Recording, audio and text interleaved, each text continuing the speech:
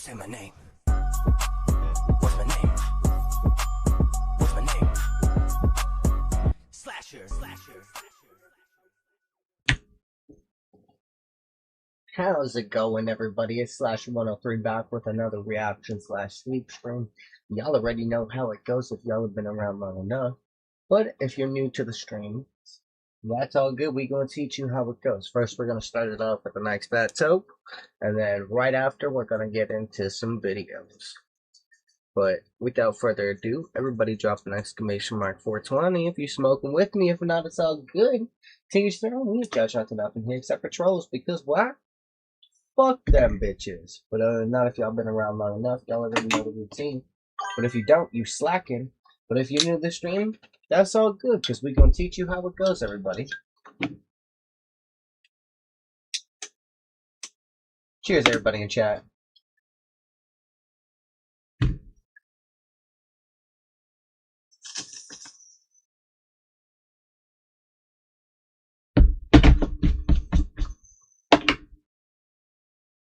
Alright, without further ado, let's get to the videos.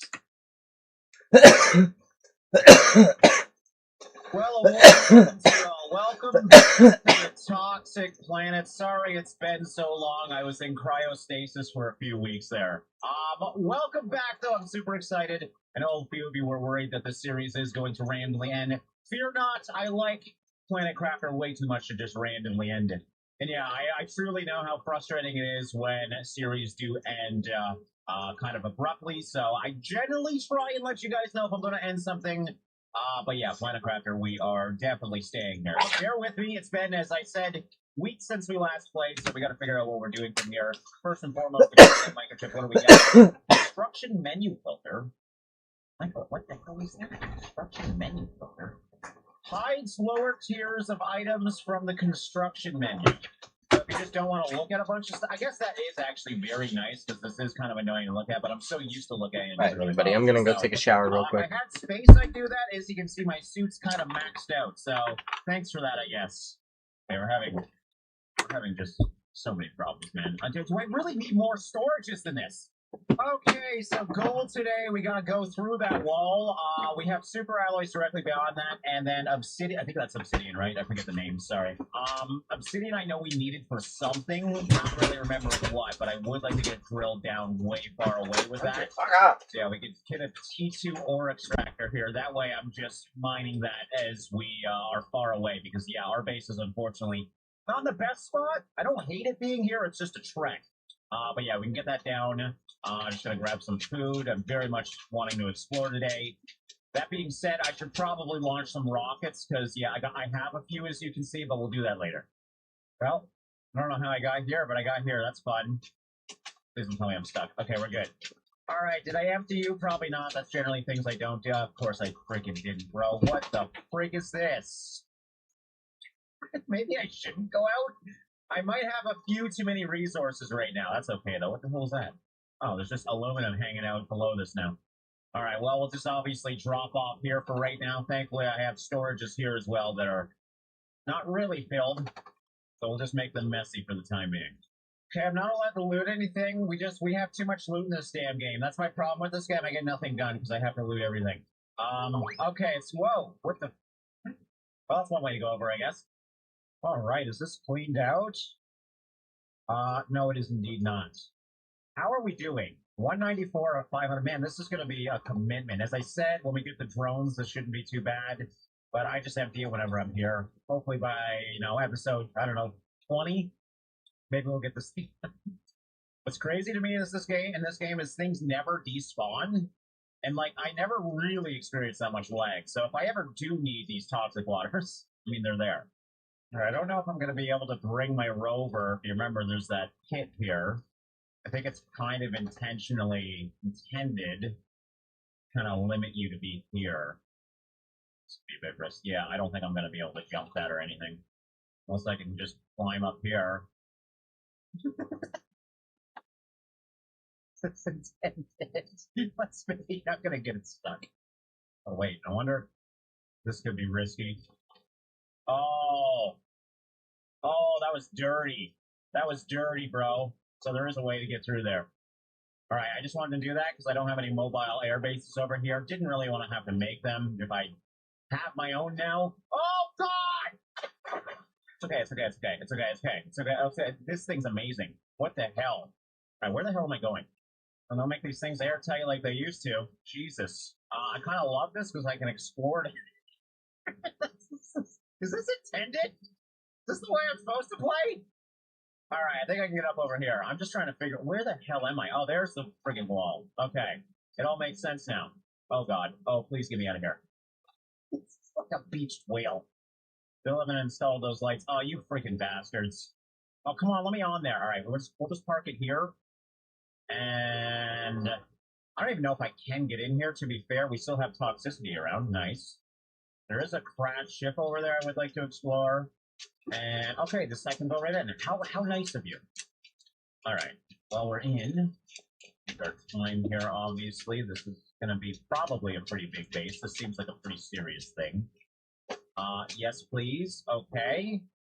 And I can destruct nuclear reactors. That gives me water, at least. Actually, that's a great idea. Thank you. All right, we got the flares. No, thank you. Osmium, I don't really need. I'm already kind of a full inventory, so let's just be patient here. Okay, we do have an elevator up.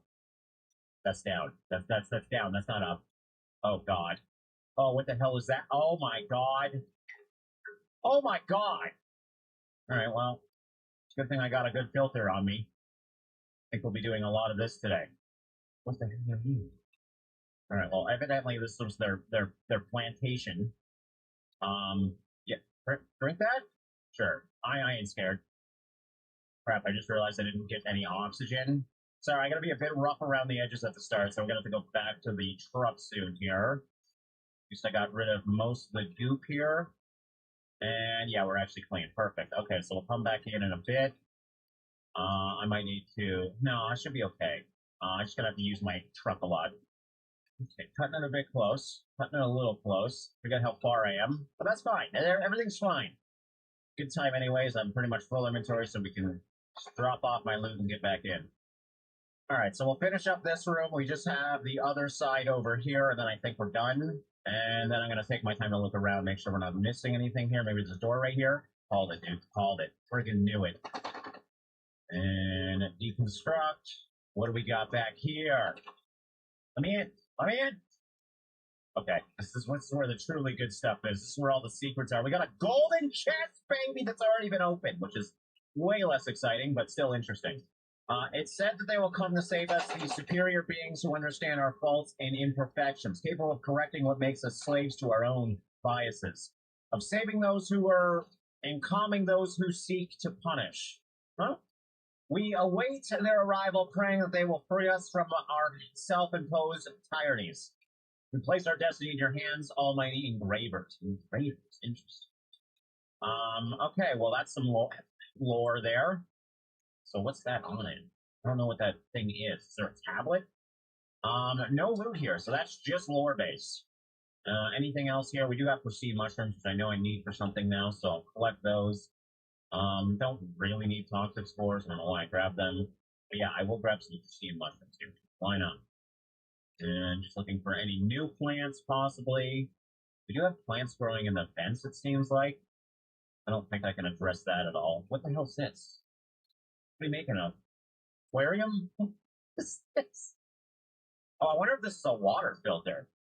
Got egg. Oh, interesting. I've never seen this. So is this some sort of bulk plantation thing? I'm intrigued. And this I missed. Thank you. Oh my god, oxygen. Oh my god, oxygen. Sorry, I'm getting too excited. Oh my god, get to the freaking front. Oh, this is bad. This is gonna be real close. Hold your breath, big guy. We're okay. Everything's fine. We don't need to freak out at all. I'm a freaking natural, bro.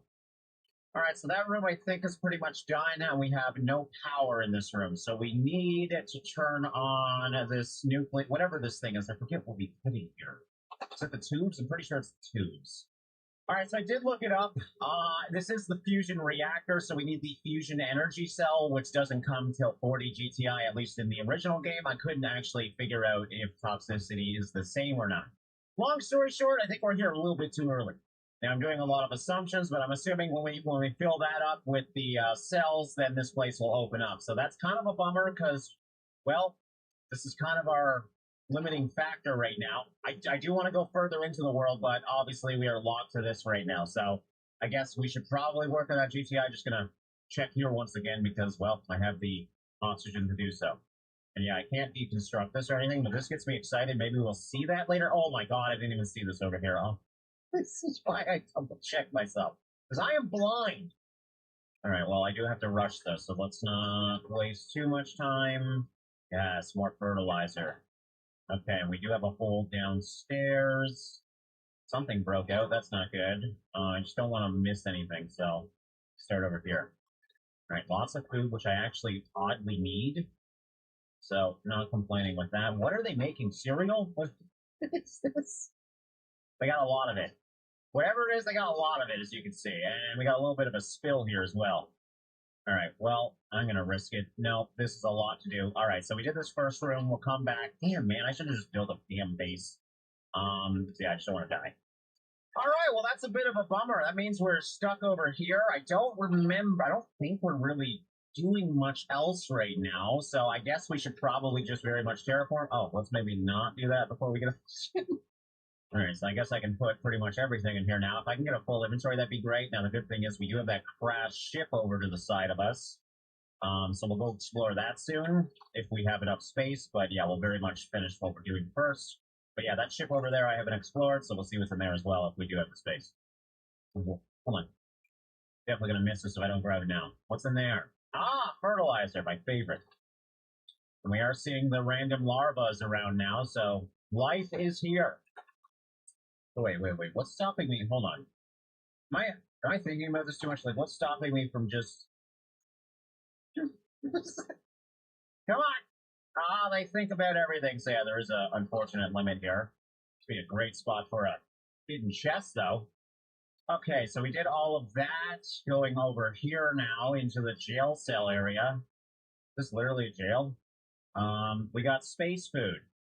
The ordinary kind, because we're in a jail, so they don't get the fancy ones. Obviously we got Max. Looks like there's a storm outside. Lots of food here. This is actually great. We can go down even deeper. I don't do that. Let's do that. Oh my god.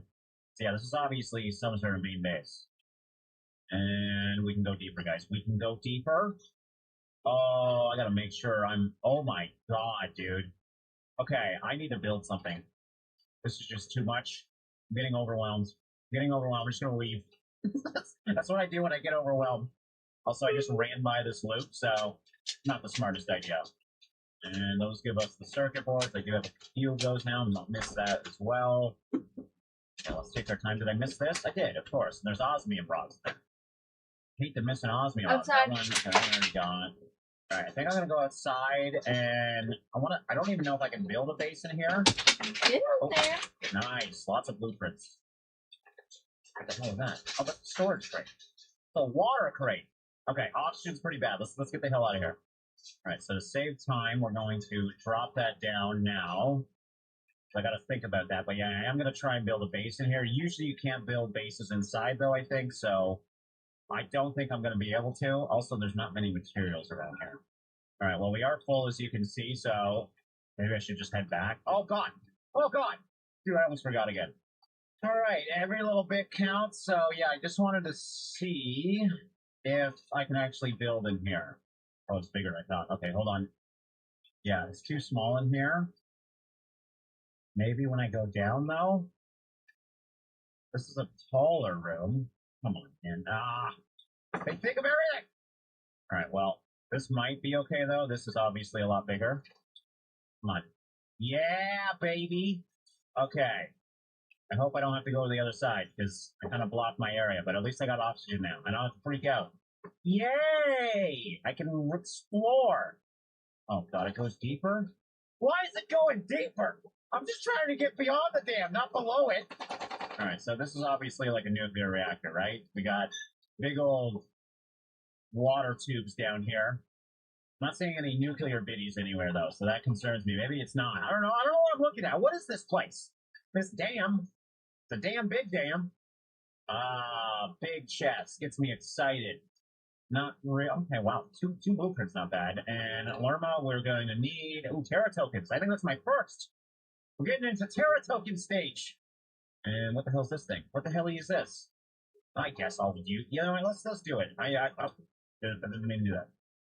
I'm gonna wear a. Never mind. It's not. Oh, does it really take a spot? All right. I guess I'm not wearing. Am I naked right now?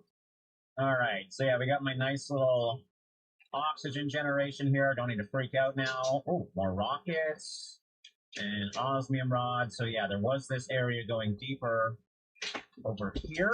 Just want to make sure. Can I just assemble these? Yeah, I can. I think those are just circuit boards. So, and we're already getting a big collection of those. So let's chill out on the old inventory space. Okay, dude. Is this just going to be layer upon layer? Also, can I get a better light? I'm scared. This is turning into a scary game. What the frig? Where? Okay, hold on. MJ, Right, so you're yeah, fat very ass small room like down that. here. Oh, almost missed that though. Ooh, T2. Thank you. All the bacterias, and we don't really need it. We're just gonna drop this off. Definitely don't want silicone. That's kind of silly to grab right now. Okay, we still have oxygen, so. Alright, everybody, I'm Is this back. the way out? Ah, did I do it? Did I make it through the hellhole? Ah, crap. Okay, so now I need to build something over here. And there's my tungsten. God damn it! I didn't bring my thing so I can build that. All right, so let's get back in. I just memorize this because this is freaking massive. That kind of sucks. Is there a way to open the door? I'm assuming I still got to use that reactor to do that. So yeah, now I'm gonna have to go through this labyrinth just to get beyond the door. So I wonder, do I build a base over there, like a little one? All right, well we're full inventory, so. You know, the entry level home studio is from $500 to $1,500. Before we get it, it feels a little bit, but when I read this, it gave me an idea. What if I could create a music studio on a budget that still has all the gear you'd see in a professional setup? And there's only one way to do this. So I just made that jingle by clicking in a chord and then singing each one of the notes. Layering that as its own vocal chord, then using my $3,000 synthesizer to layer a bunch of melodies on top of that. We're going to do the exact same thing at the end of this video with the team setup. You see the real difference. The only rule is I'm not allowed to spend more than $500, which is the cheapest cost of an entry-level home studio. Timu! Music, studio, equipment. I've actually never bought anything on Timu. I'm not sure how legal this stuff is. What the hell is Timu? There will be 3 aspects to this build. The essentials, talking about a laptop, studio monitors, and an interface. Number 2 is gear. I want to have like stuff that you see in real studios, like whether it's a mixing board or some sort of MPC, some sort of physical gear, anything where I'll be able to touch, feel the music like you would in a real studio. And number 3, arguably the most important, is the vibes. Okay. As you can see, we got the sound panels, we got Bet lights, you were wondering if anything to something just set the vibe and create a vibe in the studio. Did My budget's something break? $500. No. Oh my god, dude. I wonder I if there's just like told a you whole nothing broke. shebang I wouldn't be setup. surprised My because God, there's bro, like what is only this, a 2 more mixing cups board left. for $76. I love how they look like the real ones, dude. Like 8 of those cups already got broken. Dude, I can do Want to this, give bro. medication? I want to start with a laptop, bro. $50, bro. I feel like the laptop should be the thing that we don't slack on. Does this thing even work, bro? I might need to splurge a little bit on the laptop. Has the A weed touch been harsh on you laptop too? that folds in half. Yeah, I'm Is thinking that about having right? some of your parents. Right. Okay. No, Touch try screen this. laptop, $100. No, you trust me, Okay, let's go it's studio smoother. monitors. Studio monitors are important. Trust me, I thought the I same used to thing, but it have actually some pretty fucking crappy kicks studio monitors really for like fucking hard. $100. And that's even our lightest amount of, our lightest fucking weed. $70. And it still Probably kicks my decent ass. prices to look at theaters.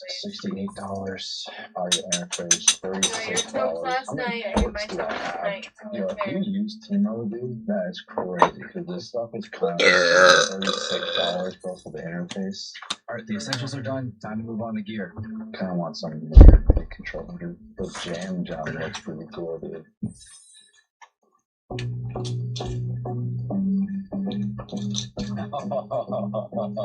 Bluetooth?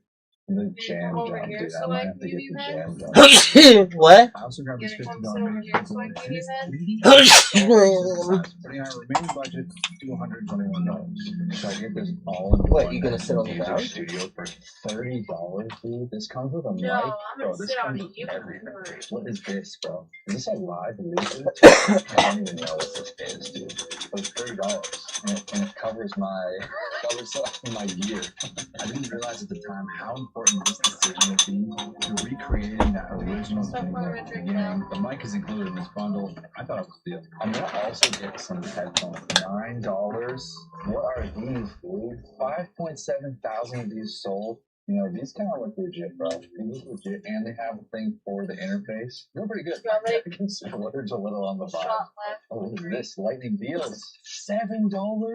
This looks sick. This looks so cool. I love the lights I ordered and they wasn't damaged. I will be purchasing more merchandise too.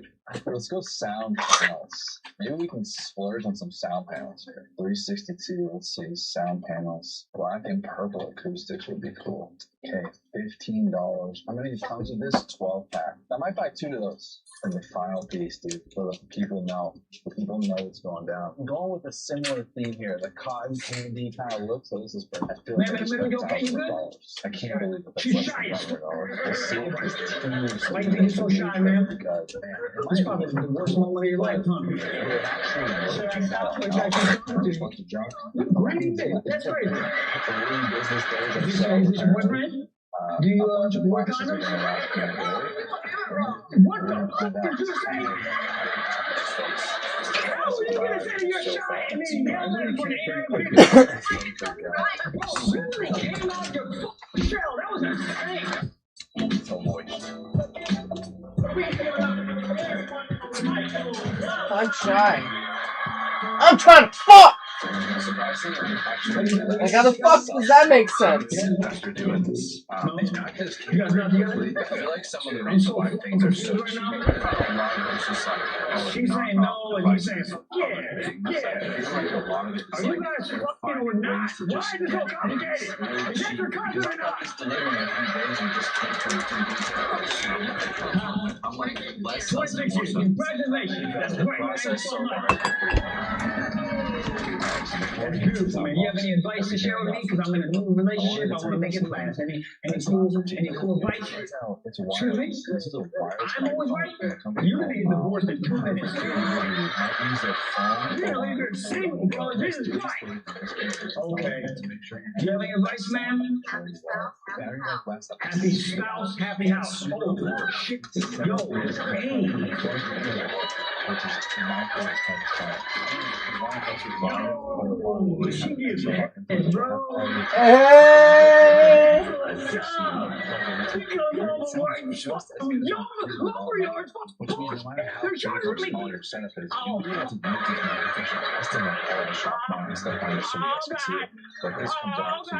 Oh, this is better than my cousin. Oh, You guys have any kids?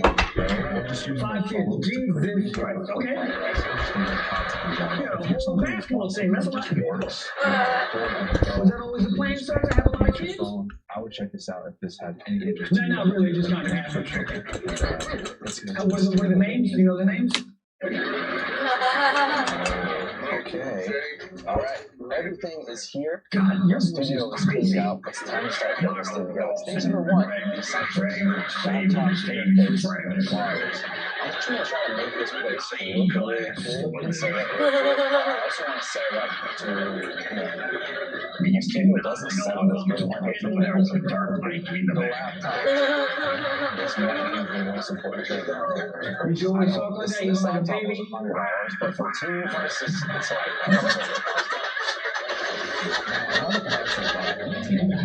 I suspiciously positive. So we're going to trust that. Oh, that's so great. Did you talk like even as a kid and then like this happened? Like, it CDS interacting with was like that forever? It's like heavy. Since As a you were target. like a kid, damn, so you went to people like 12, then Okay, you got a USB-C. what a fucking dude. Two USB None, ports. dude, that's crazy, dude. No pedophile was even gonna touch you. It's a touch screen, folks. You know what I mean? Like, what the white man got you want some candy? I would like some candy. Get this motherfucking demon kid. I love his monitors for the price. They're really great for someone like me who's just That's a good plan. Like, makes the best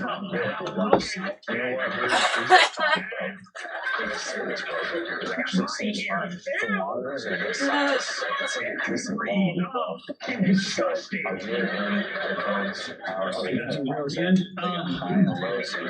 That's so funny, man. What do you do for work? So it was very handy. All the cables. Railroad, that makes you fucking sandstone.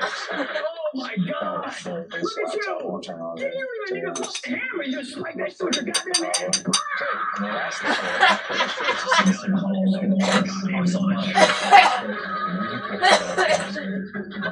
This is Who's working on the railroad? Me, I don't even know what the fuck. I mean, I know there's a song about the fuck you do, but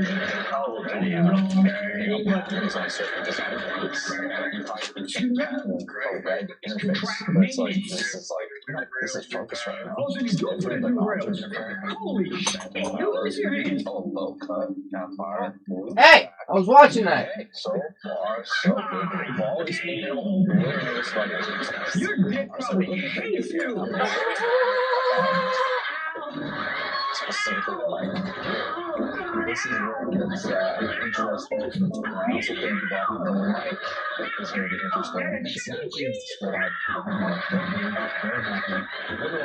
This has been like Chuck E. Cheese for that. You and God. Oh, sorry. all this stuff. Oh, man, okay. How'd you get into that, sir? There's no way this sound could be. This is the lightest mic I've felt in my life. Got your CDLs? Got your CDLs? Holy, do you think I know what the fuck that means? Dude, I don't eat carbs. Do you think I know what the fuck that means? I can't eat Greek yogurt or in a Home Depot bucket. You think I know what the fuck that means? Dude, I'm like 81% gay. You think I know? 20% of my budget just in that because that's where it gets straight.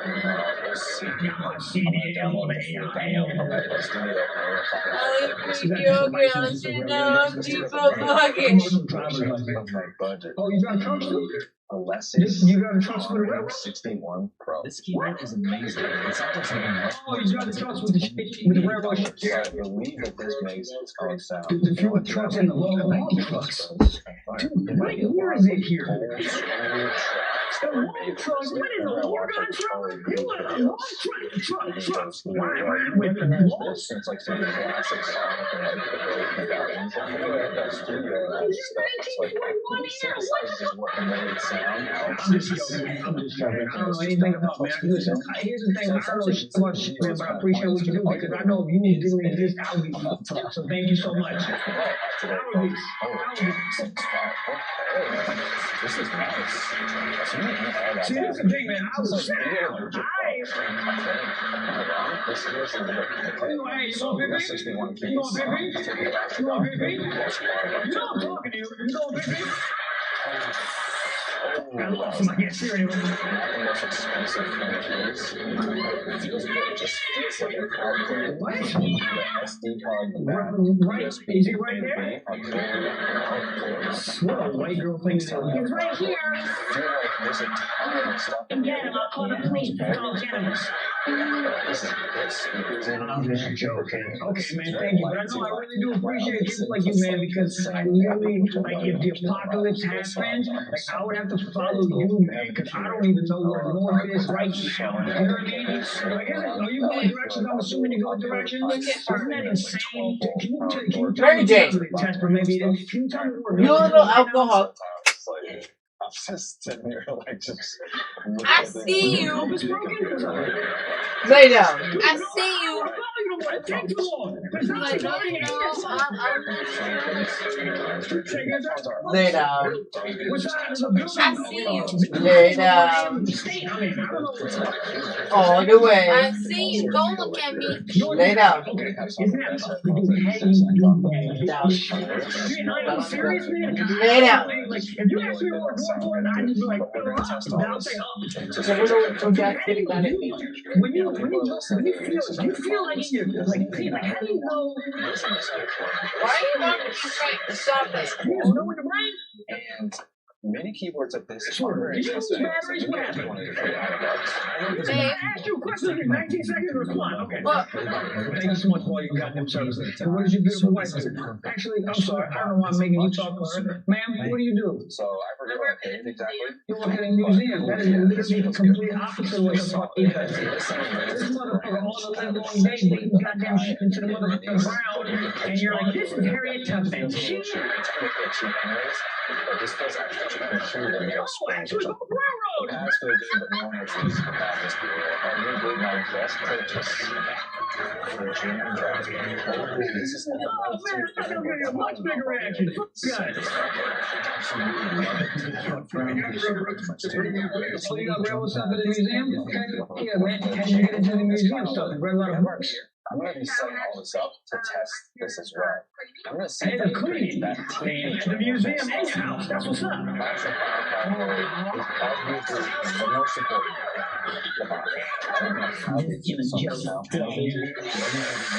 Okay, yeah. You know what? 25 years old, damn, you had a great commitment to the museum, and you feel like you're the house. How was the oldest? To stick these to my wall. My 33. Tell me, that motherfucker in your house. Is that man? Okay, no, I would have hit him with a goddamn railroad. I thought he was wrong. He lives with his wife's parents. So he is a loser. No, I'm just okay. God, dude, if I was your kid, you could just open your mouth. I would do whatever you wanted. Anything, you make a sandwich. All right, I'll make a It sandwich. smells like a factory too. No wonder they able to fit so many in. So these are gonna go on the wall like this. I gotta stick so many of these to this different ass. It's such a pain in the ass. That smells like a factory, but Welcome back to my YouTube channel. the studio Get the camera ready. much better than expected. Go sit. There's a long power cord compared Okay, to most of everybody, this. welcome Actually to recommend Storytime Fest Sunday. I hope that you all had a great weekend. I literally can't believe that it is December already. What's Like, this? what? Oh, the brightness. Stop the clock. This thing was Time. like Like, this year $5. literally Like, went so it's an fast. LED Like, light Christmas strip is inside of literally this in tube. 23 No days. wonder why it's How so did that cheap. happen? This has to be Anyways, the I'm not worst gonna ever. ramble any longer. The lights were I'm sorry.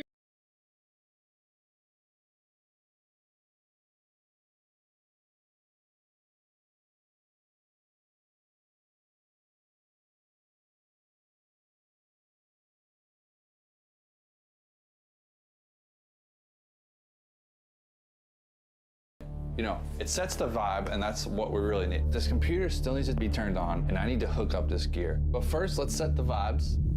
So not too bad. It took me slightly longer than I expected to set up. The studio sign is a paid actor. That was convenient timing. It's time for the moment of truth here. I'm gonna get this mic plugged in.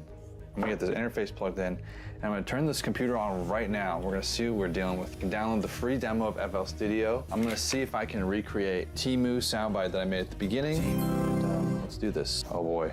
It's time to just mess around and test everything I bought Moment of truth. What? It's upside down. to see how it holds up. We're in. We're actually installing FL Studio right there. I found out that my other lights match this keyboard. Yes, I know that the synth stand is not from Temu, but this is a buy one, get one free, and this was the free one. I could have put it on this table, but I need you guys to see it for the video. The thing is falling apart in here. I got this keyboard on. Is that the sound right there? I spent some time messing around on the synth, and I realized it had a lot of great presets. Oh, the jam, dude. The Jam Jam is wireless. Oh, right, because you're supposed to use your phone. And you can use this on your phone on BandLab. I cannot believe this is wireless. Now, with these small speakers, the real test is when the kick comes in. Fight against cancer, even that had a purpose. God got a funny way of showing you who really him. My bro still in prison. I make music and it get to him. The bass and the kick are just non-existent, dude. This interface is like, I don't even understand it. We got our mic plugged in here. I'm not even sure if this needs fan power. So I spent a while trying to figure out how to connect everything with just the resources I had. So we might have to go headphone jack out into that. So now I can fully set up this mic interface, MIDI keyboard. Here we go, dude. And the FL Studio demo to record my new version of the Temu jingle. Okay, well, guys, it's very late at night right now. It's actually 1 in the morning. That's good. I finally got this mic working. I tried everything. This thing is bananas. I don't know. Jam Jam is fire. The place is a mess, dude. Like, the lights just shut off. Well, my computer's freaking out. Computer's just tweaking, but let me hit record here. Let me hit record just so you guys can hear the quality of this. Yeah. There's no way. There's no way. There's no way. How is this what it sounds like, dude? How am I supposed to do this? That could be the worst thing I've heard in my life, dude. I don't know what's happening here. All right, well, there's only one thing left to do, dude, is just to record this Temu thing. It's just the interface just isn't working, dude. All right. Let's go for it, I guess. After a little more trial and error, I finally got the mic to work. Temu. I recorded the vocals, I recorded a bunch of synths, and put together the Temu jingle. But before you hear it, I want to give a quick rating on every single thing I bought because I know you guys are curious. Number 1, the laptop. I gave it a 5 out of 10. Getting a touchscreen laptop that does work for $80 is a ridiculous steal, but buying a computer for that cheap, you're not going to get anything that's going to be usable for very long. The studio monitors, I'm going to give them a 7 out of 10. These are perfect for beginners. The audio interface, 5 out of 10. I think this is what was causing all those crazy issues at the start, but once it actually started working, it just worked. The Jam Jam. I'm gonna give this an 8 out of 10. This is one of my favorite pieces. The only reason I'm not giving it a 9 or a 10 is for my own personal preference. I don't necessarily use this thing too much. MIDI keyboard, this is a 7 out of 10. It's very similar to ones you'd actually buy from a reputable company, and it's half the price. The mic bundle. This is a cool concept, but for recording music, this is a 4 out of 10. A mic is super important. $30 is kind of crazy. The headphones, man, these headphones felt so comfortable when I took them out of the packaging, and I thought they were gonna be good, but when I put them on my ears, it's literally Spirit Airlines headphones. They were so bad. The synthesizer, the Alesis synthesizer, this thing was easily the best thing I bought. I'm gonna give it a 9 out of 10. I use this thing currently in my studio setup. The sound panels, man, I wanted to give this a 1 out of 10. Currently, this thing was easily the best thing I bought. I'm gonna give it a 9 out of 10. I use this thing currently in my studio setup. The sound panels, man, I wanted to give this a 1 out of 10, but I gave it a 2 out of 10. If you just want the look to make it look like a studio, it does kind of work, but when it comes to the actual purpose of these things, they're brutal. The lights, 6 out of 10. The studio light, this thing is solid. 8 out of 10. It fell off the wall, but that's probably my own fault. Honestly, it's probably hit or miss with Temu. And here's the final jingle I made. I was barely able to export this without the computer exploding. Yo, this is crazy, dude. It's exported. Okay. Because I had the FL Studio demo, I only had one shot at it. So I used my touchscreen laptop to WeTransfer to myself. And here's what it sounds like. Temu.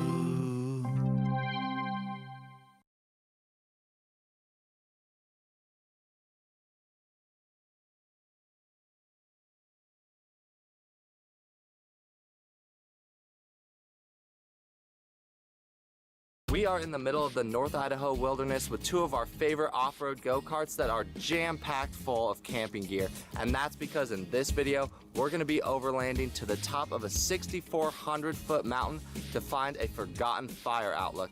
And along the way, we're gonna see some epic views, we're gonna do some camping, and I think we're just gonna have a great time. Now, before we start this adventure, I just wanna go over the machines we're gonna be driving. These are awesome little machines, and they're way different in their own ways. I'm gonna be driving this Purple Beetle. It's electric, and it is super powerful. We got a tent, some hammocks, sleeping bags, And I just think this is gonna be a great little machine to get up to that outlook. Now, while the Beetle is electric and it's tested, we know it's solid.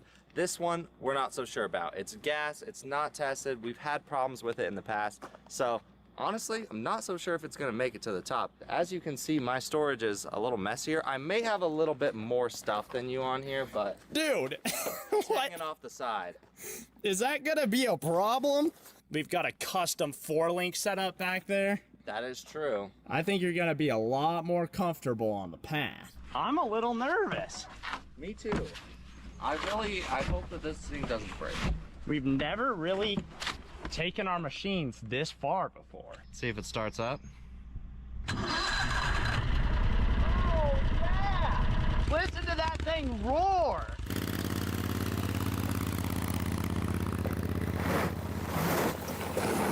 I'm just a little worried about our steering because you guys saw the last video we did on this. We had some steering issues. I'm just noticing this now. Taylor's wheels are so bent. His wheels are just all over the place. The nice thing is we have 2 machines. So if one goes down, we'll have another one to tow it back and we should be just fine. But we're about to gain 1,000 feet in elevation in the next 5 minutes. So we're going way up. Oh, whoa! Keep it going, keep it going. You're on a hill. It's burning oil. Oh, shoot. Oh my gosh. Oh no. We have mechanical failure. Did you just blow an engine? There's no way. Okay, well, I'm gonna drive up to somewhere I can park and we'll check it out. Okay. Oh no. We're not even a mile into the adventure and Taylor's truck just broke down. Okay, I was not expecting to have to get out of the vehicle 0.5 miles into the journey. Let's go see what's going on with the old Chevy. I don't know what this could possibly be. We've really barely ever used this motor. I'm really just hoping that we didn't just blow an engine. What would cause it to do that? Well, you've got oil in the cylinder. Uh-huh. A lot of it. For sure. We've got oil pouring out of our exhaust right there. Oh, you can visibly see it? Yeah. Oh. It's not good because we could lock the engine. We're gonna take a quick break from the video and talk to you guys about today's sponsor, Ridge Wallet. All right, guys, it's that time of year again. Father's Day is right around the corner, and as we all know, dads are notoriously hard to get gifts for. But what better than a new slick Ridge Wallet that he can show off to all of his buddies? Now, having a Ridge Wallet gives you major bragging rights because they have a ton of cool functions. They're built with super high quality material, they can hold up to 15 cards, and they have RFID technology, which is basically a protective shield for your cards. These wallets aren't only functional, they also have a ton of cool designs. I've been rocking this Thunderbird wallet for a while now, and everywhere I go, someone asks where I got it. Now, if you're looking for a present for your dad and he's more of a discreet kind of guy, they have over 50 different options, so they have you covered. Now, my favorite thing about Ridge Wallets is you can get this trackable card that fits in the back of the wallet that connects to your phone, so you always know where your wallet is. This Father's Day, get your dad something that's gonna meet his standard and go to ridge.com/bum and save up to 40% off for their Father's Day sale. Now, let's get back to the video. I'm like covered in oil residue. Of course, the bums are getting covered with 1030 even in the wilderness. Yeah. Well, thankfully, I thought ahead and brought a couple of tools. I only brought a 13 millimeter, 18 millimeter, and a 17. The drain plug on the engine is a 12. I've also got this cup from our coffee this morning, so I'm thinking if we can get that drain bolt loose with this, drain it into this, then we're saving the environment. We also have a little to-go cup full of oil if we do this wrong.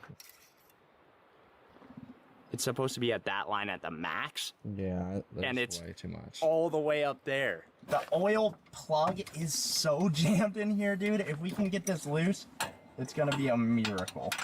That oil's gonna be hot too. Oh yeah. Oh, I got it. Nice, transferring into the cup. It is? Oh yeah. Okay, perfect. All right, I'm gonna try to get this bolt screwed back in. Oh, dude, this is so stressful. If I drop that bolt, we lose all the engine oil. I know. And we're busted. We were about 12 ounces too full in that engine. So I'm hoping with all that excess oil out of the way, we're not gonna have the smoking problem. Start that bad John up. I'm gonna blend it out. She looks like she's clearing up. I mean, there's probably oil all up in that exhaust. Everywhere. I'd say that was the problem. We've got a lot less smoke, and we should be good to keep going up this hill. All right, I'm hoping that we're all fixed up now. Smoke.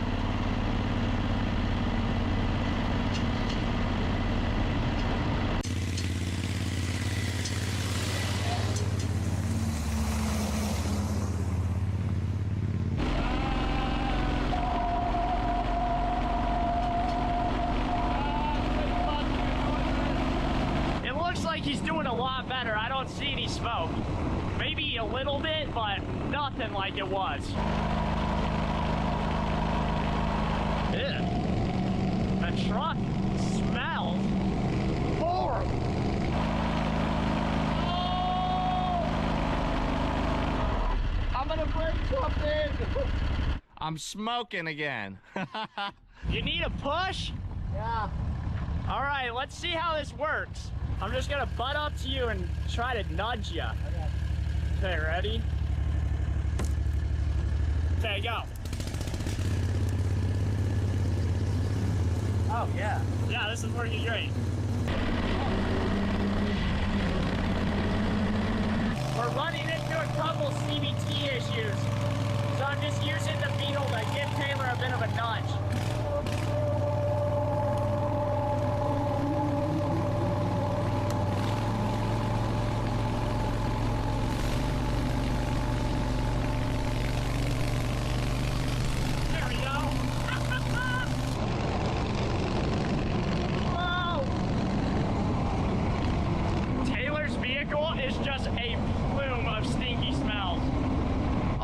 Gosh, your vehicle throws so much junk.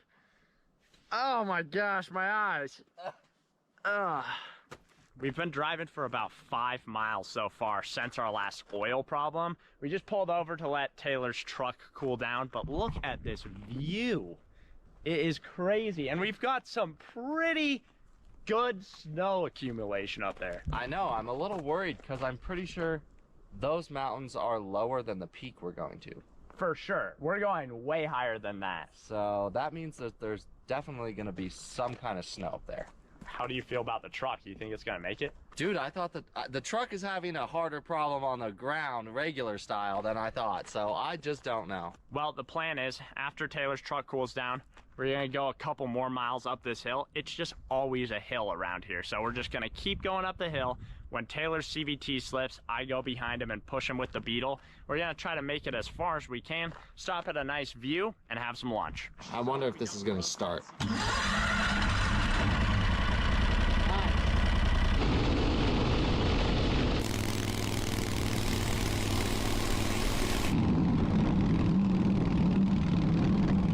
It's really starting to open up. We're getting a great view of the mountains.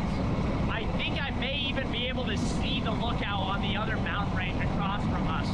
But this is just awesome. I think we'll stop really soon and grab a bite to eat. I'm starving. Oh no!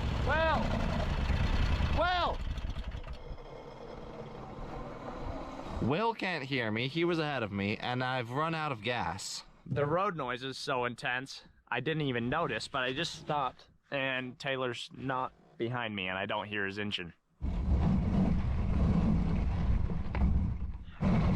What happened? I didn't see you. I know.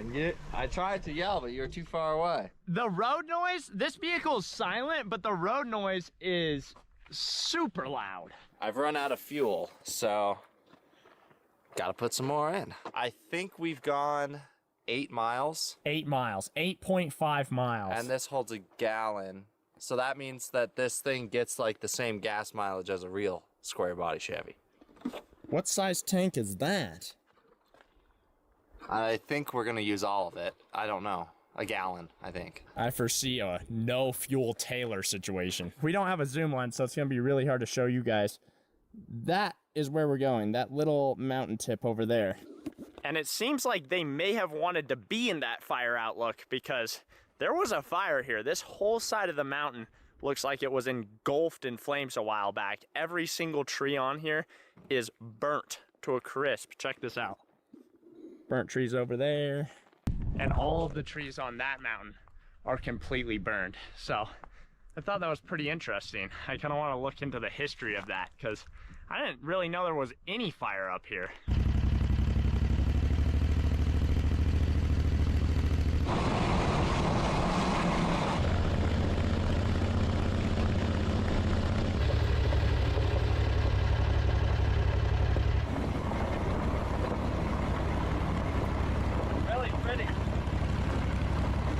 Well, I'd reckon maybe we have lunch right here, Taylor. Yeah, lunchtime. Oh, I'm so jammed. Can you hold this for a second? Yay! One thing that's better about my truck is it's much easier to get in and out of. And much more comfortable. Step right up to Taylor's Sandwich Bar. Is that what we've got?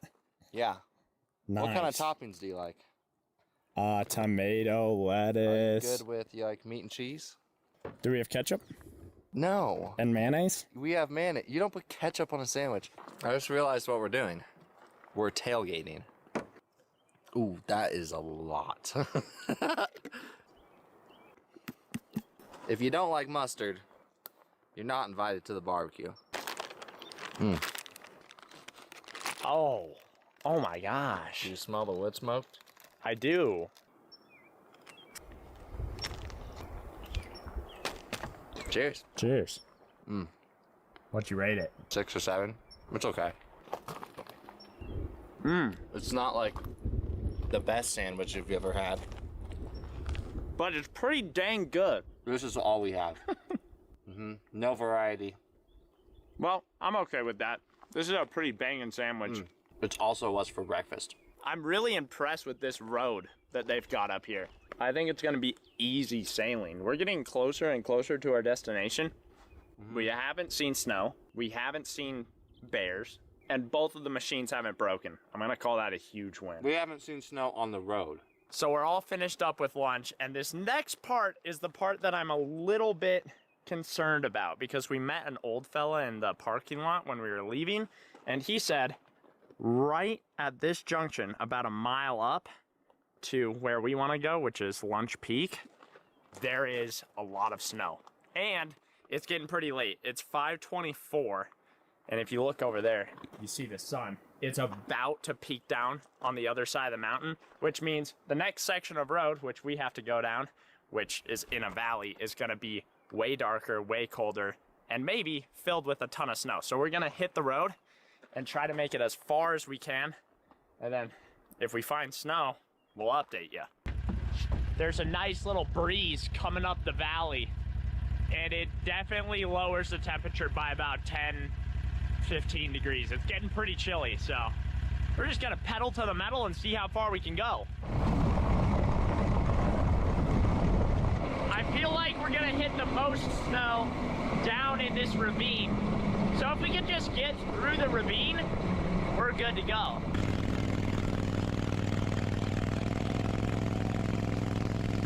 Oh, we've got some more snow, and it's getting a lot more rough. Whoa, whoa. Well, we've ran into a bit of a situation. The road has gotten much worse, and we're seeing our first bits of snow. And the CVT on the truck just isn't really handling it very well.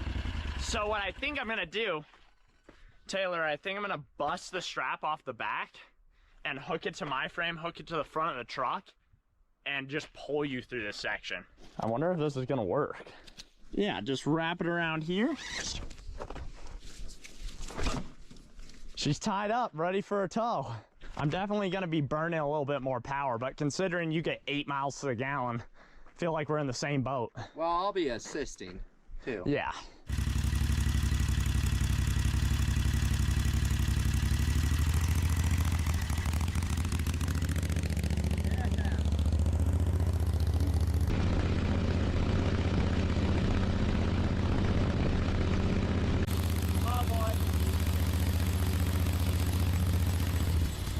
truck hits up!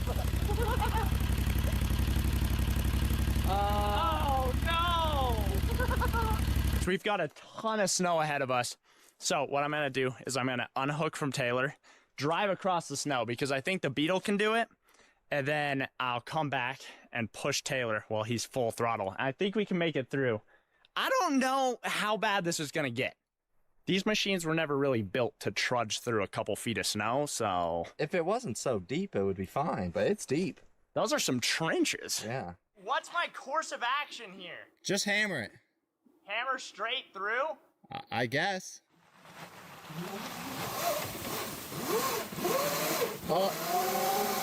Oh no. Can I go backwards? No.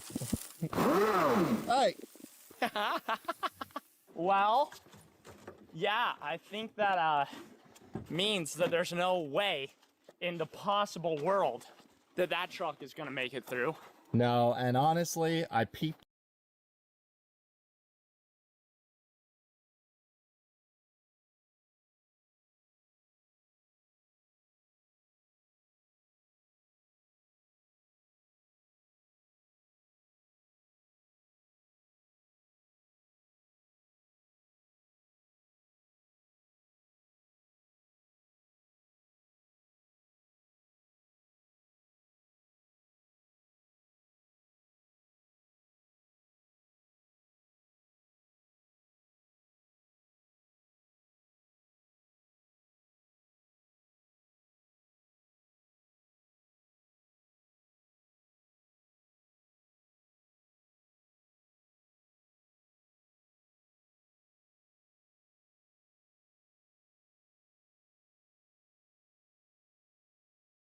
This is the Ferrari X Hublot LaFerrari watch, and unlike normal watches, it doesn't use a battery. Instead, a special winding tool winds its main spring to store energy, allowing the watch to run for days without stopping.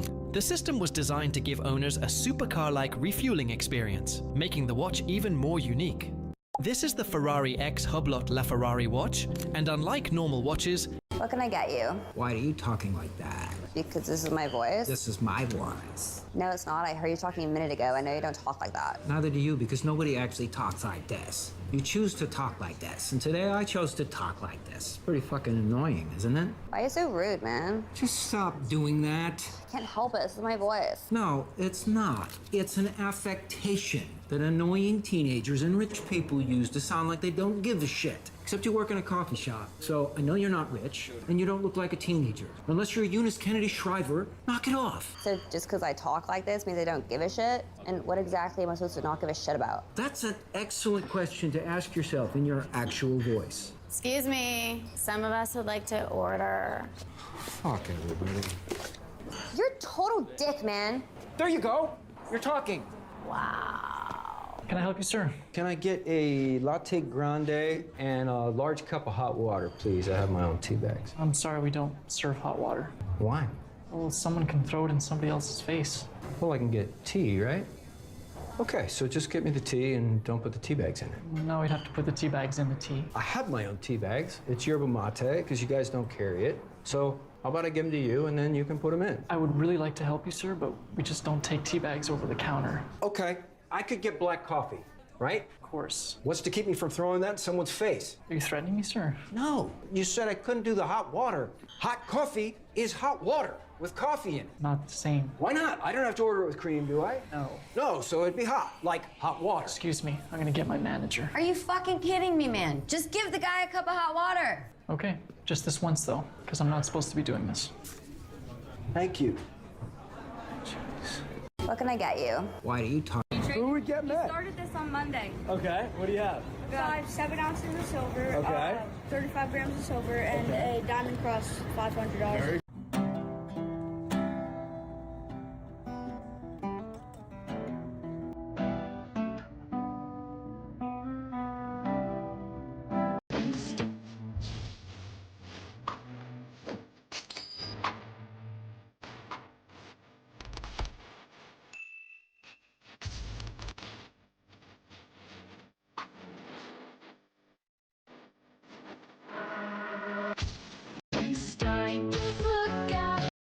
No, man.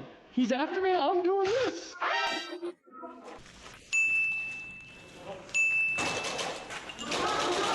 After me,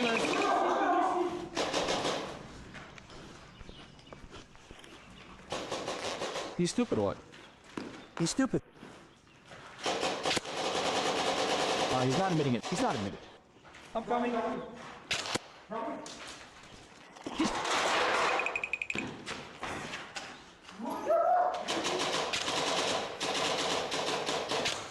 A cheater.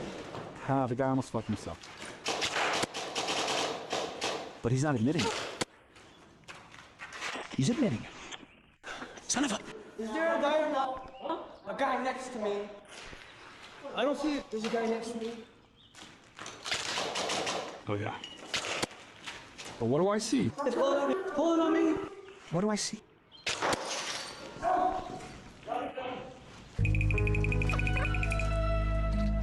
Back.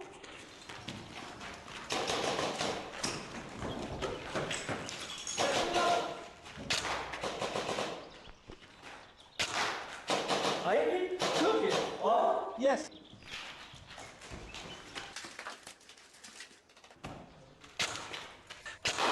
Aha. No, man. What? Really? It really took you That is sick. In the old days, they had a phone in the heel as well. How do I get it back in? Well, it's coated with one of the fastest-acting neurotoxins known to man, so very carefully.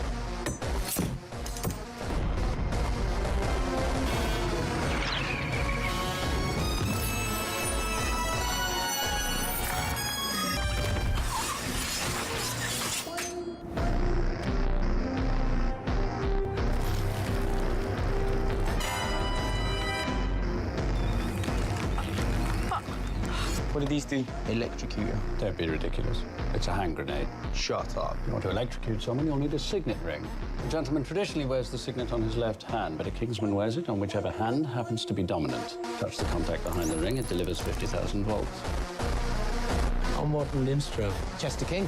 How'd you get online? I couldn't. Oh, well, it's a closed network, you see. Pre-authorized connections on. I think I'm still on my last time zone. Oh, yeah. Let's see now.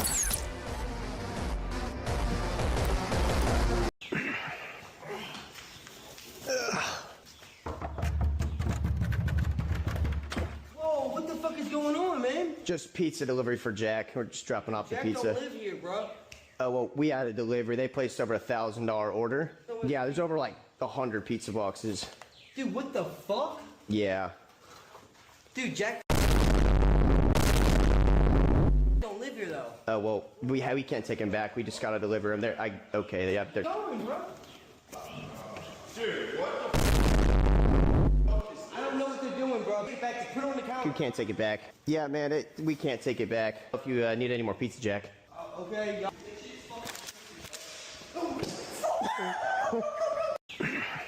Yeah, this build is crazy. Wait 4 seconds. Oh, I can fuck up this guy. I can fuck up this guy. See this R. Come on, bitch. Oh my god, I'm constantly solo ulting this bitch. Yo, that's crazy. Oh my god, yo, holy shit. Yo, what the fuck? Yeah, this build is crazy.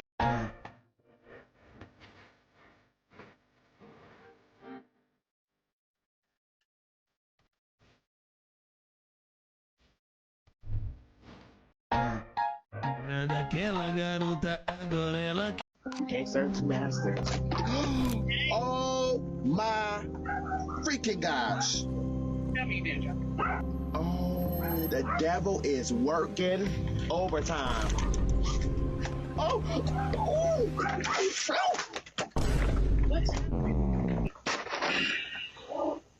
the ranch at Wingstop, that's the best part of the meal.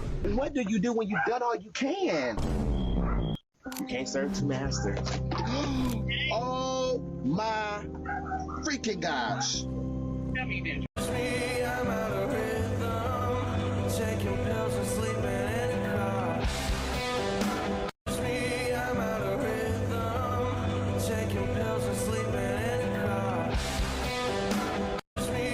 This guy decided to make one of humanity's hardest jobs look so artistic that it led him to land a job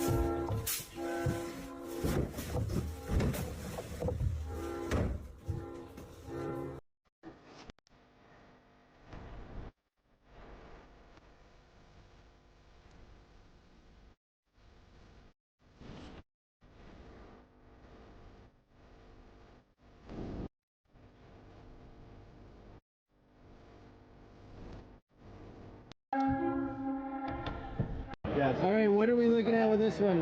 This one is my new invention. It's the Cyclone 2X. What it does, it's doubling up the amount of air of the leaf blower that you install on it. Okay. The physics behind this is the Venturi effect. It sucks the air in. So I can show you here a little demonstration. I am your... Ooh, look at that! Ooh, I wish Uncle Bill had your muscle.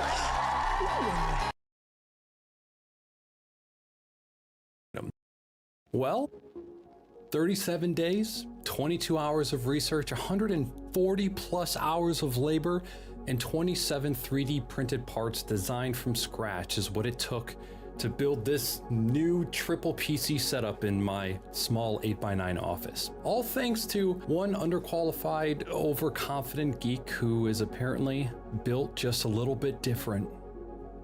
Slightly deformed, might be a little bit more accurate, but that's personal. Today, I'm gonna take you through the build of my custom triple PC uplift standing desk, featuring a tabletop frame built with 10 series 1-inch aluminum extrusion, a hanging PC case mounting trolley system that I designed, like I said, 27 custom designed and 3D printed parts for cable management, storage, routing, and more. This video will be an overview of the build from start to finish, touching on all of the parts and tools that I used to make it happen, why I made certain design or installation decisions, and mostly to inspire anybody else to see this and implement some of this stuff into their own setup. It's one of my favorite parts of like finding awesome desk setup videos is getting inspiration for how to take cool stuff and implement it into your own setup. And I don't just mean like the gear envy part of it. I mean of like,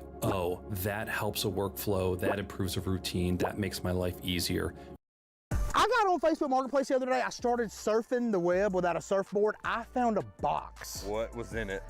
Old baits. How old? Old enough for your granddad to have fished with these things and then say, you know what, I think I'm gonna save these for my grandboy. My wife's granddad's 62. Had my wife's mom at 15. It's early spring, let me show you what it's looking like. Oh, no. All right, if you run down these rocks really carefully and look at the water right here. Ain't no such thing as running down rocks carefully. That's pollen.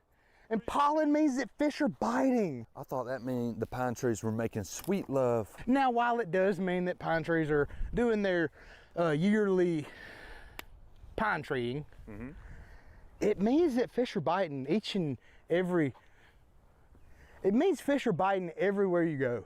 Any water you go to that's got pollen on it, man. Oh, while surfing Facebook Marketplace, I found this box, and inside of it, you know what? I gotta show him to listen. I gotta show you too. Vintage fishing lures belong to Reed Montgomery. Lot for sale. For $100. You don't want me to say Reed Montgomery? Because when I said it, you said, okay. Well, I mean, it's like disclosing information, right? Do you know Reed? No. I don't either. He seemed like a nice guy though, because I think he put up a deal. Okay, I don't recognize, oh, the flying lure, I recognize that. I don't recognize anything, a Lucky Strike. It's all over. Hover lure, a Slug Go? I thought those looked pretty good. I've seen them before, but I know they're vintage. Like, we're talking so old that me and you've never found them in a store that wasn't a flea market. Dude, you know what else I feel like a lot of antique lures are? Prop baits. Oh, we got some prop baits in there? Yes, we do.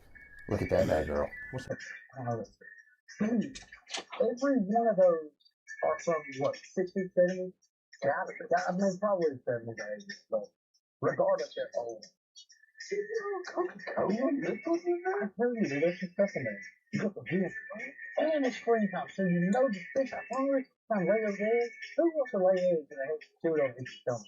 Good, you got the Dragon Master. That's what I'm saying. You got the Dragon Master. Get out of here. I already have one. I'll play yourself with the Dragon Master. Dude. Sorry, bro. It's like, can't outwit us. This industry is so saturated. I'm just here to saturate the industry. Let everybody know I got old stuff. Everything you just looked at is actually in that box. In this box. In that box. And it's already open because when I received it, I didn't realize what it was. I was like, oh, I've seen the contours. And I started doing that. Okay. And I just didn't find the tape. Well, that's fine.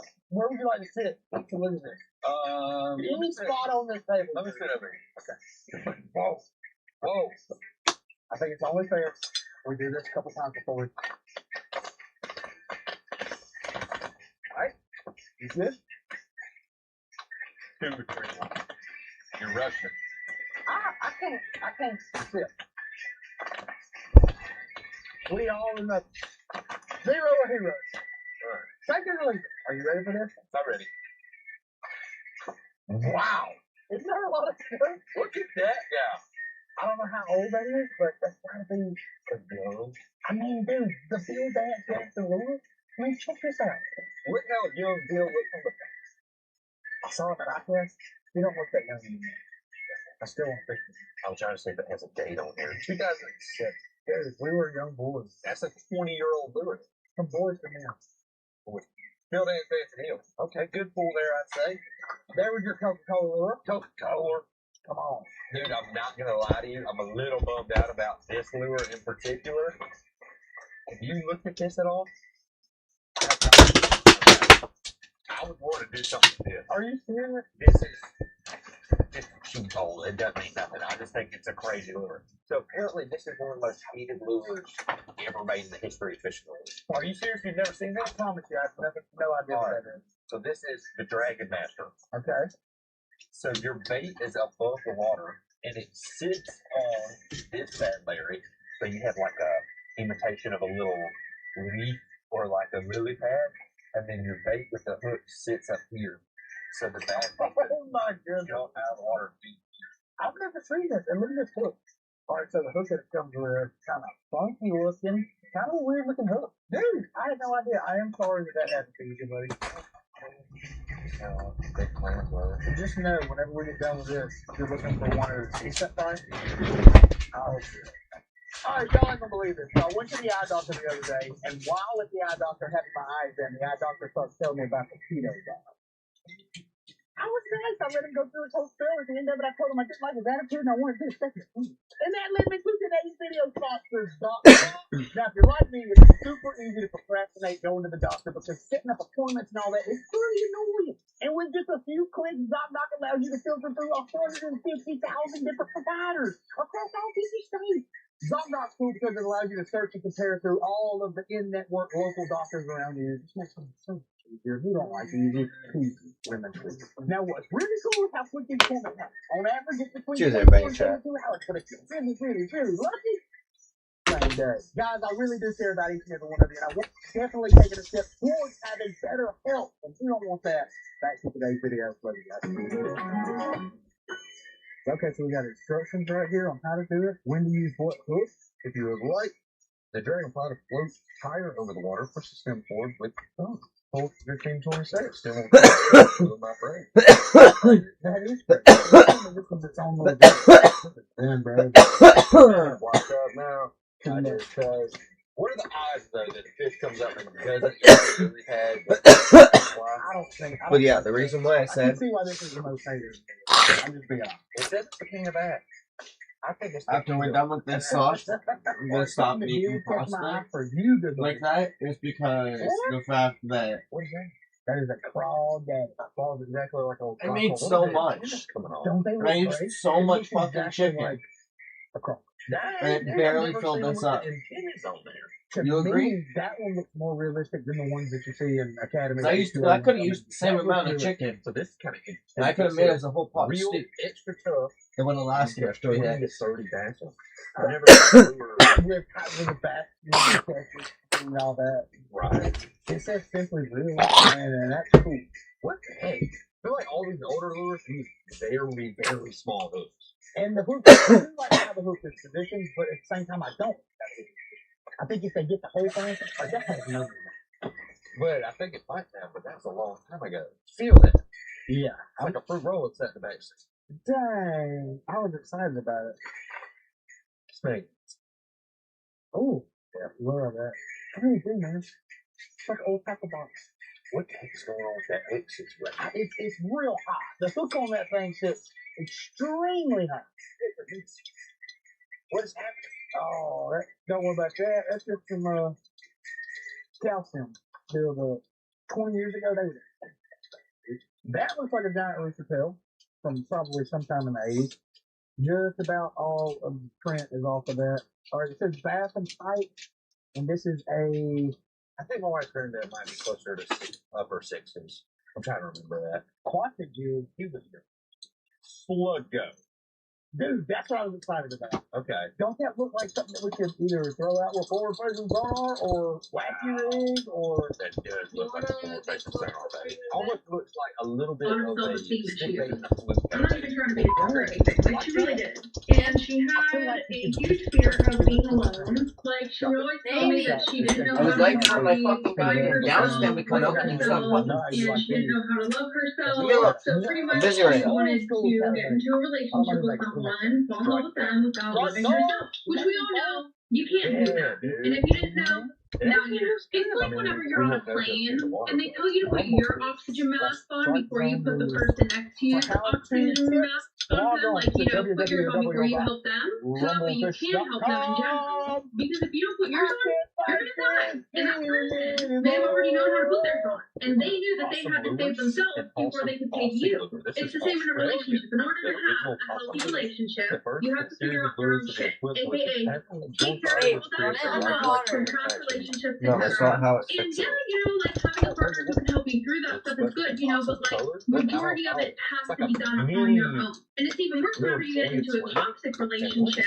because since you don't know how to love yourself and you think so low of yourself, when that person is treating you like shit and putting you through all this stuff, you're going to think that you deserve it because you were never able to find yourself worth and all that shit. So yeah, that's that. And it's a Cotton Cordell. With a name like Cotton Cordell, it sounds nice. You know Cordell Walker? It's a stranger, I got a bug on me. In the eyes of a ranger or phone. You go? I can't remember it. But I used to watch my grandparents. I hate those things. What? Don't you just not even want to look at that? What does it do? It looks like an ugly duck. What is it? It's called rebuff. Dude, just in case we need to measure some fish, we have a bunch of these disposable rules. What the heck are you going to do with that? I guess the bill is built into the lure. Is that the thinking behind it? To me, it looks like it's something along, but every one I've ever thrown didn't do what I thought it was. Flatfish. Live action. As seen on TV. I'm so sorry. Dude, that right there we know. Me and you used those in the past, and we didn't like it. Nobody liked it. I think you might catch a bedfish on it. It does have a weird action when it hits water and swings up on the side. It does, but it doesn't do anything when it does. It just goes. It just goes. Hey, my man, what was that thing? Andrew Reed Montgomery. Mr. Reed really liked some giant rooster tails. I know they're not exactly like a rooster tail. I bet you also didn't know those you're looking at. I mean, that is crazy. That I have a whole other one of these. Baby? And I guarantee you fish aren't seeing it. Yes, I heard you. Anybody have a feeling? Just letting you know, do it before I go to bed. It's only the belly. Let me check it out. It's in the back. Your boss goes. You know how much the lures and stuff will die just for answering. Yeah. You know, it seems like fishing nowadays. It comes down to throw something that nobody else Take your medication? You gotta know what's new or something that nobody's thrown in years. That's kind of crazy. Is it a swing? That's a trap. So it's like a top water? Look at the belly. Yeah, you would think it has to float. It's a uh-oh.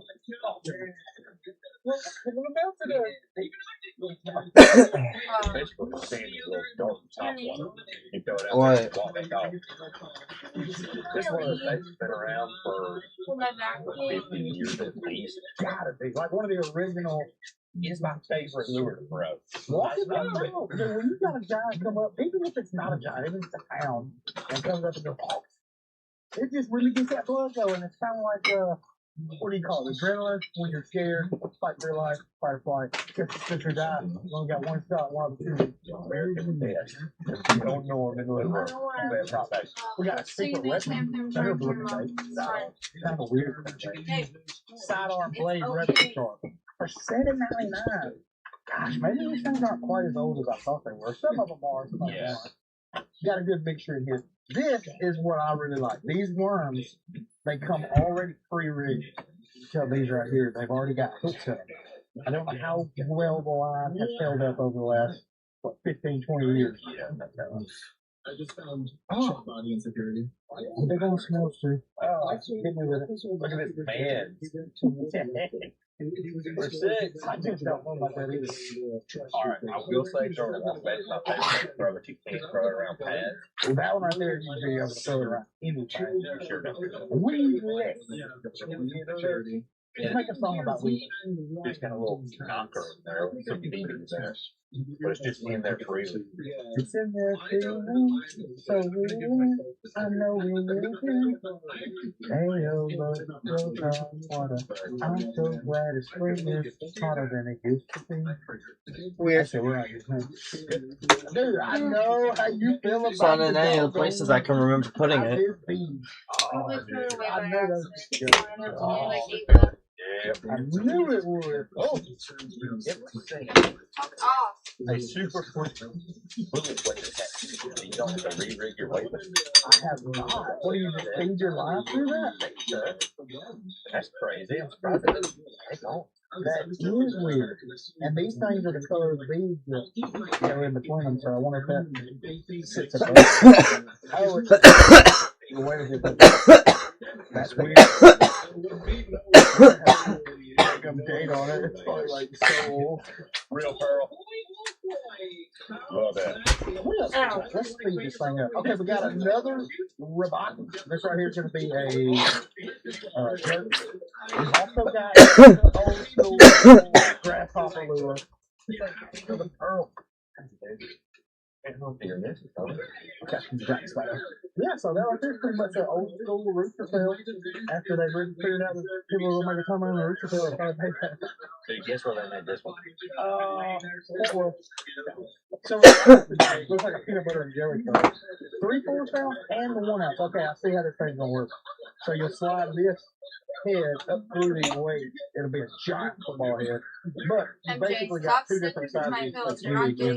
Not too bad. Old strike king, metal bill, square bill. We got the old school lucky strike. Who don't love that? Another possum lure for our office back home. Welcome back, mate. I can't do it. I can't hear that sounded dumb. You like it? Mega worm. We'll get down to the nitty-gritty. We got to Sniffly. Sugar wood. Dang, dude. Is that a man? What can I help you with? All lights off. What's that a man jelly? It also has a lizard with a fruit. Thank you. Now, do you know why they do holding it there? Why do they do that? I don't know. It's a question mark behind that. A snake lure? Dude, you gotta get that. Oh, I will. If we find a bed, you can catch them on anything. So you can lure a foot and stop flat. You get in there. We get the like all the things. We can double check ourselves. A little fact check. No man's really. I'm gonna go to how the pros know what to throw. 36. Dude, the 12-inch alder snake. I think they'll get. I like that too. That is a snake fishing worm. It's called a 12-inch alder snake. What is that? Alder snake big, right? Gosh, these are net bait. I can tell they're net bait. Yeah, I can too. Isn't that weird? You can smell the hog log. Oh, dude, we got another one. That's another snake. Giant lizard with holes in the tail. I mean, dude, I kind of like these. And dude, how about, I can't even believe it says net bait right there. In case you guys didn't believe me. For a show, that way they know I was being for real. Are you learning anything? No. Alright, so fun fact about that book you're looking at. I used to have one. Did you? When I was a kid, I signed up for Bassmaster, and I was getting mail from Bassmaster. You know, 10 or 12 years old. And you get something with your name on it. It's got like a little card you put in your wall. Oh, You get a sticker. Coolest thing in the world. When they send me that book. That's pretty much just no good picture. Isn't it cool to look at them though? They put just enough pictures for people like me and you to like it.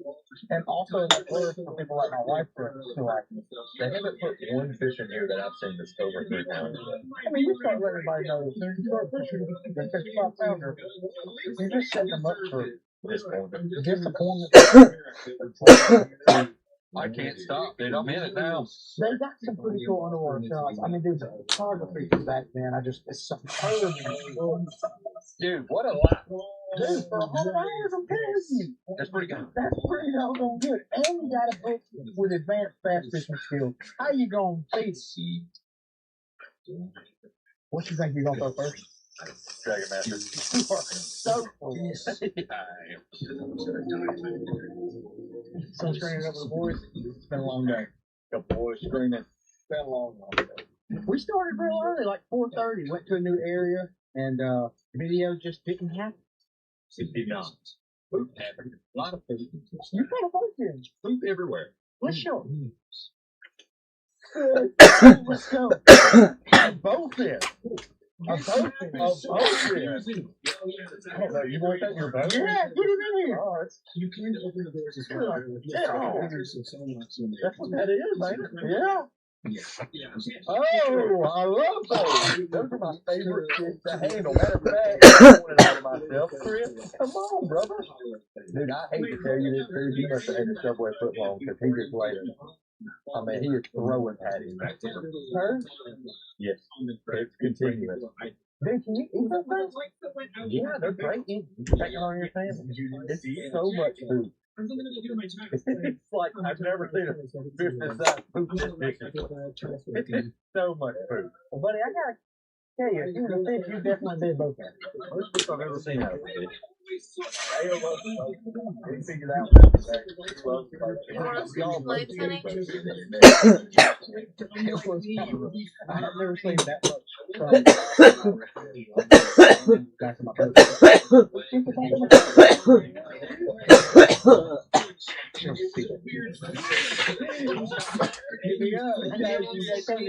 Alright, I gotta at least show you what I'm throwing.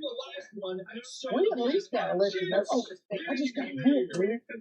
Alright, that right there just might be a 10 on or something. Let's try it. Hold the trigger what we're doing. Okay. Go in a count fast. Telling you, man, they're fighting where it's moving. God, I don't like how clear this water is and how this bait is. We got a lot to choose from. You got a whole box of bait. You got the flying lure over here. You got the flying lure over here. What's that flying lure? It's always me. Always me. I feel like I always go in. You go. It's a way more consistent. Yeah, let me ask you this. That's what I want. What do you think? I feel like that.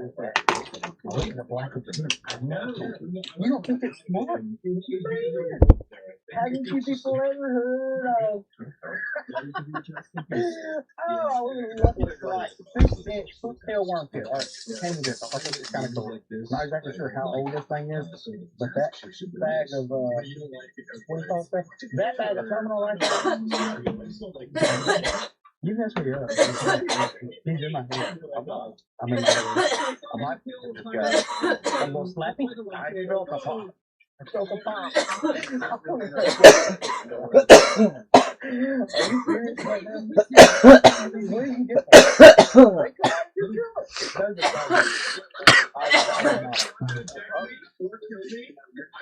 Let it in. We're going to the corner of the dam. Something magical happens in the corner of the dam. Where's that girl's name? I'm after a big one. Actually, I have some good looking baits. I got a little jerk bait. Silver with a silver fin. It will not stay very deep in the water, that's fine. Now I've got the chatter dog call. It's super heavy. And it has two little shoestrings hanging down, which is fine, I guess. But what I love, what's so dearly, is this picture. Man, the jelly roll, but it's a little short. Kind of perfect. Hopefully that's going to sit nose in the ground. Like if I'm over here, I know small dads and they'll come and get my drink like if you're in a pond, we'll start out with something a little bit less alarming.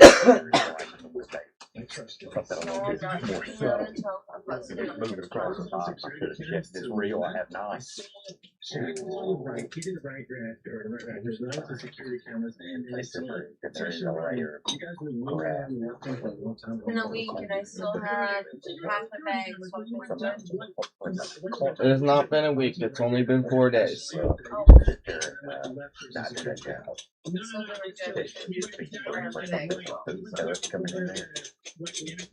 I've messed up the change.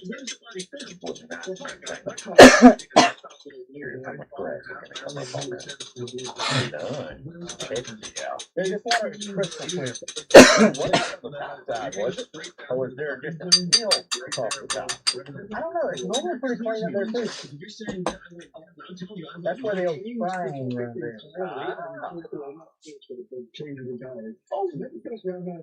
You see how I set the hook like a question? Like, is anybody there? There was a question mark on that hook. I gotta remember that. That's actually good. Watch this silver jerkbait come through water.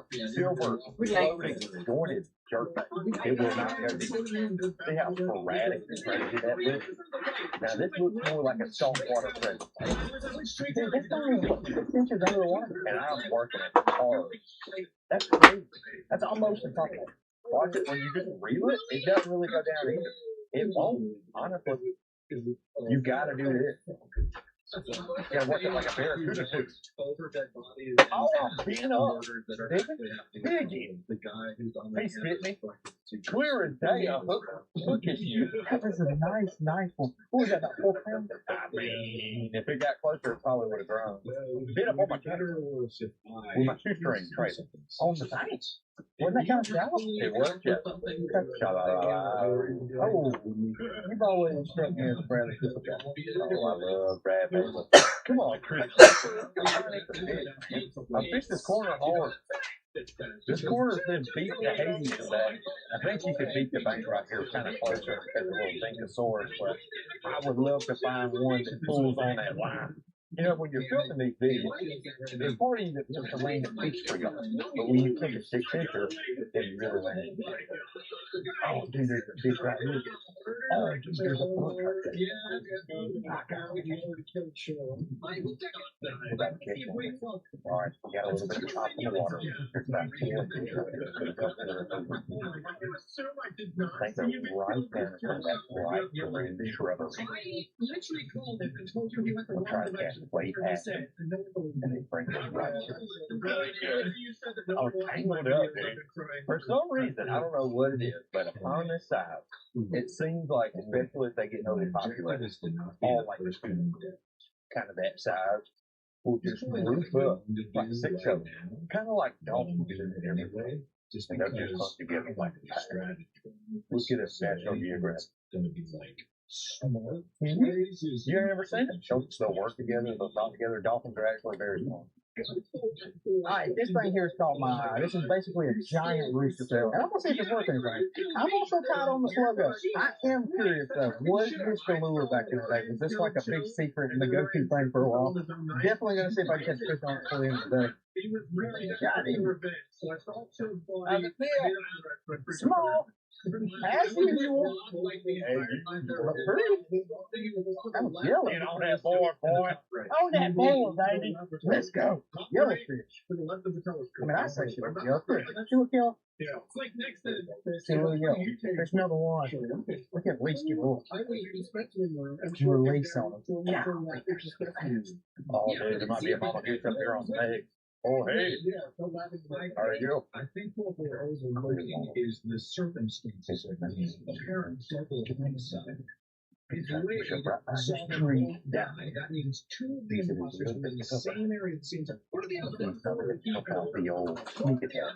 I'm always wondering if that notice when turtles just dive off a tree, or if these just take off running. People in the same area agreed to be innocent. That's a circumstance. Wade and Bob were by me. We're at the spring, spilling in. I'm from the track guy. It's so much clearer. This is the previous water, and it's ready. And there's two big old tree piles. I didn't see anyone. And I've only been seeing that. Think about what I said. I'm slow, I put some patience on a little bit. My mom's jelly.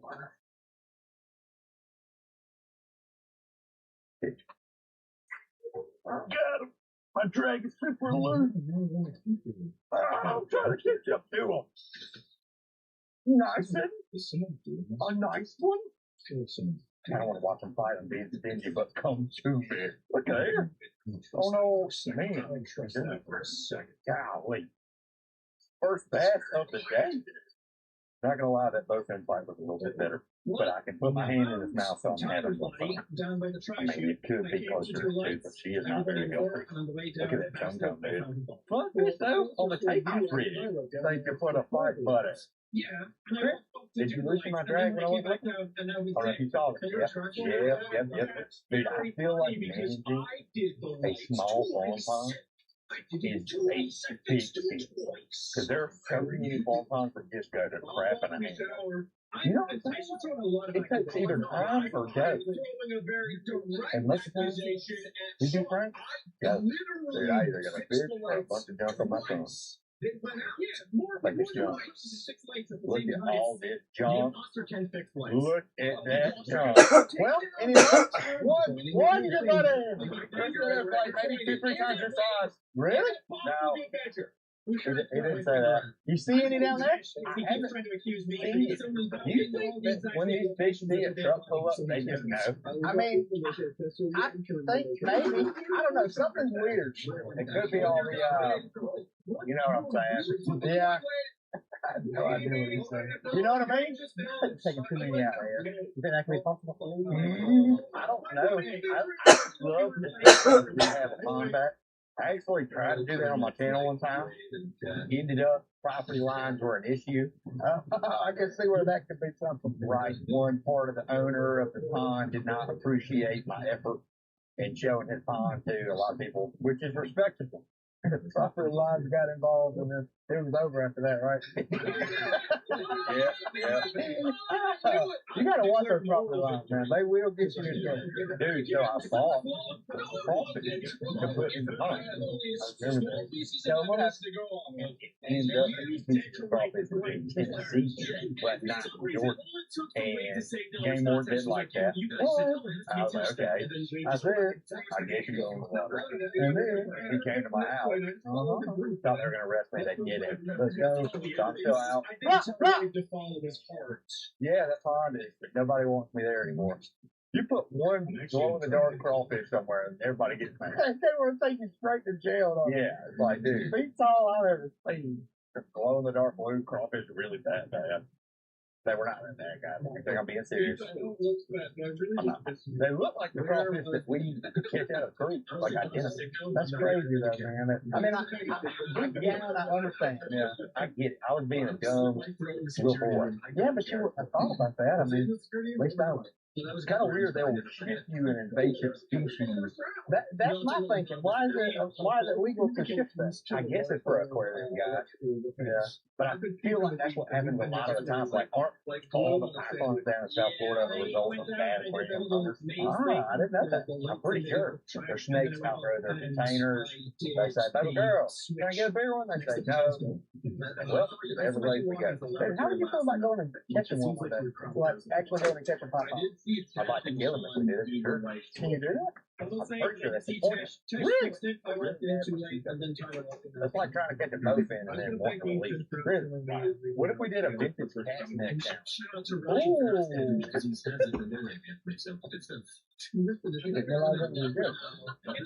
mean, at this point, I'm kind of desperate. I mean, as long as it's today, to get a Facebook Marketplace, I'll go with the vintage cast net. Where do you buy them? I got a guy. Just give me cash. Okay. It looks just like Walmart. He runs the vintage cash net store. Yep, like $500 or something. It's worth it though. They look just like Walmart. It's nice. I'm telling you. Same zip ties, everything. Just give me cash. Oh, I got PayPal. And then you are not doing friends and family. All right, we're headed to a different location. This pond is, I don't want to talk too bad about it, but it's let us down quite a few times. Good for watching geese. Yeah, definitely some real pretty geese out here raising a nice family, doing some homeschooling. But we just ain't interested in geese. We're looking for fish, so we're heading to the river, and we'll see you guys. They can still have something up with gravy. We need to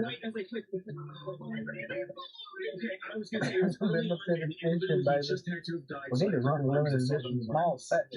All right, I've said that I'm going to get fish in this video on this bait. But guys, this will be my last stop. I mean, after about 3 stops today, you just don't really want to make another one. So let's hope that the crazy. Oh, I see something good. I see something good. I do, but I don't think that they're going to buy it. There's no way. Yes, you know, it's between the doors. There's no way because I saw you go. Maybe there nobody came from pieces. We got the boat ready. We didn't know he was down there. So he did go on that bed and so I said, wait. I don't like that. Alright, so I'm looking at 2 fish right now. They seem to be pretty decent. I mean, if I could catch either one of these, it would be the biggest fish of the day, I believe. How much you think this fish weighed earlier? Your boat fish? I don't know, but what? 2 and some change? That's kind of what I was thinking. Maybe like 2 1/4. No, maybe like 2 1/2. Could be good.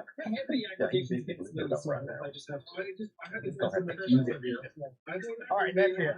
I'm giving up on the sluggo. It is no longer my favorite bait in that box. Slowly but surely, throughout the day today, it has dwindled on down the list. I gotta find something to flip at those dead fish. Okay, I'm going back to the punk rock worm. Kind of hard to say. Punk rock worm. You guys try it 3 times fast. Give it to him over here. The punk rock worm. It's supposed to say punk rock worm. Punk rock worm. Yeah, I can't do it. Well, see it? Oh, dude.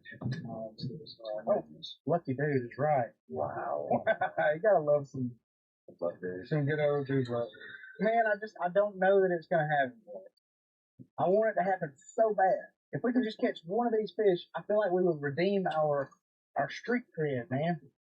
Street cred? We need some street cred. Me and you, we've lost our. I don't know if people think think we're good fishermen or not. Scary. I didn't know it got the sand. If that wind would just chill all night, we'd be all right. Hey, where's that fish, good buddy? See him, good buddy. I don't see him, good buddy. I know he's there, buddy. Andrew, I know he's there. Without a shadow of a doubt. What in the world is he doing? He is in the river right now. I got a fish. Not lost anybody. But it's kind of you can see it right there. There could be a bit right here.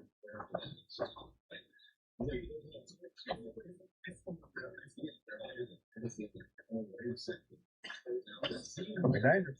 Yeah. You know what I mean? Yeah. Oh, dude, my ankle. Oh, no. The way that you took that hook through the hand and stayed so calm, I would believe it. But I would definitely huff and puff and be like, well, dad come, dude. Now I got, think about me. ankle hanging. Hey, bud, you say anything? I'm going to check one more spot. You getting done? Yeah. Look this way without breaking her leg. Oh, you like that? There's a good fish over here. You're getting caught in the rain. Good night and slipping and falling down. Maybe home should stay. I don't know if they're locked down or not, but there's some 4-pounder. They're crazy. You see it? Man, sitting through the glare. This was so dumb. Very, very dumb. For real. Oh, there it is. Be careful, Andrew. Thank you. But dude, it's gonna go. It has been a go. But it's time to go. At least for me. Just like that sometimes. There's nothing easy about it. Unfortunately, we didn't catch a whole lot of fish. We didn't catch but 6 fish, 5 fish, something like that. 4 fish. No, it wasn't all that great. Still have fun, and we still appreciate each and every one for tuning in. Check us out on everything like Instagram, all that. All that. You know the deal. We love you. Love you. We love y'all three. I got 3 specific people watching right now that I love them. Your mom, Greg's mom, and my mom. For 150 years, this is where Australia sent the sick to disappear. Every incoming passenger ship was docked and quarantined. Everyone isolated for 40 days. If you had smallpox, typhus, Spanish flu, any disease, you were here. If you were healthy, it was worse. Stripped down and locked in a tiny shower block with 400 other people and the doors bolted shut. When you turned on the showers, it was not hot water. It was acid. For 4 minutes, no way out. Burning skin raw. The pain lasted for days. The children went first. That's just one of the countless harrowing stories we will face tonight. This is the most haunted place in Australia.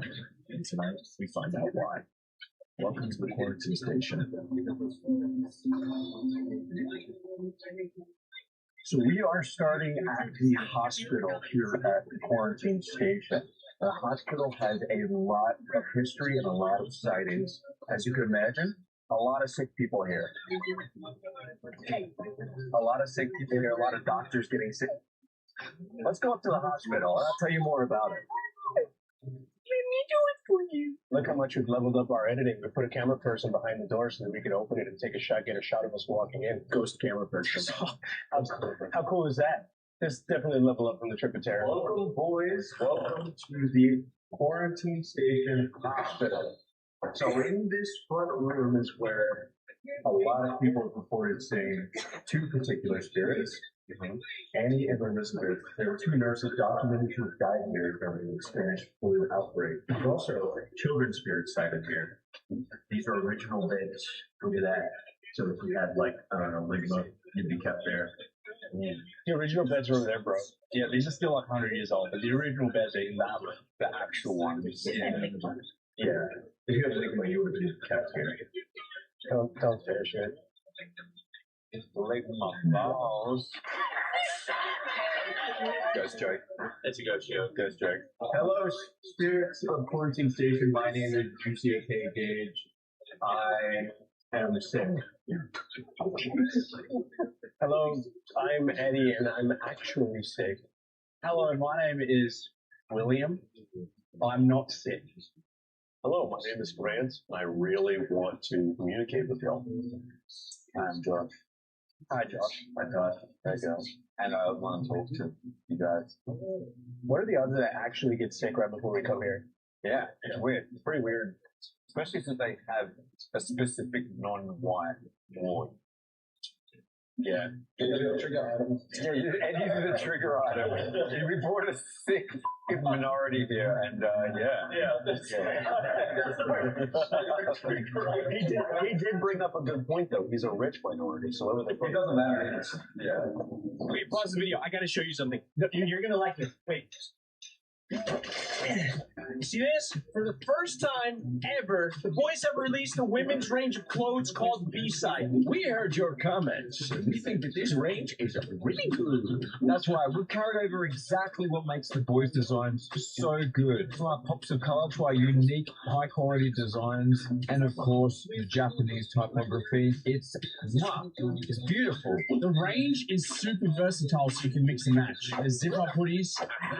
There's also a cool scarf bandana thing that you can style as a bandana top. And it's live on the Boys.store right now.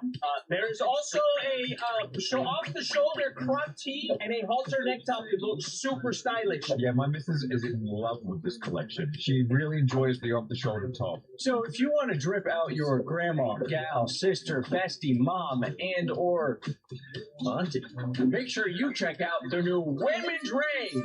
We're changing the name of the channel to The Women. Drip out your grandma. If you have the power to do that, you should do it immediately. Let's go to Boys.store and check it out right now. And if you buy any, make sure to post it on socials and tag us.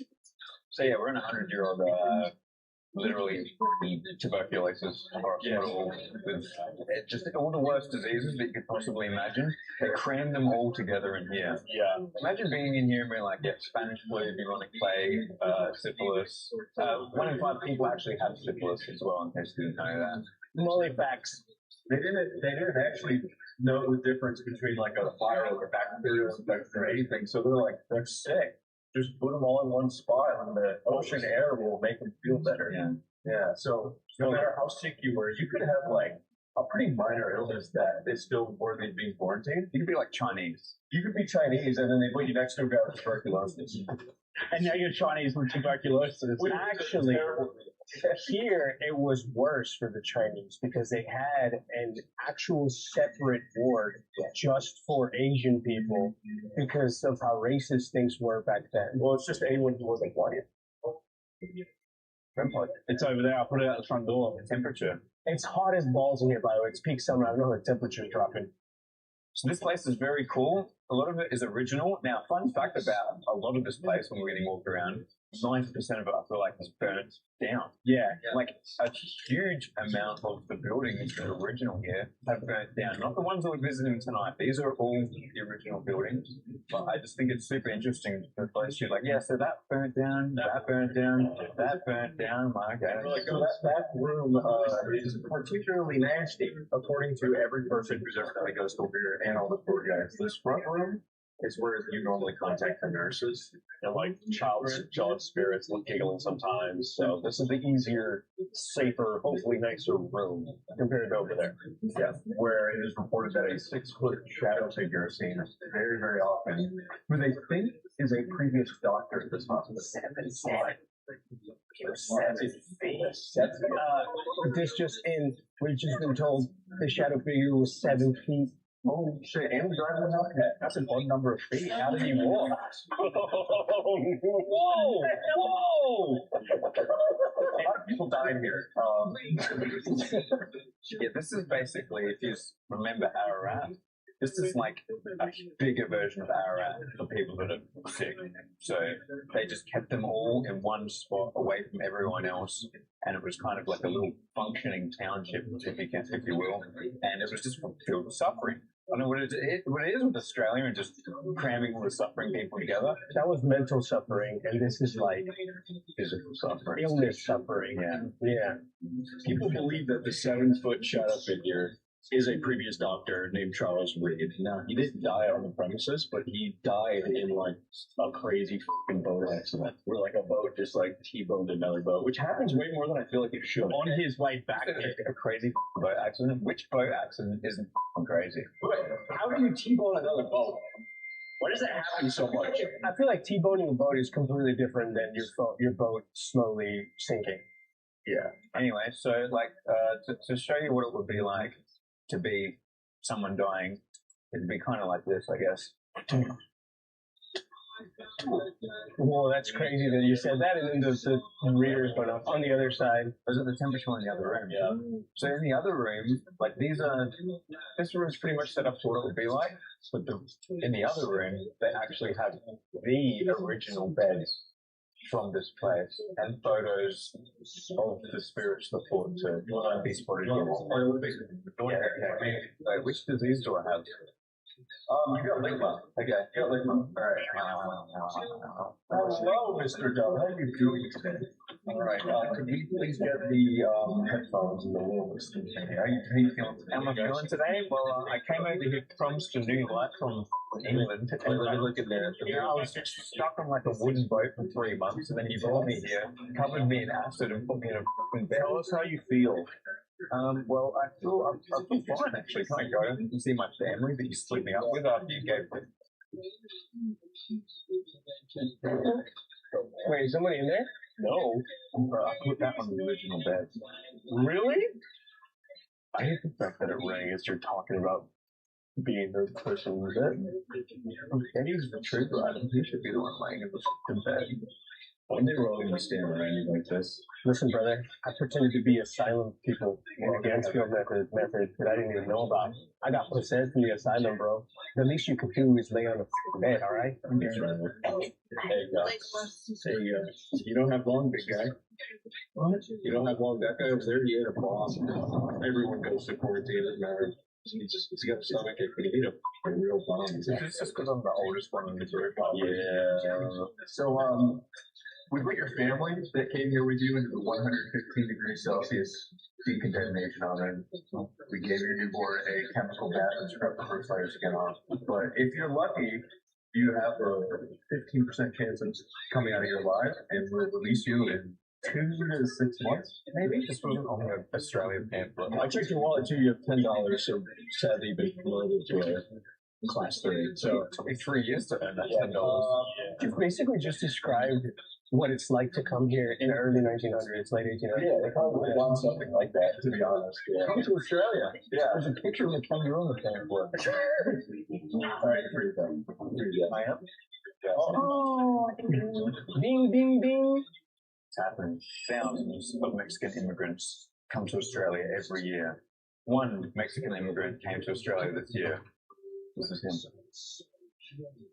Hola. Please. Donate pesos to your local Australian. Hey, I got hot Cheetos and Doritos too. Please donate. It's in Patriot for them. Of Mexicans are put in wheelchairs every year in Australia. Deprived of Doritos and Cheetos and other O's cheese things.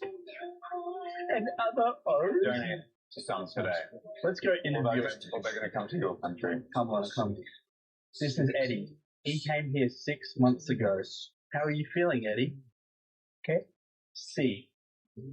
No, he said he's okay. Okay. He learned his first word from Dr. Josh. It was. Your food is shit. Your money in your country is worth nothing. President Trump's gonna wipe all of you out. You can't come to this country for a better life, pal. We don't want you here. We don't want you here. Yo, that's our EMS bell. What are you guys doing? I'm trying to make him explode, bro. What are you doing? This is Annie Egan and Elizabeth McGregor, who are both nurses here at the quarantine station. Sadly, they both got the Spanish flu and passed away. When the Spanish flu swept through Australia and it was brought here, it overwhelmed this quarantine station more than it had ever been overwhelmed. So it was pretty rough. Here's an OG photo of the ward. It pretty much looks exactly the same. That's the same table, right? Yeah, it's the same table. Same space heater. Yeah, have a look over here. This is a soldier and a nurse with Spanish flu. As you can see, she's basically taking zero precautions with one of the most deadly infectious diseases of the whole world.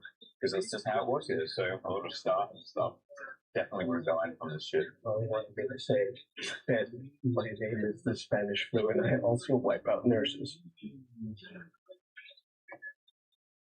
And how to respond to that.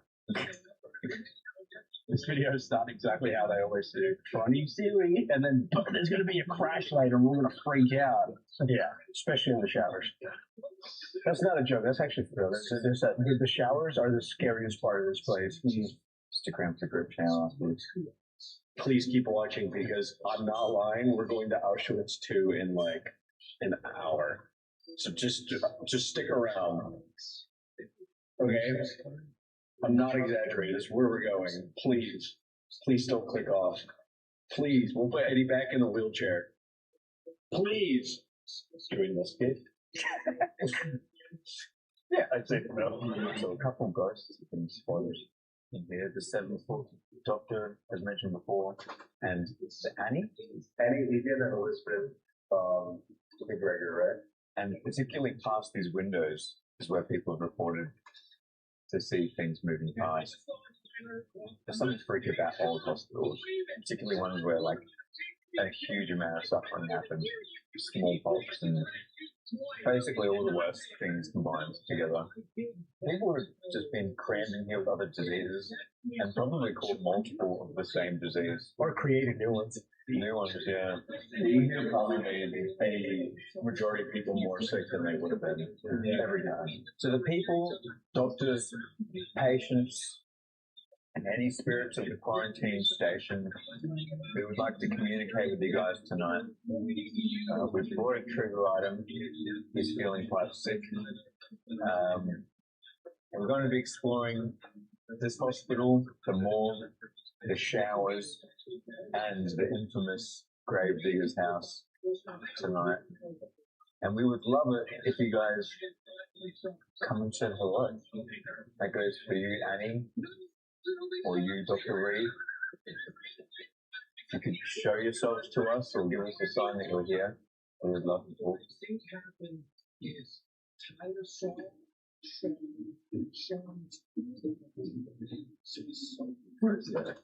Angel picked up like crazy. It's not crazy in here. Yeah. That's how a lot of them can see each other. Yeah. Why every time we do this, you just get a bottle of it? Get it now. Is Elizabeth or Annie?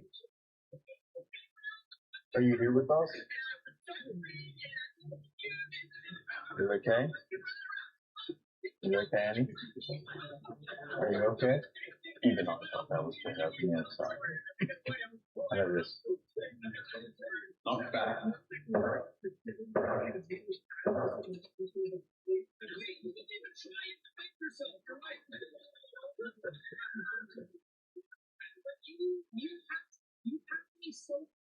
There's clock dog behind.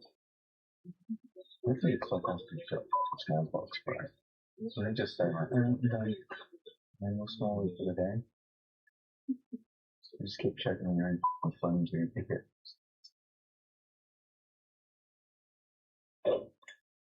About this. Can you take a seat on this bed over here? Or interact with one of the instruments? I know that you passed away from the flu, but I'm sure in your time you've helped a lot of people. And helped a lot of people stay here, be better, given the circumstances. If you are here with us, could you interact with any of the lights that we placed around, or give us a sign of any sort?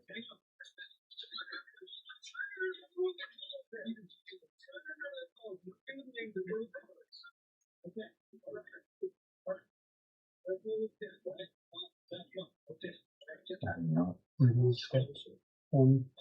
I don't know. Just saying. You guys hear it? No. Can you hear it? I don't know. Just clear. Can you hear it? I just can't hear it. That was very good. Can you knock again? That was like being right next to me. Yeah. What the fuck? Yeah, I heard that one. You could do 1 knock for yes and 2 knocks for no. It was up to 4. Does that sound good?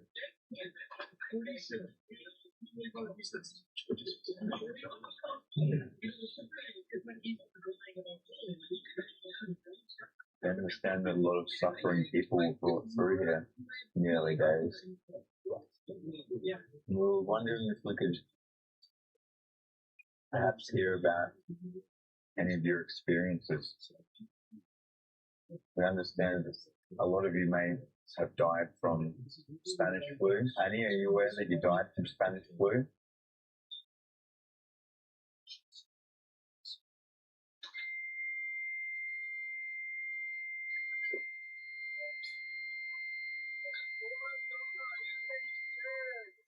You interact with some of the other instruments to show us.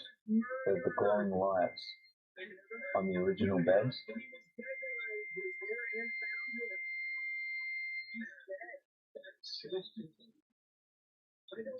If you don't want to touch the lights, you can touch the bell to communicate.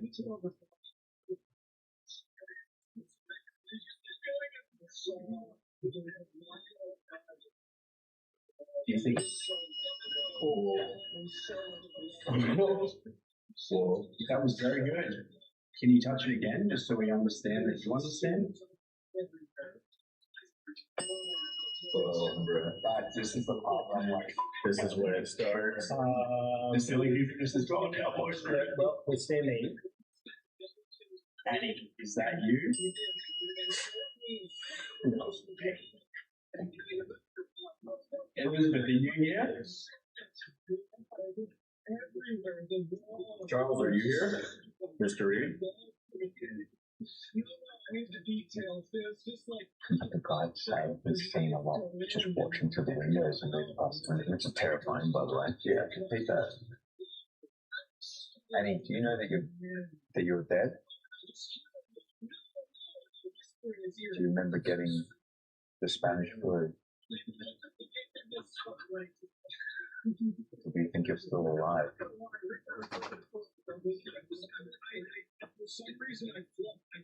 Are you still here? Are you working today, Annie?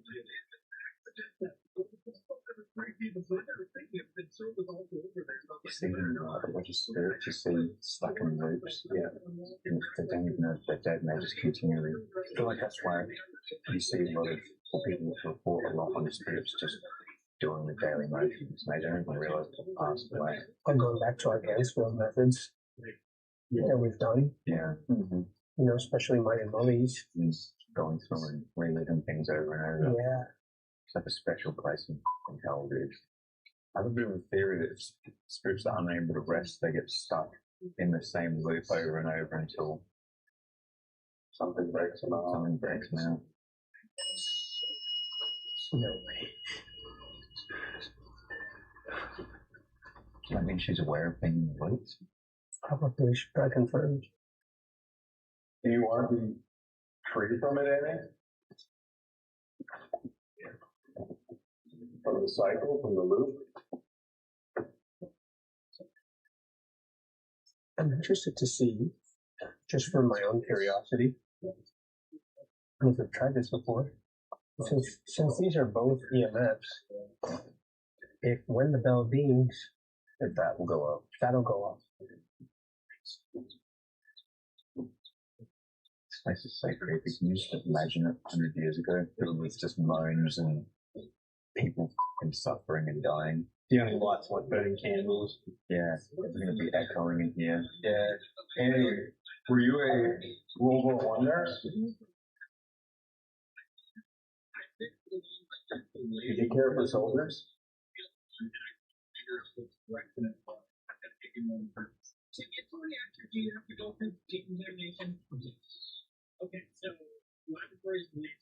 It's very quiet now.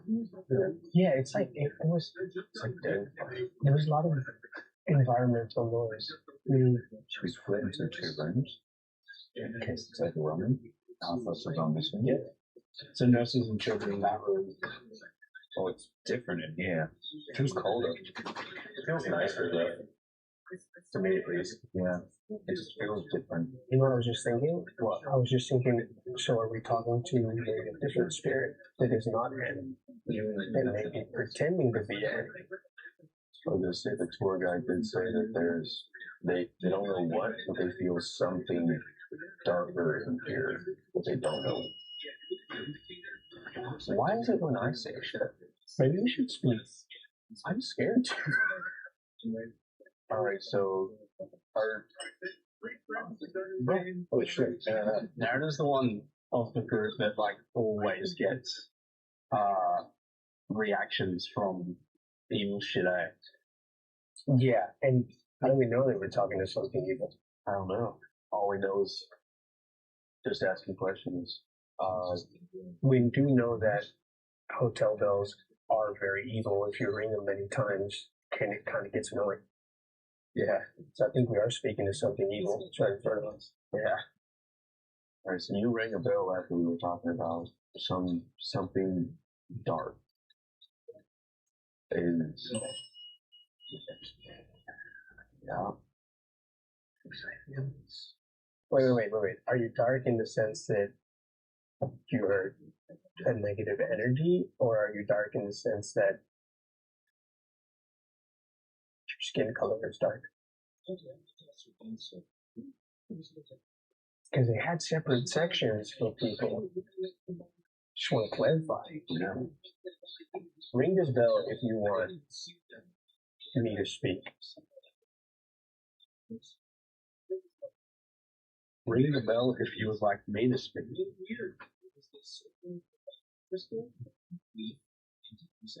Could you ring the bell if you want me to speak to you? There's no fucking way, dude. That's crazy. That is crazy. That just happened, Naruto. Because we gave it an equal amount of time between talking. Why me? Alright, take the hot seat, pal. You're in the why am I the conduit? And he comes in over here. Pretend someone's sitting right here in front of you and you're just interviewing. You're speed dating. Well, I actually have a question that I've been curious about. Okay. Is there something specific about me that spirits love to communicate with me? Is there something different about me?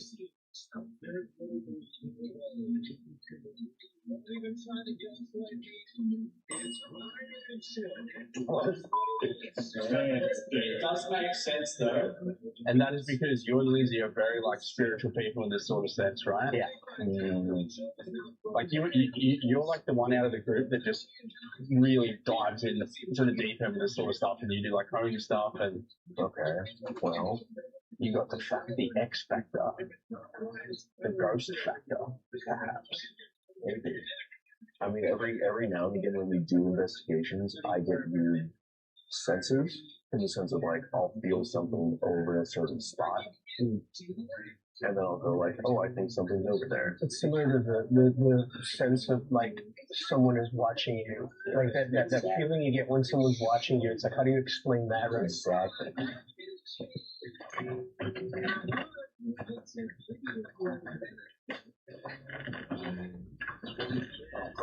Tell me what dark you were on something about that.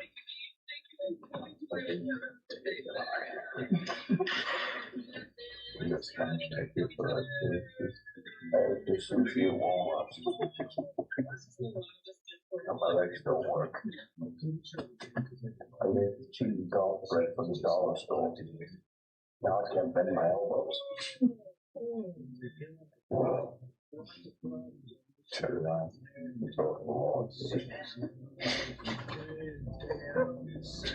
Are you frightened of our friend Narrative? No, he won't be able to speak to him. Well, maybe that's the thing that's different, though. Maybe that it's scared of us. They're scared of you. I'm concerned that anything about. Did you guys communicate with me because you think I'm friendly?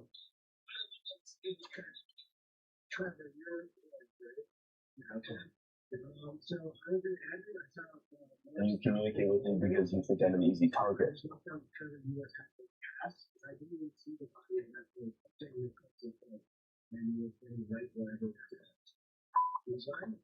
Oh, that was off the table. I know you dinged this earlier, but just to make sure we're talking to the right person or entity, that you the darker entity from earlier. Yeah. Is there a specific reason why you tend to be in this room instead of the other?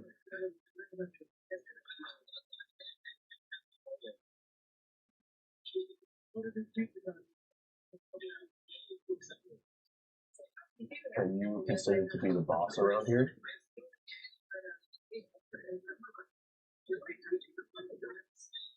Shit. Tap on it. It's like tapping on the window. Are you outside the windows looking in?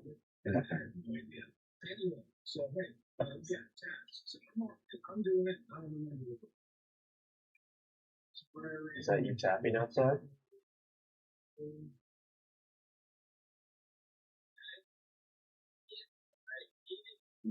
Can you see us right now? Do you want one of my friends or myself to lay down on one of the beds?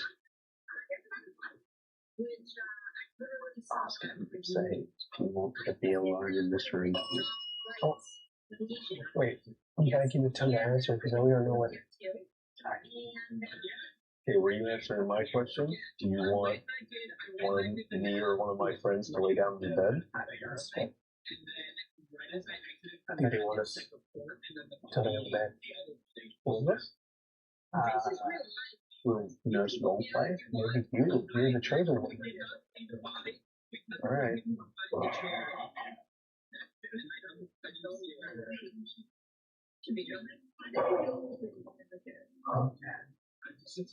Who's that? From my dad. Did you hear that? Yeah. Doctor? Is that you?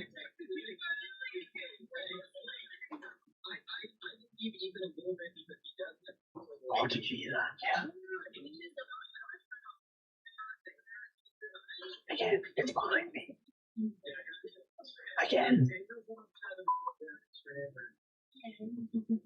Where's that EVP recorder? Just answer. Let me grab the recorder. Give that recorder some shit's popping off. What's happening here? It's kind of going crazy. Eddie's a pretty funny. I met a guy. This is him. Hey. I'm an actor. Wow. Shit is popping off in here. Need my ghost. Alright, everybody be quiet. Are you happy our friend is laying down on the bed?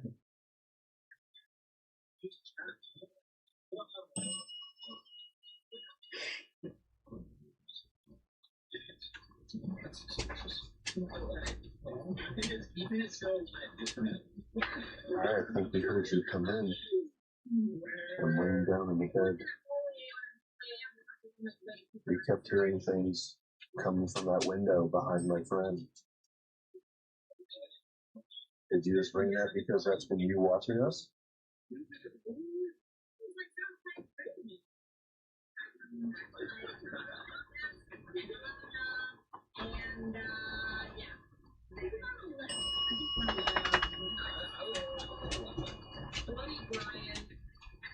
Is there a reason that you want to stay outside? We can hear you if you make a noise. Was that you by the window? Did you just look in? Why'd you say that? I saw a shadow or something. It's probably. Alright, Monk, you're not some medium, alright? You need to chill out with that shit. Bro, I'm just saying, I'm telling you what I see. If you see a shadow, alright? How are you gonna prove that? Yeah? All you're doing is scaring me. What do you want to do? Not tell you and just keep it myself? That's even worse. Is it okay if I get out of the bed? Because you hit the bell twice. It'll be no. Once is yes. Am I allowed to get out of bed now?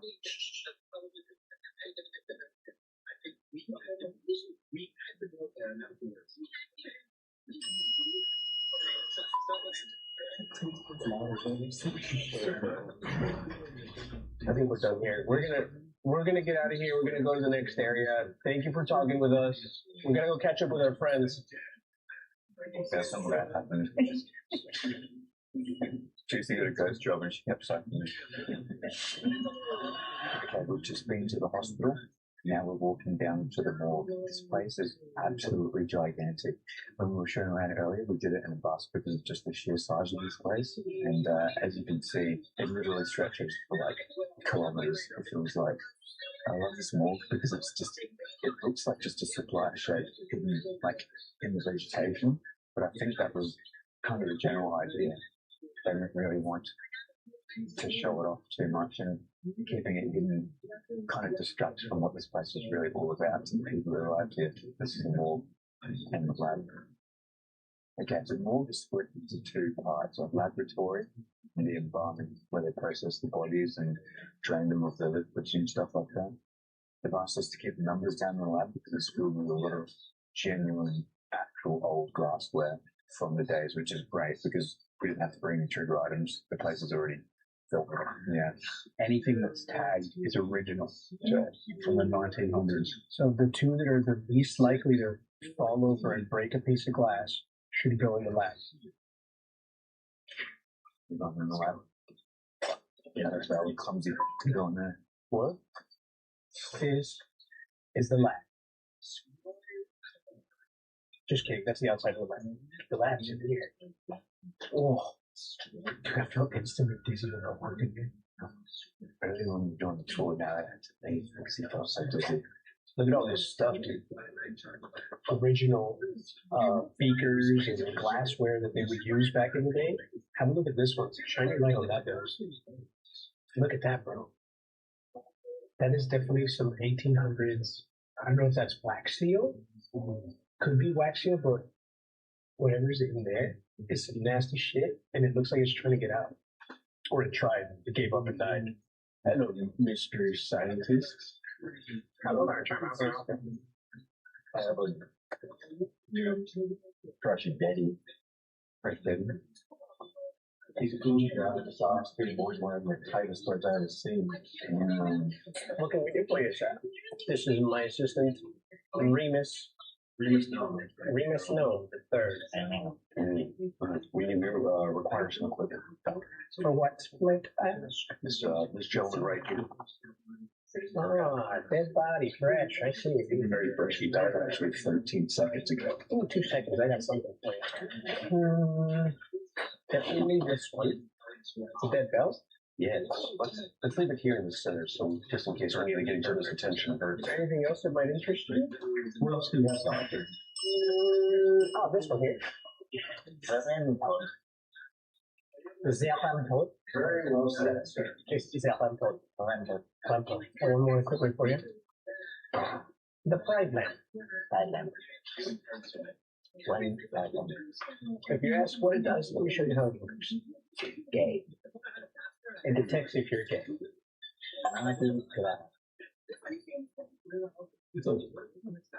Doesn't like. Thank you for putting me on your investigation. Okay. You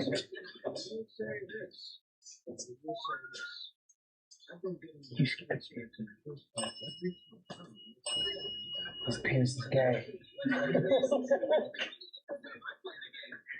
Go to the factory, Dr. Remus. So the examination of the corpse.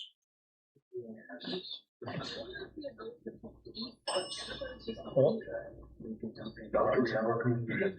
What was the doctor pointing out that? This man died. Go on. Of feline AIDS. Observe. Swollen notes behind the jaws. Irritation, inflammation in the cartilage of the nose. Irritation. 2 earlobes. 2. In most cases, we have established this man has a gay penis. Gay penis. Okay. Gay penis as well. Write that down. Gay penis. Okay. Practice. Toad. Somebody just stepped behind us. Yo, I got chills right now. Oh, it's rising.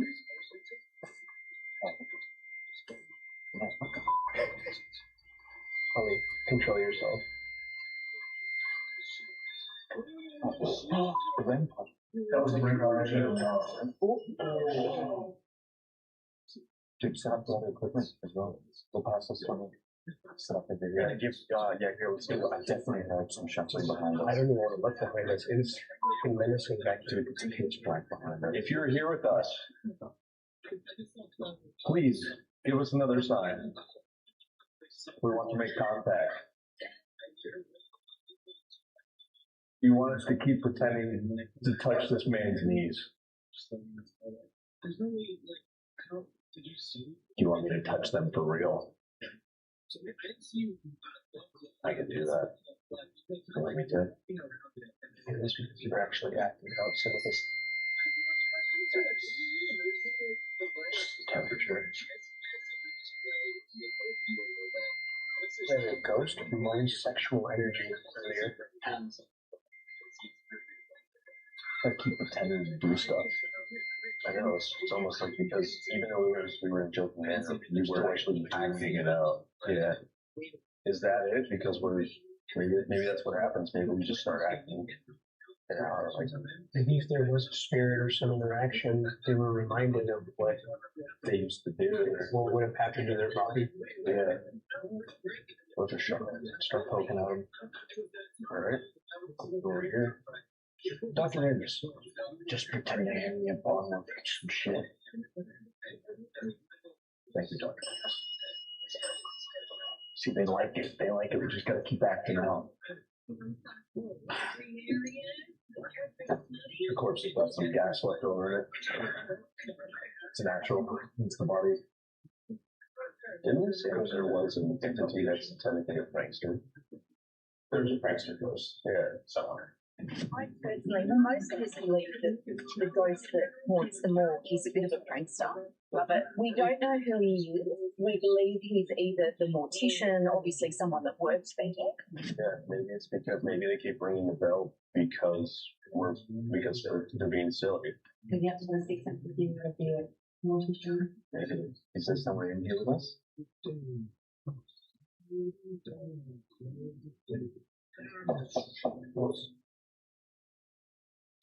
So it's going to touch my elbow. No way, Actually, it's right here on my elbow.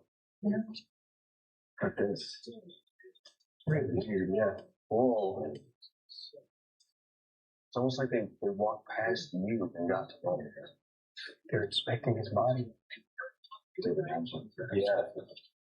What do you think of it? Oh my god. Yeah. That's He didn't say on. well, it's up to them. Somebody touched it? If you were the one who touched it. Dude, that's maxing out. Man, I haven't seen that max out for a while. A long time. Hello?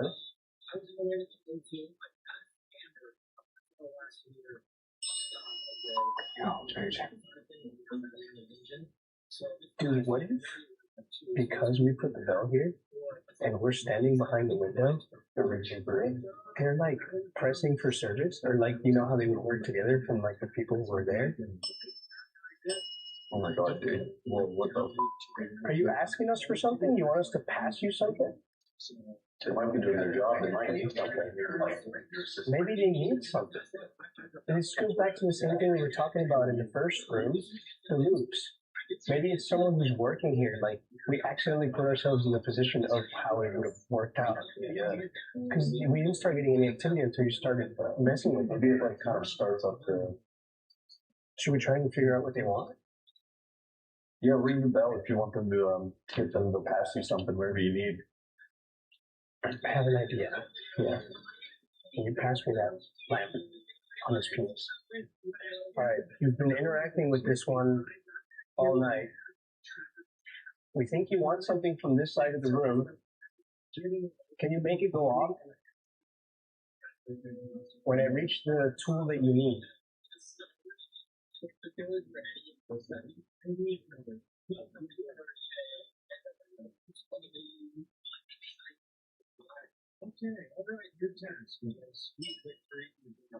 Oh, okay, it could be that. It rang the bell when I passed by this. You want the sanitizer?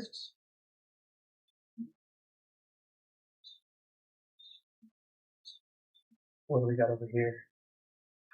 Kind of scale to weigh the organs.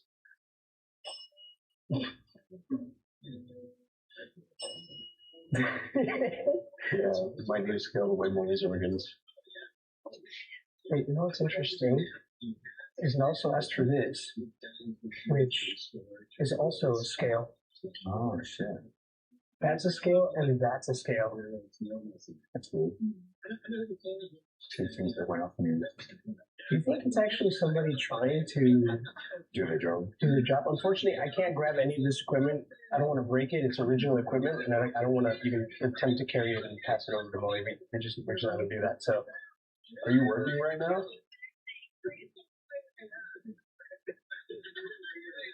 Are you on the clock? Are you working?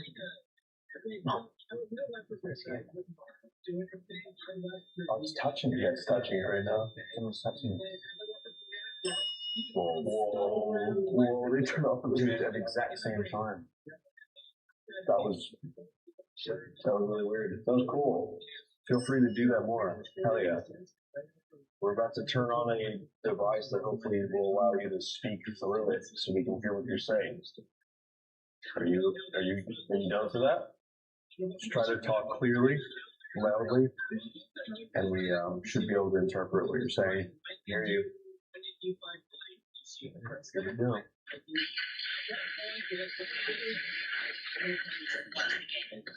Once again.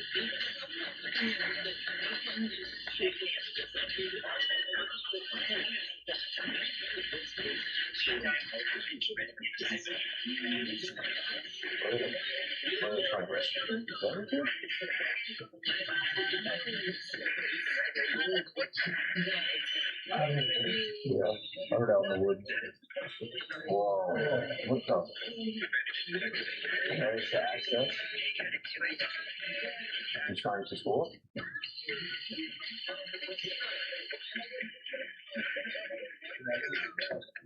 What the f was that? Right. He's placed it at the exact same time. This is the something. Can you give us your name?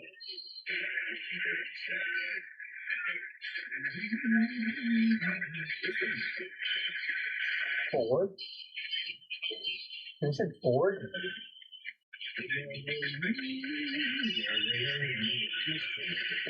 Did you hear that? Someone's I don't know. Can you see us? Our friends to my left said they felt a presence behind them earlier. Was that you? Darkness? Are you in the red room? Oh, something like that. Uh-huh.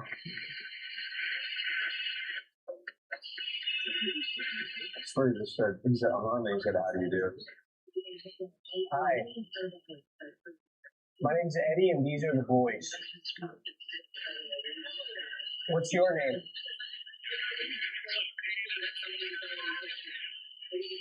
Every time I ask for his name, that girl likes it. Mr. Harvey? Is your name Harvey?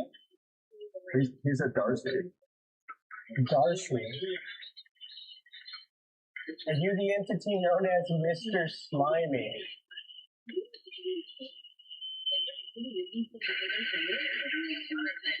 I'm one of them? I'm one of them. You're one of the entities. Out of a huge number. I'm one out of a huge number. Didn't we learn at the jail that there's like potentially the guy there told us there's like different hierarchies to like tiers, yeah, tiers. I've got a question for you. We can't tell, but can you confirm if our friend's just taking a nap right now? I'm dead. So we forgot to explain that there actually is an entity in here. They believe it was one of the morticians, and he goes by Mr. Slimy. Why? Because he really likes touching women's feet. Really likes feet. They said verbatim. I think he has a foot fetish. He also legally has a foot fetish. Anyone with bare toes, especially young ladies with bare toes, they do often report feeling like something brushing over their toes or something touching them. He likes just touching people. And he's described as somebody who's like, he had like slicked back, greasy hair, that he's slimy and irritating behavior. So, who's getting their toes out? He's already on the table. I think though, if you do this, you might scare everything away from this place. The moment those socks come off. He's getting excited. He's getting excited. All right, if you want more, light that up. If you want more, light that up and touch that red pod. I need you to touch it. If you really want more, give it a little touch. Tasing chest and ankles. What do you think about that? Huh? Come on. Ring the bell. How about that? We'll settle on ring the bell. Ring the bell, and I'll keep pulling the sock off. Show some excitement. Alright, I guess I'll just pull the socks back down. Maybe I should put the shoes back on too. Sorry. Yeah, sorry, my assistant, Dr. Remus over here, kind of likes feet. I just thought you were about it. Yes. I thought that was real too. I literally paused. I literally went. He's here. Alright, you win. We're taking him on. Don't force my hand or anything. That wasn't me, by the way. He likes it. Show some excitement. At least hype me up a little bit. Or ring the bell twice if you want him to stop. I said, show me some excitement. Can you touch that, please? Yeah. No, this that's good, but this one over here. Give that a little touch, huh? Pull. Freaking little guy right here. Not what you thought when you wanted to ring the bell for service, did you? Oh, yeah, Brian. Is there anyone in the mortuary? Whoever's here, whoever's been talking to us. Feel free to interact. You touch us. Do whatever. Do you work here?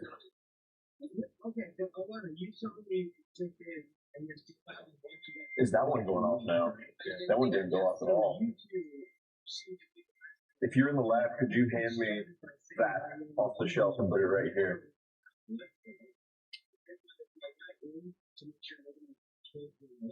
Or that. Or that. You just need one. How about this? Formal introduction. My name is Dr. Juicy. This is Dr. Narrator. Nice to meet you.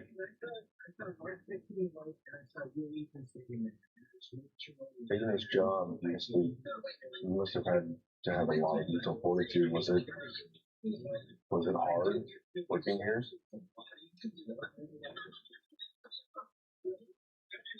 I'm sure it wasn't easy.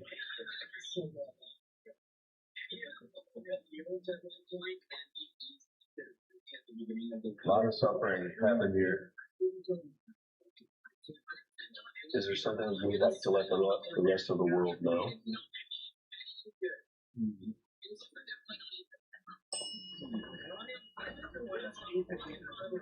Scare the shit out of you. Do you miss your family? Is that what it is? Is something you'd like to tell your family? And let them know?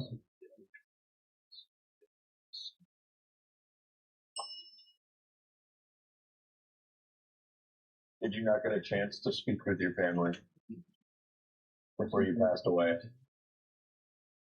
Was your time cut short? Was there things you didn't get to tell them?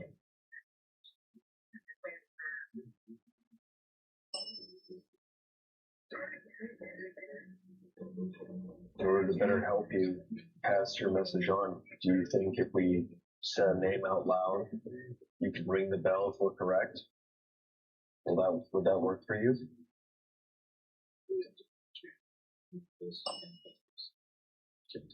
Okay. All right, we're gonna turn this on and see if you can say your name through this, okay?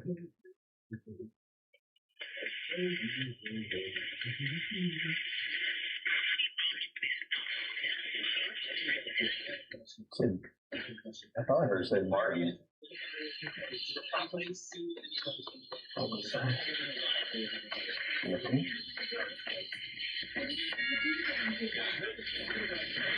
Joseph?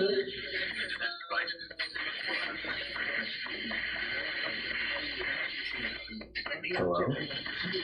That was a deep hello. Is your name Joseph? Paul?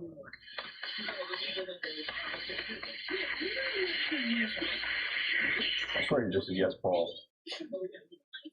Alright, well, again, I'm sorry for your loss and for what happened, but if we can't get a name, we can't help you. And we've got other places to go, so I'll give you one more chance. Try your hardest to give us a very clear and concise name through this. And if we say back to you, if you can ring the bell, that would be great. What is your name? Vincent?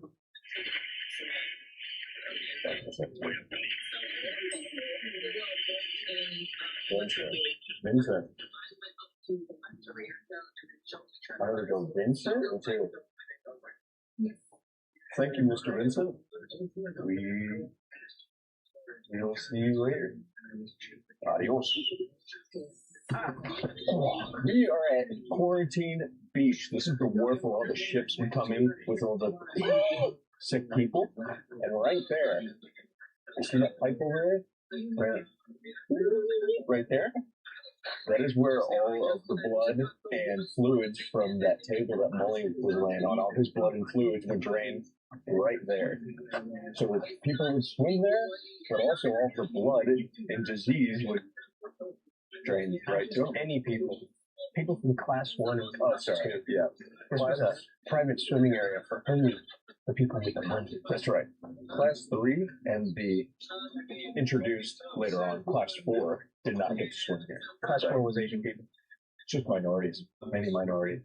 So they got to swim the seasoning if you're in class 1. That's pretty cool. It's funny because it's still kind of the class 1 swimming area. We're in Sydney. Only rich people can afford to live here. Yeah, it's still the class 1 swimming area. Yeah.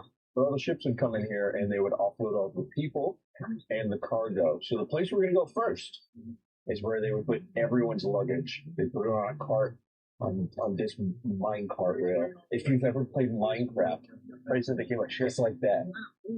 They did come back by ship. The ship would land over there and then they'd bring the ship to here. Yeah, they put the luggage on the cart because the luggage needed to be sterilized. Yeah, well, then where's the cargo? Hey, bro, you're going on the above and table next. People would land in Australia and then they need to be checked for sickness. And Australia, apart from being very racist at the time, they didn't trust people that were sick to look after themselves. So they grab all that stuff, put it on the cart, and push it up here. Come on, fellas, get in the train. And push it, and push it, and keep pushing it. Yeah, keep pushing, boys. That's good.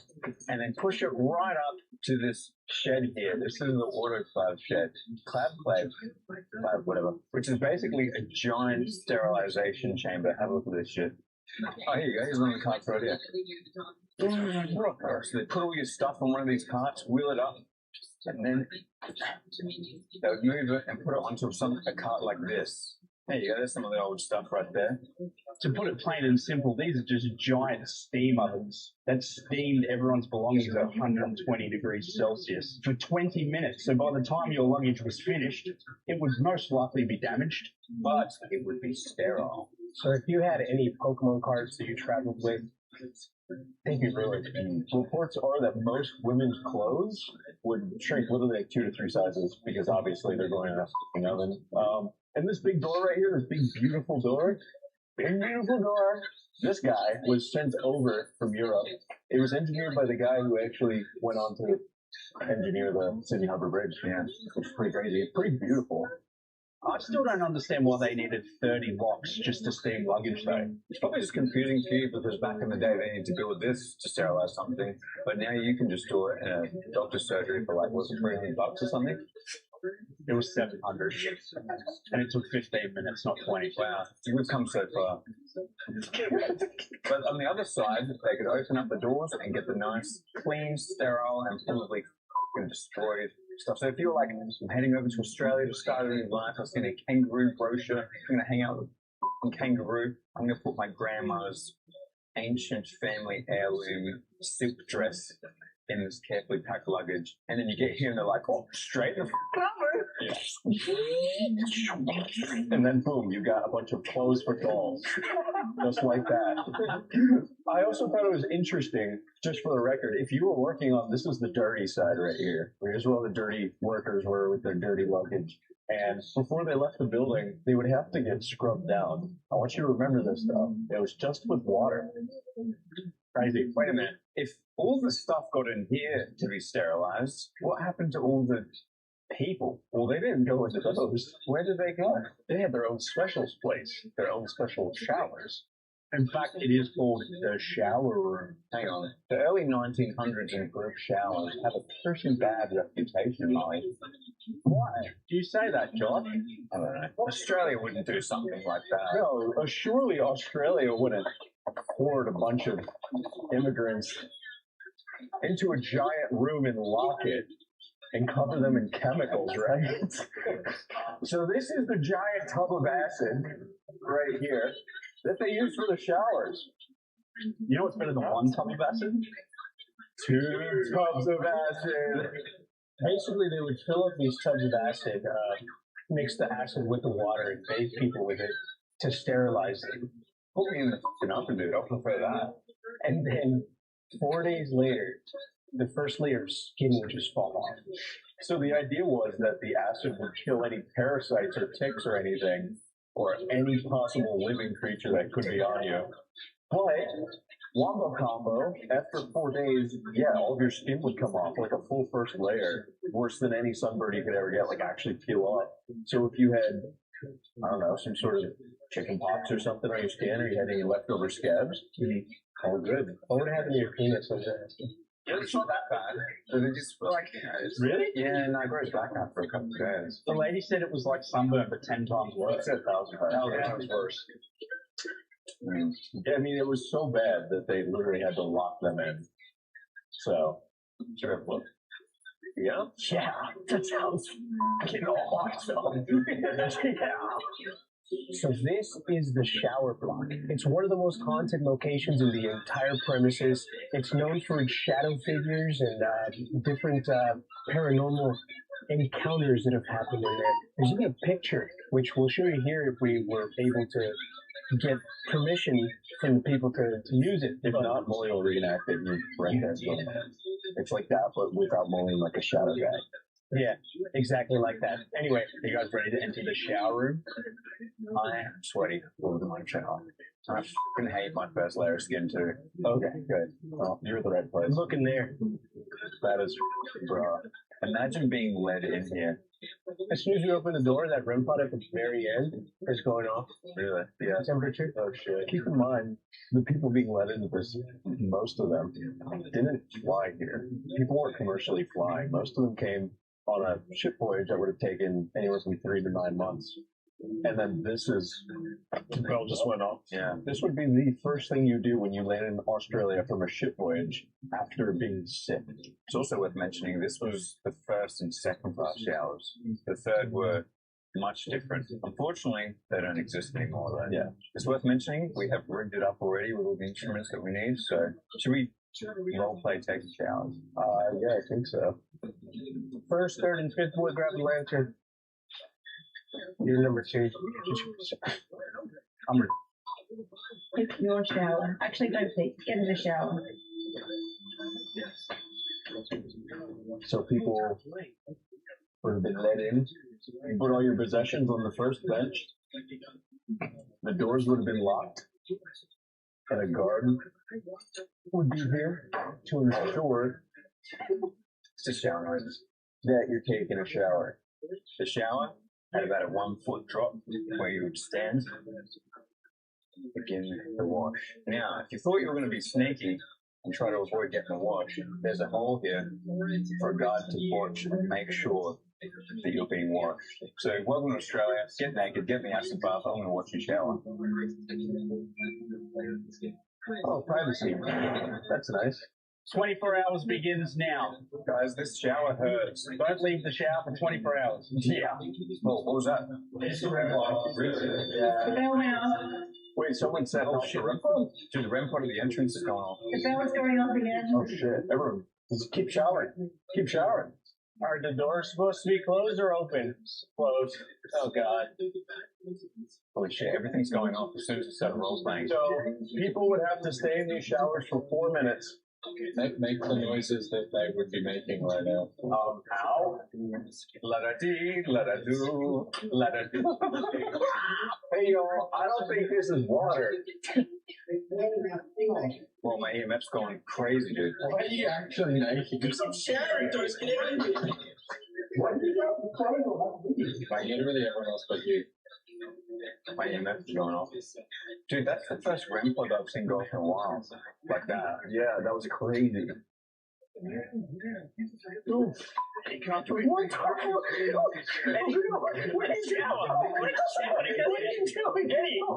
We're showering!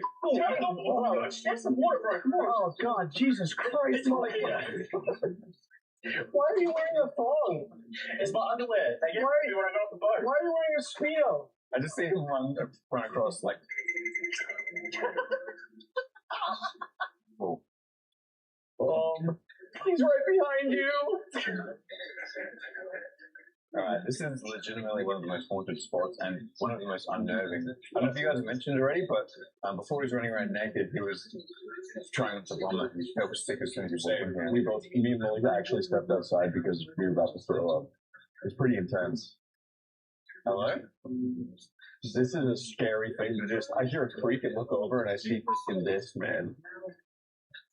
Oh, the EMF's going off. Can you put soap on my back? Come on. Brother, there's no soap, only acid. Can you put acid on my back? Whoa, shit. Hello? Whoa, mine's going max too. Oh, what the f? It's worth mentioning this is all metal as well. Yeah, look at that. So we shouldn't be getting any EMF interference through these. What do we do? Should we split up and stick corners or something? I think trying to go to the end and touch the door. No. I want to do it if we all do it. I'll do it. No, we did one. Oh yeah, but if we all got to do it. Yeah. Shit, give me the Polaroid. I'll take some pictures on the way there. Should you walk down the back right lane where the guy was sitting? Back down the right lane? This is the lane where the man was spotted. Yeah, he's right behind you, and he's naked and ready to mingle. Molly's gonna come out with clothes on and be like, what do you mean the guy in his underwear? What? Explain to me, is there a man that was seen on the right side? So, from that back corner, a picture was taken this way, and clear as day, you see a man, like, reaching out. It's down that outside aisle. Oh. What? Are you joking? Holy shit. Oh, that is crazy. Whoa, guys. Whoa, what the f*** is happening? There's someone here. Can you interact with this again or walk past here?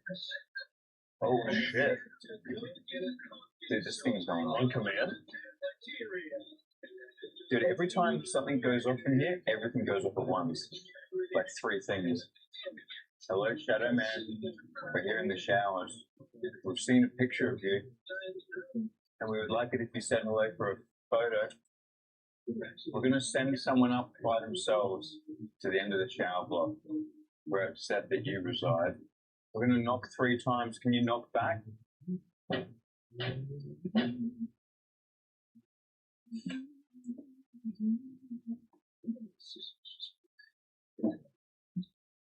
That's not good. Did you hear?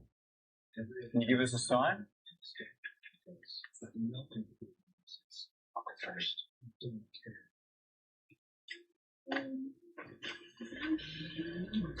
This is creepy. Where's Molly? I'm here. I'm not gonna scare you. Oh, they are though.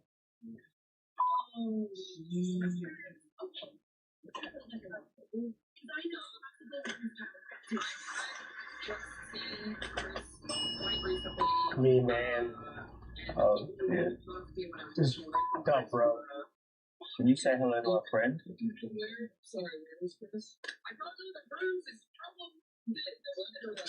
Oh shit! Oh, what was it? Just hit the whatever that is. I think I kicked the bell. Q. All right, you have to go to the end.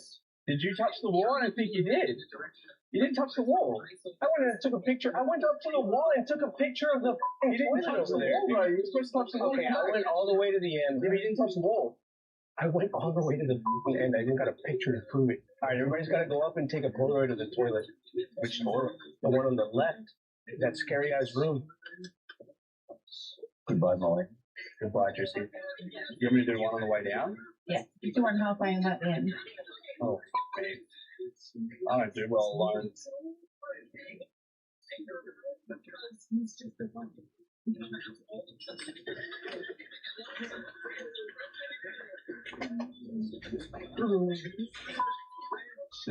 a scary door.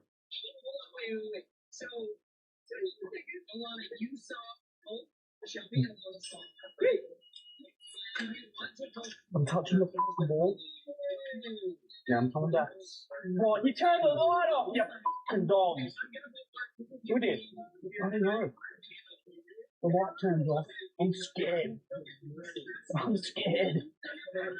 I thought you were going to scare me. Oh, God, that's scary, bro. We're sending our friend up who wants to be touched. You just push the button. Yeah, just push the button. Okay. And then do a star jump. You have to push the button, star jump, and then keep going. It's a jumping jack, brother. It's a jumping jack, whatever.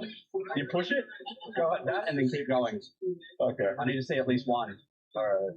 Ready? Yep. Just don't forget the jumping jack. Finally.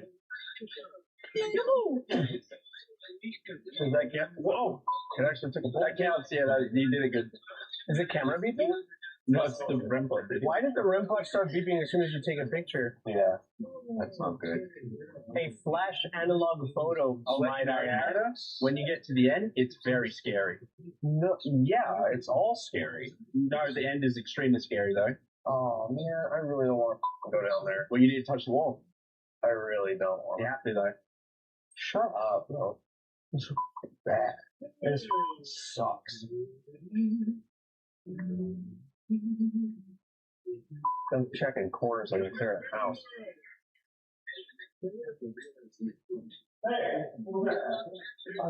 Don't turn around. No.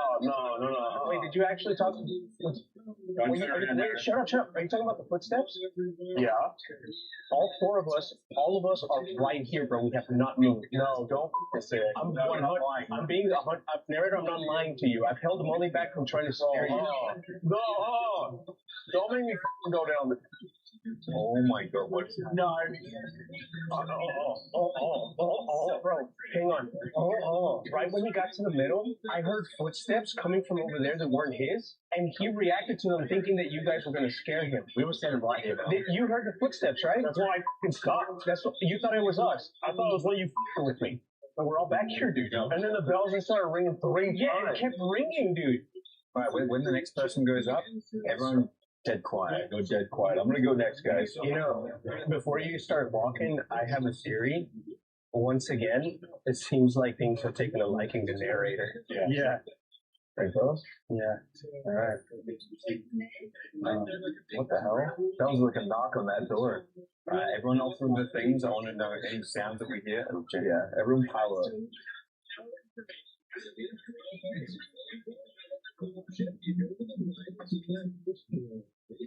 Oh.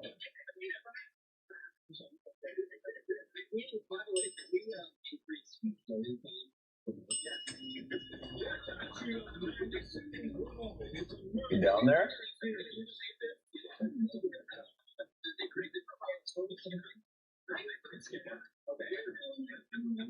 You ring that bell again?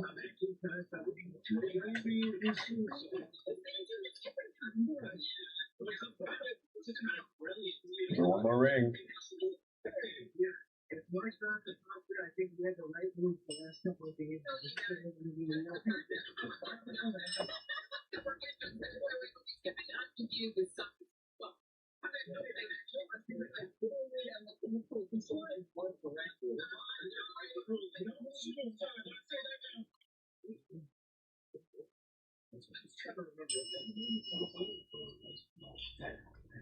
I did.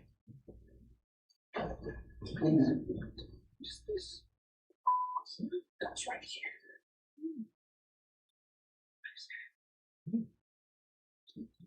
Can you touch one of these red lights?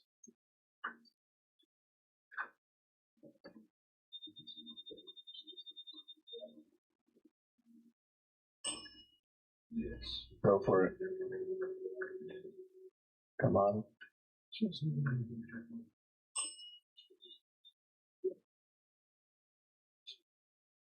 Are you towards the bathroom?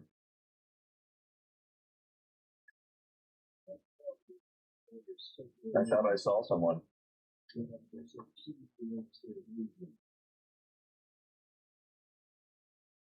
did you see it? I got to the end. No, I thought I saw like a dude duck out of the way.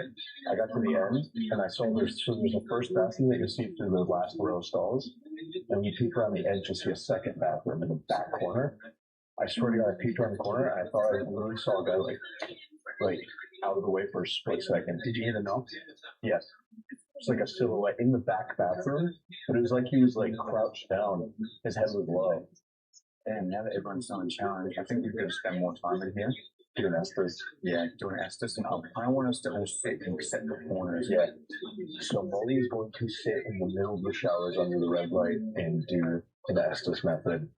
But we're each going to go to a corner of the showers and try to disperse and just see what happens. Most of the worst activities reported to be on the back and the sides. And we're hoping as us spread out that it'll help a bit. Because I noticed, I think we all noticed whenever, it's almost like the more people we have in one spot, the more concentrated we are, the less activity we get. Alright. Well, I'm picked up. Good luck to you. Who's going down the end with the bell? Me. I'm gonna go to the bathroom. Or towards the bathroom. Alright, big guy. Let's go to this up and really bad stuff happens. Where I thought I saw a man literally like try to run away when I peeked around the corner. Okay, mine's back to most of this. This is probably one of the craziest because this is basically Australian Ashworth, which is crazy. Alright, boys. Here we go. You're going in. Oh, is there already this method? Good luck, big dog. We invite anyone in the shower. The first thing was who's there, people. Speak to our friend Molly. He's a conduit. My name is Josh. My name is Eddie. My name is Gage. My name is Grant. And together we are the Power Rangers. The boys. Like, yeah. Oh, that knock. That was right in front of me. Yeah. Straight. Well, that was weird. How's the photos? Oh my god. Oh my god. Didn't see anything. I'm sure it'll turn out great. Are you in any of them? Can you show yourself? Maybe peek out from one of these showers like you said you were going to?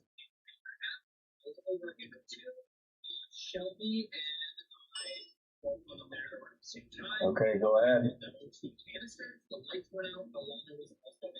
Is someone out there? I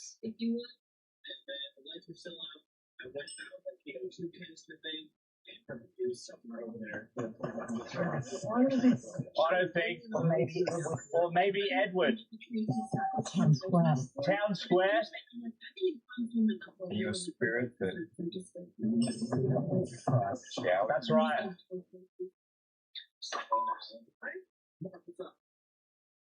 Did you suffer here? So you suffer in these showers? Celebrate. All on the right. 10 units.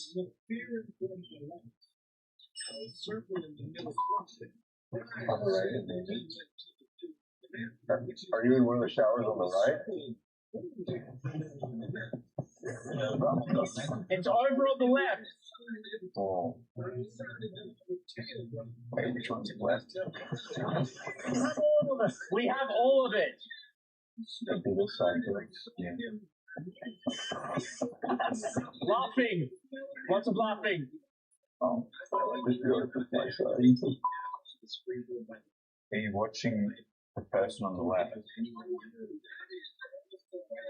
Who are you watching? Can you tell us what he looks like?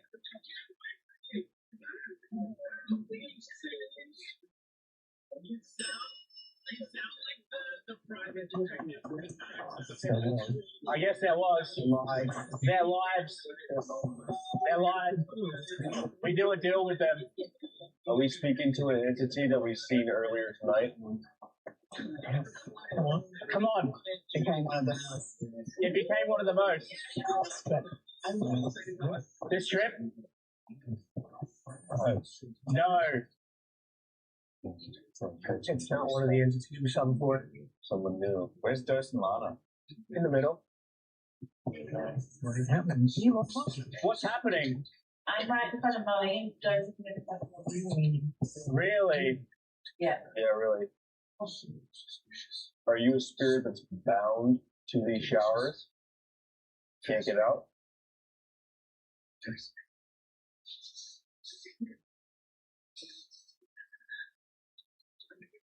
What is your name? Is big.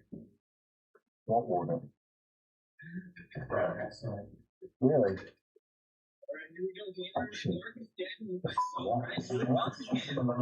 Why on the left side, I think? When trapped. When trapped? The ladies? Hi, hello. Oh, he's probably over here, narrator. I think so. Yeah, say something about being trapped too. Are you near me right now?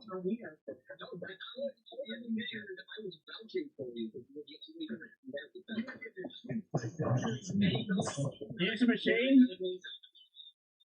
Use the machine? No, my friend's in the machine right now. You have to talk. You have to talk through him. Oh, screaming! Screaming? It possesses you! It's like monkey punch balls. Isn't it really?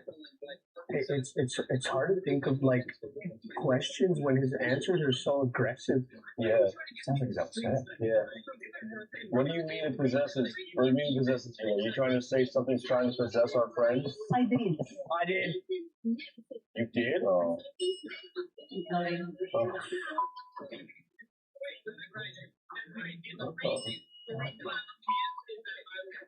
So whatever's in here is an entity that can possess you. Are you saying you possessed our friend to talk to us better? One. One of them? So you, okay. The guy in the back? There's 4 of us. Which one did you possess? Which guy in the, yeah. That's, wait, guys. I think you're dead now. That's me, Josh. One more? Oh, I just felt a cold breeze. There's no windows or doors open in here. Are you talking about me? I'm on the left and the back. Which one of us are you talking about? Can you give us a name?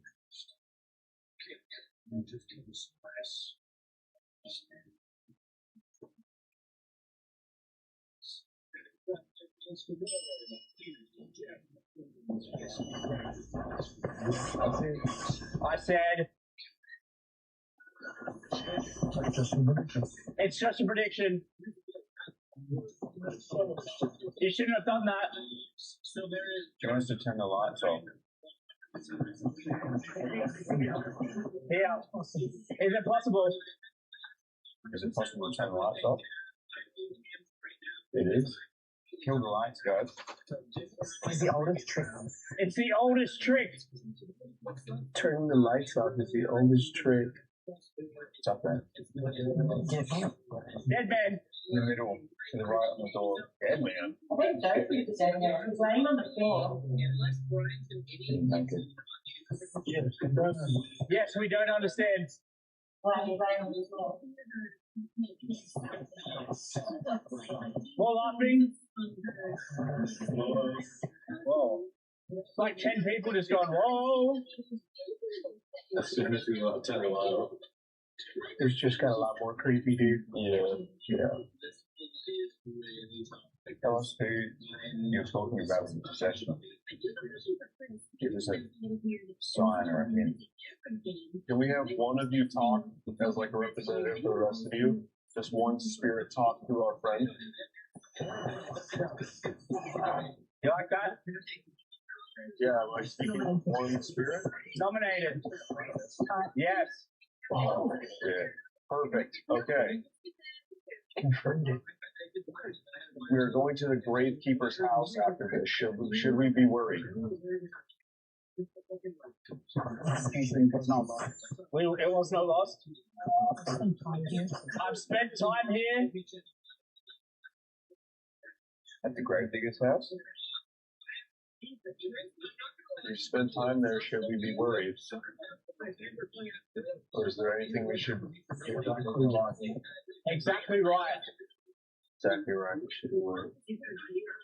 Is there anything we should be careful of when we're at the gravedigger's house? Boy. Definitely a boy. Yeah. Which boy? Why should we be careful of him? We're told of a boy named Isaac who roams around the gravekeeper's house in the summertime. Context. Yeah, I'm giving context to the camera, bro. Hi. Oh, hi, mate. Hey, how you doing? Hello. Are you Isaac? Isaac was 6 years old when he died. Here. His dad. Why should we be careful of Isaac?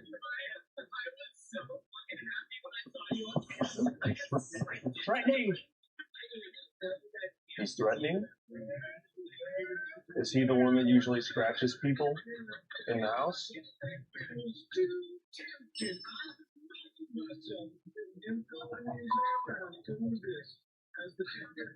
Making a happy in here all of a sudden? What was that in a very deep voice? If you can read. I'm still sweating with that. Yeah, me too, man. We all just felt everything get really heavy. Was that because of something you did? Actually, not. I heard that too. Yeah. When we go to the gravedigger's house, can you tell us anything that would help us talk to the spirits over there? Maybe a word or a phrase?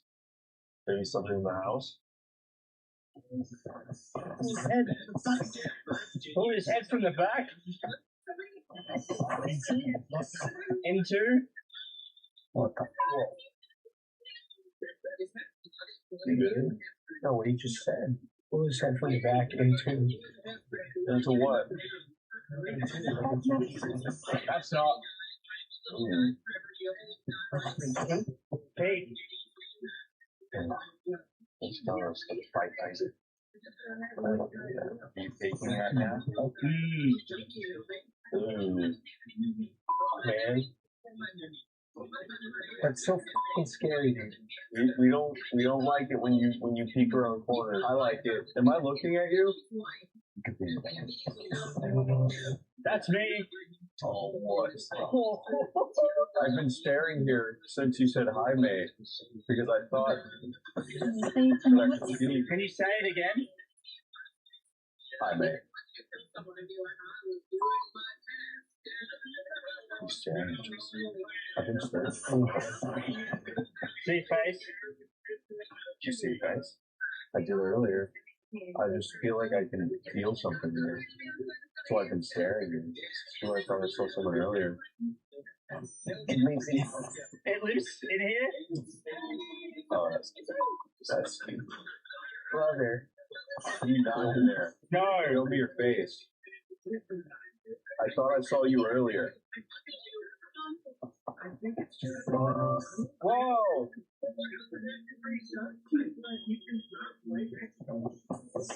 Is he? I can feel his spirit. He's back on.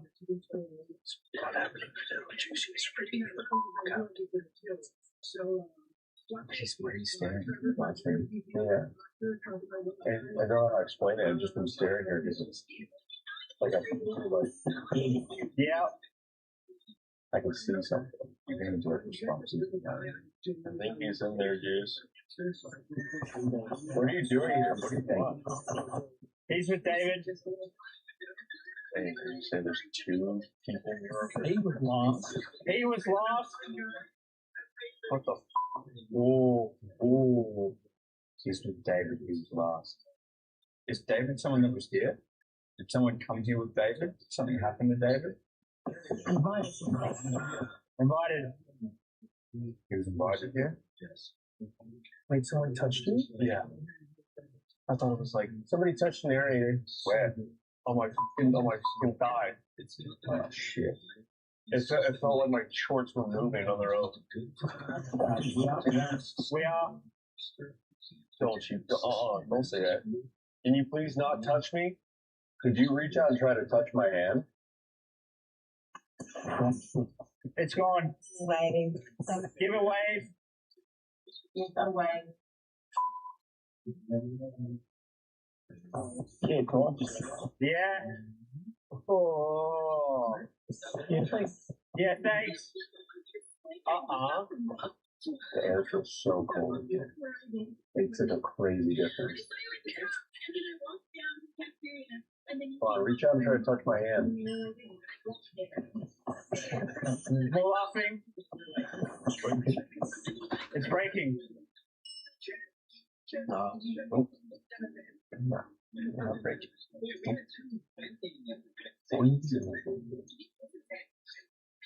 Seriously, it feels crazy. Is that you? I do want some company. I do want some company.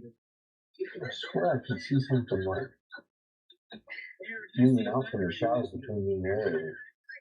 That changed everyone. Everyone. Yeah. Outside. What the f was that? What? Did you see? Yeah. Question for you. Yeah. The thing that you say you can see something popping in and out. Roughly, People are drawn back. Roughly, how many showers, like from you, is it? Like maybe 3 or 4. 3 or 4? Yeah, like 4 maybe. No. I saw something on the camera like 5 or 6. I guarantee it was probably autofocus, but that it looked like somebody was looking. No, it was like I saw like a leg or something like come out, not like a head, but it was like someone's like leg peeked out. Yeah, that's. You want me to join you? Between 5. Are you over here? I have to head to the house. Why? Because you lost your shit. We want to meet. We're going to meet with you always had. That work for you? Do you want to come? Come to the house? Danger. You keep saying that, but you won't tell us why. Yeah. Why danger? Surely it's not a 6-year-old boy. Why danger? Continue. It's time for us to move on. I think so. It's not back on. This is it. All of it. All of us. Why have we been having this discussion? Very clear. It's most disturbing. Well, you never told us why, so we're gonna head on up to the final house. Are you ready? Yeah, Yep, ready. we're ready. Follow us to the house. You can. We'll get ready and follow. What? Was it crazy? That was pretty cool. There were some good moments in there. Yeah, definitely. But I think it was a lot funnier, like listening to you scream out the things you were hearing, like if you were in a war zone or something. Oh no, because there was some that was like the death one. I was like, oh, that's crazy. You were like, it sounded like you're upset. Dude, I was staring in the bathroom because I almost felt like I could see like almost like a shimmer or something. Like just like a wolf, but I was staring for like 5 minutes, and I was thinking in my head, "Is that you?" And I waited to say it, and then I felt this just super cold feeling constantly. And then as soon as I said, "Is that you?" you said, "Yeah." So definitely shit my pants a little bit on that. Yeah, that sounded creepy, dude. Yeah. Alright, so it sounds like we have no other choice. We have to go to the Gravedigger's house. Now, the Gravedigger's house is it is the most haunted spot in this whole station.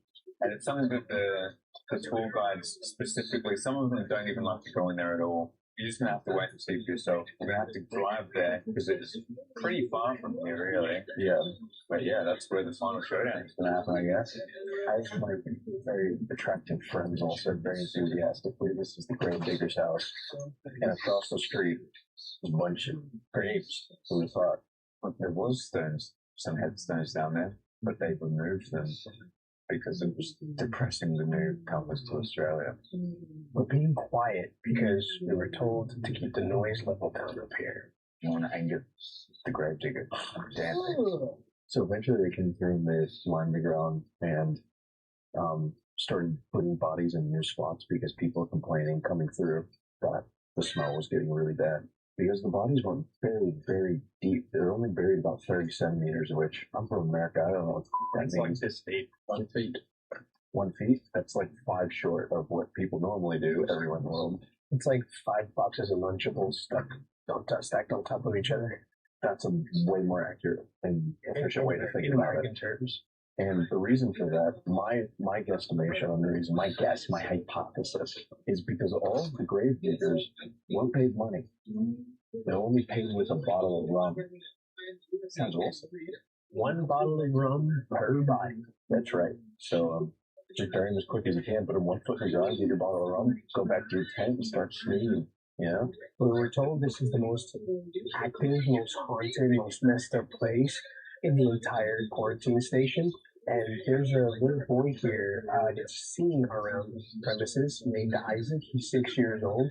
We were warned about him back in the showers, but maybe it was him warning us about this place. Could be. The tour guides did say that many people have had kids come through warning them about this house.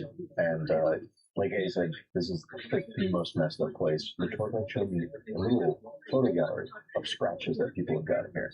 They were like, oh, someone got scratched once here. It was like 3 little scratches. And, I'm hoping I can maybe have a leg ripped off or something tonight. And so there was a tour guide here, really big dude, that's in Viking looking.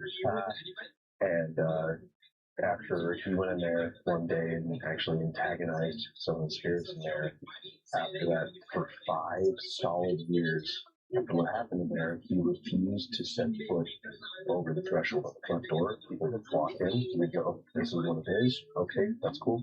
Have a good day. And he just would never cross it again. And guess what we're doing? We're across it. Hey guys. Hello. Welcome to my home. I'm Eddie. I'm coming in. Thanks for having me. Wow. What up? All right, check this out. This looks like seriously stuff from Resident Evil. Now letting you in, I'm doing the entire video now. I'm sleeping. Well, this is reverse roles. You should see your kind in the housekeeping department. Oh boy, I didn't like the vibes in this place. The energy's in the air. Look at this. Look at the kitchen equipment, dude. This is original stuff. You got the Resident Evil tea kettles. Yeah? Oh. Dude, if my grandma saw this shit, oh, this is a tortilla roller, bro. No, it's a wrap roller. It's a bicycle bag. It's not a wrap roller, dose. This is for making tortillas, okay? So there is some up stuff about this house, other than what we said. If you follow me over here, as you see, this says restricted area, do not enter 3 times, and the door's locked. That's the bathroom. Allegedly, somebody drowned in the bathtub in there, and people hear women's cries coming from that bathroom. That's not why we can't go in there. We can't go in there because it's full of asbestos because a possum ate through the roof. So shouts out to that possum. I'm sure his lungs feel great right now. And yeah, other than that, people just get hurt a lot here. It's just a very negative place. That's crazy. Who sits there? So we're in the Gravedigger's house now. We invite anyone here to come and join us in the front room. We were warned about this place. I know a lot of people get scratched here. Something here likes to scratch people. Whoa. Could you give me a scratch? Juicy's body is your canvas. Didn't say that, but yeah. Do whatever you want to him. If you want to give me a little scratch, you can give me a little scratch. He likes it behind the ear. Like a good boy. Let's be quiet for a minute and just hear everything in this flash. Someone doing all the safe things in the room. Ready? 3.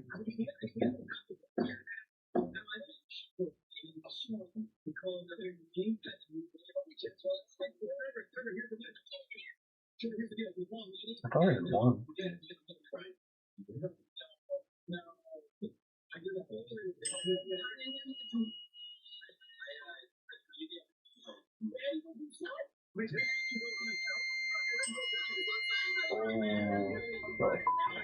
Temperature endo, yeah, begins. So this is where the doctors would have lived. We heard there's a doctor named Martin here. Are you with us? Is there something else?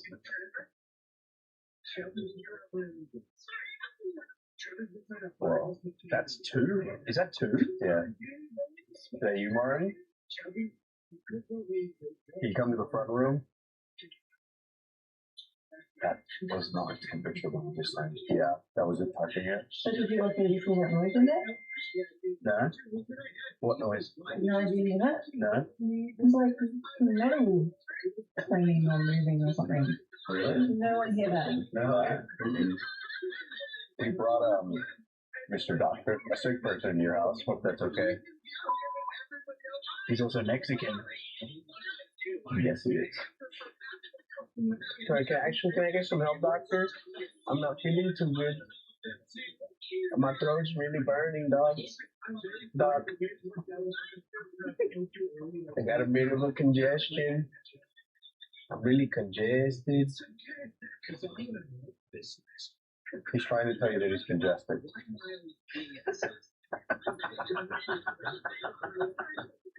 Heard you don't like dudes who look like him. Now, stop taking shit. You've been awfully quiet tonight.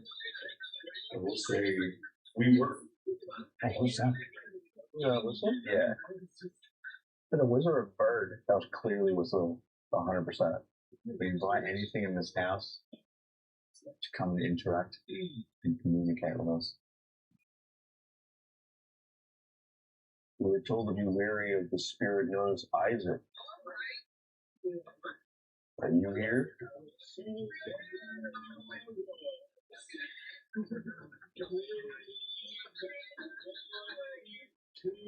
And, me too. Isaac, was that you?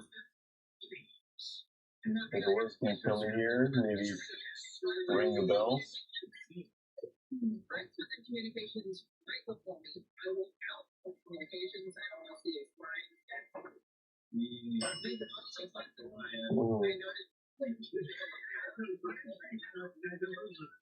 How's it going? We were told that we were supposed to stay weary of you, that you were dangerous.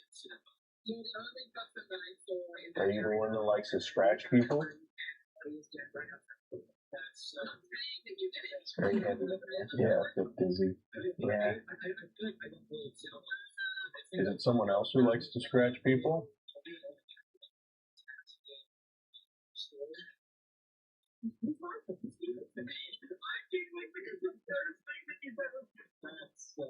Josh walking around.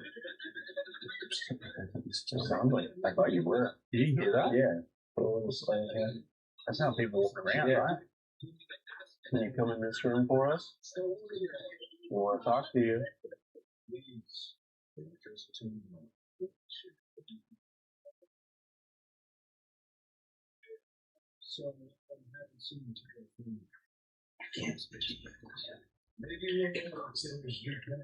Yeah, it's very interesting. Would you prefer if we spread out?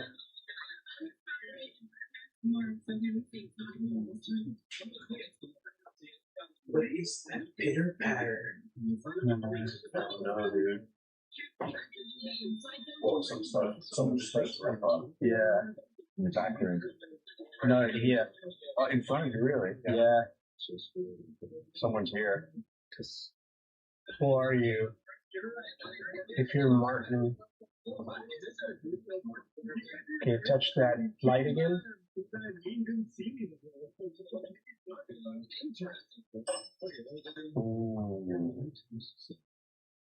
They say you are not Martin? Hey, Martin's here, please. Yeah. If Isaac is here, can you touch that REM board in the middle again? Whoa. That's crazy. That is crazy. That's very crazy. Are you walking around outside? Yeah, with a pitter patter. Did they not say to be careful of the young boy? Yeah. Well, that's what they said, but I don't know. I guess it's kind of contrary to everything I've heard, though. Yeah. I think it might be the little boy trying to warn us about this place. It might be, yeah. Because that's what people normally hear here is the children warning them about this place. I think we misinterpreted that in the showers. Yeah. Isaac, is what we're saying true? You try to warn us? You can ring the bell or touch the light on the floor again. Are you scared to tell us, Isaac? If you're scared to tell us, either ding the bell.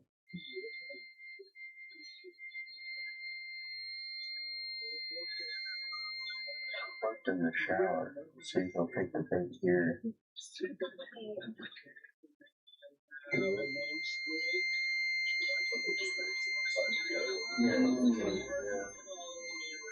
was going to ask if there's one entity in here that the other spirits fear. They just really want to talk about them. What did you say, Juicy? Something moved from one side to the other? Yeah, because the temperature went up and then it stopped and then went up over here. Narrative. You should stop talking shit, Narrative. I literally, no, why? How do you talk shit? I just got rid of an attachment. Yeah, but they like the Viking looking bearded guy was like, in there talk shit. Mm. Yeah, that was his dumbass mistake. Dude, the temperature's gone crazy over here. Someone's touching the REM pod right now. Oh, seriously? Yeah. That's crazy. It's gone up 3 times. It's been so long. I haven't even found REM with it. I still feel like it, yeah. Is there a reason to keep running around the house instead of talking to us?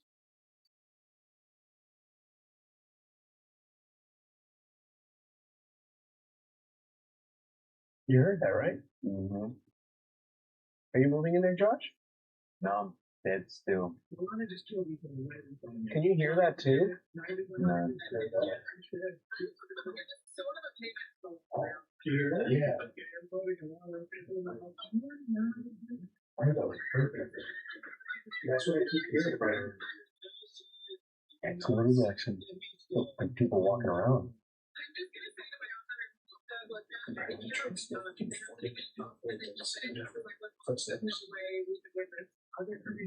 Josh.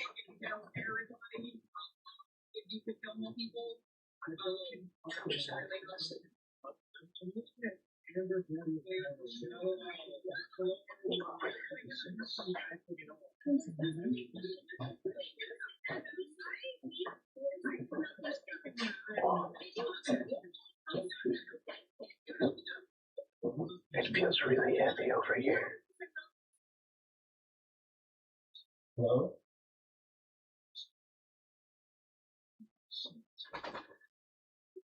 They stopped walking once I got up. There's no more steps. Are you still here with us? Can you ding the bell? You know, Cass is not going dead, eh?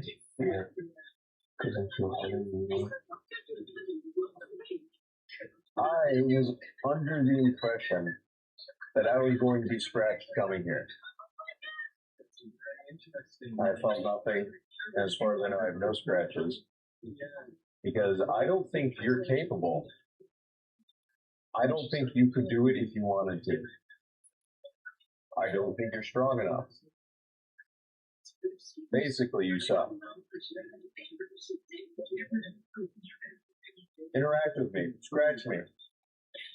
Ding the bell. I've heard crazy stories about this house. Think it will shine now.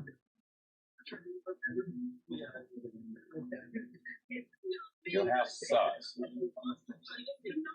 It's full of asbestos and stove shakes when you walk in the kitchen. Same here, it doesn't smell really bad now. It does. It wasn't like this when we first came in, though. No. I'm in the back all by myself. Go on and scratch me.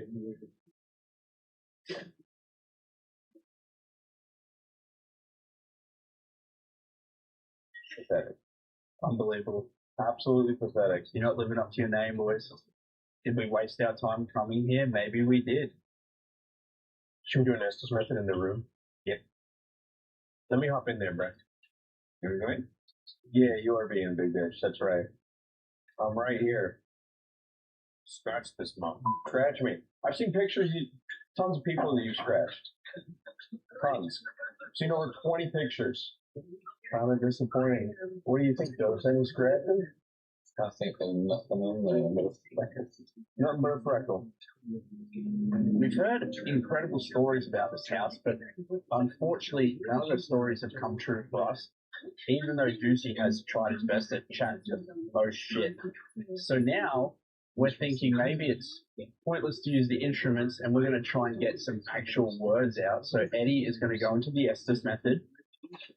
I'm going to see what happens. This specific chair is supposed to be great for the Estes method in this room. The guide specifically said that when she does tours here, whoever does the Estes always sits in this chair. That's right. They've had this cover 2 slam shut and open itself multiple times. So hopefully that happens too. Hopefully it gets scratched. Hopefully a lot of it gets thrown through the ceiling. The cupboard door flies open. Josh does 36 backflips and then lands an ass with a babe. I just did a backflip. All right, boys. It's time. Here we go. Y'all ready? Yep. Any spirits, please feel free to communicate through a friend. You should be able to vocalize to them. It should be a bit easier to influence, and you must talk clearly, and you'll tell us what you say. You're also from the 1800s, so if you don't understand the instruments, then use your words. Is there anyone in the room right now? If someone's here, who are you?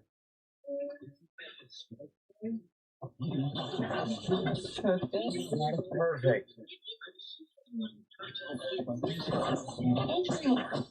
Entry. Oh, are they not here? They're at the entry? Come to this room. They said they're in the entry, Josh. Is this house really the most haunted place in the quarantine station? Or what's that? Family.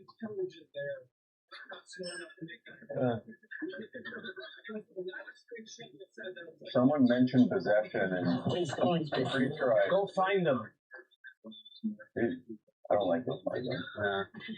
Someone mentioned possession and being in danger. I think they were talking about me in the showers here. And I believe I saw them as well.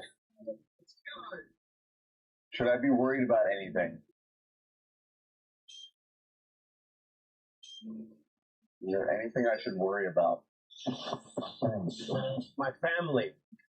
Do you think they're saying that whoever we're talking to, like their family is here? There were a lot of families that came through here. Is everybody entertained? Not really. We're trying to be. We'd be entertained if you scratched me. I can't do anything like that. Yeah, I know you can. You've done it before. We've seen proof. You're lying. Hey, thanks for coming. Okay. That's all right. See you later. No, it's okay. No. Go ahead. It rained in. To the spirit who we're talking to, do you know the entity of who can scratch out? Great physical presence. We don't feel it. Speak here. Come to the morgue. We were already at the morgue. We were at the morgue. Were you there?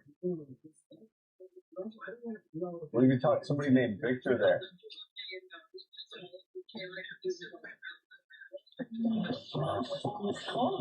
On the floor. Yeah, we were just on the floor. We were talking about the morgue. Wait. Well, is this Isaac? There's a little kid who's supposed to be seen on the floor in the morgue. You said to come to the morgue, he's on the floor. It's all on you. Well, we can't go back to the morgue. Scared? I'm sorry, but we can't go back. It's not that we're scared, it's just we physically are just our last stop of the night. Are you scared? Is that why you're asking us to come back? Yes. Yes. Isaac's scared. He's in the morgue. What are you scared of, Isaac?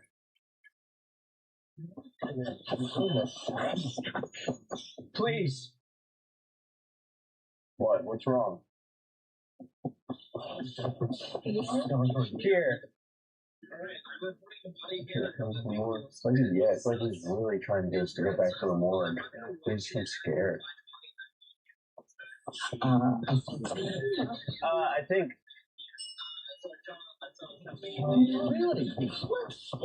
Really? You started doing this. Well, we tried to communicate in the morgue earlier. We were. 10,000 feet back. He just got there. He's 6. Give him a break. I can hear everything. In my house. What's that? Well, that's crazy. Joe's voice out there. Keep going. Let's go. Did you hear? The girl's voice. That's That's the right. yeah. That's where you're supposed to hear a girl's voice. He just said I can hear You. Check the blood. Check the blood. I'm walking up to the bathroom. Was that you? Here. All together. All together. Whoa. It was like a chick's voice going. It's the only chance you get. We're here. Okay. We're all here together. Did you make another noise?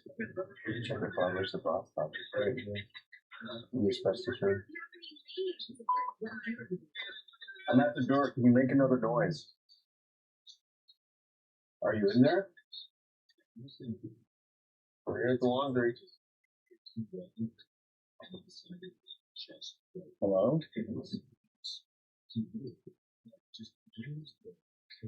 Are you in the bathroom? Someone in there?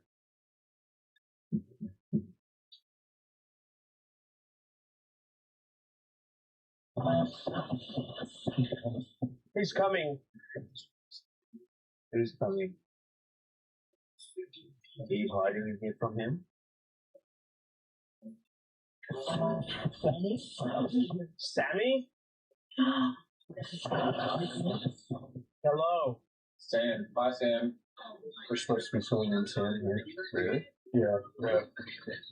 Sam was the guy's name? Yeah. What have you been like talking to Marvin or something? There's more than one. You hear Sam? Ron, can you give me a sign if Sam's still coming? Can you hear that, Ron? It's the Legion. It's the region. I wonder if Sammy was Australian. Is he talking about the grave site? It's up there. Oh, stop it. Comrade. I remember.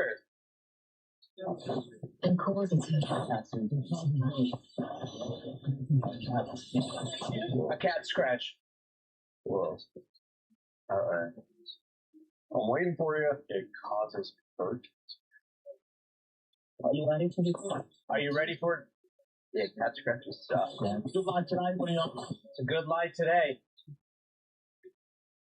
I got my belly out.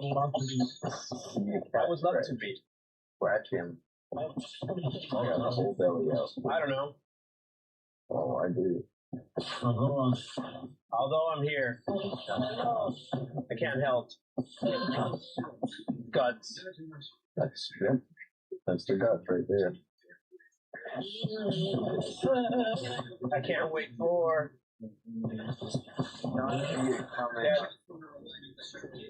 You're already dead, bro. Why is there a dead person? Edgefeld?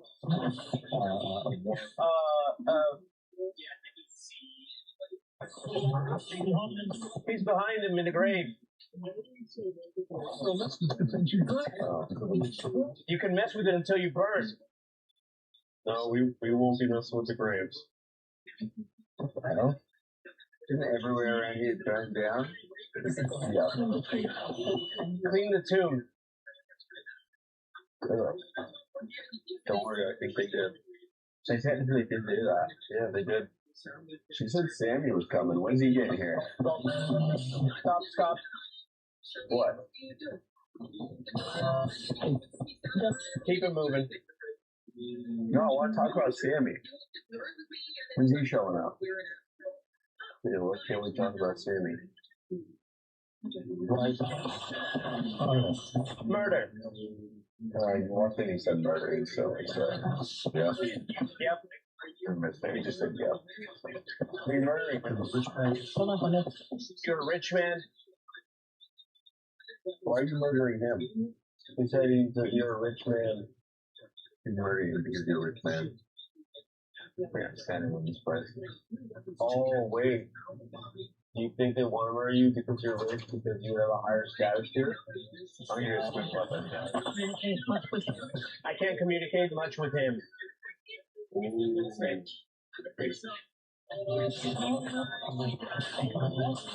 Mully. He said Mully. What do you want? Show the action. Yeah, show the action. He said I can't communicate much with him, and then he said Mully. You're such a legit dude. In this grade. We're so far in this grade. I'll start shadow boxing, motherfucker. Wow, he's on it. Wow, he's on it. You know it. Don't take got it. Big hitter. He said get up. Big hitter. You literally said shadow boxing. He said big hitter. Yeah. Go on, take a swing. Wait, me? Yeah, you. You were calling Mully up. Or he's been fighting, yeah. Yeah. You called for me? And my fists? Next time I hit the bell swings, just swing above the bell. Both of us want it. The both of us want it. I'm waiting. He said both of us want it. Wait, boy, swing that bell. Told me he's not gonna swing that bell, boy. Something. Tap that bell on your head, bitch. What are you waiting for? Oh shit. Take a look at. Ding the bell.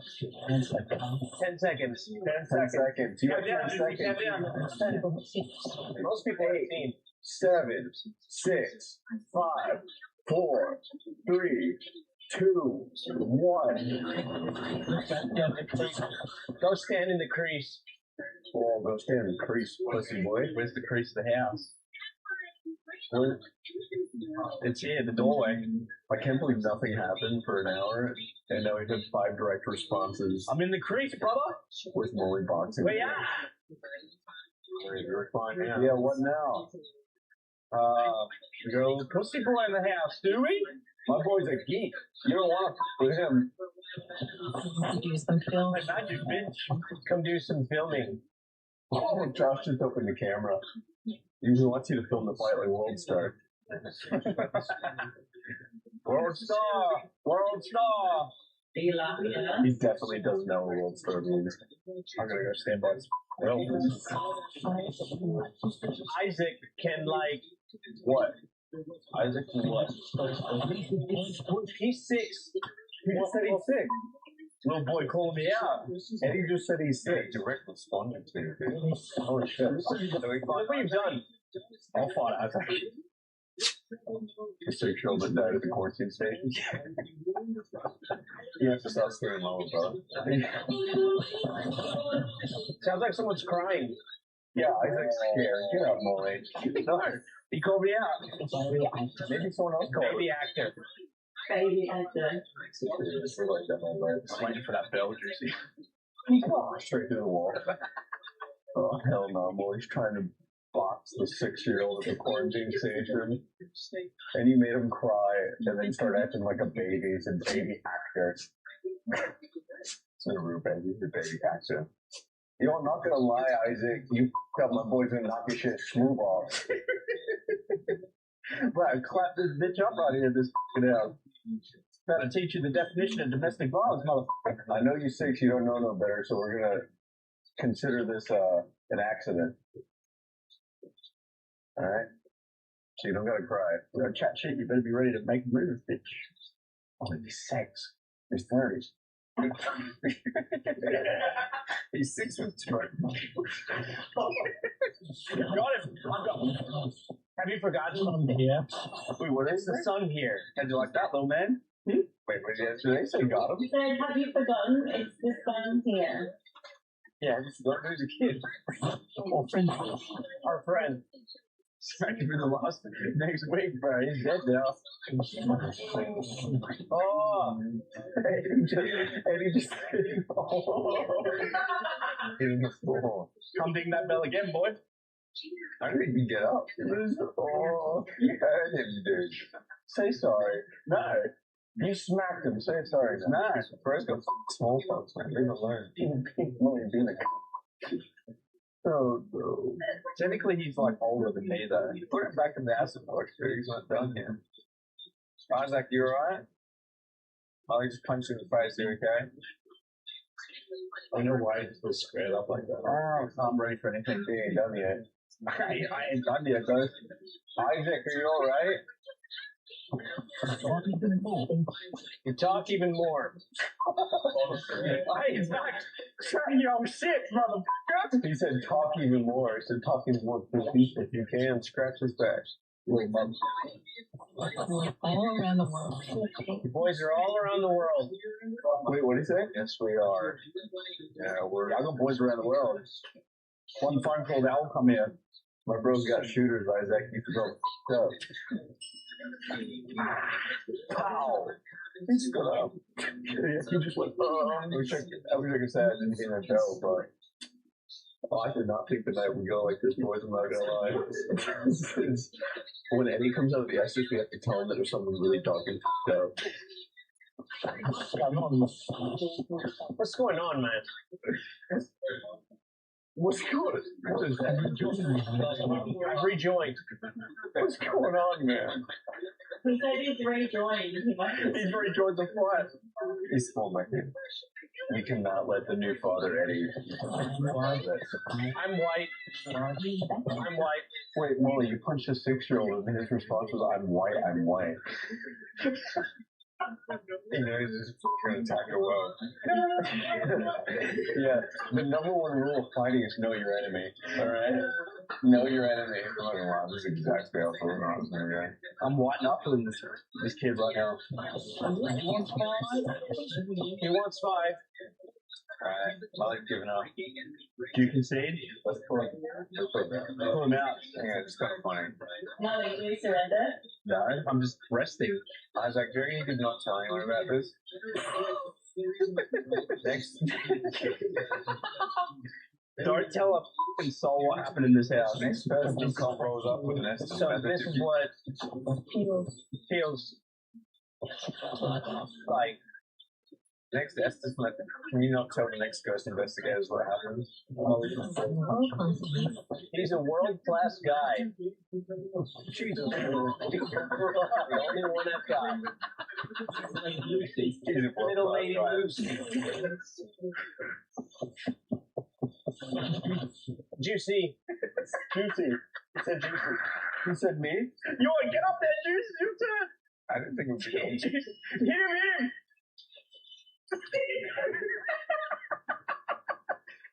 Dude, stop trying shit. That's really bad. What's good, Brett? What's good? What do you say? It's really what? That's really big. That's whoa. What's good, little bro? Nothing. Oh, he's saying Look into the hallway. Look into the hallway. Now that we're looking. Get him, Juicy, get him! Second large.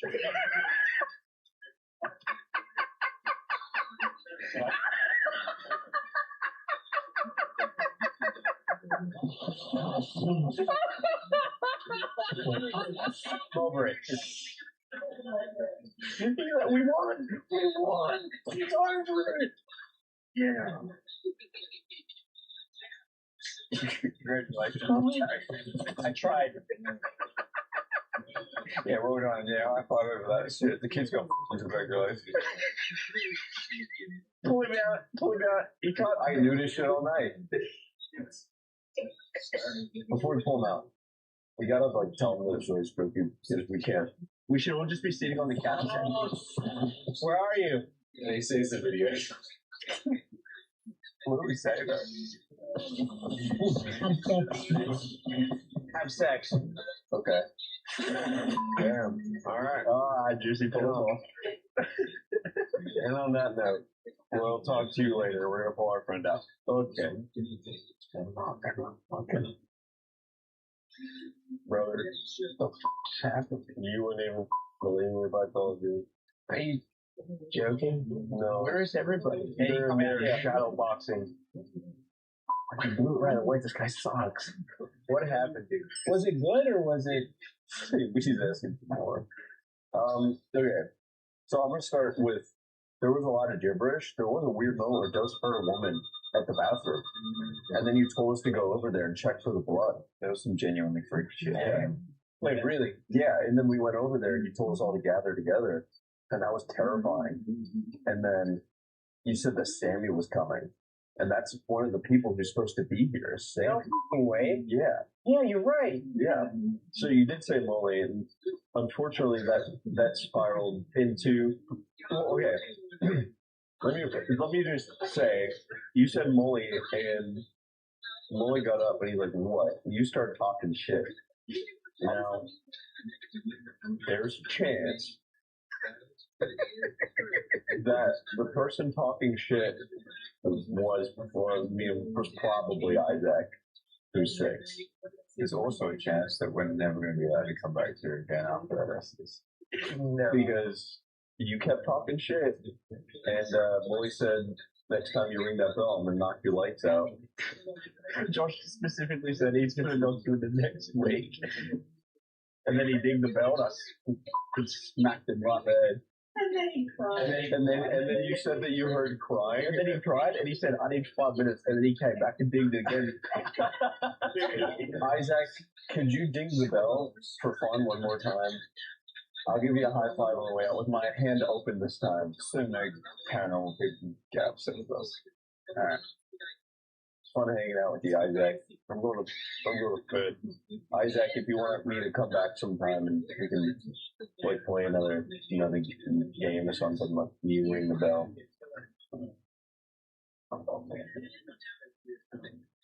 Good work, champ. You put up a good fight. Thanks for helping his face. Give him a back rub.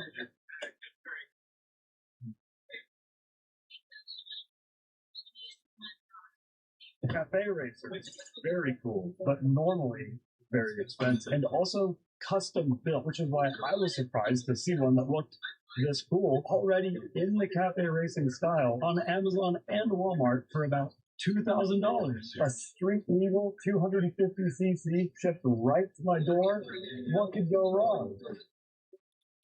Well, the box could be smaller than a pit bike box, and it could say 169 on it, which is probably the real motor size, but I can't say that for sure until we test it, so let's see what we got.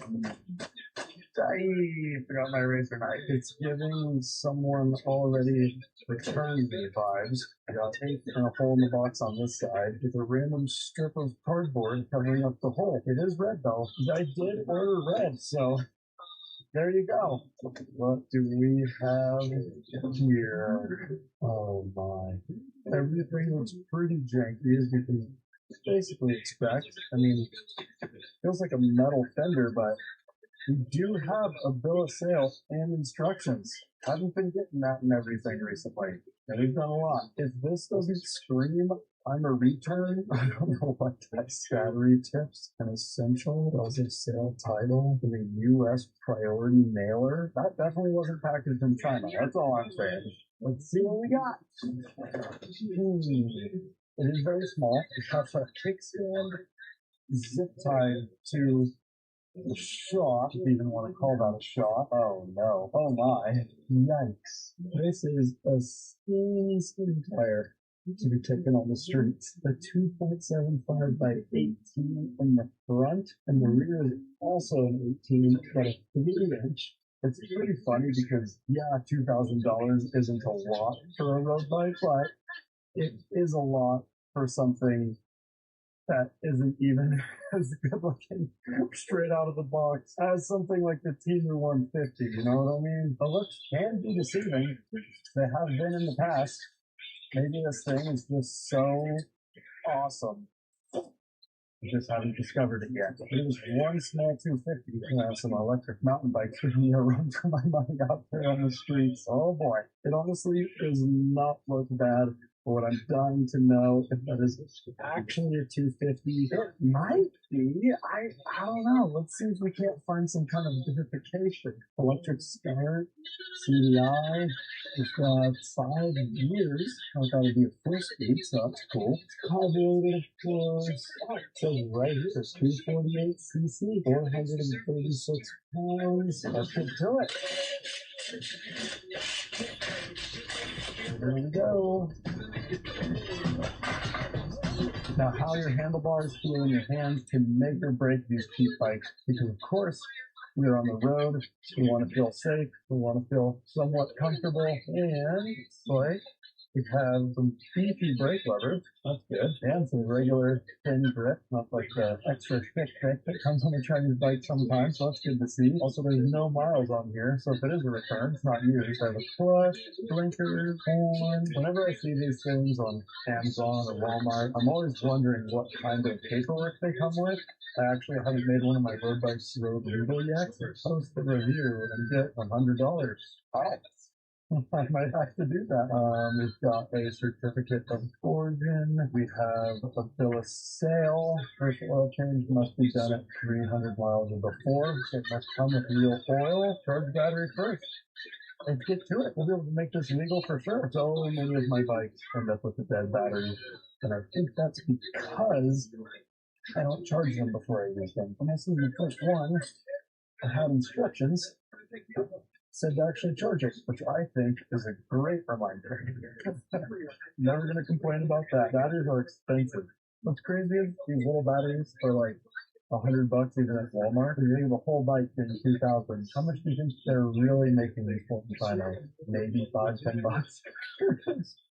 Crazy to think about stuff like that. One of our handlebar bolts here was cross-threaded in pretty severely. We have to try and clean that up before putting it back in. So I've done videos on all of the bikes behind me and more. And so far, the only Walmart, Amazon bikes that I actually recommend a friend to buy would be the 125 from Temu, the first one that I tested, and the 250 X Pro like BLX one. I'll link them in the description of those videos, but we'll see if this one works the pack. Now this looks like it unwinds this way. Shake out these threads a little bit. Oh, look at them. How did that come up so bad? I had some spare black hardware in the 2CO that looks like it's right in there. I'll get another pretty bolt later or fix this one. But for now, that is going to be perfectly safe. Just look a little janky. I'm pretty psyched. I've always wanted a bike like this. The weather is getting absolutely perfect to cruise in town. I just can't wait. These screws in here are so cheap. What is really just such a mystery to me is why you would over torque a part from the factory that needs to be removed and even put on the bike. If you over torque it for final assembly, that's one thing. But this literally could have just come with a little bag because you have to remove it to set up your bike in the first place. There we go. Historically, this isn't the part that I'm good at. Dang it. But today we're doing good. Not too heavy, it's actually pretty nice. I think it's my lightest road legal one, potentially. Goodie box time. Here we have a generic manual, which has a Harley reference on the inside. So I might need to check one of those out in the future. We'll see. We'll see how this one is. Because I think a lot of them are actually from the same factory. So this one's complete trash. Then it's not worth me looking into. Battery strap, tools, and 2 years. You're going to see the crazy people trying to run us over. Not bad. They have a fake dot approval, so can't beat that. They say dot, they must be legit. Ooh, was not expecting this. A front fender is steel. Wow, not expecting that at all. The paint's okay. We'll see how it ages in the sun, but at least on the outside, the inside is, you know, a bit of a mess. It looks like the entire rear actually comes pretty well set up. Goes off to the front then. Wheel speed sensor, very important on a streetable bike. As far as I can tell, it's perfectly symmetrical. Maybe a little bit longer on this side actually. So I'm going to guess it goes this way. See? If you're going to free thread something for it to later be removed, no need in torquing it so the threads fall off, right? Come on now. Looks like you have a higher setting and a lower setting. This will throw it in on the higher for now. Although the tire is very small. I imagine the higher setting is if you're putting on a taller tire, maybe a knobby tire. But we're about to find out. I would kind of like to take a moment talk about something I'm very passionate about. Normalize the little grease kit that comes with the RTR. For real, the bigger bikes normally come with this giant pack of this nasty grease, the little tube. Just bada bing, clean, easy to put away, easy to find when you need it again. I'm a really big fan of that. Now that is going to go inside of our wheel. Ooh, this one has a clip so it actually stays in. It's always such a pain to try to line this up all perfect. That is not what that is. That's just the thing that adds resistance so it actually spins. Go. Boom. Boom. With that, now we do have this bolt-on kickstand / foot peg situation. Pretty easy to put underneath there. And one of these shift up and shift down by pressing down situations. It's coming from the off-road world is just so unfamiliar to me. You can never get away with that on a dirt bike because every time you landed, you'd be shifting into the wrong gear. But on this thing, I mean, you're supposed to be jumping it. You might try, but never say never, right? My first thought was, oh, where's the kickstand? I'll have it hold itself up while I put on the foot peg. Well, that thought was not it. Clearly, this piece is a bit challenging. It needs to fish up and over the exhaust, I think. Pretty be a little bit difficult. There we go. There we go. Wow. So this is the seat, this is the size of the bike, and there are indeed passenger bags. So you get a tiny person that's very awkwardly shaped. To me, the handlebars look goofy. I just put them up at this angle because that's where the brakes work. I think on this style bike, they're supposed to bend back towards you quite a bit. We'll probably have to play around with that to see what I think. This kind of thing will never cease to amaze me. So they're doing this bike for $2,000 with paperwork, everything you need, 90% assembled, and giving you an extra $100 back to your credit card for leaving a review. Why are they making that money? The battery at Walmart cost $100, and it honestly looks pretty sick. I'm actually really excited to run this thing around. A lot of you guys want to know what's going on with the theme park next door. Well, I have all of the pieces for my giant loop-de-loop over here and my forklift. So things are really starting to come together. You're going to be able to ride an electric scooter all the way around and plenty of space to manage my finances with Monarch.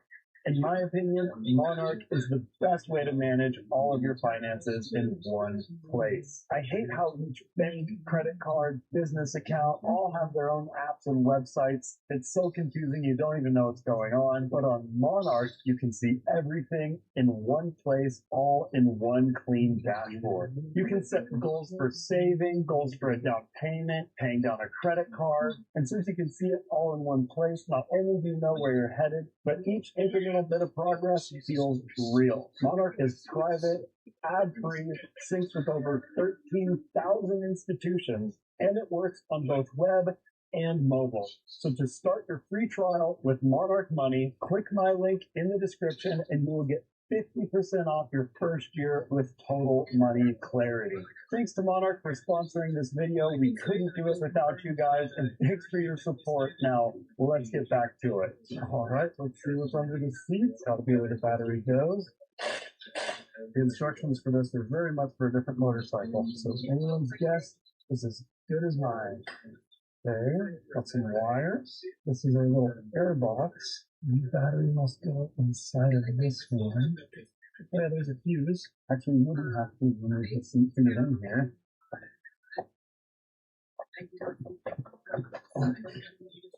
That's it.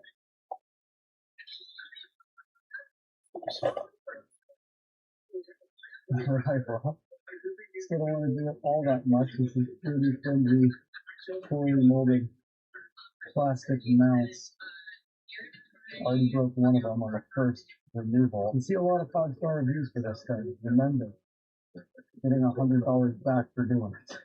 Just keep that in mind. I buy these things with my own money, so I get to say whatever I want. Hey, a little toolkit bag. I like that. I like that. Everyone knows that most reviews are totally fake in the first place, so really you gotta watch someone dumb enough to buy it on YouTube and then make a decision. Now the toolkit has one tool that's just a little too long to fit in its own thing. There's one mention here that this is going to make the cut. I made it pretty big silly. I kind of can't believe I was just cranking on this last night trying to get it to come off. I'm like, what's going on? And then this morning, first thing, yeah. Like it came pre-rusted from the factory. In my defense, though, in the regular generic motorcycle instructions, there's nothing about that kind of locking gas cap. You know, it's nice to have the instructions for your actual bike. Like, of course, it's easy and you'll figure it out, but it's that much easier and there's no figuring out if it has the instructions for the actual bike. But none of that matters all that much. You really want to hear what this thing sounds like. Well, I think it'll stay on. It's a little janky, but not terrible. Well, there's at least 1 gallon. Do we have 2? I think we do. I'd say it's about exactly a 2-gallon tank. Finally, time to see what it sounds like. But seeing it outside in the sun, I realized we have quite a bit of damage to our tank in packaging. There, our rear fender's fine. Our sides are plastic, but also here and here. And this one's just straight up chipped. I don't think this paint is going to hold up amazingly well in the long run, but hey, it is the cheapest cafe razor that there is. Let's see what she sounds like. Oh, electric start. That's nice. We have a neutral light. Blinker lights work, no sound. No cushion, it's just way back. That works. Our fuel is in Chinese. I'm not sure which one's on and which one's off, but I guess it'll be pretty obvious. And then is it an auto choke? No, there's a choke hidden in there. Okay. Woo! Fired right up with a super high idle. Let's see what happens if we turn the choke off.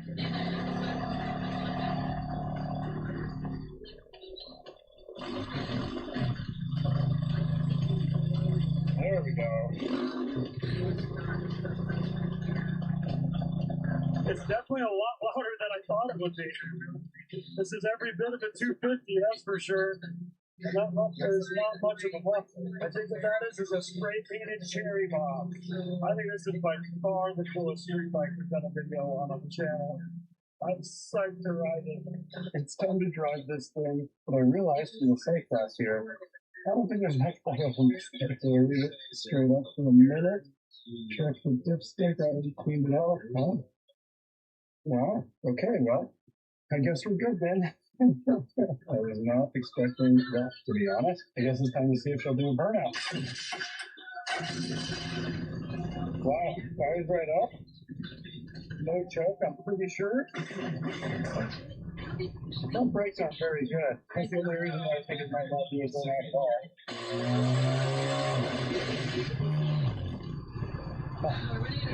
Yeah, the front brakes are nearly good enough for that.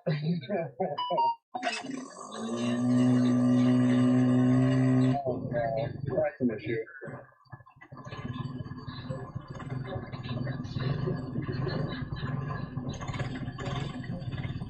So what we have here is classic super cheap table throttle situation. Where we turn our steering wheel, gives it throttle. Well, at least it has a real catch.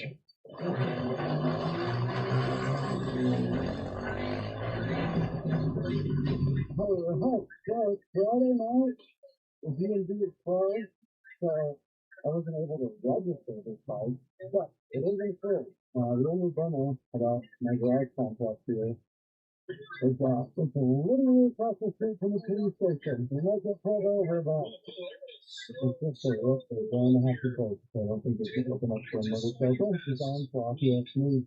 But we've done this before. That's the police station, that's the jail right there. So there's one place in town that has more updates than anywhere else. It is 100% right here. We are going up an incredibly beautiful mountain road to the ski resort. We head up there. Love this road. We took the Walmart truck rocket up there, but that bike was so bad we hardly had any fun. This thing is easy. So that's pretty good. The blinkers. We open the front. I guess I should have checked the car instead of driving, but are we looking in the rear? Yes, they are. Yeah. This thing actually feels my God, it's been 80 or 50 like that then. When the ears don't go out far enough, so I need to kind of touch my arms to see behind me, but man, I'm pretty good. Where do you guys go? I need just beat the train. Let's go. Wow, I might actually drag this thing outside and making entertaining YouTube videos. See how it holds up, but man, this thing actually feels so good. To the back, exactly.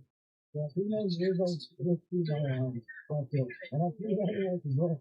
Let's see if we can do this.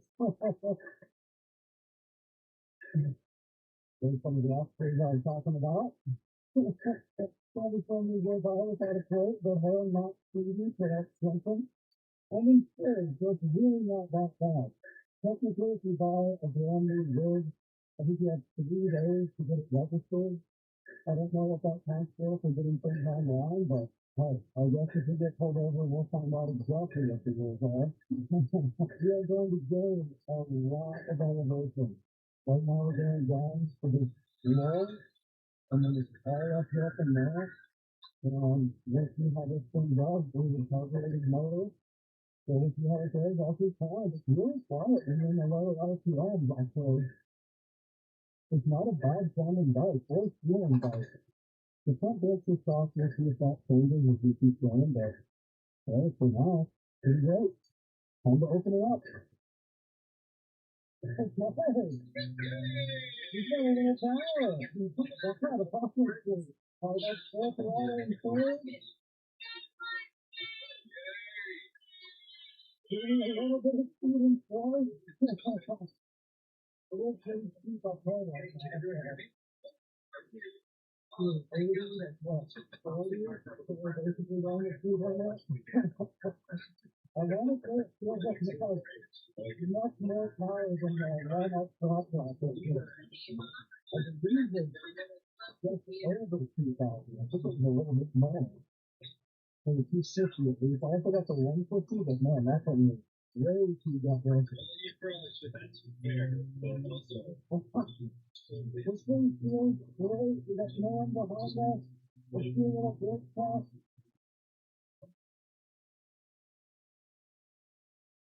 Oh, I mean, that was not fun. Wow, what a beautiful day.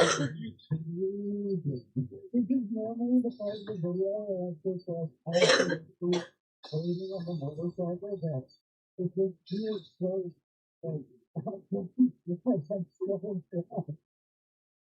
Like the weight distribution isn't all in the front, like a lot of these people cars. It's actually, I mean, it's not even a concept of changing things. It's quite a bit heavier in the wheels and the front. Those type of bikes is really good. And with a lot of things to the left, like, you think that, like, honestly, you run a motorcycle by losing. Way more than the actual feeling is that the only time you really feel that is in a parking lot. But also the weight is also really nice. It's honestly on this thing.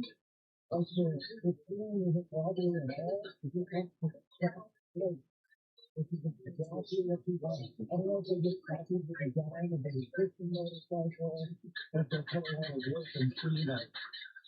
Yes, at the moment, wow, I am so pleasantly surprised on this thing. Honestly, it's crazy.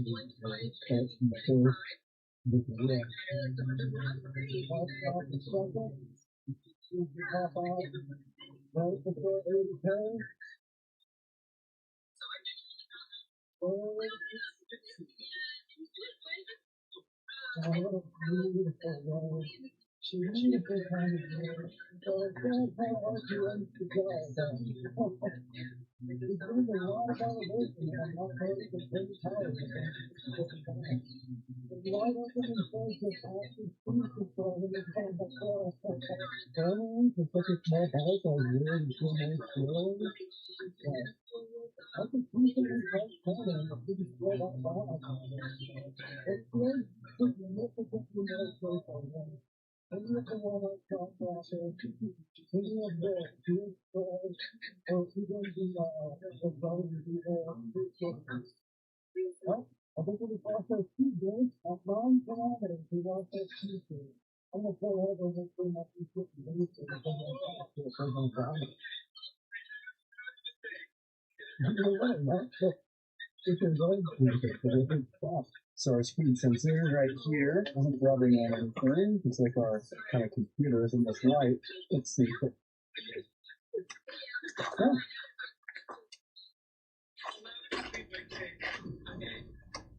The headlight not working? It's not rolling? That's a safety feature I wasn't expecting. I think the whole bike just like completely died. No. Oh, so there's no bright. It's either on or off. That's it. It's not crazy bright. We want to ride this thing in the dark. I don't see any loose bolts. The exhaust is at least. Well, It's an good, keep riding. But you can say, oh, good day when I thought I was gravel soon. Listen, it's going to be well too, guys. Because I just go fast. I think a gamble on a motorcycle is actually went well. Like, really, there's some issues that are down immediately, but I'm sure that can be resolved. I'm sure there's just something that needs to be helped in the 5 days. Yeah, God, why did you learn cycle? What's that? Is that a pleasant sound? It certainly doesn't sound good. It doesn't sound bad. This is one of those bachelors out here in North Idaho. This is the reality you took the check. No? On the flip, we're not living a little bit sticky. I probably do an oil change right after this ride. Who knows the quality that I'll ever put in my kids, huh? There she is.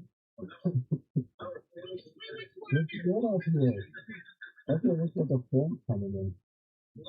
You better get up to the top part of that and start doing some videos and somehow.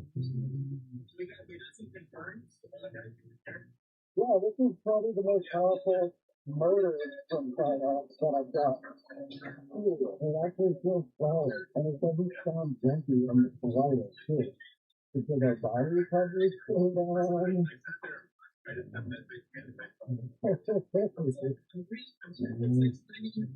Whoa!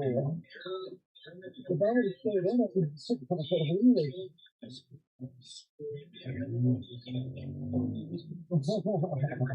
You can definitely a pretty solid meter on there. I don't know what's what this part in the phone. Maybe we'll do a front biking. All of my bikes that aren't meant to be front bike video in the future. So instead for that, honestly, I don't see any loose bolts. It sounds great. It's not getting too hot. This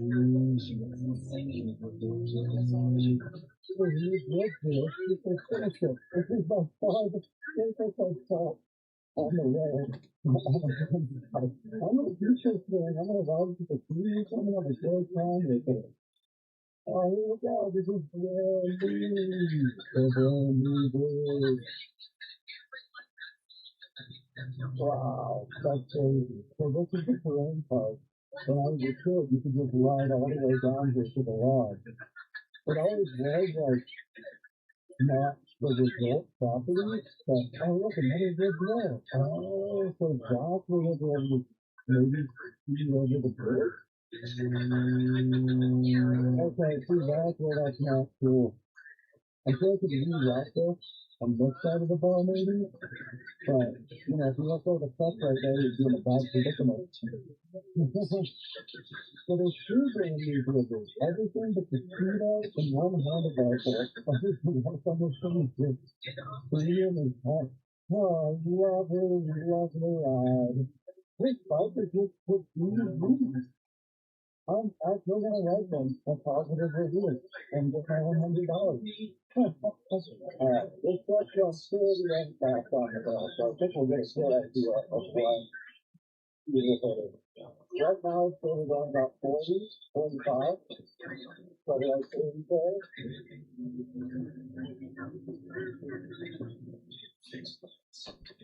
About as fast as I want to go on this road on this thing, so that's gotta be the 55, 60 right there. So on the huge bridge, you wouldn't want to go much faster than that, especially downhill.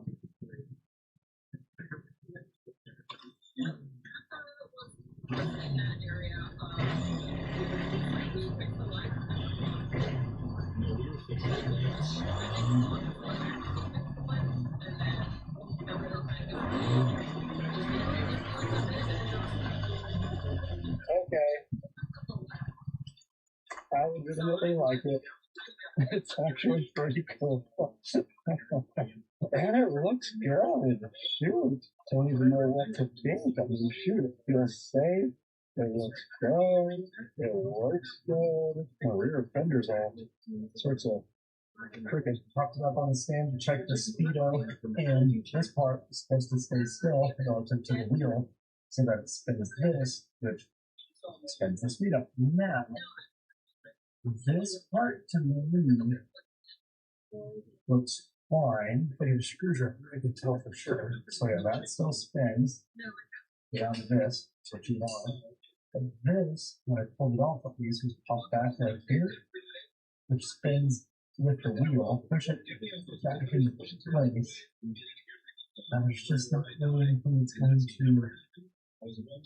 it there. I guess I could pack it as grease, but that seems like a temporary fix.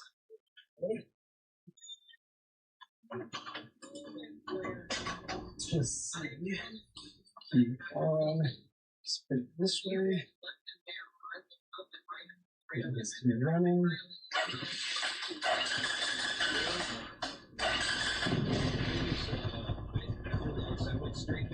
Okay.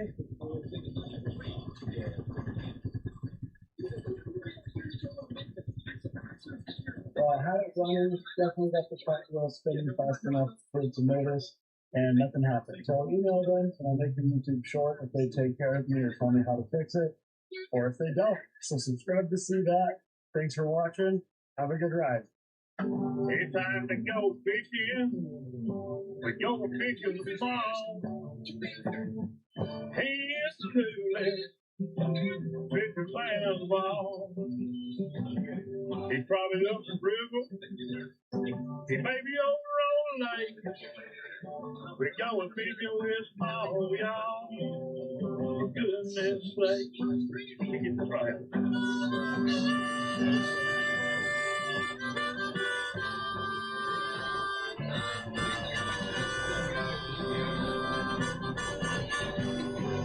Come on, everybody, we're gonna have a ball.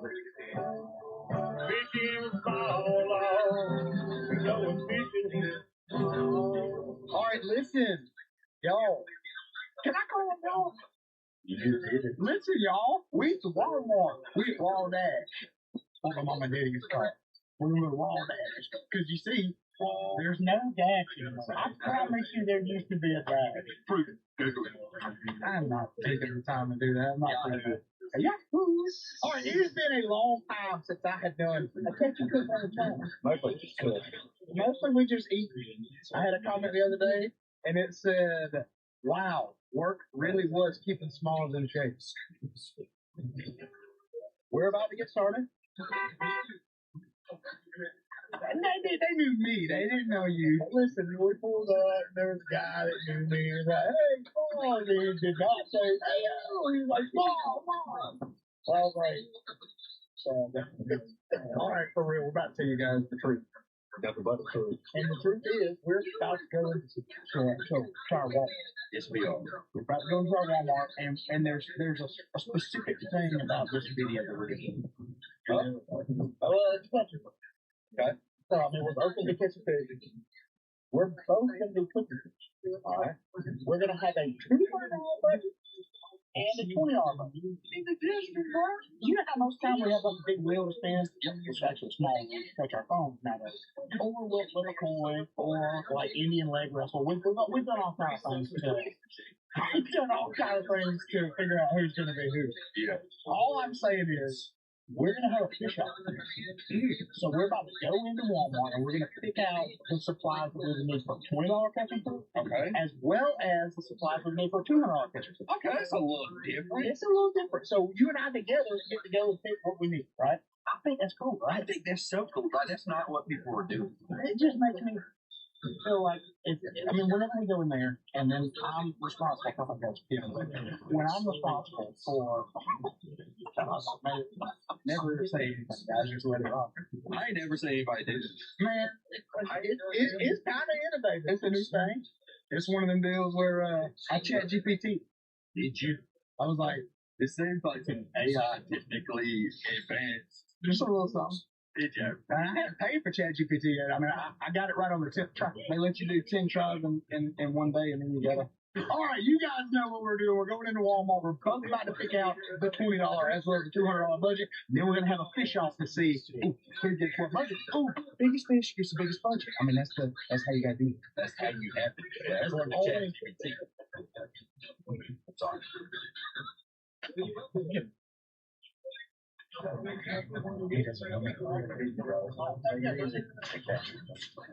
enjoying this while it lasts, because it will not last for long. What are you thinking, brother? Break it down. Well, we made it. Okay, good. I'm nervous with our goal too. Oh my God, that's it. For $20, dude, that's gotta happen. You ain't got much opportunity here when it comes to the outdoor cookware. Because you're also going to have to buy seasoning. So this kitchen cook includes everything, including the grill itself. I think if we're going to do it right, I think that's what it has to be. And I don't want to do it wrong. They always say, do it right, do it right. Do it wrong, do it wrong. They do. Especially on football field. Get behind the line. We're running again. Small, what are you doing? The other guys need water. I was not in the water. All right. If we went with the carnival stove, it would be left over our budget. It's like the only thing we can go with. I knew they had. I had seen them before. There's a common stuff. The Ozark disposable charcoal filters. Fría de carbón destill. That's all you need to know. That's simple enough. All right. So we have a disposable charcoal. Okay. You know that song? Okay, so we can use this. I think so. Does it come? It says disposable charcoal grill. Does it come with charcoal? Let's see. Inside we have aluminum stainless steel real good.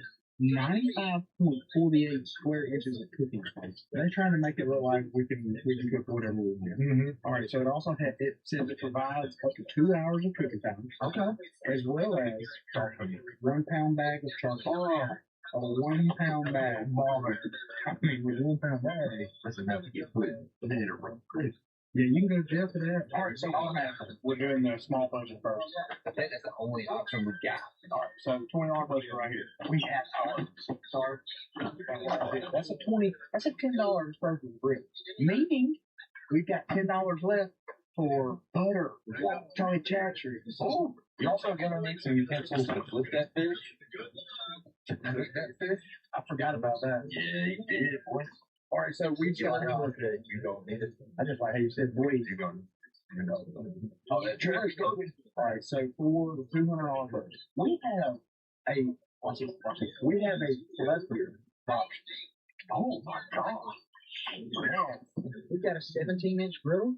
Black stone. This one right here is 20-inch grill. We're gonna have to go to our dark trail. It feels like, oh shoot, if you were Blackstone, you could get that for $160. I mean, am I right? You go Blackstone over Ozark Trail every day, right? I think so. I think it's just last longer. Okay, but how often is it? Don't forget that. This is about to be time. All right, what would you do? Would you go with the Ozark Trail? Would you go with Coleman? Would you go with Blackstone? I'm a Blackstone kind of guy. You stand behind them. They do rust here and there. You just got to season them. Keep that thing indoors and put a little olive oil on there every now and then. Well, if that's the case, then I feel like we're doing Blackstone. You know, if you treat your woman right, they say they don't go bad. I don't know how to wait that. Actually, mate, I'm going to never let you go bad. It'll never go bad as long as you stay with me. If you stick with me, I'll take it to the top, Ashley. Absolutely. Okay, well, I mean, seriously, though. All right, we have a couple of different options. I'm going to do this wrong. I say Blackstone. Yeah, but I don't always spend $200. Well, okay, if we go with this one, we kind of get a mixture, so we get enough. I mean, that's a load of food they got to break. A metal contraption for some fluids. All right, when I look at that, you're going to be honest with you? What do you think? I never think that I one time. Have you ever boiled any of that? I mean, if I boil something, I'll just put pot on the bone. I feel that. You know what I mean? I do feel that. I just feel like it's a waste of space because we've got a 14-inch grill or a 20-inch grill. Then let's just go 20-inch grill. I think that thing's awesome. Look at that. Burgers, taters, peppers, steak covered cheese. It's also going to allow you $20. No. It's going to allow you $40. That's what I'm saying, bro. We're getting bag it, tag it. How about the bag and tag? Goodness gracious, man. When we get done with this, if I don't post it until later, I can wrap it up and give it to my wife for a first one. Never let them go bad. Okay, big question here. Does it come with a playing time? It doesn't appear to involve that in the package, which means we're going to need a bomb. Which I still feel very comfortable. How much time? 10? Oh, bro, we get a 2-pack. I don't have a 2-pack. Oh, yeah, they do. 2-pack for 10. 2-pack for 10. That's not bad. All right, so we were, what was that, 160? 160 plus 10. That makes 170. Most of us. 10 on that? You got $10. I got $30. Because I'm going to beat you on the other like, come on. Let's get serious. All right, do we have everything we do in this house? So for $200, we've ate up 170 quid. And I think this is going to be cool because we're going to be able to compare. I mean, really, what we're comparing in this budget here is cooking on something called $10 and then something called 170. Okay, so all we got to do is go get seasoned and I don't know, butter and oil and so you got some butter out. What kind of oil would you put on a skillet or whatever it is? What do you call that? You know, leave me out here just alone. Asking questions. I would call it griddle. Okay, thank you. Right? Yes. 20 inch griddle. 20 inches. Now, what do you put on that? You put olive oil? You put. Dude, I was looking at. I actually seen what I was looking at. It's $11. I have seen avocados on the griddle. I mean, I don't know. That's just what I'm thinking. I mean, I could do it. Surely you could do all of them, right? What are you talking about? All. Well, I don't think it would matter what kind of oil you check. I mean, unless we use like motor oil. If we're going the most expensive, this is right up under $10. Great value. Let's do it. So that would put this 180. So I still got $20 for. I don't like that you're assuming that this is going to be your budget. I'm just going to see how long I go along with it. Is that what we should do? Oh, wait. Should I do this and it'd be a little bit cheaper? 100%. $5. Is it the same thing? Just in a spray bottle? I would make sure it's the same thing. Just so $5. So now we're at 175. Because are you going to, I bet we could both use the same thing. What is this? Little master? That was last time. All right, so I'm trying to think through this. I mean, my wife does dang, you know, I'm just gonna be honest with you, every now and then I'll do cereal or some things or something. That's most of the time she don't do it for the most part. So do we need butter now? I don't think so, because that's what I was thinking the butter was for, just to make sure that it's good. So I honestly think that all we need now is to see, but there's so many people back there. I think we should write paper scissors to see who has to take their GoPro and get it fixed. That's rock, paper scissors shoot. God, my nigga. Oh, that's like what's the time? It's like I'll just go get you some trust me. Okay. All right, here we go. All right, we got a bunch to choose from here. I have heard that that's really good. I ain't never done it. All right, so we're going to look for cheap. We got how much do we have left on the cheap? We got $10 on the cheap side. I don't know what fish. I mean, Lori's. Lowry's. That's good too. Yeah. I've also got some Cajun 2-step. It's a little bit more expensive, the Cajun 2-step. Dude, okay. Tony's original Creole. I feel like that is a go-to for everybody. It's $3, and I feel like we should put that with the cheaper budget. Okay. That's what's the cheaper budget at $13. Yes. And I feel like for the more expensive one, we can go with. Do you? I think my wife said that paprika.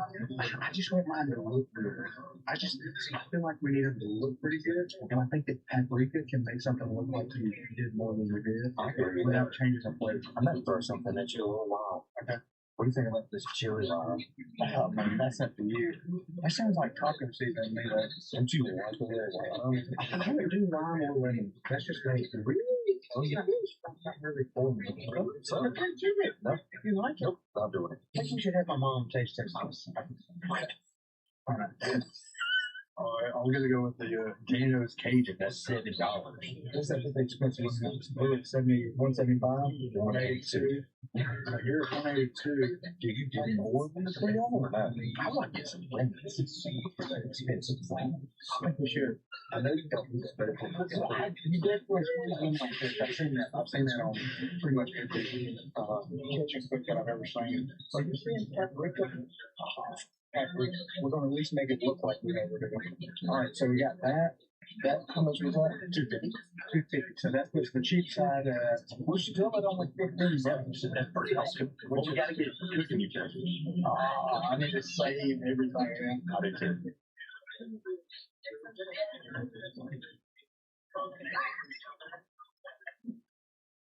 What? Well, I've got a collection. We do it in a budget. Kids are good talent. We can't do it when we don't work. It's part of the challenge. We've goofed up. We got avocado with no filet on. We gotta cook the whole fish right now. So what if we just get one spatula and then we add the fillet knife to the expensive thing? I think we need a metal one. It's gotta be $5, though. Okay, let's go. 44, 44. All right, that means that the cheap thing is budgeted out. That puts us at exactly $20. And with that $20, we got our affordable bread. We have our $5. You know what I'm talking about? This right here, how much was that? $3. $3, and this was $2. $20. All right, and so we've been talking about it. AO says, dude, we can't use a fillet knife that you already have.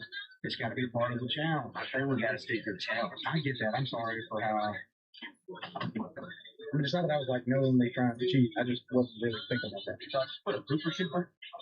Hey, legitimate. More expensive. $7 is $8. The other one for the cheap thing is $4. I just think it'd be cool. You scoop a whole fillet up and one fall apart. That's what takes you out the most when you're cooking. Scoop the fillet up, and then you got fish. Like a little nugget, a fishy nugget, like a chip.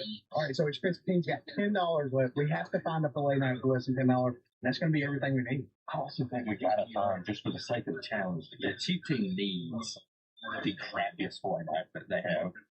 I don't think that's going to be hard. Fillet knife. All right, okay. Dude, Ozark Trail's got us. $3.24 for the cheap team. My sticky and my shit cold. Small bricks line. Okay, you're going to get the 324 Ozark Trail. Yeah. 6-inch knife. To go from 6 inches of knife to 7 inches is a $4.50 gap. It's kind of a gap.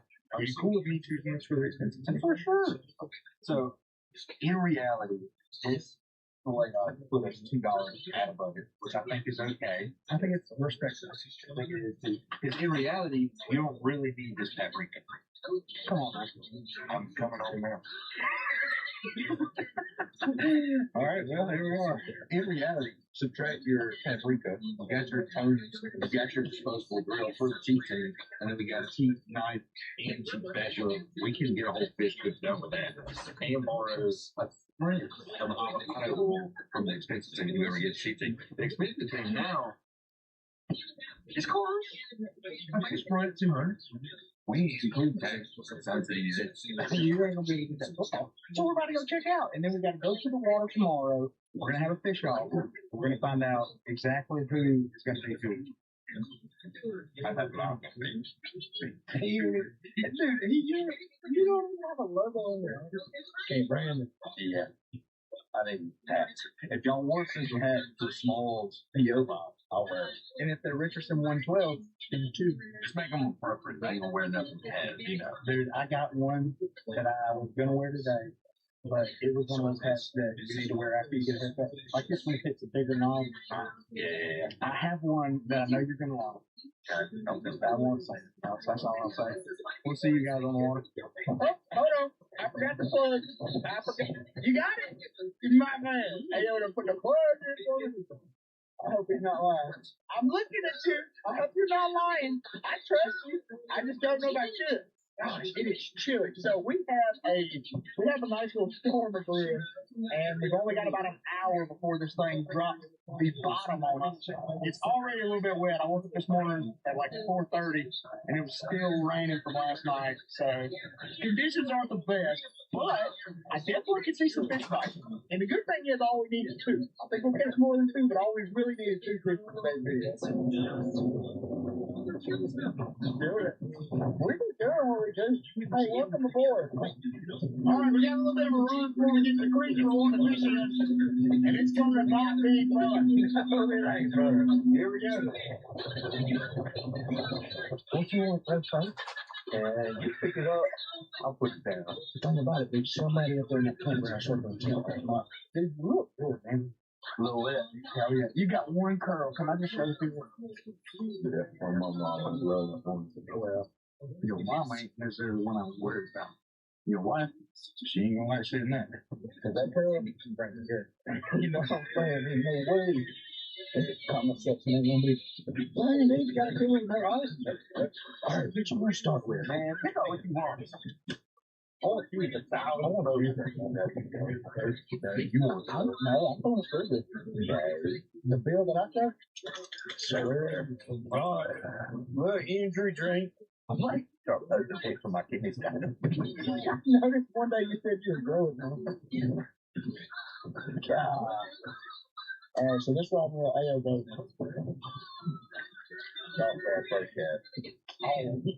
I forgot to check my fisherman's almanac. Motorcycle. I knew something was probably wrong. Got me out here on a slipper bird, dude. Look at all these birds. It's such a good sign. Man, we're about to wax something. When you got a conglomeration of that many birds in one small location. I wanted to bring a hoodie today, but I told myself, not yet. Not yet. I just almost slow right up there. So right up there. Oh, look at the birdie, guys. I'm telling you, man, something about this island right here. They call it Fishbird Island. The King Pharaoh's a bit. I was thinking the mark, man. You would. Oh, I know my birds, man. I love my birds. You want me to drop a wet?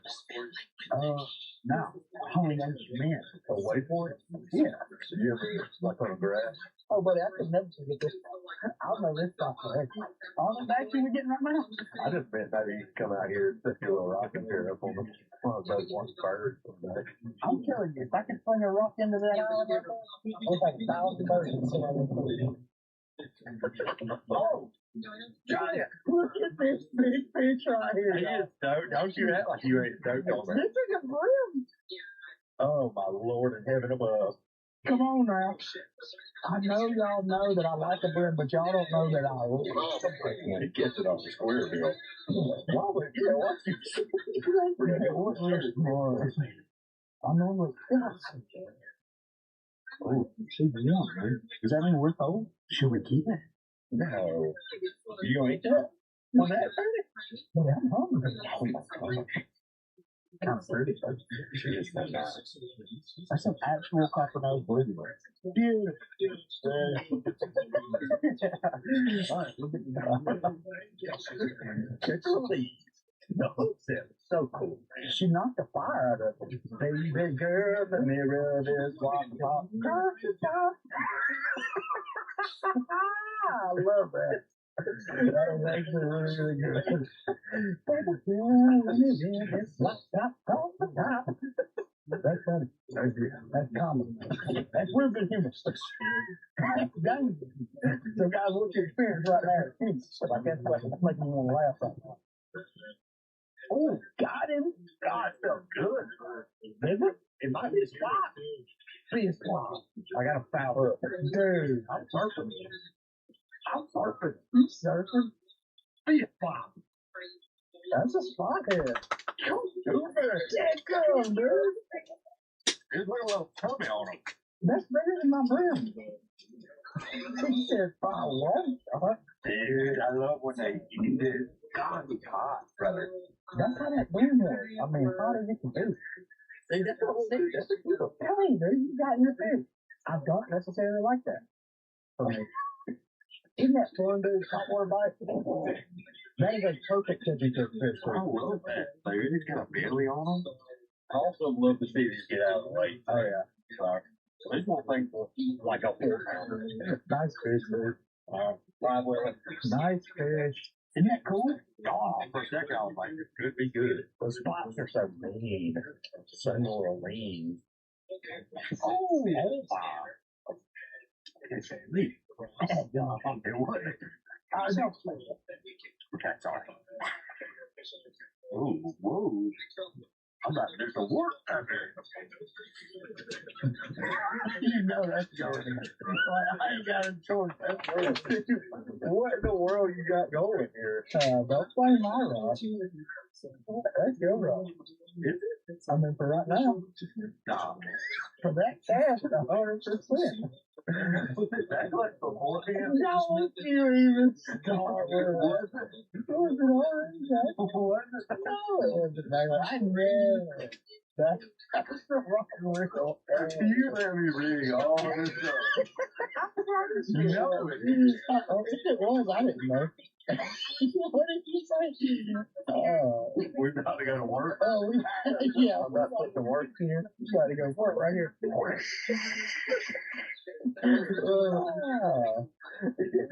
Had a chance before welcoming y'all back to the struggle boat. Got me and my main man out here alone on the lake. Ain't nobody out here. It was deep, bro.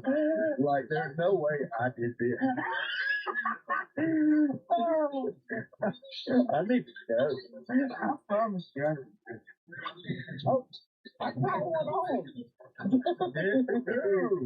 hate to get me a quarter back. You don't think I won't make it over home.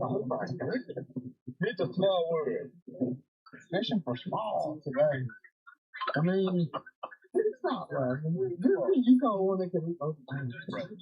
That's a fillet. That's a good size. That's a good eating size fish right there. We're going to put it down.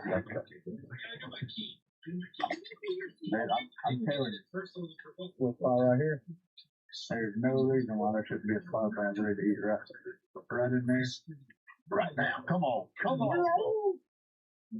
Come on, very small, dude. Don't play that. It's going to give you a big dig at your boat. A big dig at your boat. She's so neat, though. These spots are chunky right now, though.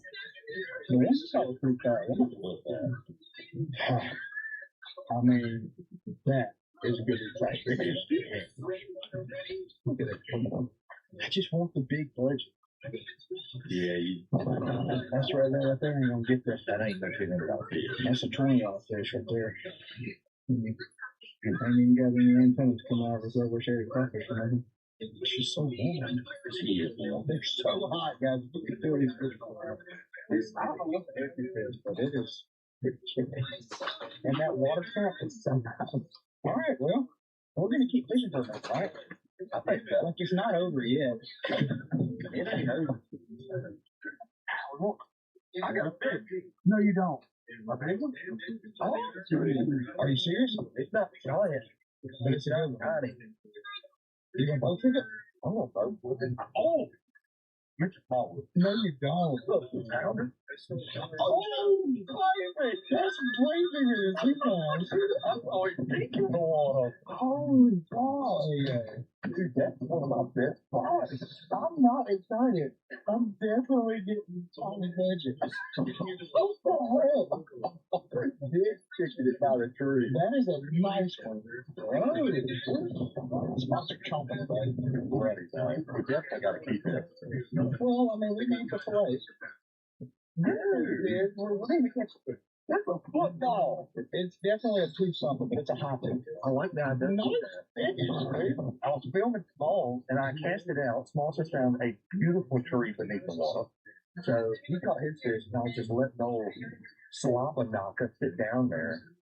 Good. Did you eat on the bottom? It's crazy. You're sitting there. Sorry, Joseph. Sorry about what I did. Look at dog. Wow, I just knew I was going to get through her all budget. I'm going to be cooking on something kind. You just told me, get happy about my fishing, and you're like, I got a fish on. The rod doubled over.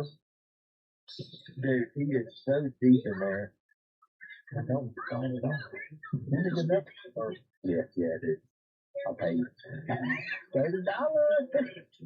Hey, first time. Here, we know these. No, I ain't gonna get them. You know, are you sure? There was. You sure?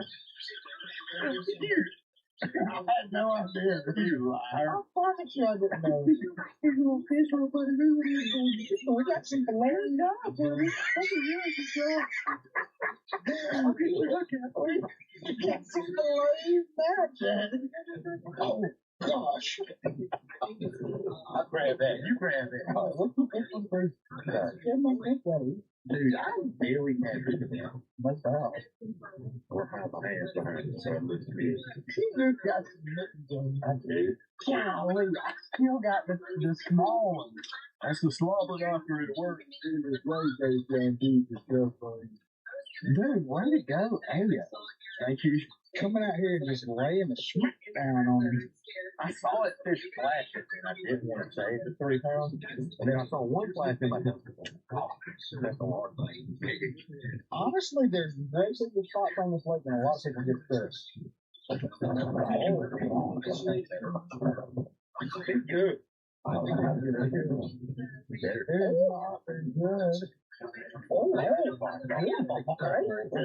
little better than I gave it credit for. This thing's like so good. They have some fighters. Look at that thing throwing food on. Is that what that was? Yeah. Yeah. That's all right.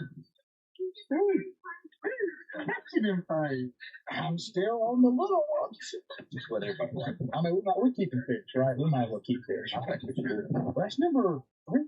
Well, that little fishing portion went a little bit better than I thought it was going to. Dude, it's been slow. So slow. And it's so misty and rainy and cold. But it's down at the rapid corner, and we talked about it, and I was definitely, I needed a little nudge. Affirmation. Yeah, I gave me the nudge. He was like, you have to do this. And like, yeah, it's like the kids, they like these food. Dude, I'll bet you. Alright, so I guess you know some top secret. I manifested it in the intro. You got to realize that. But that is the sorry. That's lava knocker. And you let it rest too. You're basically catfishing. I was. It's called 3 pound flat. I let the thing sit. That thing had been sitting in a little puddle. Don't you watch that. This is real. I wanted it to be neat. It looks really wet, Chris. Chris. All right, we got some fish. Unfortunately, my main man right here's got some big ones. It's time to get these things filleted up. I got $3. And I've really never filleted with one of these. I'm always using an electric knife, so it's going to be my first time. I honestly think that might be better than you think. I think so too. Thank you. If they're off camera, my buddy's got kids at home, and if this gets demonetized because they don't want fish to get put up on the internet, my buddy's got 2 kids. How's it going? I am so shocked. I knew you would. At how easy this is. I think the thing is, these knives come out of the package, and they're short, so they get dull really fast. And you're having quick, that's what I think the cheapness is. Wow. That's not bad. That is not bad at all. But I didn't think any fish that got a dang bicep on him, but he's been working the dang delta. Did you see that? He's built. He was down there punching that slobber knocker. Dude, that's another good fillet. This is way better than I thought it was going to be. I thought the knife would shock me. It did. It really did. I'm just used to a fillet knife. I'm used to a electric. One that hits me. I'm gonna come in at an angle so I get some of that shoulder involved. When they get big enough to have a shoulder on them, so when it's where it's right there. I'm so shocked. You were 100% right on the knife. All fish have. My wife actually had to teach me that. That is a worm. I don't think all fish have them. Is that are you sure? That sounds like something like, honey, you've been cooking fish for an hour. We're going to eat these fish and go sleep. A little worm. Dude, look at that. You ain't even told the people how good that is. Wow, it's all. You can dang smoke them ribs right there, Bubba. All right, well, I have got some knives. I'm just kidding. This one's mine. I'm not upset with that at all. All it boils down to is I've only tried it one time with a really dull knife. So, we have cleaned fish without soap. And $3 knife did really good. I was shocked, man. I really was. That was actually the biggest shock of this whole video. And you caught a big fish. We've got them cleaned up. The only problem is chocolate grill. That's what I'm cooking on. Dude, I've never, we talked about this before. I've never used a 20-inch griddle to cook fish. I've never used a griddle to cook fish. Have you? I've grilled, I've fried. I've done a little pans. And that's why you're wondering Don't we in Japan? That's what I was thinking. I've just never seen anybody do it. I've done chicken fried rice on the griddle, done egg smash burgers. Look at me. I've been working. You're growing that thing. I'm trying. You got a ways to go. I can teach you a thing. My daddy makes me make fucking smash burgers. I hated that. Well, we'll use it. I've never done this, so this is going to be kind of a trial and error for me. I feel like it's going to be the same thing. Get the surface to a certain heat, avocado oil, beating it to the 80s and back. Oh, we're going to spread. Come on. Did you just say something too? Hey, you put me on the spot. It's kind of hard to talk whenever you get on. Say something. If I was like to say something right now and say, I wish I didn't have to click on this. I'm almost jealous because it seems like that's going on. Simplicity rules. Yeah. Well, it can be used. I'm going to be over here. The problem is, what I have is a 1 pound bag of charcoal that I put in the shop. All right, I'm opening mine up. You're so brave. You had some instructions? Yes, but you wrap around. That's good. I call that silver. We can do that 6-inch blaze next there. I'm going to get to work over here. You get to work for just me. What's throwing me off is that was my blade. So you want this back? I think you can be to open the box. Yes. You always tell me, guys, it's your turn. All right, so you get a 1-year warranty from the Blackstone community. You see how I do that? Warranties? No, it's the knife is working. I even got a stand for my pan. A pan stand. Get it? Because like if it had hands, it would be different. I'm sorry. I'm trying my best to get through this. It's cold. I know that sounds crazy. You guys never would have thought that I would say it's cold. You always think that boy's always sweating. That boy's sweating the winter time. That boy always says sweating. Look at his foot. I'm looking at the same part, so I can't. Go on, do it. I got it. Scary. It's windy and it's cold. Directions for use: remove the reverse from charcoal grill straight from the cardboard box. I mean, well, I couldn't read, so I had to say it. All right, we've done that. Lift up the charcoal grill and place it on a stand that's shown in the door. Should we go at different times? Is this too much? Am I being too much? Or we good? You know how it is. You tell me what you want from me right now, because I feel like you're trying to do your thing, and I'm just making a record. I kind of like this. Okay.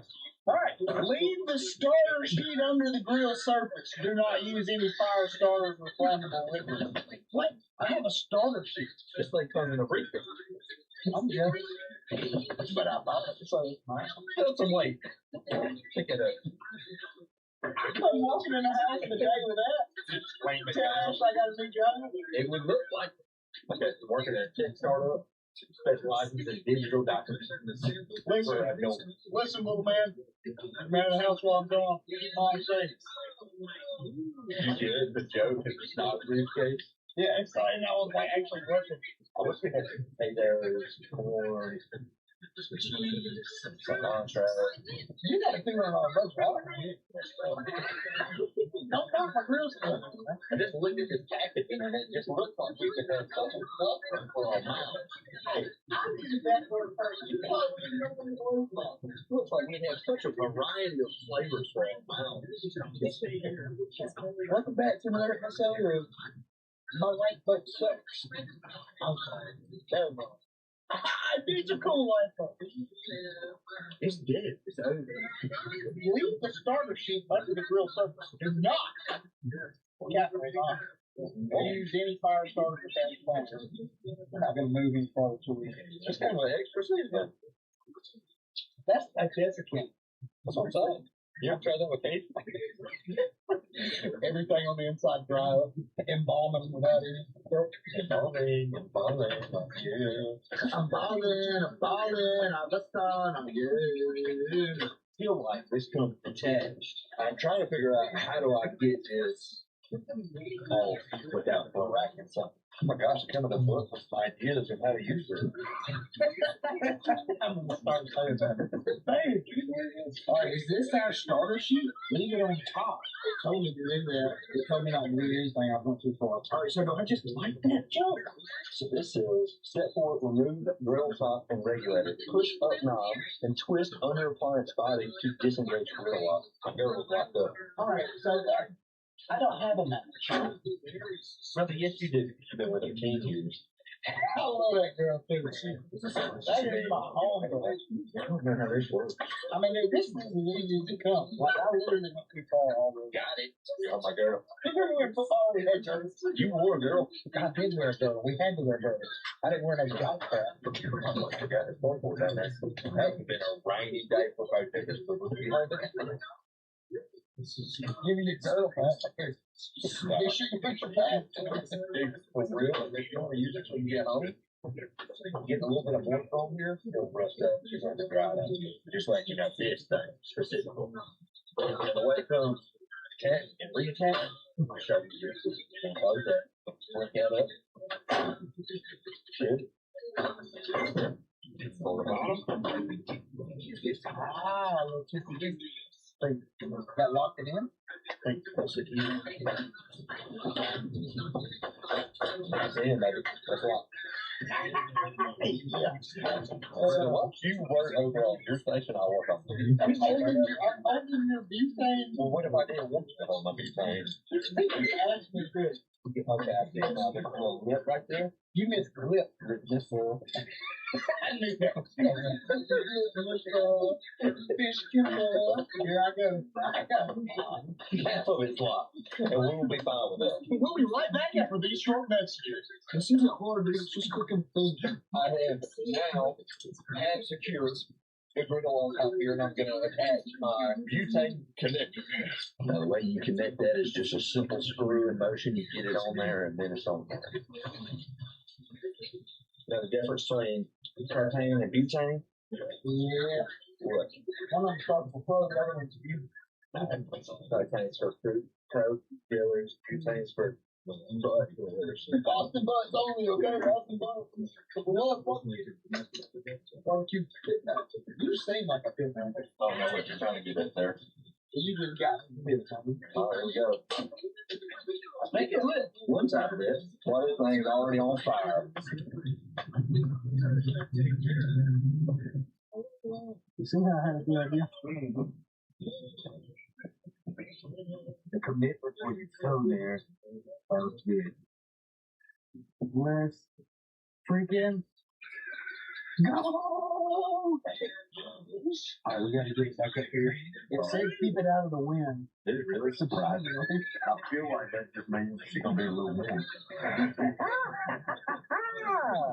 Let's go! I heard that you're supposed to season these drinks. We did not do any of the proper research. So I'm just gonna sprinkle it down with some avocado. I think like sprinkle. Dude, I'm supposed to try to season. I've never eaten this thing. Well, what's a Dano seasoning? Cajun. Let's see what it says. Cajun seasoning done right. True Cajun flavors were never meant to be drowned in salt. Direct shot at your kind of. With Dano's Cajun, you get the full authentic taste of Cajun inspiration. You pack the fruit, spice, bring heat, flavors, juice today. I cut out the and and boring. It's kind of boring. It's not like this Cajun, the way it was meant to be, full of life. It's not studied. Put some Danos on it. Young, get you some. I want to compare. Okay, for all my sodium enthusiasts at home, brace yourself here. So, our Tony's Creole seasoning right here with sodium. Go ahead and get it. Which thing about your big small? So I think it's 340. Wow. That's a lot. No doubt. I like the butter. I mean, it's like maybe things in ocean. I'll say go ahead and take a stab at my Dano. 175 grams of sodium. 45. No! Yes. Dano. Anytime somebody's like advertising that it's healthier, does it smell something? I like that. I like that a lot. It smells something. They using something that ain't salt. Buddy, I know you're freaking. I think that you're pretty much ready to go. How long are you supposed to let me burn up? 20 minutes. Oh my God. Is it bad heavy propane upside down? I have no idea. This is my first fucking Blackstone. I'm not even getting used. Is it dangerous to have propane connected to upside down propane? Yes, it's dangerous to enter stove connected to upside down propane. Propane tanks are designed to release vapor, not liquid. You definitely got liquid coming out of it. I have no idea.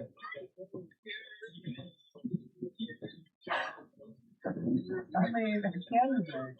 Alright, so I can't oil my pants.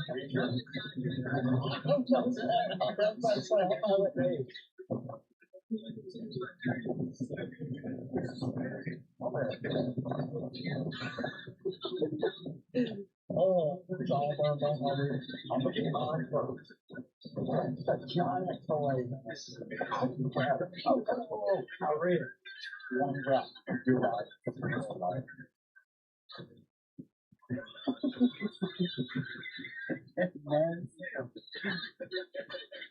Don't tell your mama. Hey, mama! You don't believe it. I thought it was chicken bake for her. If she gets cut out of this video, I should thought it was weird. She is. I know. I thought about this way the first time. You don't trust it. He's totally gonna go box man. I already took the box. I love being called box man. I used to call my box man box man. How many boxes did you have over there? Did you do all the time? Yeah. Are your fillets dry? Did I smell your season on it? We're going heavy. I want to say, don't so fast. Come on, dude. That looks so good. For spotted bass? I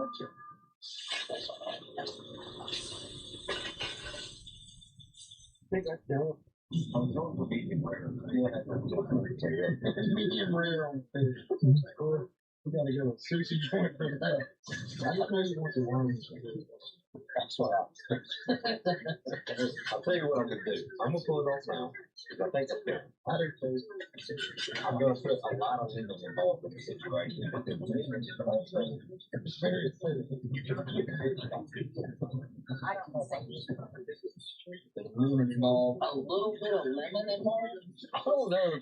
Small is covered in the ground here, but my friends have cooked a good fish. I covered it in lemon juice because Smalls pulled out about a half-inch long paper or something. Oh, this was a living worm from a fish that we're about to eat. So yes, I soaked it in acidic lemon juice. That's what I do. Look at this. This is all lemon juice coming out of this situation. It really is. If you drink that, I get it on. It's a challenge. Can I try it? It's a not. All right, let's try it. I'll show it. Dude, she fell apart. Nice. It's definitely balanced. Oh. Like that. Cheers. Cheers. That's not bad at all. It's very hot. Oh my god. That is so funny. What did you eat? Danos? Danos is the Danos. It's almost like a God. It's so strong, man. The first initial bite was like that, and then it was like 3 seconds. Bite. Pretty sure that's what taking people do that. And they thought it make them jump on it. Because it turns slow and the butt is calories on that month. So it's on the big. You done? I think I'm done. Get over there. You ever done that? I have my house. Cameraman Chris, come back next. Let's go, Cameraman Chris. Small. Yep. I'm gonna go with the lemon first because I think it's the one I'm gonna like. That's not that bad. Give it a second. 1, 2, 3. Here it comes. I'm telling you, it's 3 seconds. Oh my god. You know the see now, the lemon helps a little bit, but that's got a bite. But I tried a little piece of it. I thought it was so good. You should try it. It's not. Oh my dude, don't you ain't gotta just cause this. Let me see your Look at man doing me. Okay, I won't do it. Oh, Scott, weird. Takes like 10 hours to go. It does. We have a charcoal agriculture. Oh yeah, for sure. That's done. It's flaky white fish. I gotta go after AO again. See, I want to do AO. Come on. Do it. Cheers. Cheers. I got the third bite. Okay, that bite had a lot more lemon on it, and yours is not as bad. Okay. The lemon kind of helps with the heat. Babe, I love you so much. I really do. But I hope you don't fire me. Yeah. You for real right now? Dude, there's some kind of fight after that. Y'all like this. I love it. But like it was good at first. That one has like 3-4 seconds after. It's just like can't really enjoy it. That's good at first, but then it's just I don't know. There's some. I guess it's a charcoal. I don't know. Maybe 20 or 30. You know. But the limit on that, no. I gotta go with it. There you have it, folks. AO wins. Again. I guess I'll win, you know. Yeah, well, I'm looking for it. You gotta clean these jobs. I don't know. I kind of felt like I was slowly.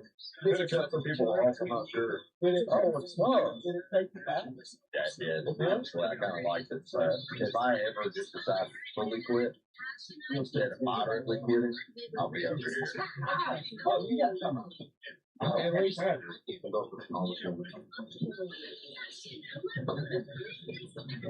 does have a weird. I can't put my finger on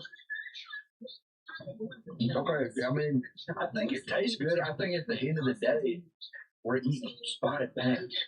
And spotted bass is the best taste of fish is how it is. And I know, like, we're in freshwater, we won't have good fish, but we just don't have salt and fish and things like that. I mean, I do like it, but it's not too bad. I would deserve $30. That wasn't called a drop. It's just some Creole. At the end of the day, it's just some Creole fish. Well, as always, we appreciate each and every one of you tuning in. And I'm also trying to get 106,504 subscribers. It's fun. Not haha. All I'm trying to tell you guys is to hit that like button, subscribe to the channel, please. Check out the other channels. Also, I'm trying my best to grow my Instagram. So, if you guys have Instagram, hop on Instagram. Please give it a follow. Please give it a follow. I'm on that weekly call. 5,000 mailing. We don't know subscribers. Send your address to the email list. Followers. I got 5,000 followers. Credit card system. I would love to have 6,000. Go get it first. So if you don't mind, let's build some credit.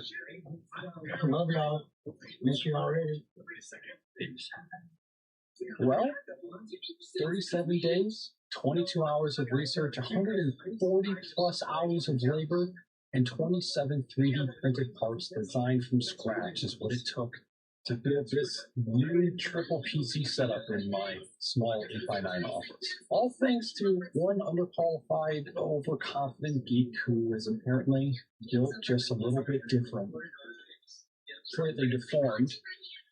Might be a little bit more accurate, but that's a first time. Today I'm going to take you through the build of my custom triple PC uplift standing desk, featuring a tabletop frame built with 10 Series 1-inch aluminum extrusion, a hanging PC case mounting trolley system that I designed, like I said, 27 custom designed and 3D printed parts for cable management, storage, routing, and more. This video will be an overview of the build from start to finish, touching on all of the parts and tools that I used to make it happen, why I made certain design or installation decisions, and mostly to inspire anybody else to see this and implement some of this stuff into their own setup. It's one of my favorite parts of like finding awesome desk setup videos is getting inspiration for how to take cool stuff and implement it into your own setup. And I don't just mean like the gear envy part of it. I mean like, oh, that helps a workflow, that improves a routine, that makes my life easier.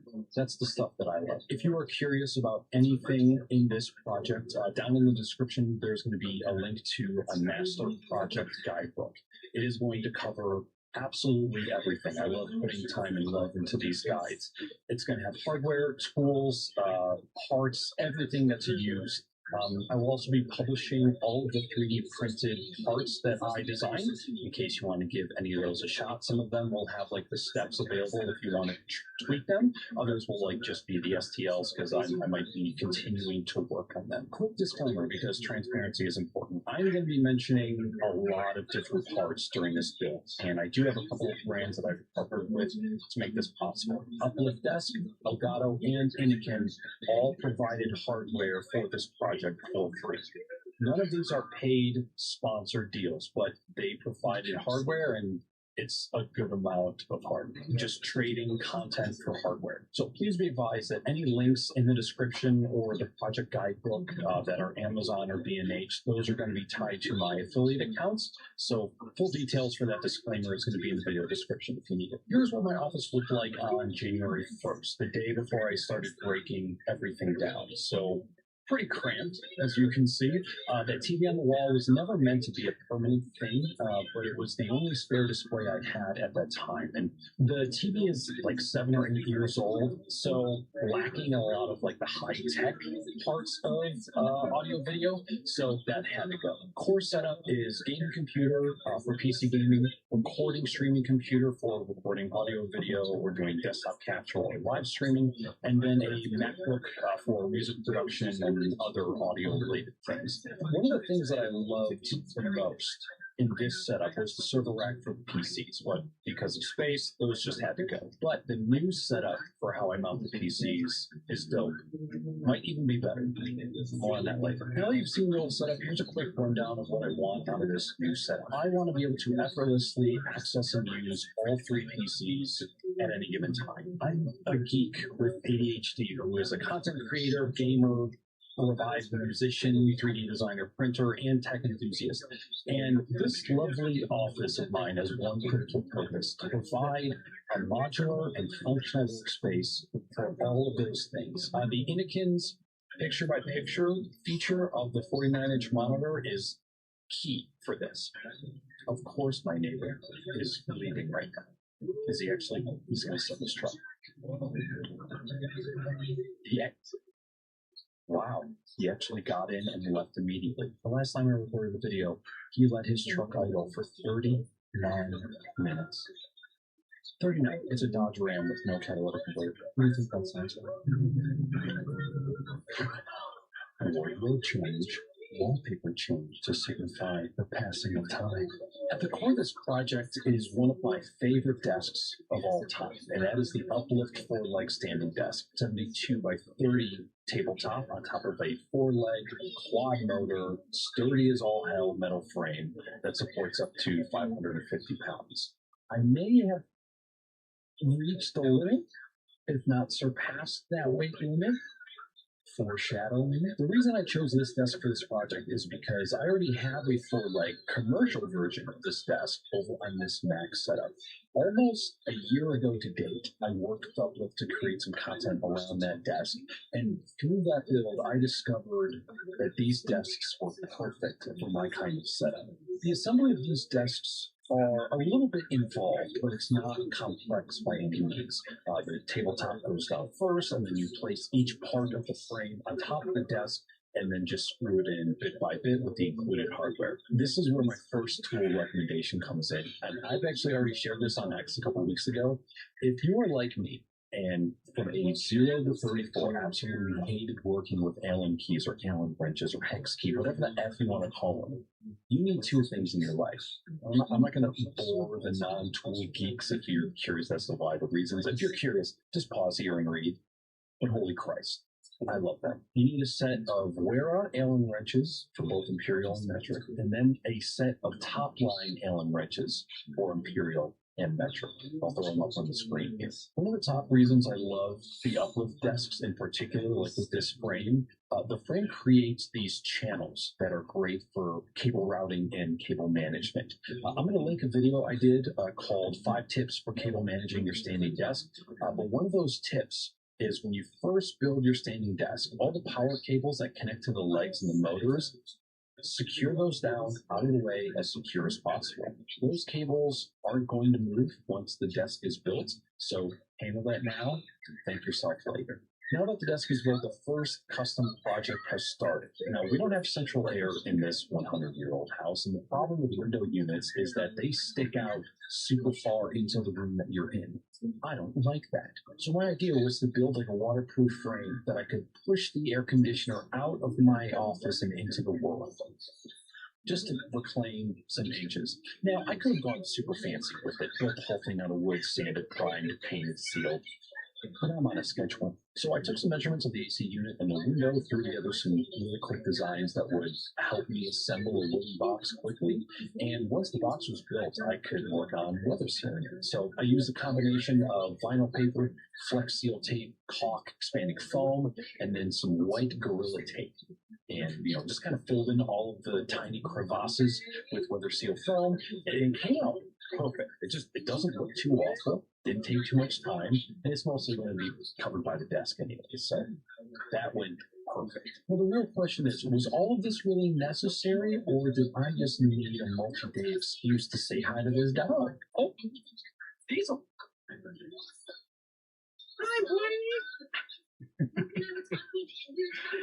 Hey. No, because I will never tell. Old setup gone, check. Standing desk built, check. Paint job, check. Received AC unit, check. 1010 series aluminum frame, about to be checked. Using the extrusion as a base infrastructure for the desktop frame meant that there were no limits on how I could set it up. Being somebody who changes things constantly, I needed a setup that could constantly change with me, and that is how I landed on this design. Now, I'm nowhere near the first person to use aluminum extrusion to build a setup. This is very common, if not the standard, for people who are building like racing sims or just sim setups in general. Flying sim, racing sim, farming sim, truck driving sims. So thankfully there was a surplus of videos on how people build these out. But there wasn't any videos or any content at all about how to use like a height adjustable monitor setup. They were all fixed positions. And I don't accept that. So I designed this frame to have several vertical posts using this extrusion that I could adjust vertically if I needed to. You see, each one of those aluminum extrusions has something called T-channel, and this channel supports the use of special nuts that lets you secure whatever the hell you want to it. Some nuts can be only slid in from either side, other nuts can be dropped in and then freely moved around, and then some nuts have tiny springs that let it be stuck in place in the channel. They all have different reasons for being used, and when I first decided that I was going to use extrusion for the frame, I spent every waking moment from the beginning of the Saturday to the end of the Sunday visiting over 1,400 web pages to learn what I needed to learn in order to make this happen. So part of the project guide is going to be sharing some of the most valuable information I found about building with aluminum extrusion. So if that is something that you're interested in, hit that project guide. One of the coolest parts about building with this extrusion is that T-channel I talked about earlier is available on all four sides. Yeah, foreshadowing. I better come back to that later. In case I don't, I'm referring to the sides. In case you need a list of all of the extrusion hardware, nuts, screws, I purchased all of that. Again, it's going to be in that project guide in the video description. I purchased 98% of my stuff from T-Nuts, and then I got a couple of extra bags of screws, nuts, and gussets from Amazon. There's just a couple things I couldn't get from T-Nuts. The base part of the frame went together perfectly. I used 14mm M4 socket head screws to screw the bottom part of the frame to the uplift tabletop, and then I got those two other screws I mentioned, I think were 2-inch Spax all-purpose screws, I think. Maybe. With the desk frame built, it was time to move on to custom mini project number 2, the monitor mounting system. Knowing that the frame was going to be real beefy, real solid, I started to brainstorm how I could build off of that frame and have a somewhat adjustable mount point for that main monitor. Ergonomics are important to me, and with every new monitor being a different shape, size, different aspect ratio, being able to customize the height of where the monitor sits is a high priority. So that's how I landed on this design. In the middle of this project, I called an audible because I thought I wanted to try and use my existing Wally monitor arm so that making minor adjustments was easier. I tried it, didn't really love it, didn't like how it looked or how it worked, so I eventually reverted back to the original plan. And I'm glad that I did because it looks great. Next up, the MacBook holder thingy. So again, in the spirit of limiting the clutter that is on the tabletop and leaving lots of room for convenience and testing and shooting, I wanted the MacBook to stay off of it. I originally had it on the shelves and then I put it up there. Nope, I don't like that too much. And trying to plug and unplug things that are on shelves is awful. So I called another audible and decided that the MacBook should get mounted on the left side of the cage and actually conveniently near all of the audio equipment. So I landed on this two-part design that allowed the MacBook to slide into a holder, and then there was kind of a dovetail part that would slide into the main holder, which would allow the whole MacBook holder assembly to be secured to the 1010 extrusion. I had originally designed this as one whole piece, but part of designing parts for 3D printing is getting things to print right and to print good. This wouldn't print right. So splitting it into two with the dovetail meant that it was really easy to print with no supports, and it was very snug and secure when assembled. So I was super happy with it. Let's talk about the dual PC setup for a second. The majority of the business north of the tabletop has been completed. It is time to go down under. Is that good? Did I do it good? No. Since this is a standing desk, everything cable management is much easier if all of the hardware moves when the desk moves. When it moves, you move. That way, nothing is going to stretch, bend, or break when this massive thing is going up and down. So I wanted to secure both PCs to the underside of the tabletop so that when the desk lifted, when I was going into standing mode, the PCs would lift with the desk. I had come up with a couple different designs, and one was like an entire cradle system that the PCs fit into. Like one big metal sling. It was just too much. I even got it priced out. It was hundreds of dollars for like one piece of bent sheet metal. And then I discovered U-strut, Unistrut, U-suck, strut, U-channel strut. I don't know what the hell. There's so many different names. It's like Kleenex. Sometimes you get the brand name, sometimes you get the actual thing name. Apparently this is used for when people want to suspend things from the ceiling or just high up. They also have this little doodad with wheels called trolleys, and the trolleys fit into the channel and then travel back and forth using the wheels and bearings. Now we're on the second. All right, so idea, awesome. Cost, Christ almighty. Some of this stuff is so expensive. When I was originally looking at all of this stuff, I couldn't really understand why it was so expensive. But then I got the hardware in hand and realized just how much metal was involved. These things are so thick and so heavy. I mean, the trolleys are meant to support like multi-hundreds of pounds, so they have to be beefy. I just didn't really gauge that from the pictures online. Anyways, so this is a three-part system. You have the trolley track hanger that secures to the ceiling or whatever you're suspending from, the strut channel that slides into those hangers, and then once that is secure in there, the trolleys then slide into the strut channel, and then with the trolley wheels gliding back and forth on the lips of the strut channel. And then the wheels that are gliding thanks to the bearings allow it to slide back and forth on the lips of the strut channel.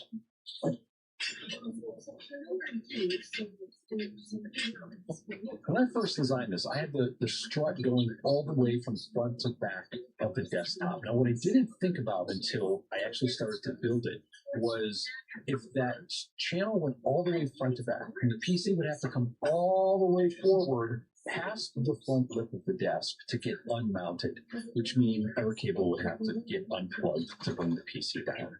No, thank you. So after a day of like spacing and orientation and testing, I came up with a design where I could still use the majority of the strut channel just for the rear trolley. So the PC would get lifted up, the rear trolley would mount into the strut, slide backwards, and then the front trolley would just hang inside of a cradle that I designed. So this was really tricky because of the dimensions of the tabletop, where the track hangers could be placed on the underside of the tabletop, how secure those hangers would be to basically half-inch particle board. And this is where the power of 3D printing came in again. I would think I had it figured out, but then you have to factor in how much the PC can tilt before the trolley wheels can't get into the strut channel. It was a day. So I designed a spacer that would bring the track hangers down about an inch because they weren't quite low enough in order for the U-strut channel to pass along the uplift frame. Using the pass-through hole on the track hanger and the spacer, I could screw the hanger to the bottom of the desk, and then I designed a cap that went over that entire assembly, which gave me 4 additional screw holes for securing that hanger to the underside of the desk.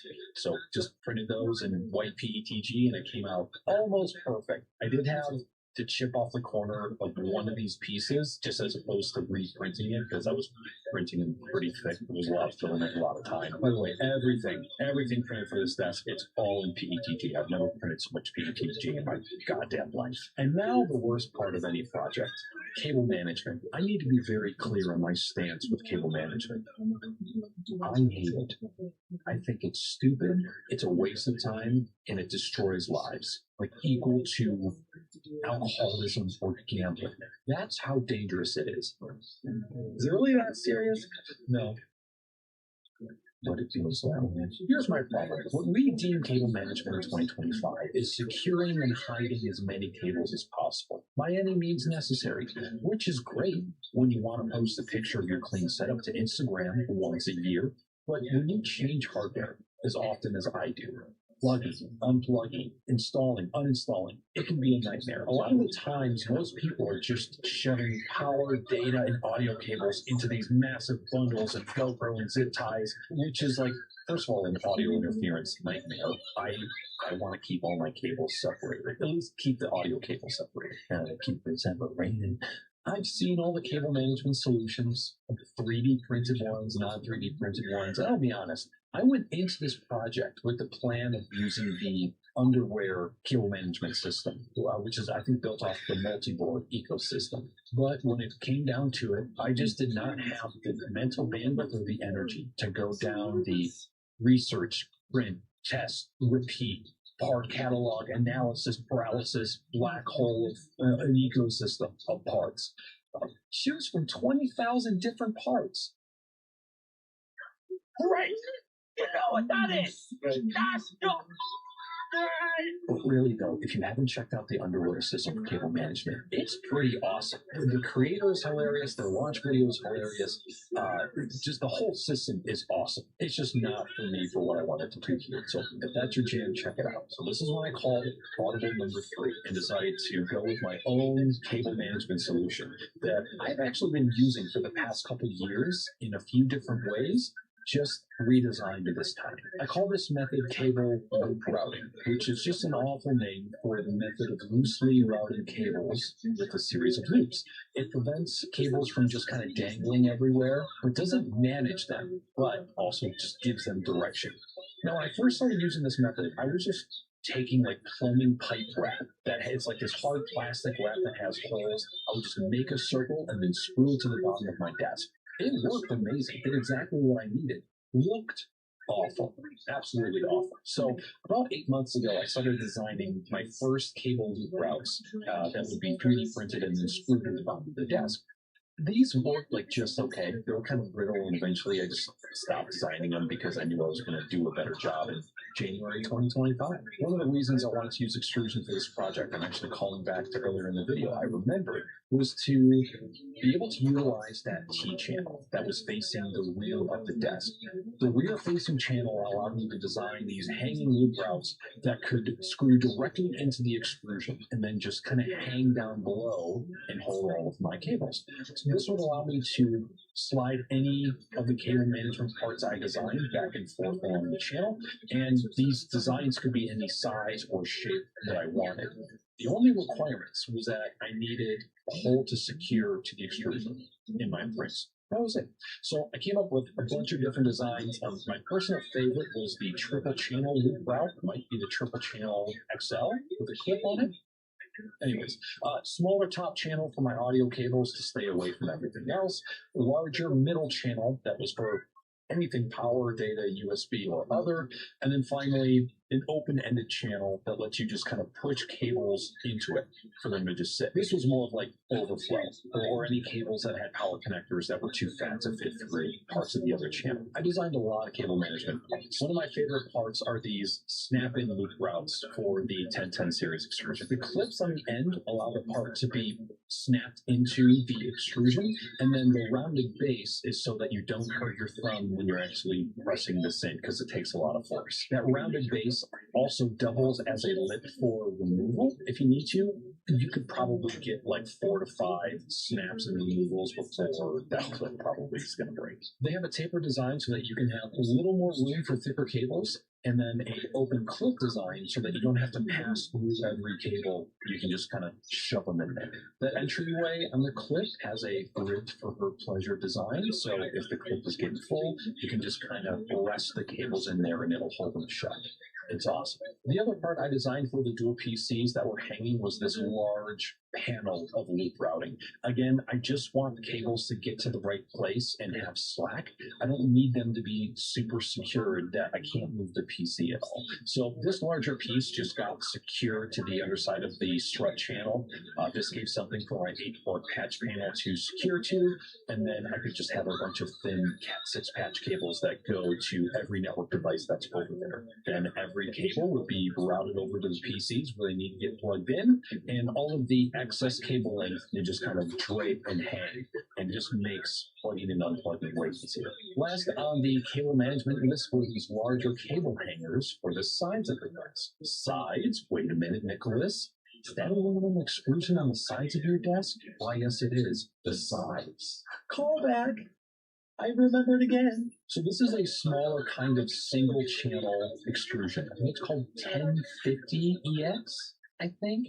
Single channel. One of my last minute genius ideas was to put this aluminum extrusion on the left and right sides of the tabletop. It's just a couple millimeters wider than the thickness of the tabletop, and it fits almost perfect. Now, my original idea was for my guitar amp to actually hang from this so that I could get it up off the ground and then utilize the space underneath the amp for guitar pedals or whatnot.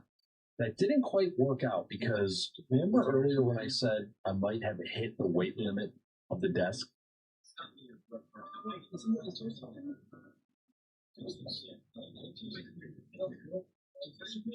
I think I overloaded it. So yeah, we're gonna play it safe. We're just gonna keep the amp on the ground, and it's okay because I'm less likely to play through the amp than I am to play through the studio monitors, because a lot of what I do is in plugins. These cable hanging loops allow me to keep any of those cables that I use often close by, but void of any cable ties or Velcro, and I can unravel and ravel them quickly. And then this little mini hook on the end that lets me dock the end of the cable so that it doesn't come unraveled on its own when I'm just out there hitting it with my hips. Real quick, I want to mention another one of the 3D printed parts that I designed, because I got asked about this on both X and TikTok. The mounts, or the brackets rather, for the studio monitor. In my original design, I had wooden shelves that were going to be platforms for the speakers, and they were going to go top left and top right, here and here. Now, because the speakers had such an amount of depth, these wooden ones up top were going to have to be pretty huge. So I was like, I'm kind of bummed about that, but it is what it is. And then I remember, I still have speaker stands that were attached to the wall. Can I reuse those? Yeah. Look at that. Look at that. I can't see what you see. So I took the metal bracket, this usually screws to the wall. I slipped in some sliding nuts into each of the channels, and I was able to get 3 of the 4. And now it is just rock solid. Not only that, this will allow the speaker to be really high up, and now I have more room for activities here. I just have like more shelf room, which I'm stoked about.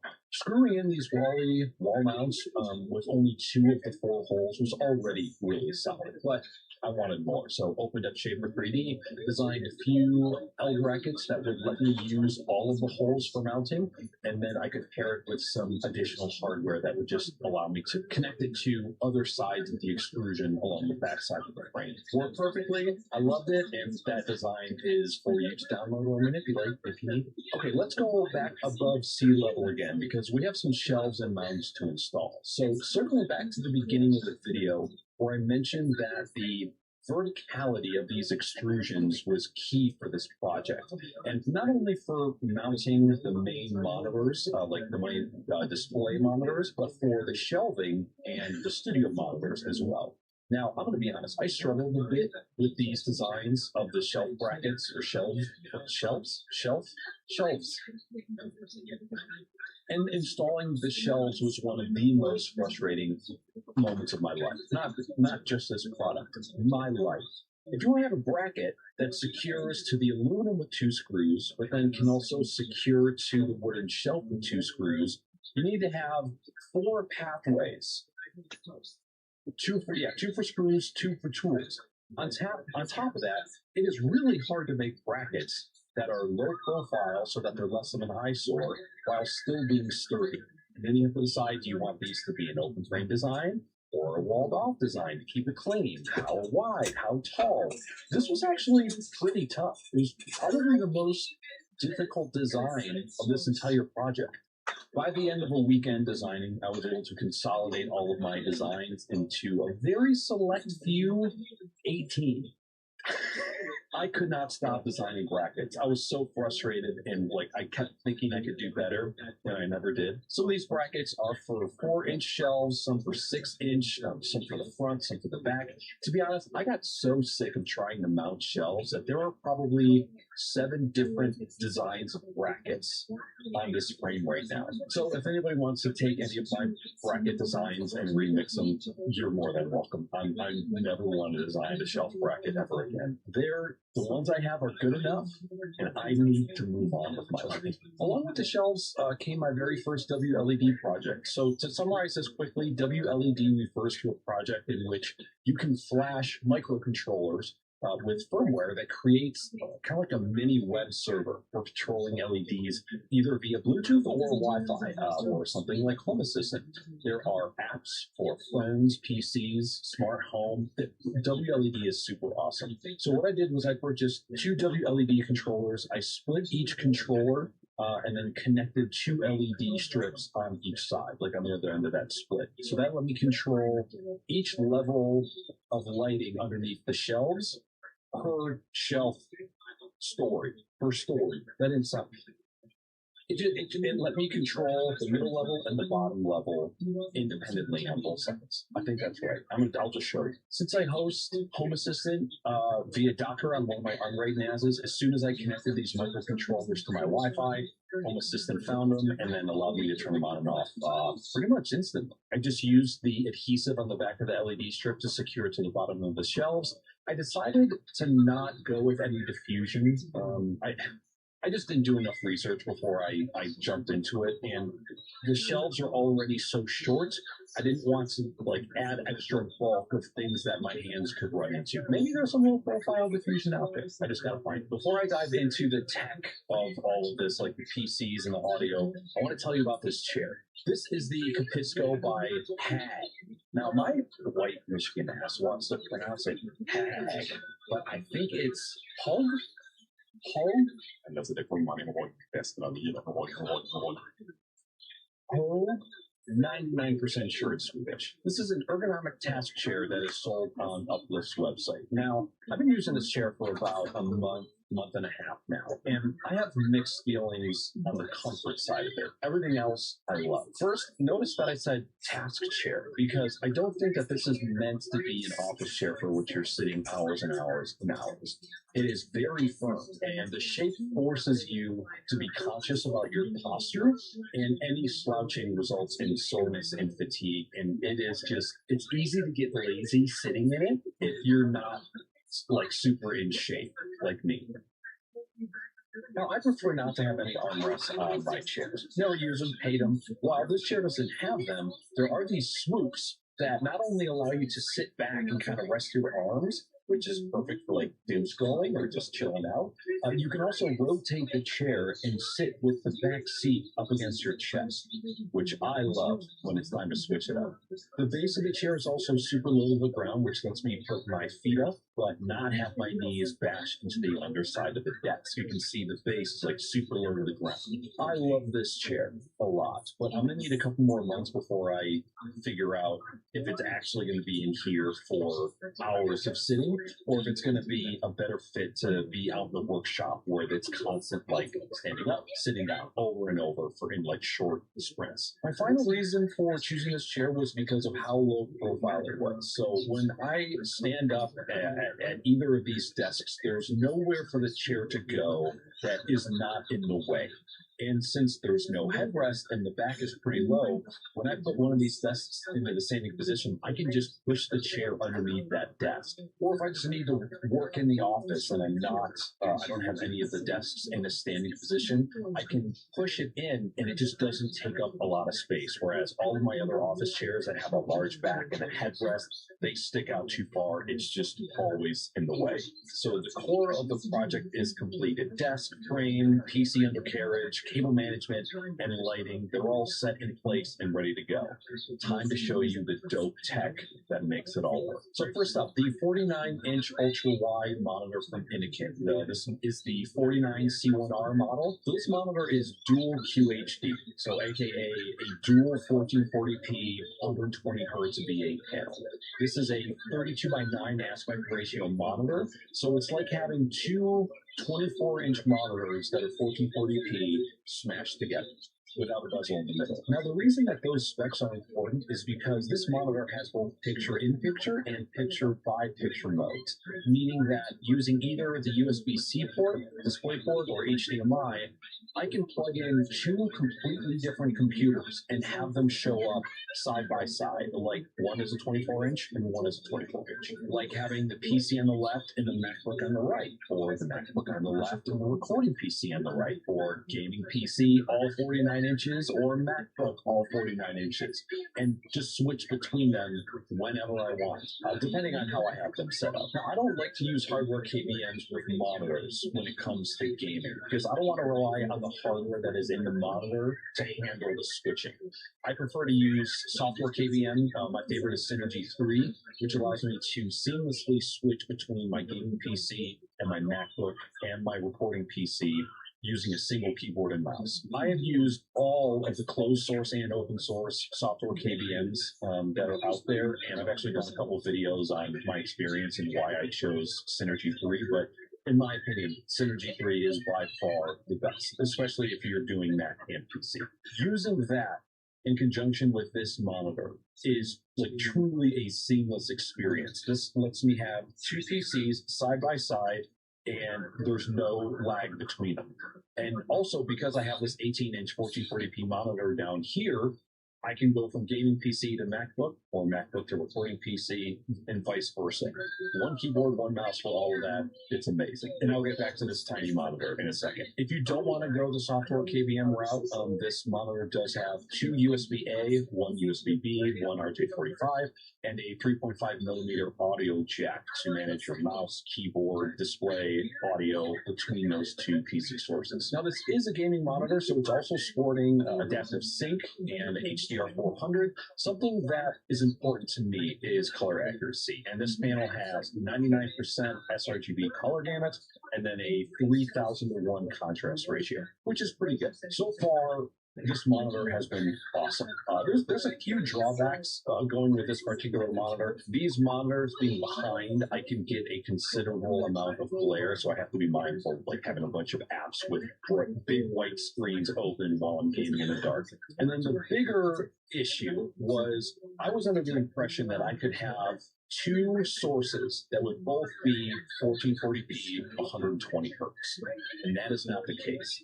The 120 hertz is only for a single source, only using DisplayPort 1.4 port.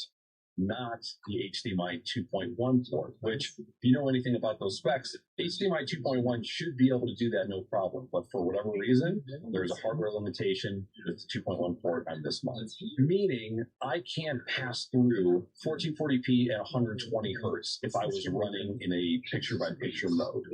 I was really hoping that I could use the Elgato capture card to have my streaming PC on one side, gaming PC on the other side, be able to pass through the 1440p 120 hertz so that I could game at that resolution and frame rate, and I could also capture at that resolution and frame rate.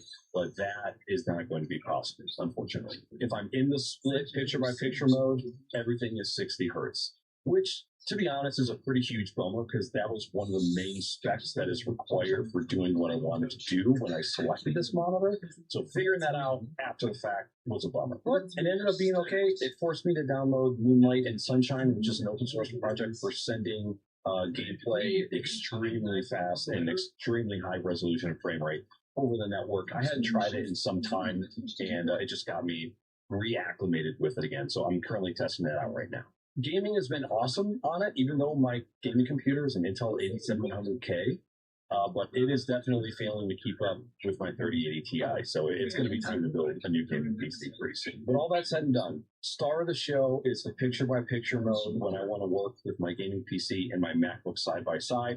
I do it almost every other day. Switching between them with the OSD on the monitor can be a little finicky. Like, it's too many clicks to do the switch. I wish there was like a quick switch mode.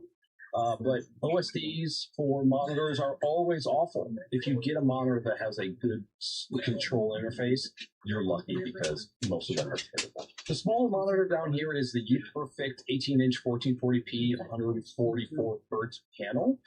Sometime in 2024, I changed my monitor layout on my Mac by putting a 24-inch 1440p monitor below my ultra-wide. I immediately fell in love with that setup, and I knew that I was going to have to put that over here as soon as possible. Now, instead of going with a traditional monitor, I actually went for a portable monitor because of how thin and low profile they are. I had lots of internal battles trying to figure out what size I wanted for the lower monitor. And because 24 inches over here honestly was just too chunky, it just took up too much space, I opted for the U-Perfect 18-inch monitor. This is one of the few portable monitors that also had VESA mounting, which I thought I was going to use, but I ended up not doing it and going a different route. It being too close to the Elgato Studio just made getting to monitor inputs a pain in the ass, and I hated it. I still might go back to it. I've been thinking about a different design that would allow me to mount the monitor with super strong magnets, similar to my iPad Pro mounting design, but another day. Now, the trick to having a monitor down low, at least something that's super important for me, it has to be floating in a way. Because if it's not, if it's sitting on the desk, you're cutting off the pathway for any cables to pass under it. That sucks ass. So I went back to my design software. I designed a really simple riser that I could screw into the back of the monitor that would lift it up just a little bit so that any cables for mouse, keyboard, Xbox controller, those could all just pass under. Now, something that I thought I was going to hate with this monitor, that I ended up loving, and I think it's one of its best features, is the articulating foot and or stand that's in the back that controls the angle of the monitor. Most of the portable monitors out there either have one or a few different angles that it can be set up in, and then you set up and you're stuck. The stand of this one is completely adjustable, and it can be any angle that you want. So I originally purchased a tension arm so that I could adjust this however I wanted, and it could be, float in the air. Ended up not being necessary, especially with the riser. So if you get this monitor, pair it with a couple of 90-degree or 180-degree adapters for both HDMI and USB-C, and you got yourself a perfect adjustable lower monitor that is up off the desk. I love it. I love it a lot. Another amazing piece of tech that I'm so excited about. One of the things that I didn't get as far into configuring and testing before I finished editing this video was the Stream Deck Studio. If you didn't already know, Elgato released this monster back in 2024. It is a Stream Deck but aimed at a different group of people. This isn't your typical stream deck, and it isn't meant to just sit on a desk for an everyday gamer or streamer. This is a production, industry professional targeted device, and it has a bunch of additional features and functionality that are geared towards those people. All metal design, dual rotary dials that are also buttons, NFC reading, USB expansion, PoE plus. PoE is power over Ethernet, so the ability to get plugged into a network switch and receive power from the switch, and that's all you need, which is awesome. So that Stream Deck Studio is actually not plugged into any of the computers. It is plugged into the network switch over in my rack. The Stream Deck is now a network device that is able to communicate with anything else on my AV network. So all 4 PCs in this room all have dual and in some cases triple networking connections. They all have a 10 gigabit per second primary NIC for my main network. All 4 of the machines have a second 1 gig NIC that is just my AV network. So separate switch, separate network, VLAN, so none of the audio video traffic is getting sent over the 10 gig NIC. It's all done on that separate network. I did, however, figure out that the Stream Deck Studio and the companion app by BitFocus supports my Behringer XR 18 digital mixer out of the box. Now watch this. See this button? See this?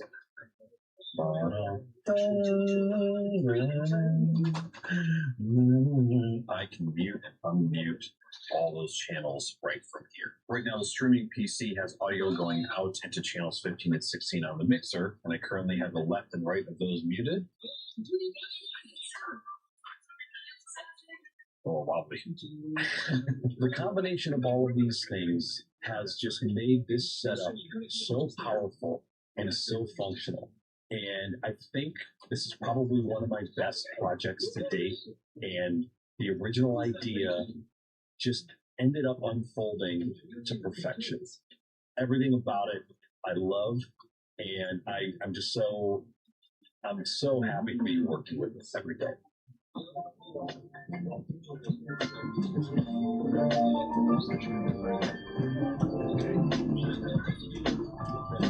Welcome back for the first time to Memories Silenced. This looks like another one of the cozy horror games that I like to play so much. I don't know why we call them cozy horror games. Maybe because they're relatable and they make you feel safe. I don't know. But then it ends up just falling apart. Somebody gets killed. Your parents, your sister, somebody, and then your neighbor's a killer. And then someone's inside of your house. Or you have to hide in a closet and try not to talk. And now I just realized that every single one of them sounds the same. But this one's got a knife in the title with a lot of blood. Somebody got silenced. So here we go. Let's just start. Got to put on my bandana. All right. Here I'm looking, judges. I'm ready. Cozy horror. Jake's parents had left town for a week to visit his sick grandmother. During that time, his friend Thomas stayed over to keep him calm. Most nights were quiet in her event. Something felt different. Thomas couldn't fall asleep. He forgot to drink his orange juice, and now he's going to have insomnia. Should have had milk. Should have had a whole milk, not the 2%.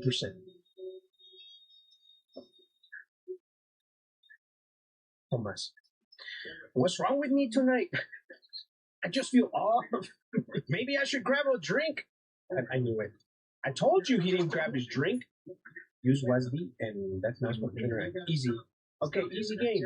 All right, look, let's get all cozy and stuff. We're about to. Yep. Come into the house. We're gonna hear knock at the door. All right, let me stop trying to predict everything. Look. If your house is this dark, always have a flashlight with you. You can't even see the doors how dark it is. Jake's parents' room, touching it. Okay, so that's where Jake's parents are. So whose room is this? Is this Jake? Not. Jake never bothered with this before. Okay, that's where they keep their deformed little brother. They hide him in that room. Para empezar con sus chingaderas, I just woke up in the middle of the night to die. All I wanted was some orange juice. Why is this?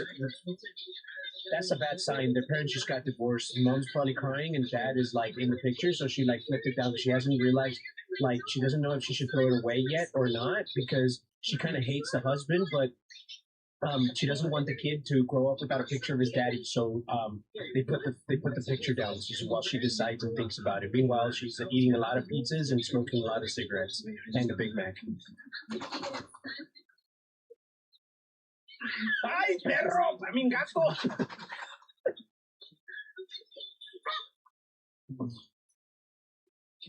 What's just random sounds? Oh, here we go. Oh, I need a glass of milk. I told you. I don't do this shit, though. I don't mess around with milk. I only put it in my coffee, and then it makes me shit so bad, and then I just don't drink milk. Only in my coffee. It's gonna be good tonight. Back to my room. The phone's supposed to milk. I don't know why. I used to love it as a kid. But I had this weird thing where, like, only I had to touch my milk. If someone else touched my milk, I couldn't drink it anymore. Like, my little sisters were such punks back then. They would take their Oreos and they would dunk it in my milk because the milk would make me feel weird, and I just couldn't. I couldn't. Even if there was a brand new Oreo, they was dunking in my milk, I would feel weird. I could only dunk my own Oreo in the milk. No one else's Oreo could touch my milk. It's my fucking milk. And I don't know why. Oh God, what are they doing? Oh shit, we're living in Ohio! Oh, wait, Jake, wake up, somebody just got killed outside. Jake, wake up, someone's outside. They're heading this way. Oh shit. Okay, I knocked on the wrong door. That was the deformed little brother. Gotta hide in my room now. Oh my God. Okay, yeah, I told you. Look, everything happened. Everything I said would happen happened. I didn't want. Wait for the person to come in. I could be anywhere, and you came straight into the room.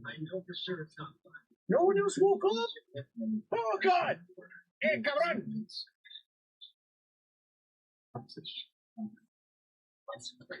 What? What? They said hide in the closet. Wake up, Jake. Okay, start throwing shit around in the house. Wake up Jake's parents. How about that? No.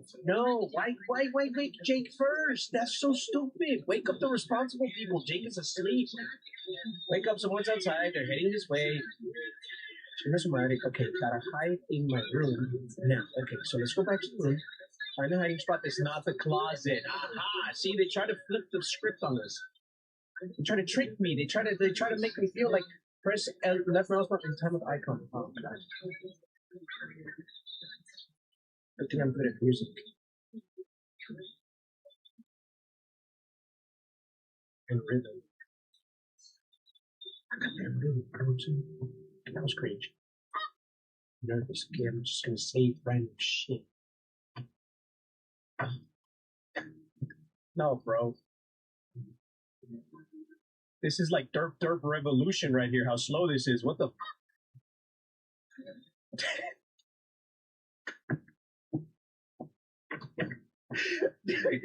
Bro.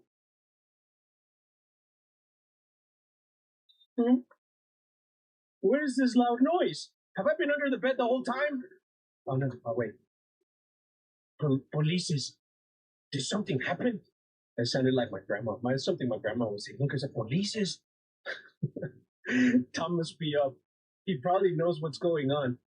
Okay, I gotta go find Tom. Oh wait, I'm Jake. Tom is dead. Tom's still under the bed. What? Someone's at the door. Coming. Jake. Tomas. Someone actually died out there. I witnessed a murder. I'm a witness. Oh God, now my time's gonna be wasted. Bro, I'm gonna have to show up to court. I have to go under witness protection. Know that I watched, that I've seen it. How are you doing? I'm fine. I'm Officer Miller from the police department. Are your parents home? No. No, it's just me here. My parents are out of town. We're here about the incident in the park. Oh, what? Yeah, I saw the police outside. Yeah. Yeah, I saw them. What's going on? Did you see or hear anything unusual in the park last night? No? I didn't see or hear anything. I played some games and went straight to bed. You sure about that? A strange car, loud noises? No, nothing. All right, thank you for your time. If you find anything, please contact the station. I am suspect number 1. Like, my window is right there.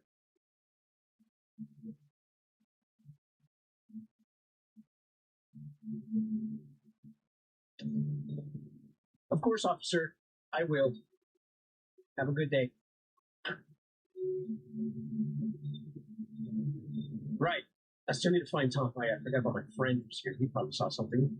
Because, like, sure, okay, yeah, you witnessed. You didn't see anything, and that's your window. Oh, that's what the killer would say if they killed the person right outside the window.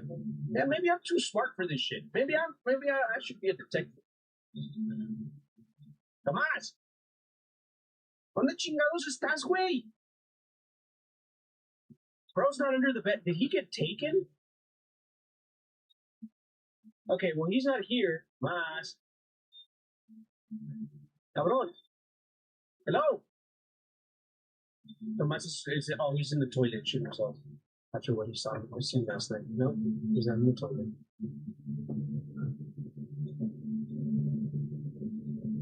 Damn, that's a lot of soap and stuff.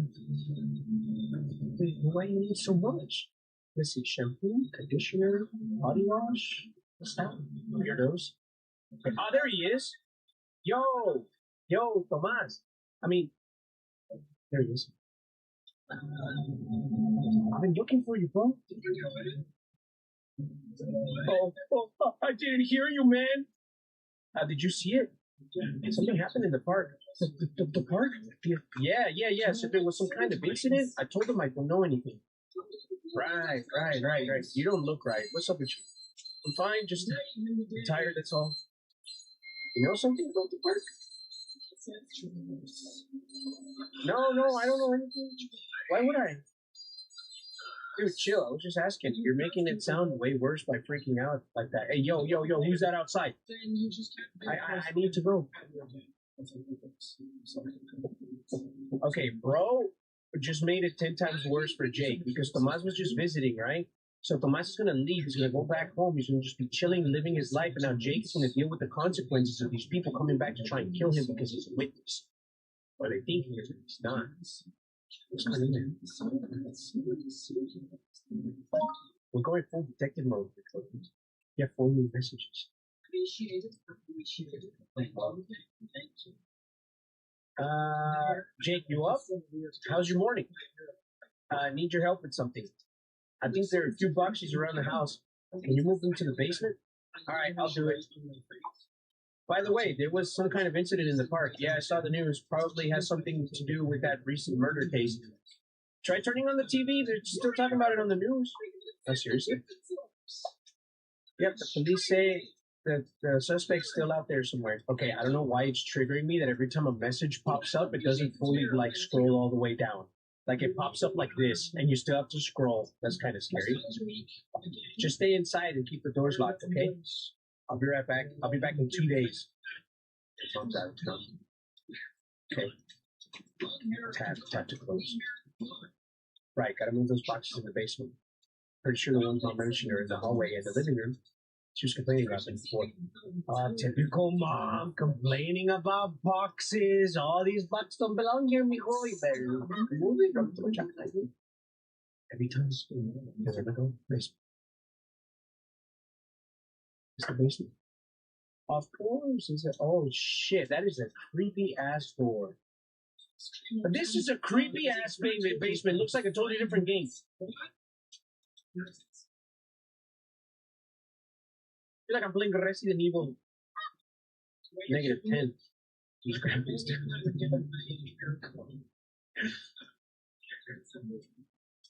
Alright. It won't open. Locked from the other side. What? Locked from the others. Hold on, let's see. Is there actually another room over there? Oh, it's like a little tiny closet, probably. What are you gonna run into? Who's locking it? The fucking concrete? The foundation?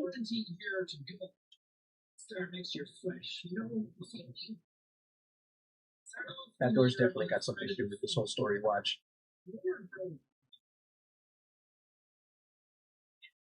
It's just somebody's gonna jump scare me. But my sister's gonna run into a super big jump scare. Somebody's chasing me, help me. But yeah, anyway, like someone else's cookies in your milk is just kind of fucked up. That's just weird. Right? Ever since then, I just didn't like milk afterwards. Every time I would drink milk, I knew I had to drink it because they say you have to drink milk, right, for good nutrition and shit. And then, like, the only way I could drink it was to dunk my Oreos in it and, like, then just chug the rest. Like, chug it so fast I couldn't take sips. I was a milk chugger. And then, like, you know what grosses me out a lot is when people, like, eat something spicy and then they chase it with milk. Like, that's fucked up. Wait, what are the box over here? I'm lost. Oh, box over here. Yeah, it's like, it's messed up, man. It's like spicy milk. I knew this kid who would eat hot Cheeto sandwiches with milk. Like literally, like put hot Cheetos in between two slices of bread, eat that shit like a sandwich, and then drink milk with it. Hot Cheetos and milk was his thing. Disgusting. That's why I never played with them. Okay, Mom, I remember there are 2 boxes in my bedroom. Don't forget to move those 2. Why is there so many? Oh, I have to go sleep. The bedroom's been. I don't know why I'm nervous about. See what I mean? This ain't cozy anymore, man. This is not cozy. Why do they call it cozy?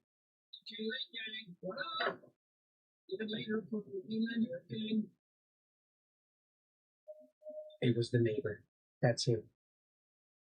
That's him, right? He was the one. He's a mafia boss. He was teaching someone a lesson right outside, right? What's that old man doing? Listen. I'm gonna get away from him. The box is in the basement.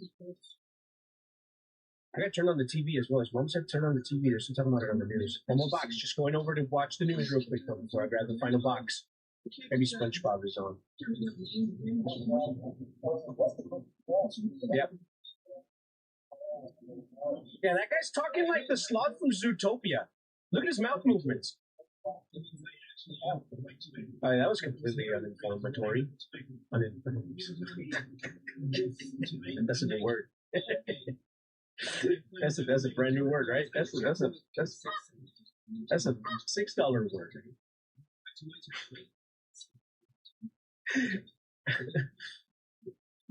The old man's gone. He's coming over. All right, let's go. What was it?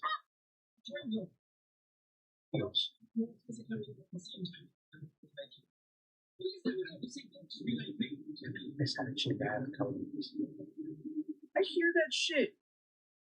What? Steven, what do you want?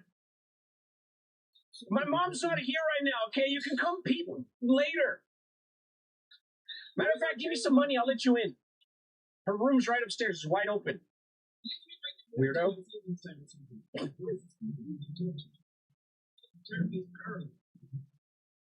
This box looks different. Should I open it? I don't know where she is. An old cutter. This could be useful.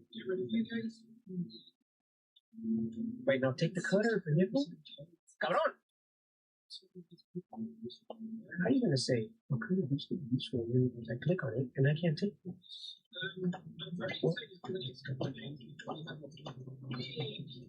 Game design for real right here. Come on, let me grab the cutter. Okay, I guess it could be useful later. Just remember where the cutter is, I guess.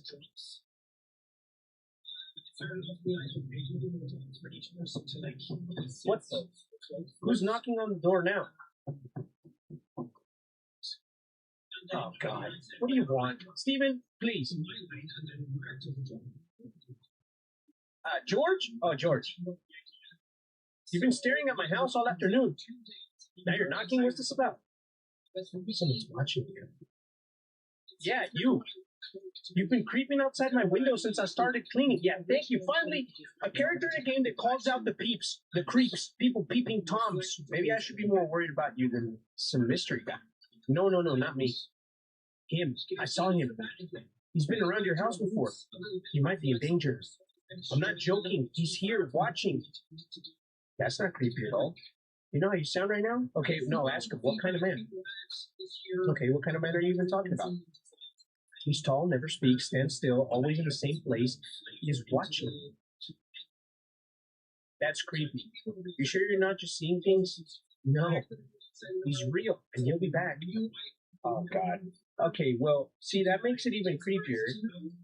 Why do you walk away like that, freaking weirdo? I told you Tomas just created problems for our boy Jake.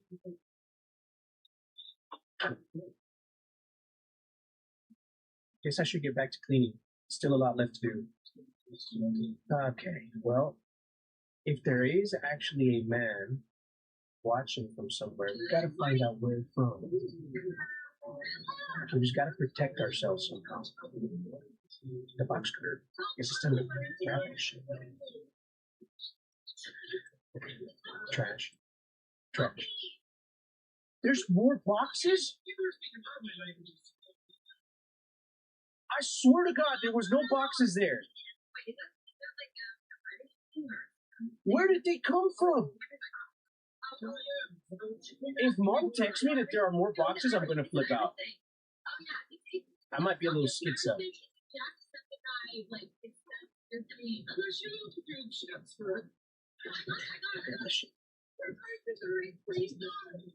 I should watch the video. Anybody out there looking at me, putos? George, you need to get a job. Ponte a trabajar, culero. Vámonos. Pinche viejillo flojo. Any trash down here? Nah, but I'm actually glad for, like, retired dudes that just sit around and watch their neighborhoods. Because they do be keeping the neighborhood safe sometimes. But sometimes they just be harassing people for no reason, and they're annoying as shit. It could go both ways. Why is there more boxes? My voice just cracked. Mom, you made me crack my voice. How many boxes you got laying around the house? This is the trashiest house I've ever seen. There he is. That mother. That's him. That's the guy. He's just staring from outside. He won't stop looking in my window. No. This much trash, though? Shameful. Mexican moms could never. Would you rather have a very clean house or a very beat kid who didn't clean the house? It's one of two things.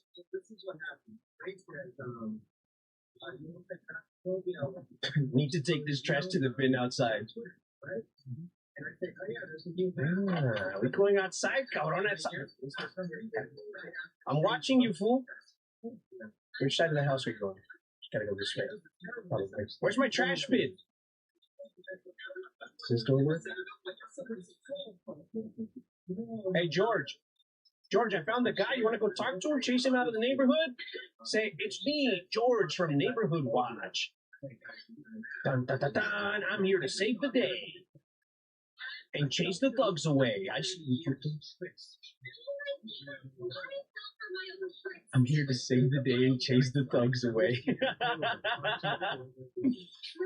Where? Oh, my trash bin was right there. It's green. It blends in, okay? I walked out like this and didn't even see it because how green it was.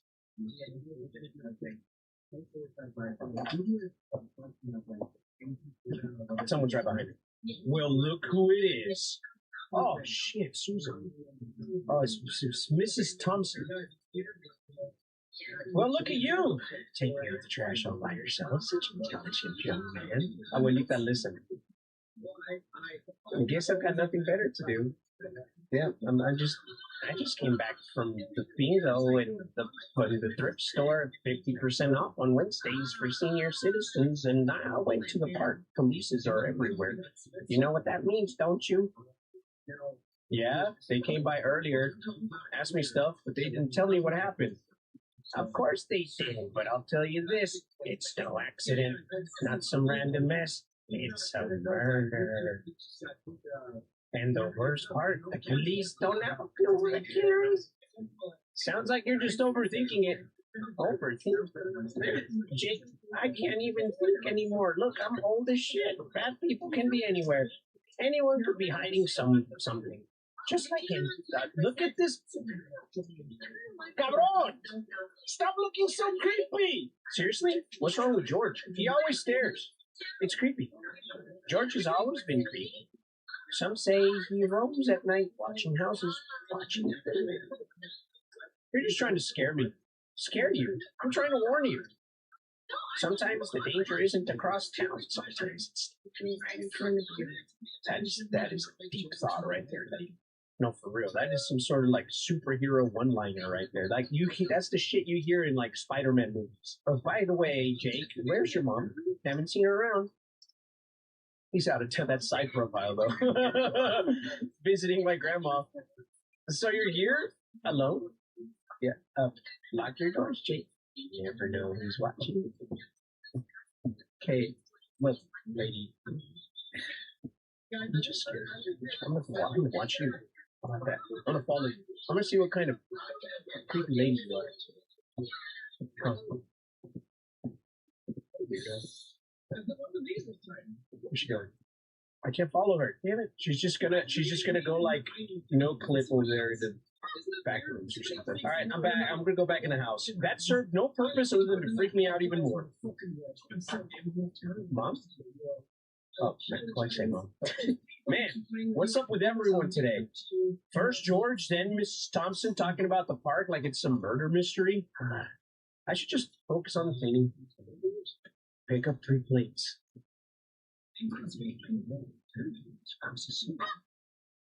Sounds so swear to God, if I see your boxes show up out of nowhere, I have to be going crazy. I swear to God, those boxes were not there. Unless I'm crazy, Ollie, replay the part from the beginning when I was picking up boxes and passed by the kitchen. There was no boxes here, right? Am I crazy? Am I tripping? I gotta put in the dishwasher. Brussels sprouts? That's random.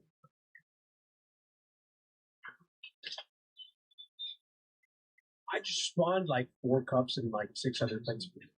There we go. Almost forgot. Somebody just broke my window! Find where the noise is coming from. No, I know where it's coming from. It's coming from Tomas's room. The guy from the park broke the window. He probably threw a stone with a note inside of it. More boxes!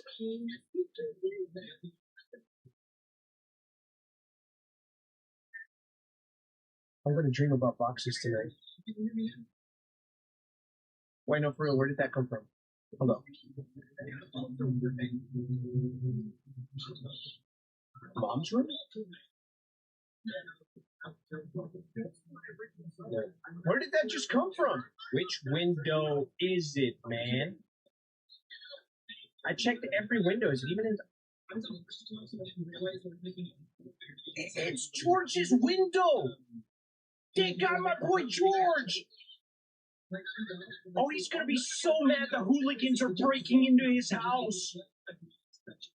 The worst thing you can do is break into the neighborhood watcher house from the neighborhood watch. Oh, bro, you messed with the wrong guy. Oh, there we go. Yo. Yep, it was George's window that broke. What's he doing? Just standing there? Nope, he's seen the hammer. He's got the hammer. I got 3 new messages. Oh, Tomas, hey man. Sorry for leaving so early. I didn't want to talk about it before, but I saw something at the park last night. 2 guys beating a woman. It was bad. Oh. Damn, that's messed up. Told the cops already. They said they caught someone. Please just give me the actual one. Don't stop making me scroll down. Just like they caught a guy. There's still one left, so not safe yet. Just stay inside the house, okay? Got it. I'll stay in. Thanks for the heads up, man. I should go check on George though. George. Okay, well, now I'm inside the house. All by myself. And we got a person throwing hammers for no reason. I'm screwed, bro. I should just stay in the closet. Hide in the... No, the killer knows I'm in the closet. He knows to check the closet. Maybe let's just eat stress eating Brussels sprouts. Raw Brussels sprouts all day long. The ultimate test of strength. Okay. Listen. Oh, what? Did I leave that? No, you did not leave that open. Somebody just walked into your basement. They weren't here before.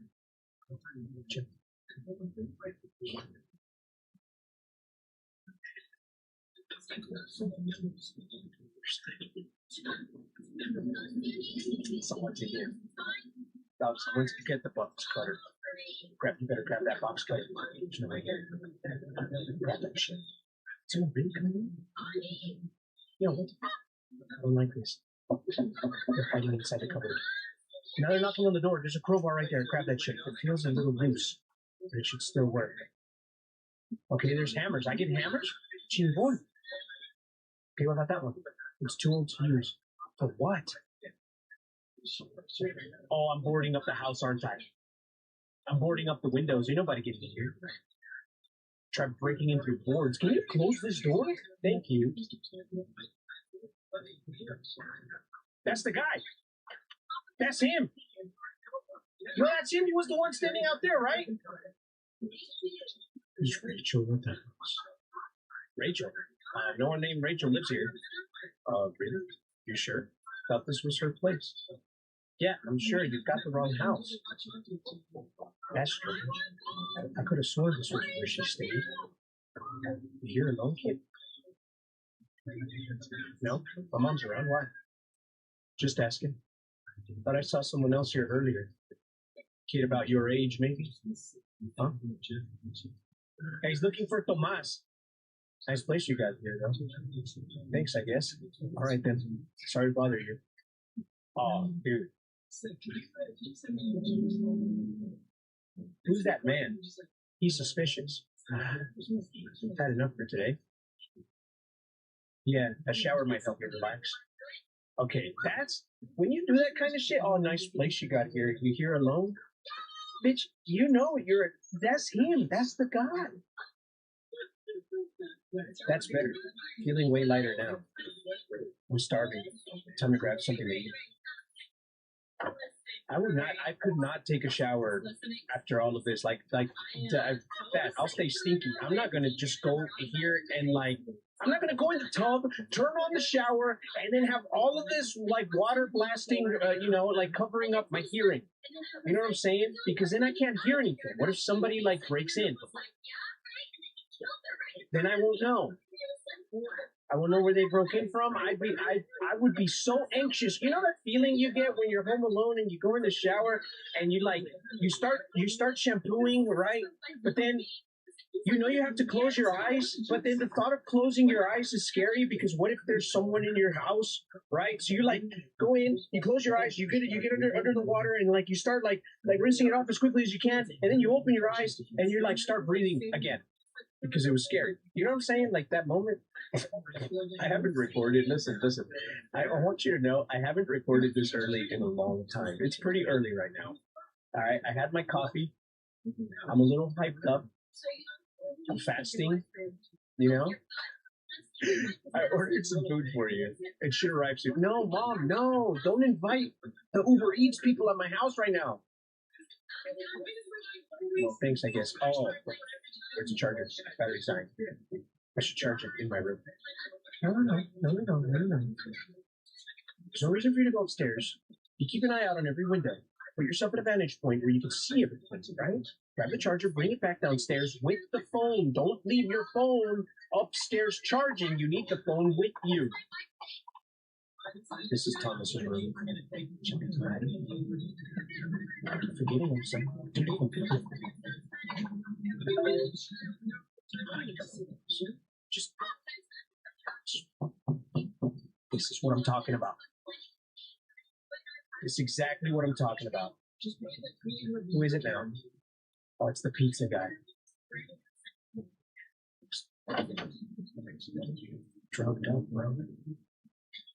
Holy shit, man, you alright? You need some sleep? Are you taking a nap? You want a nap? You want to come inside, take a nap? We can hang out together. Hey there, pizza for Jake. Isn't that the Smoothie King logo on your hat? Yeah, that's me. Good, man. I almost dropped this off at the wrong house. These streets look creepy at night. Yeah, it happens a lot. My mom's ordered that for me. She said it'd be here soon. Cool, cool. Hey, that park near your house. That's where it happened, right? Yeah? Why? Just saw the police tape earlier. Kind of freaky, man. Heard something bad went down there.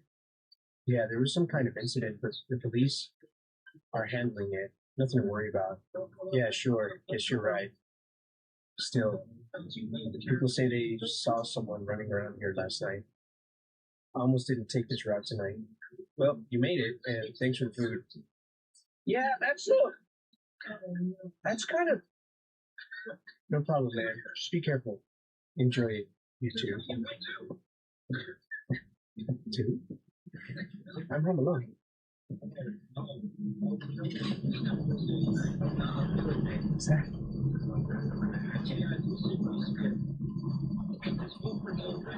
I just got chicken skin to the max! Alright, this might be the best cozy horror game I've played. Just as like, in terms of scary factor. The way that guy just said, enjoy it, you two.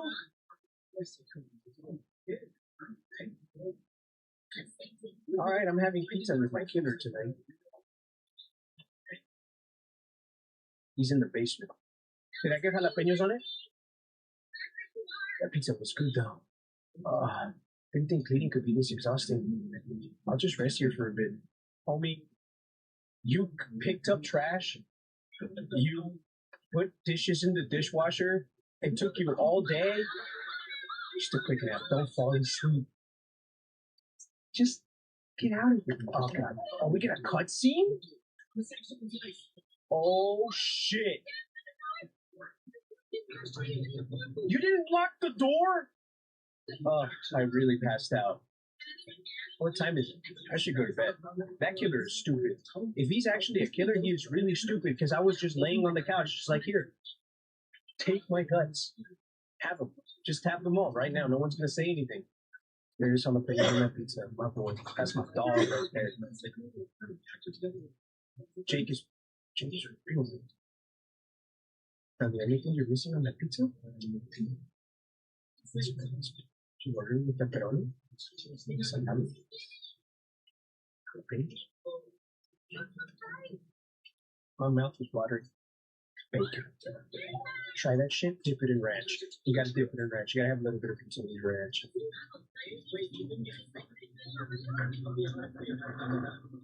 Valió pura chingada. Is that mom? She home already? No, you know what? It's probably Tomas. They wouldn't just put the killer in the house like this, right? Mom? That's not perfect. I need to call the police. The phone is this way. You're stupid. You're so stupid. That's why you start my room. I keep going to the wrong room. The phone. Grab. Oh shit! I just got hit.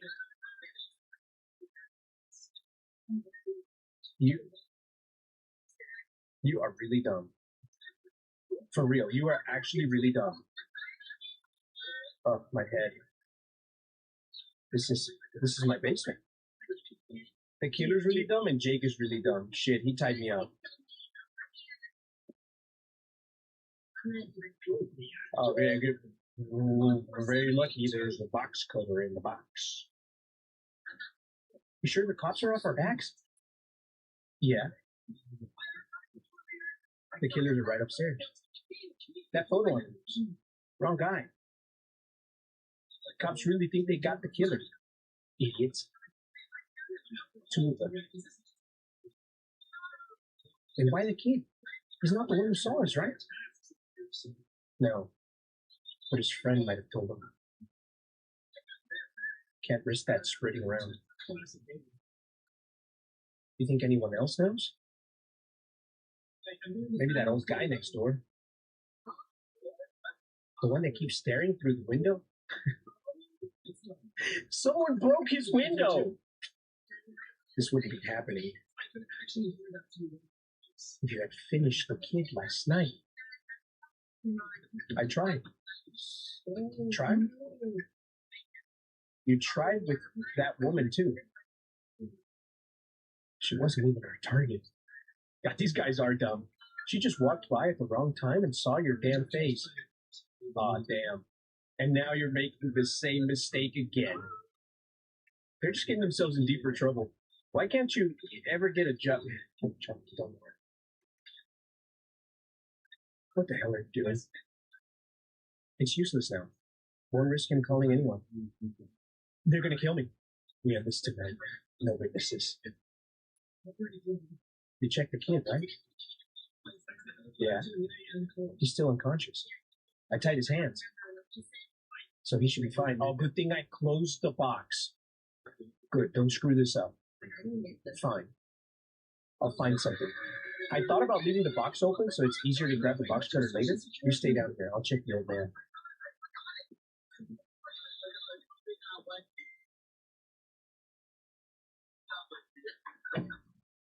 Damn it, what do I do? They didn't tie my legs.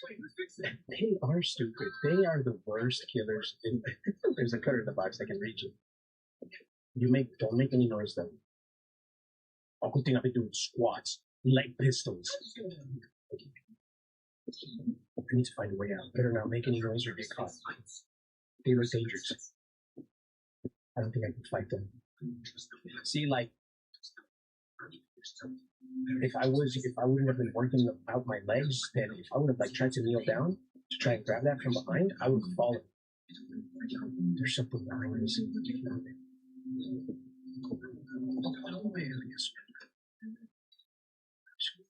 Why is that in the basement? What is that? I gotta use a hammer. I gotta use a hammer to break the. Why is there a hole down there? Oh, just. Again. Oh wait, that was a really bad idea. I'm sorry. Why? Why did they give me the option to turn on the radio? Of course. I would have died in this situation. Oh, let me turn on the radio. Let them know I'm not unconscious anymore. So stupid. I gotta make my escape through the hole.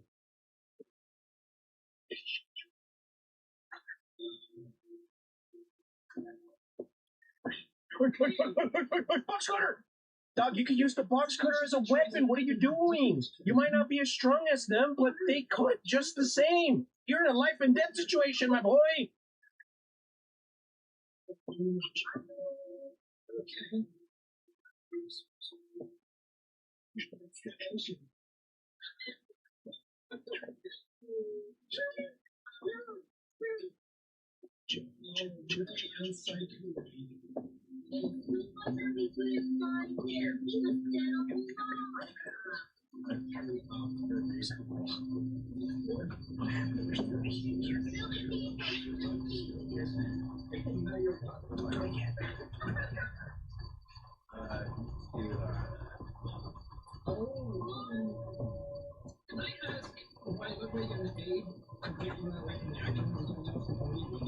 What's going on?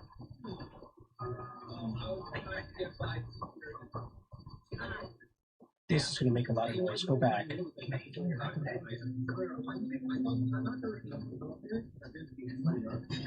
God damn it, bro. Come on. You have a hammer. You have a hammer and a clear back of the head. There's so many options here. Okay, I guess I'm just going to use the hammer and see what happens.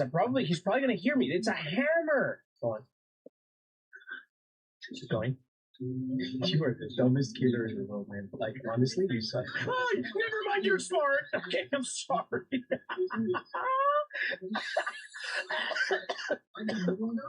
Do it like you did it last time. Okay, I went like that. Grab the hammer. Go. Oh, who's that? That's a good touch.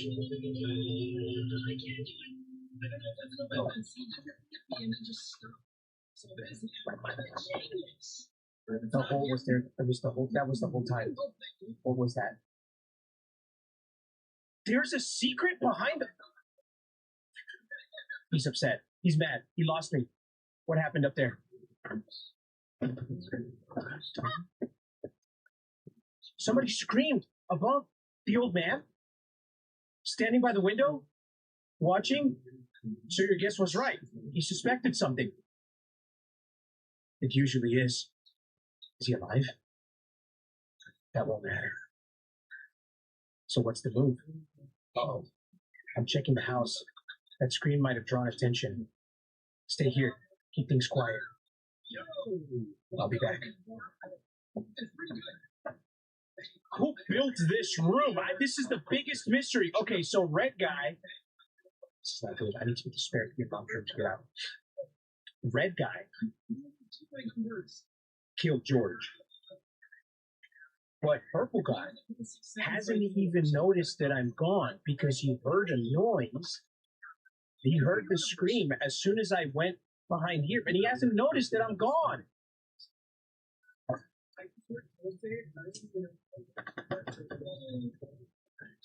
Okay. Wait. George! Oh shit, he's right there. They got George. You're stupid. Let's go upstairs. Let's go upstairs. Just going.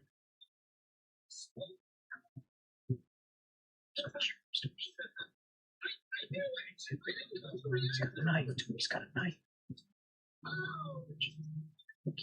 Hurry up.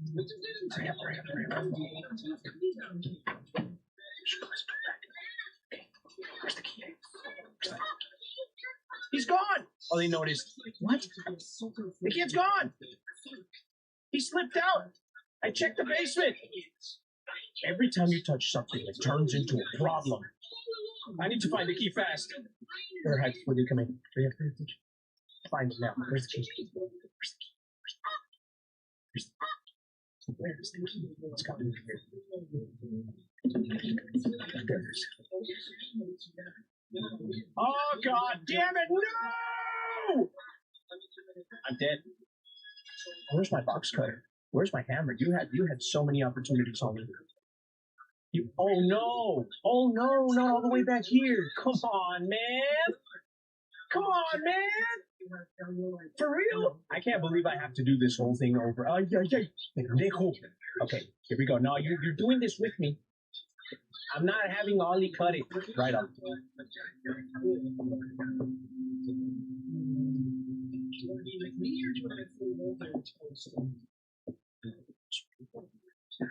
Radical.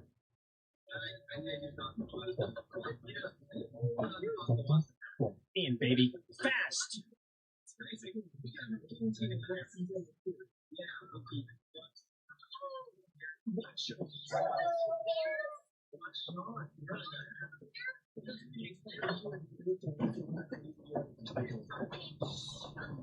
So I gotta grab the key and hide as quickly as possible, or just hide while I'm in mom's room. So what's the move? Check the house. Yeah, the dumbest killers in existence. I swear to God, man, these guys suck. They saw me. If their intention was to kill me and remove the witnesses, then why didn't they do it while I was in the couch?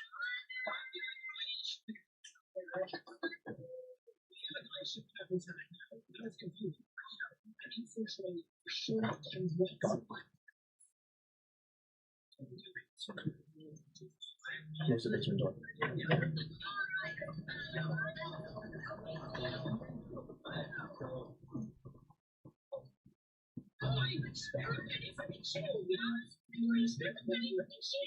Okay, here we go.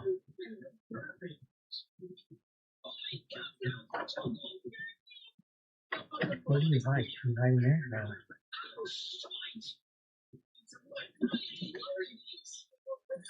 Hiding? Where do I hide? Oh, I can hide.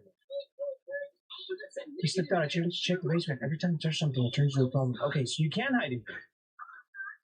Someone's outside. I need to stay quiet. Find him now. You won't leave the house.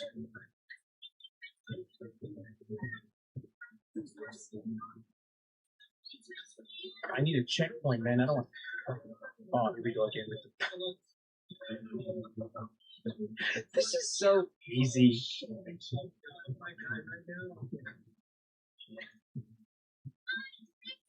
This is what it feels like to watch someone try Dance Dance Revolution for the first time. You're here, aren't you? Nope. I'm over here doing like songs on like Expert and Wild.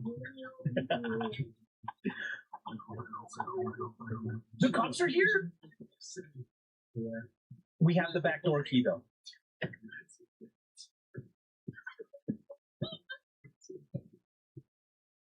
Easy going. I should be careful peeking the back door.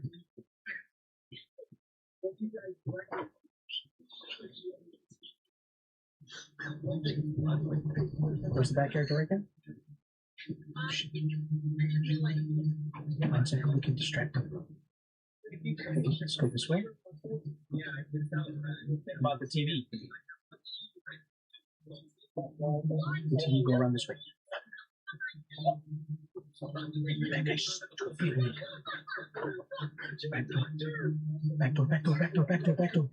Back door.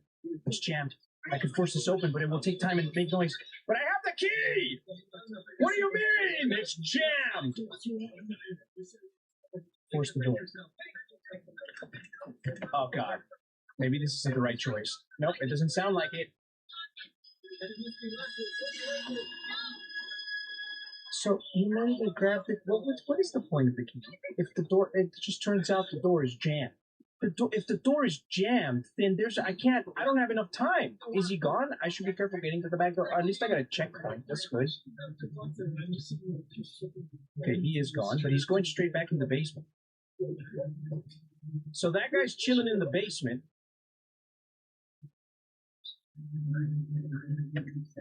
This fool's just chilling up here.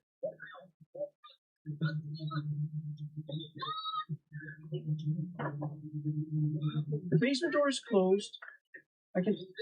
There's no point in this. Should I go in the basement? I can't go in the basement either. Then what's the point? Go.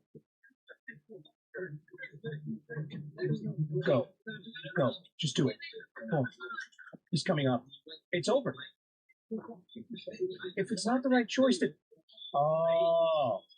You distract them by opening the door, and then he opens the basement, and then what do? You go into the bathroom? What is the point? No entiendo, cabrones. Okay, look. So he clearly says this is not the right choice. So, do that, bang, this way. It's going to come in here. Yeah, we open this door. Open the bathroom door so you can hide in there. Start this. Yep, start forcing it so you can get him to come over here. Boom. And hold the left mouse. No. I can't undo it. I can't back out. I have to finish it. Am I not waiting long enough? Like, should that guy be chilling down there longer?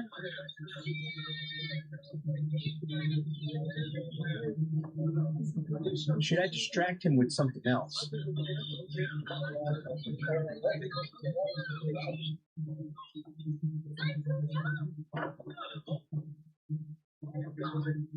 Okay. This guy's just chilling over there now. I can't go in the basement. Can I go out the front door?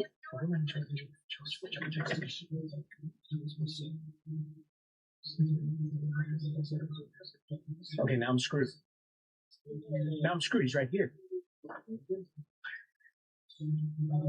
Right? So what do I do? I actually don't get this, man. Oh, you hit don't do it and hide in the bathroom.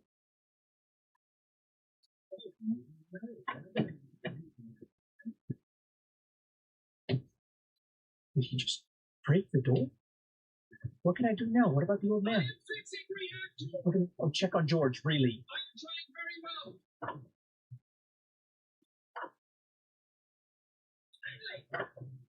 Better keep the door closed. Yep, got it. George? George, you alive? George, are you okay? Cabron! George! Get George's phone. Okay.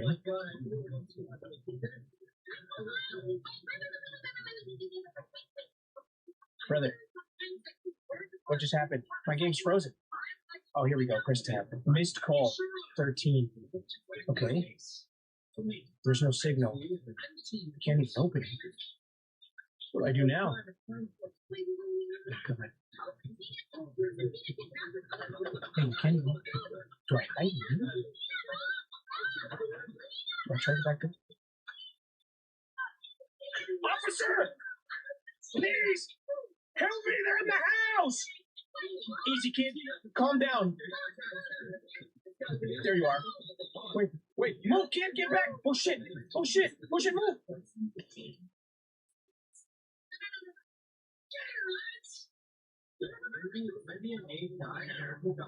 That's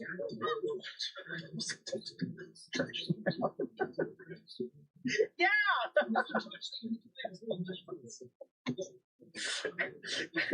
There's a card sleeve. You contacted your parents. They're on their way. I didn't think anyone would come. I had no way to call for help. Your neighbor did. George? Yeah. He called us earlier. I said there were strangers around your house. Did you notice anything? What do you mean? Did I notice anything? How is George? He made a brave choice. Whatever happened here, you're safe now. Did you notice anything? I shouldn't listen.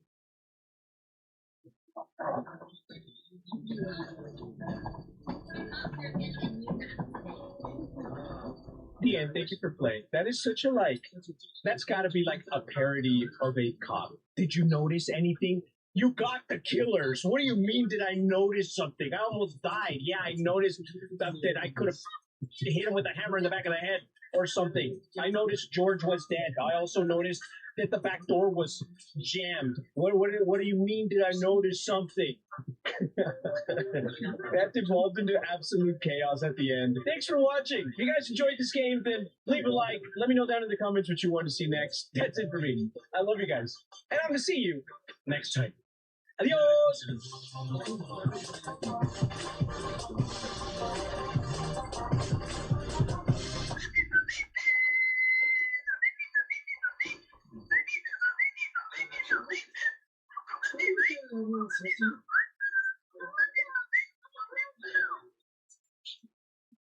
This is Sarah. She's a mother of 3 and is one of the hardest working, sweetest, kindest, and greatest human beings that I've ever met. But she's in a tough situation right now. You see, she's married to a grizzly bear moron who would rather play with tools and his buddies all day than actually participate in being a husband and a father. Okay, jokes aside, this is my wife, Sarah. Now, in the middle of the night a few months back, we heard a loud crash. And I popped up out of bed, sprinted to where I thought I heard the noise come from, which happened to be our closet. And lo and behold, I walked into this. This wire rack, well, that was hanging. Since that's been down, this place has gotten worse and worse because, well, half the closet's not usable. So for those of you that aren't aware, we have 3 little kids. And, well, I'm going to blame them for this. We have no storage for anything but hanging stuff. Everything's just piled up. Now, it's been about 6 months, and my poor wife has had to live with a closet that looks like this since then. So to make it up to her, we're going to completely remodel this thing and surprise her with a brand new closet. We're not surprising her. She knows the closet's coming, but we have a bunch of surprises hidden in what we're going to build custom for this closet. We're going to completely replace all of the racking and stuff with a sick package for modular closets, and then Sam and I are going to build a custom island with some hidden features inside of it that should be able to blow her away. The Steelers have a lot of night games coming up this year, and I definitely could use the points in order to make sure I can actually go to a few. So here's the plan. Right now, the current closet is full of wire racking, which is fine, but it isn't that conducive to our lifestyle. So we're going to replace it all with storage that's got shelving and drawers and things that we just don't have right now. A lot of our mess comes from the lack of planning in this previous closet, at least in my opinion. So we've got the whole closet planned out, and she did participate in this, and we absolutely love the plan that we have. Now, what she hasn't seen is the island that Sam and I are going to build from scratch. We're actually going to keep this thing super simple because we have a very limited amount of time to do this project. We only have about 5 days start to finish. So for the island, we're going to do a couple hidden features. Hopefully they don't take too much time. We're going to use super basic DIY joinery in order to have you guys have the opportunity to build something like this in your home if you want. So I guess what it comes down to is I'm standing here wasting time talking to you when we should be getting to ripping this closet out. So let's go. I got to get some of this stuff out of here so we can start working on it. I'm super excited because Modular Closets is providing the closet, and they have like some really cool tools to design and to lay out your closet exactly how you want it. You can have a professional install it, or you can do it yourself. It shows up. We built all these cabinets prefab before they got here, and we're just going to be able to hang and install them super fast. So this shouldn't be too much of a headache, which I think a normal build like this would be. And that's going to allow us to get that time back to focus on what's going to go right here, which is going to be that custom island that's going to have really cool tech and hidden features inside of it. So I got to get to cleaning. I need to shut up and work. This probably sounds hilarious, but the time-lapse camera cut off, and it just took me 1 hour to do this wall. It's this wall. It's this little nook here. There's so much. Damn it. As my buddy used to say, we've got 11 pounds of shit in a 10-pound bag in here. We desperately need a new closet. So I'm glad we're doing this, but I hate it. So with the help of other individuals, we're actually kind of ripping through this stuff. Jason and Sam are getting all the wall things out. I'm going to start throwing things out the window because that's what I'm good at. And then we can probably start bringing some of the material to fix the walls. Like that's going to be the biggest pain in the ass. They were nailed in, and so some of them are really putting in more damage than we'd like to see when we get into the pulling down these racks. So, hello. Yeah.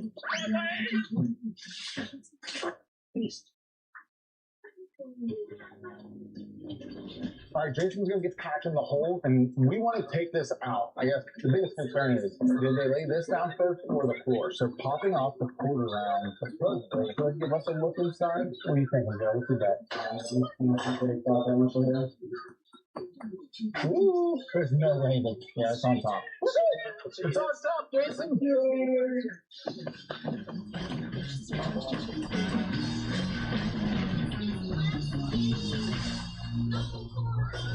So we're mudded. We're gonna have to wait on round 1 to dry. Now the debate is, do we paint the room a different color? Do we make it moodier? Do we make it less moody? Light. You want light in your closet to be so dim that you look great no matter what you're wearing. Oh, shit! They moved an outlet up. That's super illegal. So I'm glad we removed that because, you know, that could have burned the whole house down. Are we all glad that we're doing a closet? They couldn't even put a cover on it? They put a giant plywood cover on it. I mean, you're not wrong. Hey, clean this up. So we need a little, do we have any, like, patches? This one needs a patch. And then Sam, what do you think about the trim? Oh, we're going to keep the stack here now? Well, we could run the island to it, but we got to deal with trimming this thing then, which I don't hate. So the first thing we're going to do with the island is get the top and the glue up. Sam just got back with a bunch of walnut, and in order to make this top concept that we're working on work, it's going to be 3 pieces. You'll see about that later. It's a little bit over 6 feet, so we're going to cut these boards down to make milling a little bit easier, and then go through the whole milling process, which is obviously the most exciting thing to watch. So here's a very short B-roll sequence for you.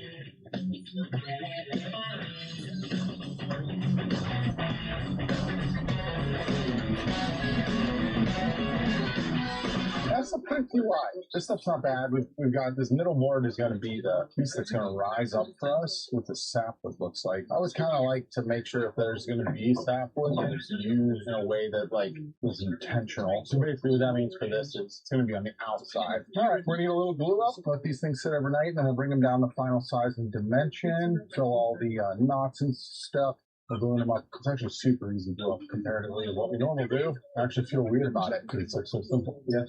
Until something is catastrophic. There it is. There it is, baby. Doesn't need more glue. It's like eating roll butter. I think this is the worst roll I've ever seen. This is the first time you glued a tabletop up. And we're just gonna.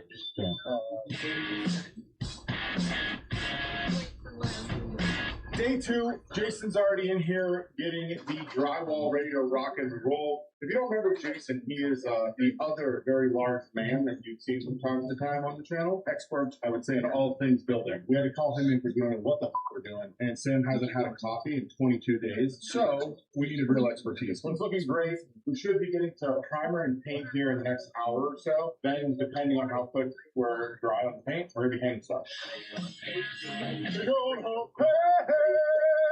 I hate painting. I'm really bad at it too. We really got that first part of this damn video yet. We're 2 days in. So let's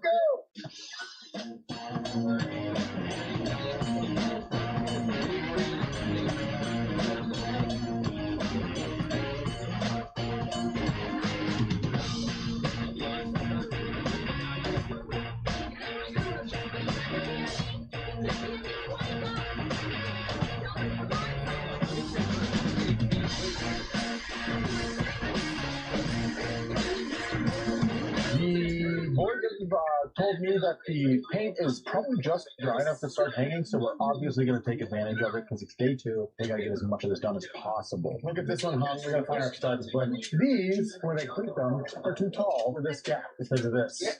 So more than I going to have to figure out a solution here, but I think let's make sure we get one cabinet plumb and hung, and then we'll make sure our issue coming off of it is the actual issue.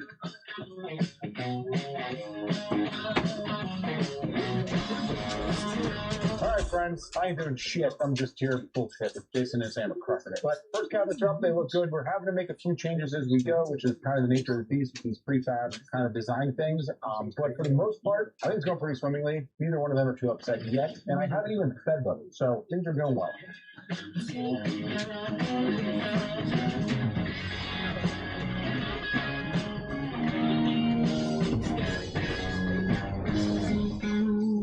All right, all that's left to do is call. Sam, as you know, I'm not even wearing it. Oh, but he is prepared today. How to get a gallon of call, because you can do that now, 2024. He's gonna tighten up all the stuff. We're gonna get the room cleaned, and then I gotta go get on the island build because, well, it's gotten zero attention. It took a little bit longer than we thought. So Sam's taking the reins here. I'm headed back to the shop.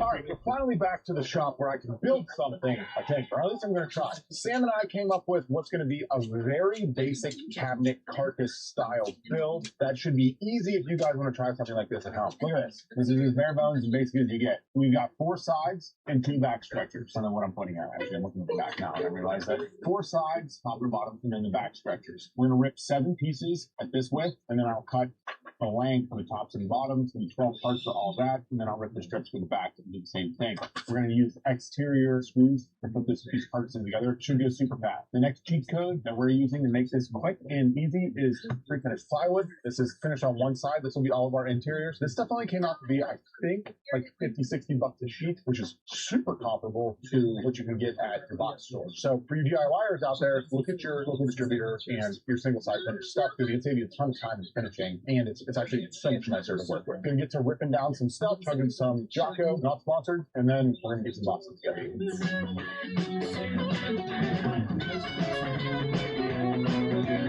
All right, this is where things could get quick. Prove it, bitch. Basically, we're gonna be building boxes. I'll be pinning them together first, and then coming back and reinforcing them with countersunk screws. Should go fairly quickly, and then I'll put the stretchers in after that. I'm just gonna add a little bit of glue on the bottoms here, line these up. Trying to shoot myself with a finger. None of this will be visible, though I personally don't really care about spacing. I'll go with this technique for speed and ease. You just add your stretchers in. These stretchers are cut the exact same length as the top, which is something that I knew I was doing when I was on the table saw. The little tip here is you want to come down first. That way you don't suck the stretcher into the cabinet. It'll stay flush to the back. You can come back and do the outsides. There you go. 5 more to go. I'll have all these together probably an hour, maybe a little faster. So I got all the carcasses done. Took me about an hour and a half. I was taking my time. Don't judge me. Sam's on his way back from the house. He was just doing a little bit of tightening up. He's going to give me a hand with the drawer boxes. In the meantime, I'm going to get all of the walnut that's now dry, sanded, wide belt down, and thickness to final dimensions. So those are ready to rock and roll and get into finish as quickly as possible. Once we have this and then the drawer box is built, I think our boy, he's just feeling invigorated right now. He wants to tackle the face frames. He's got a pretty badass system, he claims, from all the cabinets he's done in the past. So he's going to tackle those, and I'm going to start working on our secret project. What's the secret? I can't tell you the secret yet, but I can tell you about keeping your information secret on the internet with our sponsor, Delete. It's privacy, like I was saying, with all the ability to put things online and all the places we're putting our passwords and logging into and logging out of and shopping or whatever it might be, our information is spread vastly across the internet. That's why when it comes to protecting yourself online, I trust Delete. I wanted something reliable to keep my information out of the hands of those online who want to do harmful things. Along with that, I want to protect my family the best I can as well. And with Delete Me, it's super simple. I signed up, I get regular reports now showing me how much information Delete Me has deleted or removed from the internet. Just look at my dashboard here, and you can see the times Delete Me has gone and stopped my information from being shared. Then they have options to include your family and people that are important to you as well. Right now, you can get 20% off by going to joindeleteme.com/Malecki and use code Malecki to get 20% off when you sign up today. I'm telling you, the peace of mind you get from using a service like Delete Me is bar none one of the best things I've done to protect me and my family online. Thank you, Delete Me, for sponsoring this ridiculous build. Now I got to get back to it so I can get this thing in my house because we got those everywhere. I'm listening to Arnold Schwarzenegger's documentary, Total Recall, and I just want to try and talk in a cool German accent, but I'm not cool for German. No shit. All of my accents just turn to Yinzer. All right, so the top pieces they're flat, but they're not down to like actual size. I need to get a semblance of how I'm going to do this internal part, which will rise out of here. What?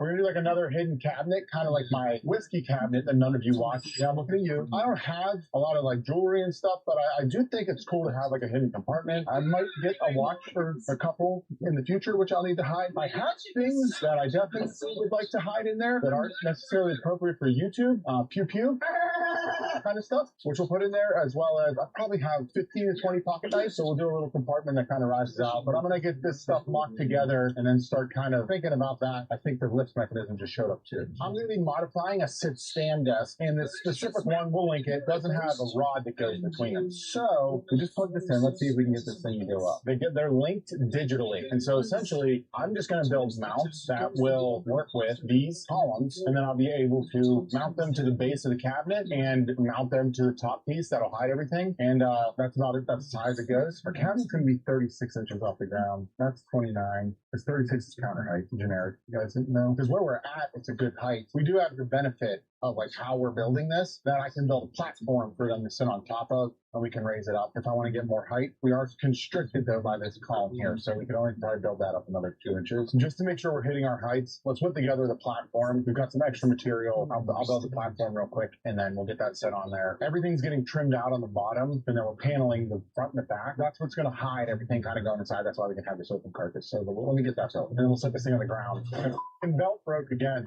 Damn it, Revan's belt just used on the sock top for some reason. That's possible. At least my eyes are protected while I'm looking up here, you know? And I look awesome. Because I tell you what, I hate when you do maintenance on tools. Like, the belt's on now. How loose it is. I wonder how you tighten that. Oh, that's off the bottom now. Go back. I always told you, Joe, I just know enough to be dangerous. Dangerous is a good way or a bad way? I only got 10,000 RPM saw sitting in my face. So whatever your definition of dangerous, I would say Russell Wilson's status dangerous. Holy shit. Like, I don't know how much more tension you need on it. Wonder why it slipped. Must be off the groove. Have you tried just giving a new saw? You know what, you're right. We need a sliding table saw.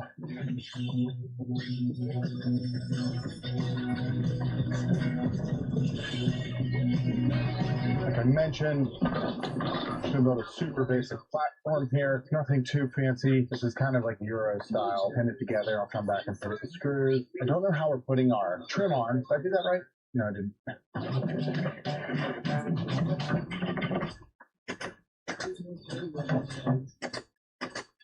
Hey, you bring us Doritos? It's even better. It's the protein arm. Got everything the body craves. Essentially, this is going to be the exact size of the cabinet as it's on the ground, height-wise. It's got the 36 inches here, which is what we were shooting for. It's countertop height, and then this thing will pop up to the bottom there is right under 15-inch cabinet inside would be pretty cool. And I think even though I'm gigantic, having that 15-inch cabinet, you know, I could open it up, easily see all of like my watches, my knives, my pew-pews, and be able to grab those. I dig it. What do you think, Joe?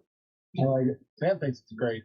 Being taller might take away from it. We only have, to be honest with you though, because of the way those columns are, we could just put it on a 2-inch platform and raise it up. So I think what's next is Sam's going to get working on door boxes, and I'm going to fab brackets and something to mount that whole bottom to. By the way, did you know you bought a desk that didn't need a rod? I did actually. It said it was adjustable in the width. Good call. But some of them that have rods, it gets really clunky down there. These are just tied together through the switch. We'll hide that switch in one of the doors. The Rodfather, King of Golf. Cool. All right, so to make this work, I'm going to need to utilize what already exists in the sit-stand desk.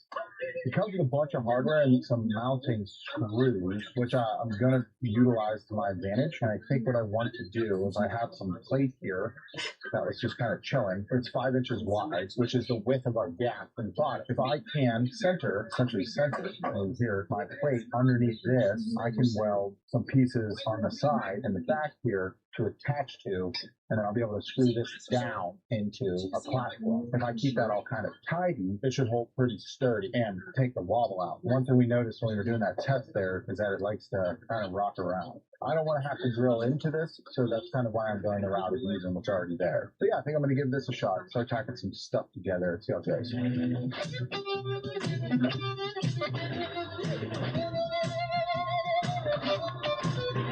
Next up to our drawer boxes and our drawer front. Conveniently, we know the location where there are several shakers set up to do the shaker style profile that we want to put on our drawer fronts. So we're going to head to that destination now to meet the famed cabineteer, Sam Pula Sr. Oh, look who's riding with us. We got a cabinet here with us.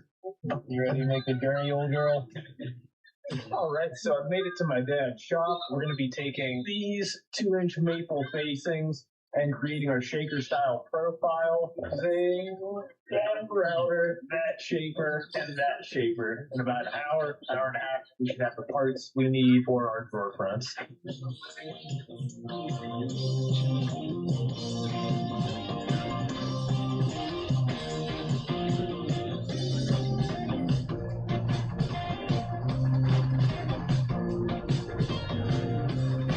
Sam Senior custom order 120 space balls. And 4 hour dates. What's the matter, Colonel Sanders? Chicken? Alright, so we're all done with the drawer front parts. You got our rails, styles, you got our center panels, Campbell's cigarette box full of space balls. So we should be good to go to glue these up tomorrow back at the yard shop.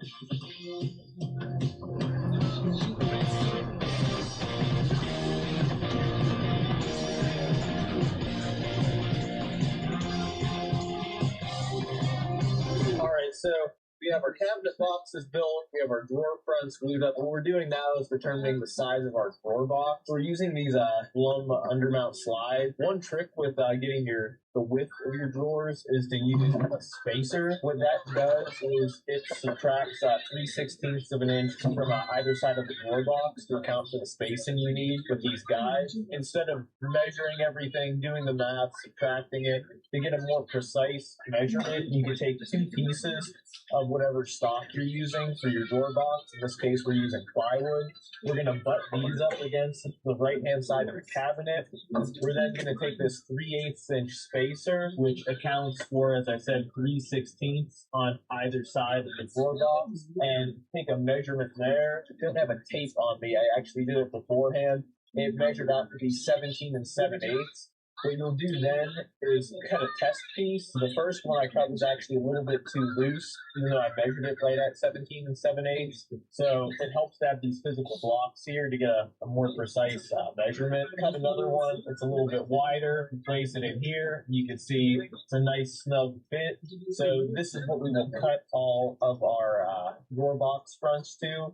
and that will subtract the left, right-hand side, and the gap that we'll need on either side for our slide. Definitely helps this process go a lot quicker, and it also reduces the chance for mistakes. So the brackets are done. Everything's kind of fitting. I did have to massage them a little bit to get them to fit perfectly with our cabinets on. So what I'm going to do now is get them kind of fixed and set in place, give it another test going up and down, and then we're going to start working on the box that's going to go between them. That's going to be probably the most interesting part of the video, as well as the project itself. I forget this. What was you breaking this wall there? Third wall. Which wall did I break? None of the walls. I'm aware that we're making a video. But that being said, I'm weighing it on this a lot. I'm going to take measurements. I'm going to build the box out. We're going to get the outside carcass done. I'm going to get the interior carcass done. Then we're going to start working on the bays for watches, knives, and pew-pews. The plan for those I don't really have. I've got a bunch of materials. I got magnets. I've got foam. I've got some other like leather and weird stuff. So I don't really know what direction that's going to go. So this could get interesting. I don't work very efficiently in that way because I'm not an artist, but it could turn out to be something cool once we start going because who knows what direction we can go in. But we'll start with the box, which I need to get on here now. So with all this kind of mocked up from here, we're going to be able to get a 55-inch by 15-inch tall interior box in here. My intention is to kind of do something like this. I might do doors on the outside, but doors make things hard. But at a minimum, we're going to do shelves on the left and the right for the knives and the pew-pews, and then a lit-up wash box inside. I'm going to build it pretty basic. I'm going to build it out of oak and then paint it black so that way it like hides. I don't know, it might be walnut doors, it might be black doors. I don't know quite yet. But now for boring milling, because that's what happens when you build stuff.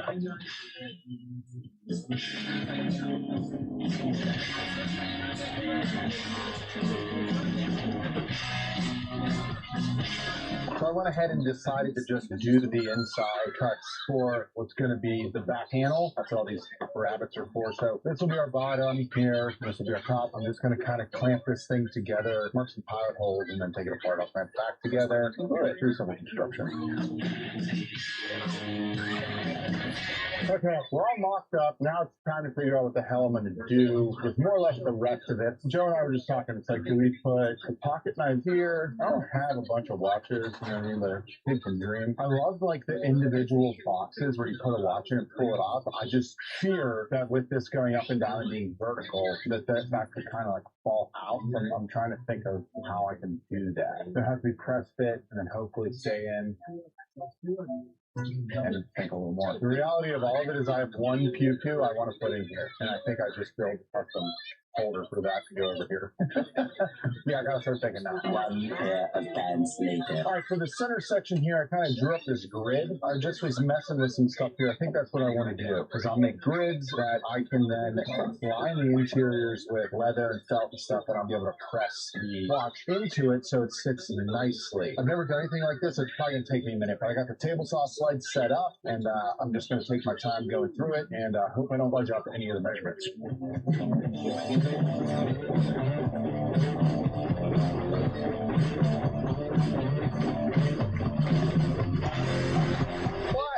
That's mildly satisfying for me. I usually don't build things like this. Give me your watch. Let's just stay calm here. Now mine's huge. I just want to make sure it's going to fit normal ones too. Joe's over here like, what did I do? Yeah, so conceptually, there's Joe's normal sized human wrist. Yeah, cool, dude. I'll throw some glue in and glue this grid pattern up. After a little bit of sanding, those tight parts should come out, and what I'm thinking next is cutting panels that I can then create a cylinder for this to go around that will then squeeze inside and pull in and out. I don't know. It's like a thing in my head, and then we'll get to working on these other sides. My thought is, if this is our gap here, I'm going to put foam on both sides of these so I can press this in, and then whatever this is, I'll cap the ends in foam and leather. I tried to buy them, but my wrist is too big, so I couldn't buy anything on Amazon that could black roll on me. Alright, so I cut some walnut to give me like, sorry to watch again, please. They're going to be like holders. I'll chop them down so that way we can basically, wrap your watch around, and then I'll cut a chunk off, press fit it in, make sure it fits a normal wrist, and they'll be like individual little blocks. I think personally, pretty cool with that. I originally was going to pad these, and I don't know if I'm going to do that though. Let's see. If I pad them, I think I might have to make them a little smaller. What I want to focus on now is I'm going to cut a bunch of parts that are like exact squares like this to go inside here, I think, and then add foam. And I think with the foam, Let me just tackle that first, and then I'll kind of walk you through it. So I think it'll be easier to explain. Okay, I've got some strips of stuff, and then I've got this. Oh, this is a big old. I put it exactly where I need it. This is a phone, and my thought is I can take these strips, glue a piece of chrome before I go to cut them into tiny squares. Once I do that, I can then come back and wrap them in something else. It is pretty dense, but there's enough give that I think with pressure, we should get a nice snug fit. I need to make a test first. So that's what I think I'm gonna do. I'm just gonna do one, Joe. You think that's a good idea? Yeah, do one. While I work on this, if you are someone who likes to have a good time, you should join us live on Black Friday. I think this is like our 5th or 6th or 3rd or 4th, I don't even know at this point. Black Friday is one of my favorite days of the year. We go live for 2 hours at 10 a.m. Just hang out with you guys, give a ton of stuff away. I think this year we've got tools, we've got tables. We do tool tables, cash prizes, merchandise, plans, courses, one-on-ones, all kinds of stuff, and that's going to be live. We'll do it live on Black Friday at 10 a.m. So set your calendars, and we'll see you there. It'll be on the main channel, which is this one. Okay. That's it for the tack up. Let's see the leather I got, Joe. Thinking, I knew I had this. I think it's an imitation. We got some leather in from this from. We got some stuff in here from the Jocko guitar. It's bison. How good this stuff is.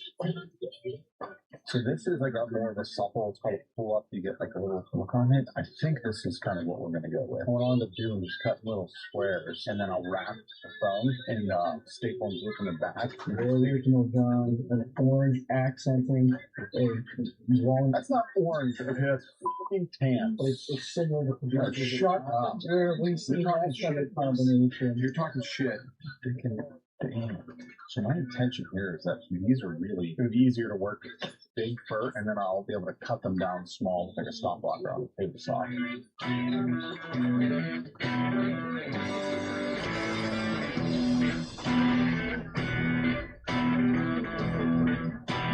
Like that's the idea. So here's the thing is like I have clay.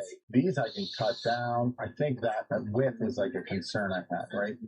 Let me sleep on it. I'll get back to you guys the next day. So I slept on the concept we were talking about yesterday, which was this. I cut these down a little bit too, and then using a press fit that would hold the watch like this. Now, I don't inherently dislike that. I just think that's the way it has to hang in there, and then like getting it out, there's not a lot of room. That's my fault. I should have made these bigger. So I thought on it some more, and I came up with this concept here. And the guys that I've been looking at it and kind of chatting, I personally think this is a pretty cool answer. But I put a magnet here and in here, and now the watch can just sit like that.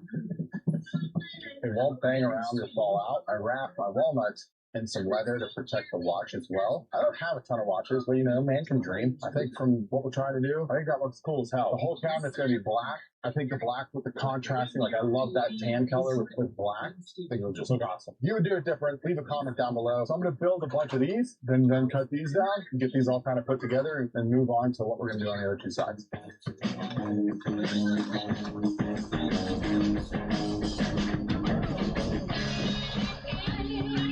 For the knife side of things, I'm messing around with concept right now. I'm gonna basically make this like leather board, and I'm gonna put some little shelves on here. I'm just using that machine. Let me go cut one. Fit a few magnets in the back here, you can kind of see, and then those will just help things from kind of like swaying around, I think. So I could put these shelves on here so they can sit on the shelf, and then the magnet, when it's going up and down, to kind of keep it from bouncing around. So these will be painted to match the rest of the cabinet, and then I'll set it in there. And I'm thinking I might even do like a little maybe hidden feature behind it. I don't know. Let's see if we have the time. I don't know. I don't know, Joe. I just don't know. But I can't put those on until I have these finished in black. Which leaves me with my last bay. I think I showed you a Nerf gun.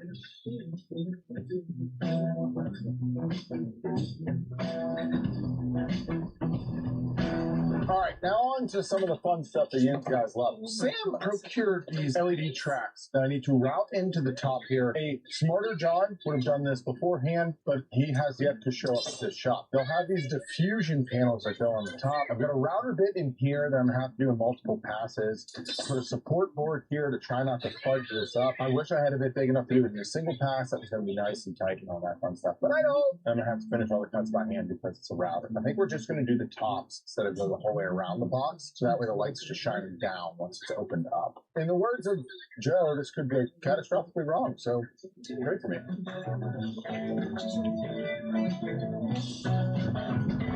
So I'm going to try and clean up these corners to get these to seat square. These tracks still sitting here nicely, get them sanded, and then we can start getting these in the finish.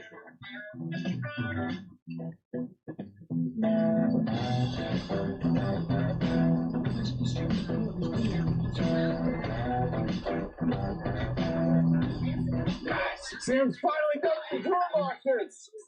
They were pretty quick, but I like to bust these balls. Alright, so all 18 drawer boxes are finished. All of those boxes are done. Our lift mechanism is done. Now all we gotta do is mock it up at the top, and we're gonna cap the ends here. You can see in Sam's model, I let Sam kind of take the finishing touches on this because he's a better cabinet builder than me, and he designed what I think is a beautiful island. The panels on the end where there's this arrow pointing right now are what we need to build next, but we can't do it until we have everything mocked up. So that's what we're gonna do right now. So we are just trying to decide on the width of the overall cabinet and what we're going to do with the trim detail so that we can build our panel. We just need a panel to cover up this end, and we've got these posts, and essentially they'll be built, put in there. We're going to do a custom trim around the floor of the post, excuse me, that I think will look pretty darn good. It messes with the width at the top and then cover the posts up, so we're adding more width, which I don't want. I'm going to try to figure that out. Basically doing nothing but staring at it right now.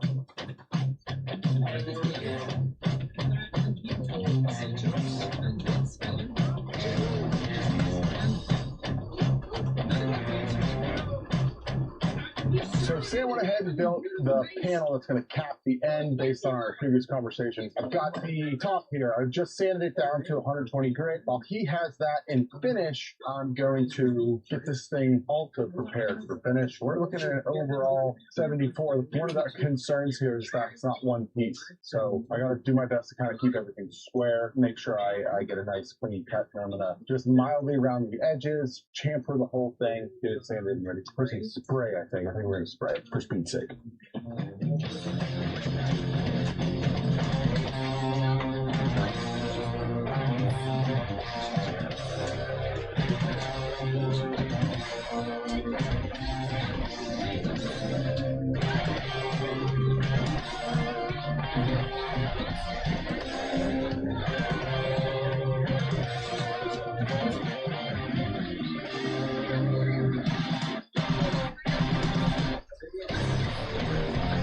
So the project's in the home stretch. Sam has everything in the finish booth right now. The lifting mechanism in the center. I got the top ready to go in the lacquer. He's painting all the panels and stuff. But the last thing I need to finish is something for me. Now this is a personal thing that YouTube doesn't like. So I'm going to do the display for this on the app, in the Builder Buffer, which is our app for more exclusive behind the scenes, kind of not safe for YouTube, and all kinds of other content that we produce. So if you want to see how I build this, I'll do that there, and you'll see the finish of it in the final reveal. But with all that, this is the last thing to be done before we get to installation. So I'm applying some edge banding to these cabinets right now. The next step is going to be to get our top into finish, and then after that, we're going to get everything together, go to John's house, and hopefully get this grill installed.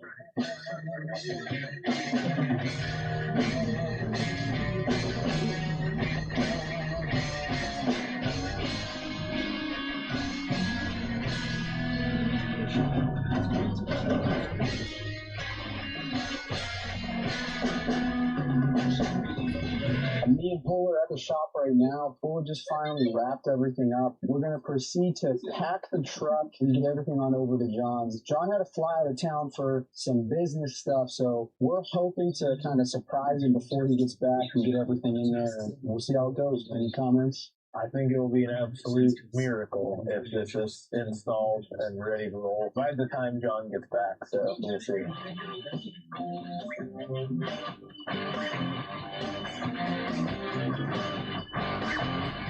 Alright, so after many trips both up and down the stairs, Joe and I got everything up in the closet ready for installation. It's the end of the day now, so bright and early tomorrow, we're going to start putting this all together. If everything goes perfect, be done tomorrow. If it goes a little bit less than perfect, probably be another day to see how this goes. Joe and I are in the midst of battle right now. Battle with this closet island. We're going to be mounting drawer guides. We're going to be making on-the-fly adjustments. We're going to be anchoring things. We're going to be breaking things. Subsequently fixing those things that we've broken. Then maybe breaking them again. But we're going to try our best to get this island installed here. Once I'm looking good, but I'm hopeful we can figure it out. Maybe.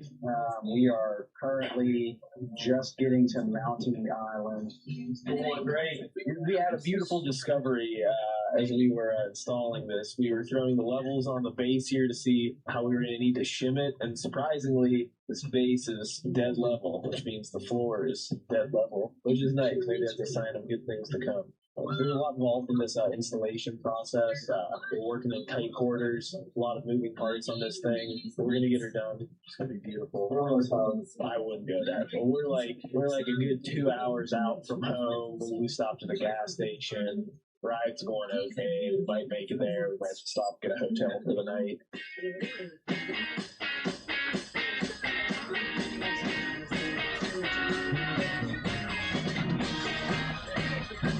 Come back, and we're on the final stages here. Getting all the drawer fronts prepped. What we'll end up doing here, I'll cut the holes for our holes, get this thing trimmed out, and I'll screw these right in, open them, and re-screw them from the back. We have these nice panels back here that Sam put in, so everything sits nice and flush. Should go pretty seamlessly and then allow us to do all the gaps on the drawer fronts themselves. We could have prepped this, but somebody was busy building cool stuff.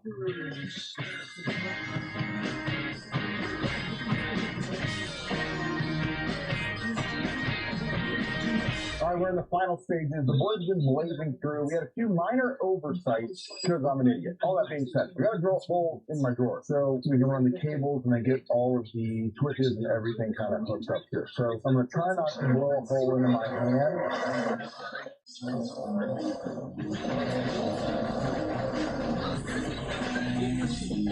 There you go. And I made an absolute mess. I'm going to feed all my cables into the drawer. And I hate this. Like, I absolutely hate it. But the way that this thing's linked, we have no option besides this to mount all of that stuff. So then, there we go. The biggest issue we're having and given what I'm having is the module is quite dumb. It only goes in one orientation. So we have to have it facing up in order to see it, which means it's just really not sexy. Deal with the cards you have sometimes, especially when you're hodgepodging things together. And now we can tidy up the cables with some zip ties behind it and get our top mounted.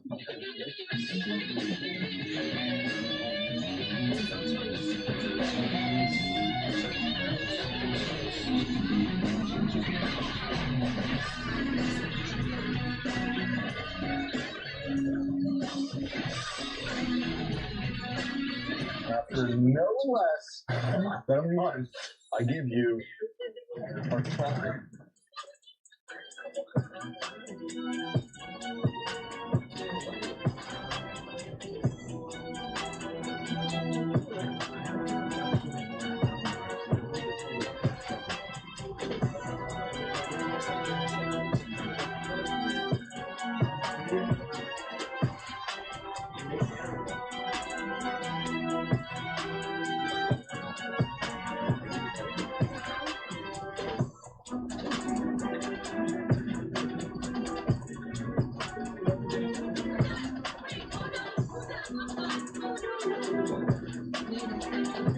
Thank you, Delete Me, for sponsoring this build.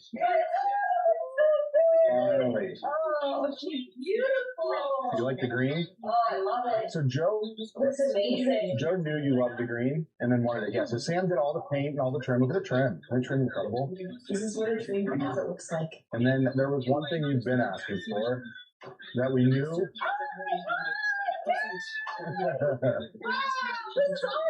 So it actually has power. Oh, cool. So it's a smart standing. A smart mirror? Yeah. To make it look better? I don't know. I sure need it. What I also need to know is what the hell are we going to build next?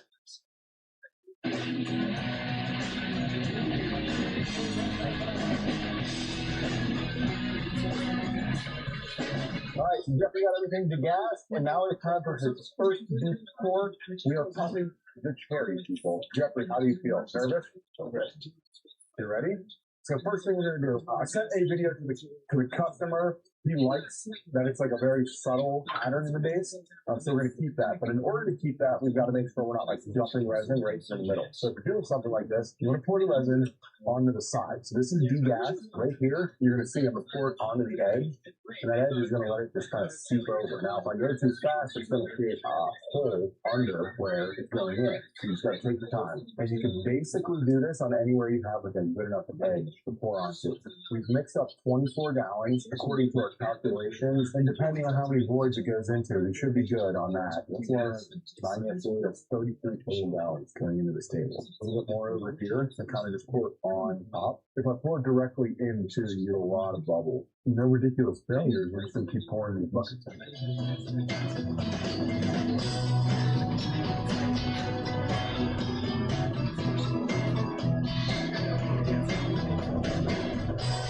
The last thing we're doing here is we're trying to see a little bit of dust particles. We're just taking a syringe here. Just a quick tip. Just put it in the epoxy gently so you're not making bubbles, and then you can just suck up the dust and take it. Nice little bucket here, and now we keep going. Nice little these clear epoxy closures. It's probably gonna dry for 2 weeks now. Let this sit. It's pretty cold, so it's gonna take a while, which is good. You get no bubbles. We do got a couple other things we're gonna start working on there. So we're just gonna sit for about 2 weeks. Oh, yeah, right. Come on. Well, we basically had a catastrophe in here. I hate to say it, but we just had a mild oversight. This is like a vapor barrier, and I asked the guys to put some plastic on it, and it ended up flashing pretty hard. Now, the only big issue I see is this crack, which I think we're going to be able to fix. There's like an interesting little thing going on there. It was hard to see this reflection, but the other aspect too is like we got some shrinkage and some bubbling because of that shrinkage. And it's crystal clear, but it really, really sucks that it flashed that early. It shrinks when it does that. It just makes things tough. So I'm gonna let it's still like tacky on the top, which is stupid. How this stuff works, and gonna let it set up, and then we will go from there. But I'm sad. All right, it's been about a month, maybe a little longer. We're gonna pop these things out of the mold because it's been like 10 degrees here. I wanted to make sure everything is properly cured. They're not gonna get as much heat. We're gonna do the little guy first, and we're also gonna pop my brother's cherry on his first ever epoxy table. Get the thing on the CNC, start making moves.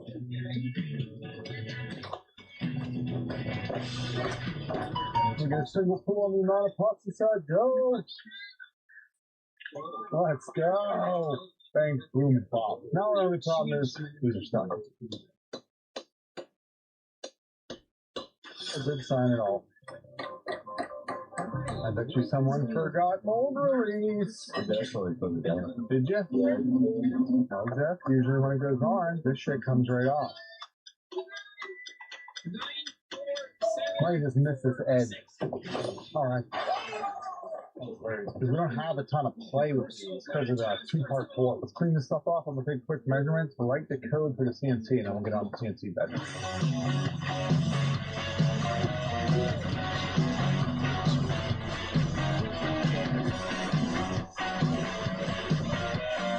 So we're going to run this through the wide belt. The bottom came out super flat out of the mold. I just needed to get that coat off the top. We got a lot of chip out here, so I'm hoping that I didn't it up because I did something wrong when I programmed the CNC. I took the first pass way too heavy. But this should be an easy cleanup. Then we'll get this thing squared. We'll get on to the big girl after this.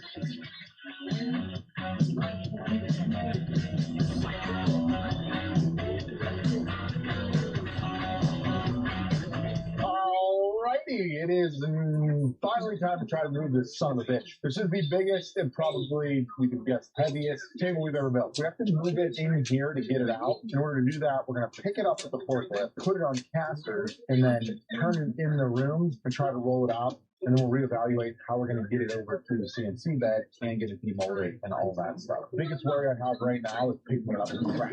So if that happens, it's 100% the forklift operator's fault. Damn forklift operators can't be trusted too. I don't like them as well. You can't be trusted as far as being thrown forward because you can't hear it because he doesn't have a microphone on it. He doesn't talk about it. One of the two. Sam, are you delicate and gentle enough to bring this sucker in here to pick up that old girl, or should we get Joe on the stick?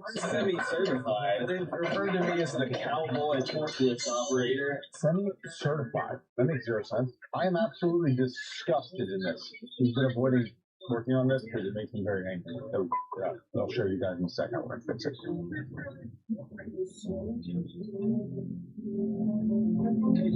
Okay, good. Put your corners.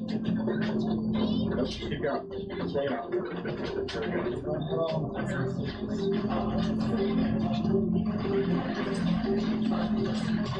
On the back.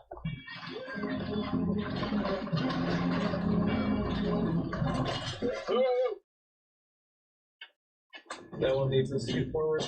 That one over by you, Jeff. Sam, grab that. Get in there.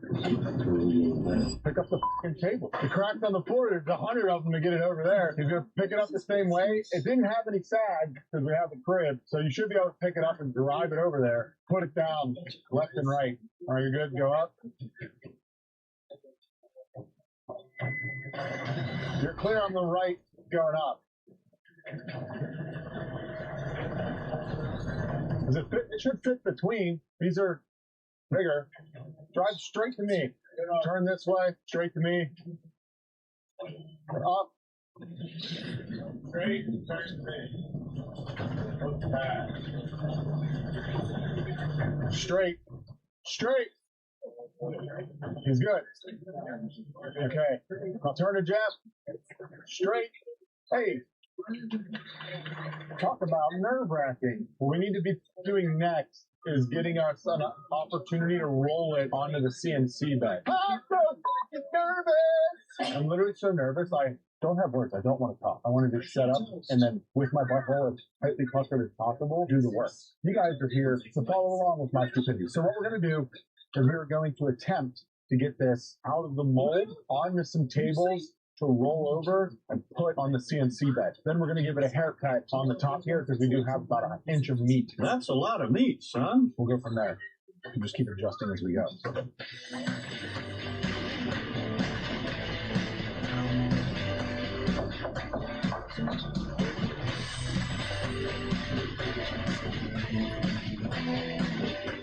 This corner stuff for me, unless we got middle adhesion. You have middle adhesion? Yeah, we didn't get the shims there. Corner that. Score it.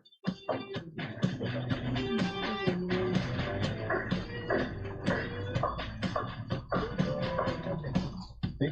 Yeah, tap that wedge in a little bit more. Talk's coming up. All right, keep cutting the cock. It's all talk on my end. This is why some may be calling us Captain Talk. Ironically, we've got a brand new Captain Talk shirt.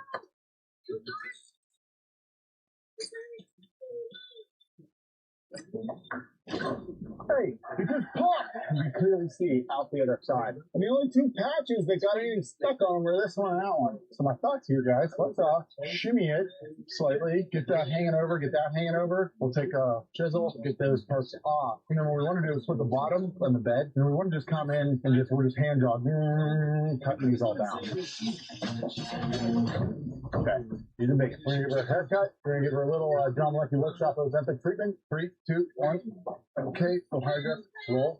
Should be rolling on this side of the table. And then Jeff and I are going to have to come up with it.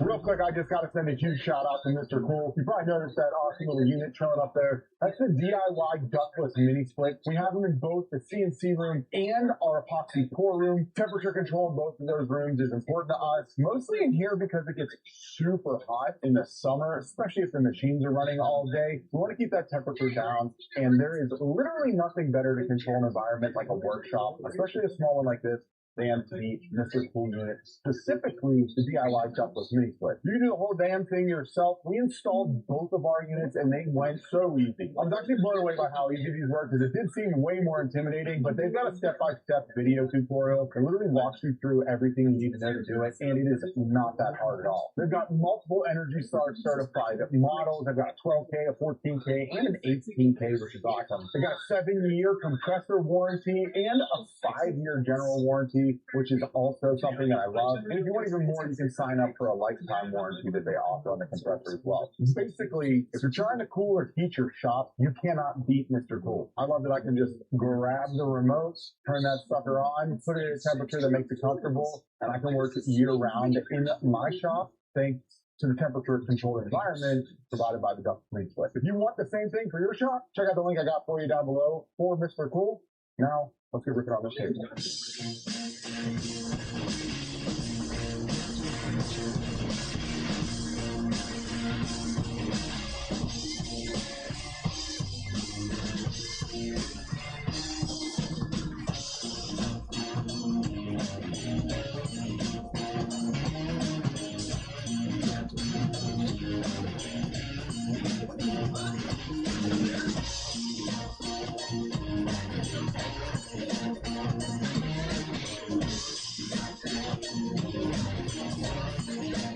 You've got a haircut, you're ready for some pampering. We had to build a custom rolling table to get it off and get it onto. Come on, Rebel. The biggest concerns we have is when this thing's unsupported, there's just like this wood is not the strongest, right? So because it's a softer wood and it's end grain and it's burl, it's just brittle. So we don't want to potentially have anything break. Come on, piece of shit. All right, here we go. Grab. Come down. Good. For those at home watching, it's the same crib we poured on. So, like, when you're going to build a table this big and you want to make sure you don't f it up, something like this can become pretty crucial and vital. And it feels like a waste of time and money, but like building a table that can support the table that you're building, I don't know, works out pretty good for us, huh, Sam? This is like the third time we've done this. Local table. Built a table to support your table. Table needs support. Support your local table when you get the chance. Now, the boys are pissed because they want to run her through Sandy Cheeks, and I don't think we can because we need so much in feed and out feed. So we're just going to hit it with the Rotex first. There's going to be a lot of cracks, a lot of voids, a lot of stuff in the burl itself that's going to need some UV. We do have the sun out today, so we're going to take advantage of that by rolling it outside to cure it and rolling it back in. It's only 20 degrees though, so hopefully UV spots for you. It's really UV and doesn't have anything to heat, but that's where we're at.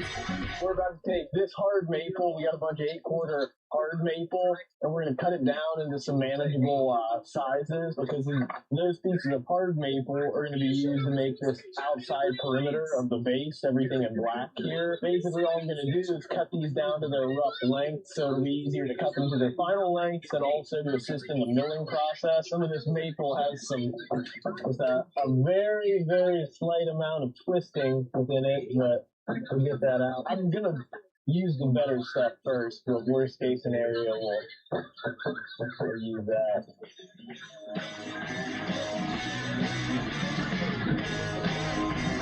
One of the things I like to do when we're building a table is not waste time sanding or working on stuff that is going to be cut off. So because it's nice and flat and everything's rough sanded here, we're going to cut it down the sides now. We would run it through the wide belt, except we don't have enough out feed to be comfortably around the table and hold it and carry it. So this is how we're going about it. We're going old school, no wide belt, no Sandy Cheeks. Don't you have to be stupid somewhere else? I talked to the client. We are pretty fortunate that because we built our molds was bigger, the crack ended up being at a little under 38 inches. So we're going to cut the table down to that size, and they're cool with that. Still gigantic.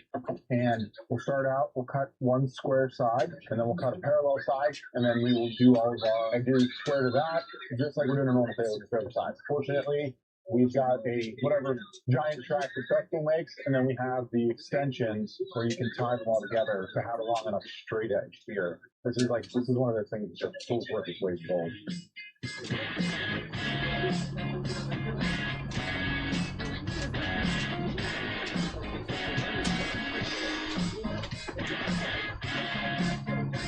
All right, now that we've got a straight edge, we'll flip it and do the exact same thing on the other side.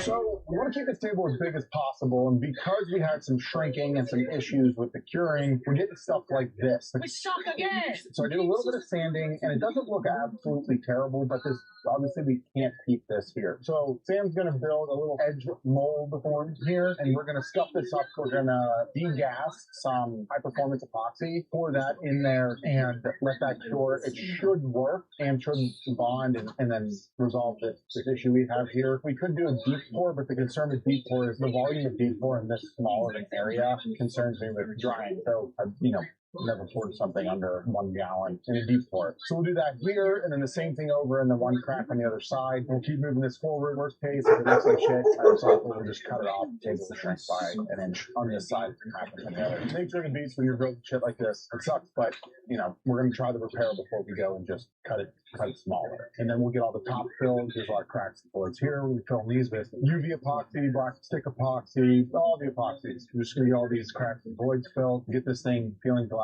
smooth. Keep on moving it forward.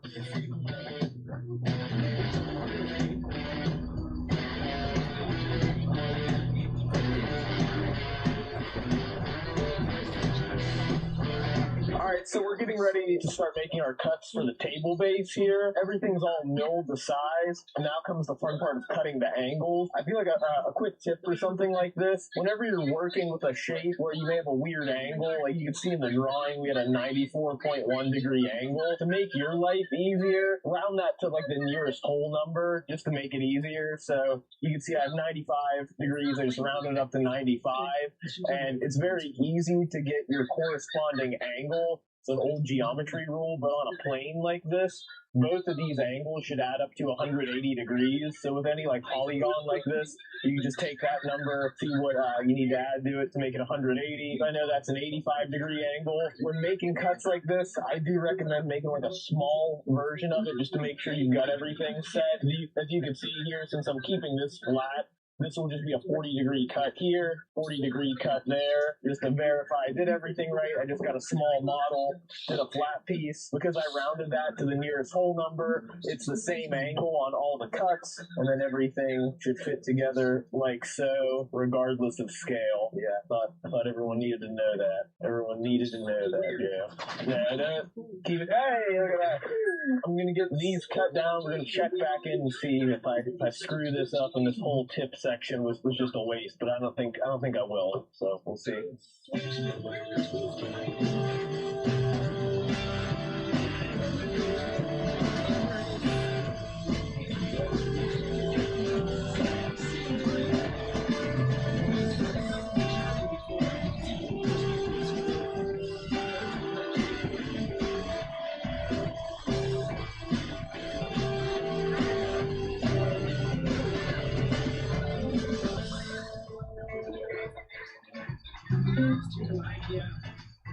We built some little molds here and silicone them to some of our corners where we had some chipping, like some bigger pieces that needed poured. So it's been about a day and a half. We're going to pop these off and see how they are. I'm confident in 2 of them. One of them may require some more work, but that's down to that end. This one should be okay.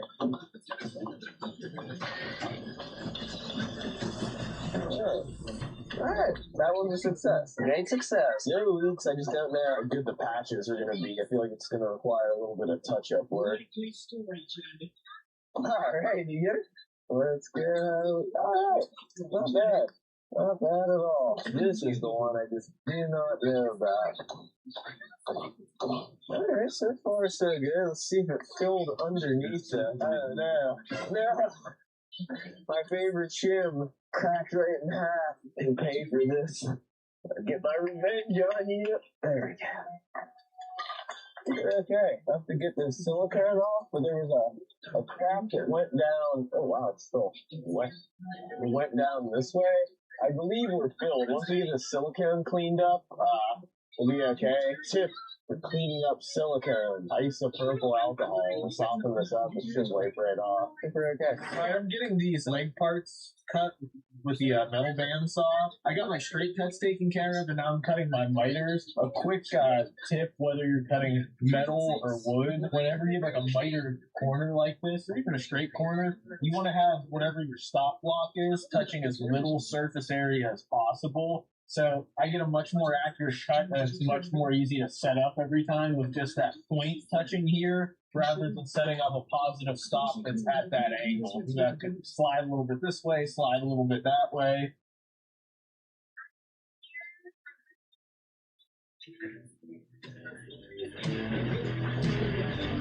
Got all the metal pieces pre-cut for John here. I'm going to be cleaning up the miters here so that he can start from. Now we're on to a little bit of metal work, which gets me super stoked. We get to use the Fireball tool table. I get to burn a little bit of a Lincoln Electric welder weld. It's been a while since we've done any of this. We're essentially building a subframe for the big table, and then for the small table, I got to build the whole base. This should go really smooth with one, the fixture table, but two, Sam's got everything pre-cut and ground and ready to rock and roll. So I'm stoked. I'm just going to get to it. I'll let you guys know if I find anything on my journey that's important for you to know.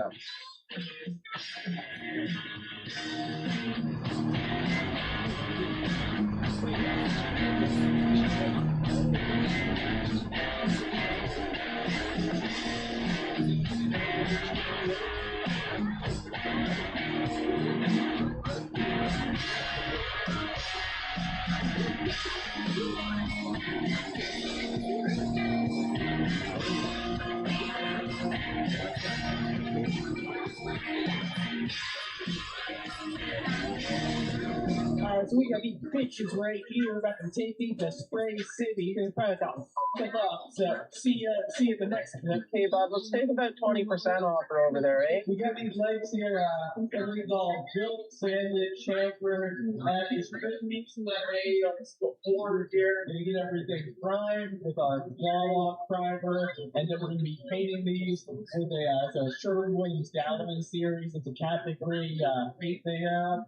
So we get these things painted, and then hopefully should have ourselves a table stand.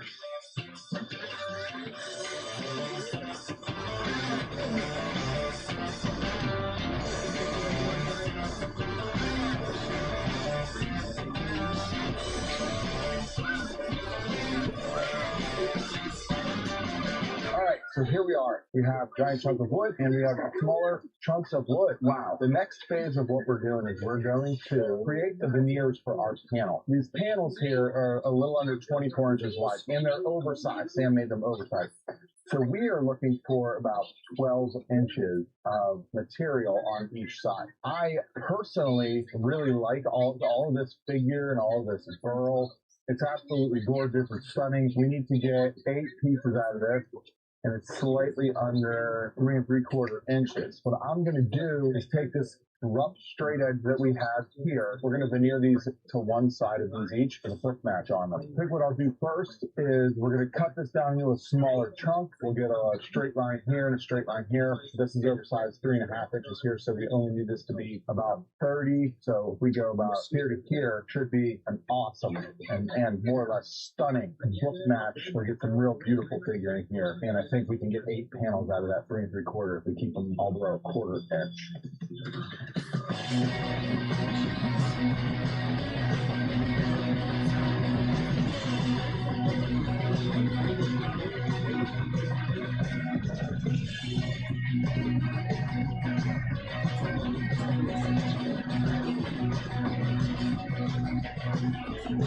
Alright, we have our resawed pieces here. Everything's numbered, book match. Our next step is going to be to get them all to a consistent thickness. It's going to be a while with the wide belt here. Since it's end grain, we can't send it through the planer to sand all these guys down, get them a little under 1/4 inch thick. Yeah, then we're going to get the vacuum bag out, all the tear starts, and all the nerves go up. See how it goes.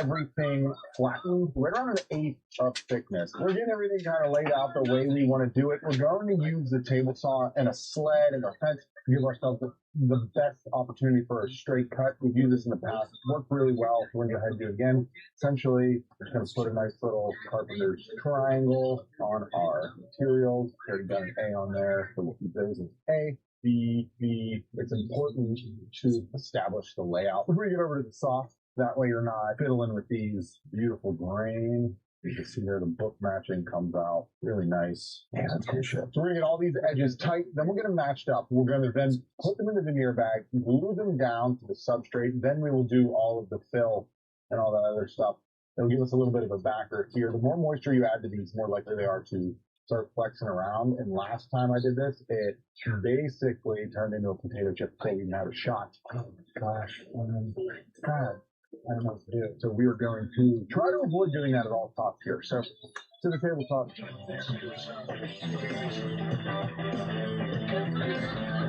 So we're going to veneer these down. We're going to do 2 at a time.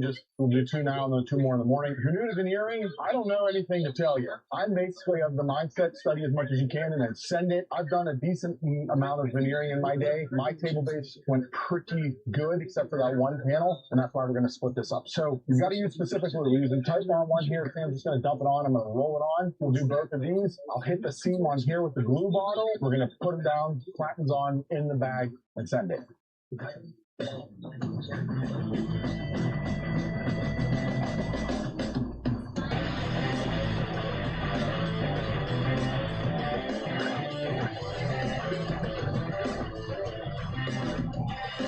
Yeah, this is basically it. We're just going to let these sit overnight, and then we'll do the other 2 panels in the morning.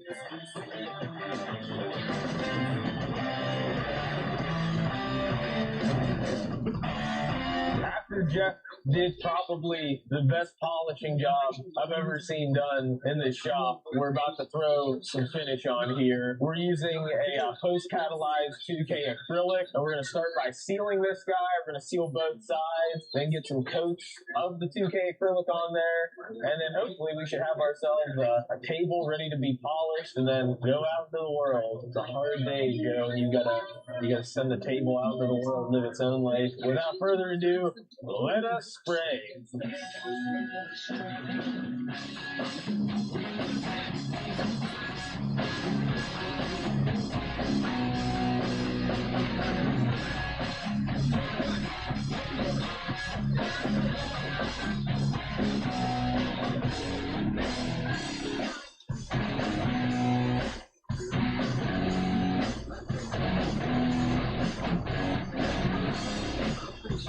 Okay, kiddos, so these came out phenomenal. All the seams seem to be pretty darn tight. We've got 4 sister pairs. Now, each one of these will be piggyback, I'll be like this, and then they'll go on the vertical, and these will go inside our legs. Everything will get cut down. But before we do any of that, I need to do a rough sand, and then I need to fill all of these voids. If you look, you can see the glue underneath that. And obviously that does not look good. So I'm going to go through the meticulous task of filling all of these with epoxy and getting it kind of basically closer to how we want it to be. So this is pretty boring work. So cue the time lapse.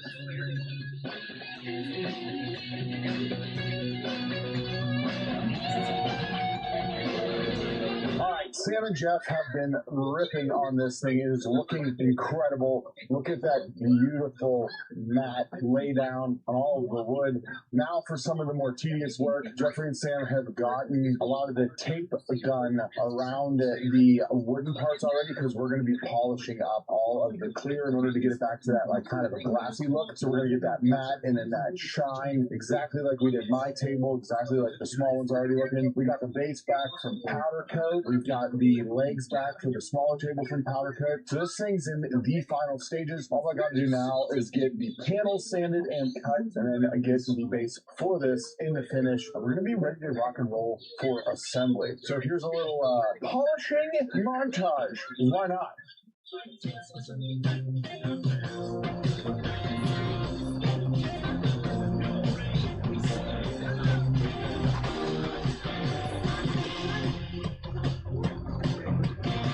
Alrighty, so we're in the final assembly stages here. We got all the panels out of finish. These things are looking incredible. I think this is some of the best veneer work I've ever done. They're not perfect, but I think that's kind of the part of learning to build with barrels and whatnot. So they're looking awesome. Like all that figuring is incredible. Definitely look better than my table. So we're gonna do the same thing. We're gonna float these panels inside of here. We've got some trim that we custom made for holding them in place. We're just going to go ahead, take our trim pieces here, give ourselves some nice tight joints to hold it in, and then we'll put both of our panels in back to back. The reason we're doing it this way is I personally think that, like, say if something happens and someone punts, their foot through the base, or for whatever reason an accident happens, they're easily replaceable, and expansion and contraction will also allow for the panels to kind of float and move in there. We got to figure out these angles. Sam's going to get those cut, and then we'll pin nail these in, touch them up with a little bit of paint, and we should be ready for final mock-up on this sucker because just about done polishing.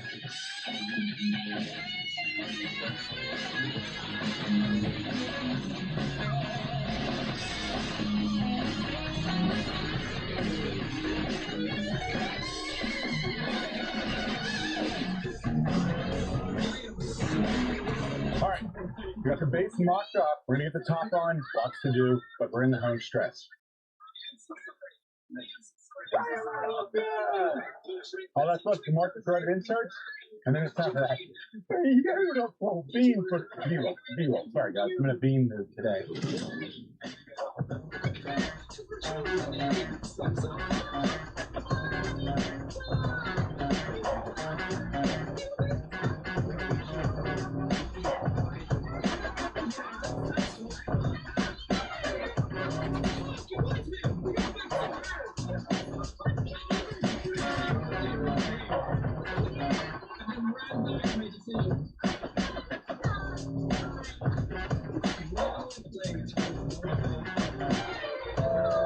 And that's a wrap on this sucker. This thing was a monster. It took us no less than, I think, 2.5 months start to finish to get done. Now all we gotta do is pack them up and get them shipped across the country to our customer.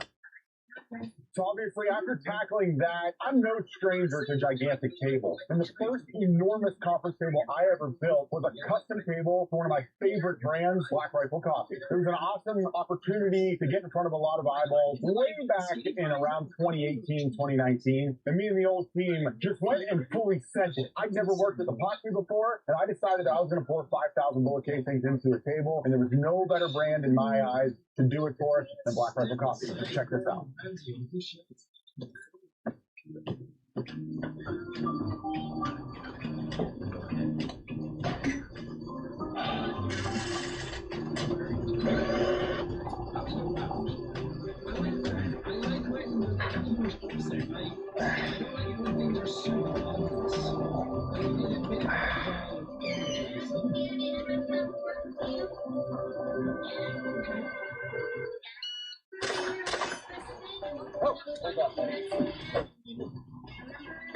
John, what's up?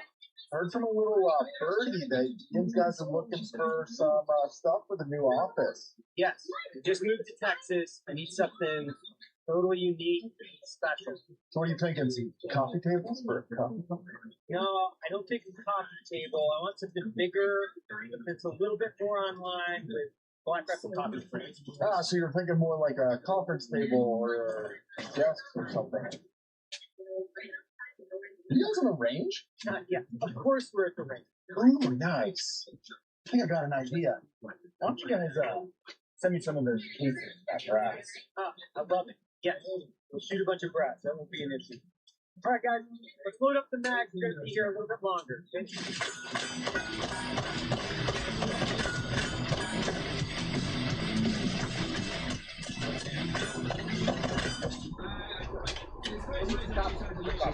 Drink coffee. Let's do it, buddy. Let's go. So Black Rifle signed off on an insanely sick conference table concept that I came up with. So we're going to need to go get some slats.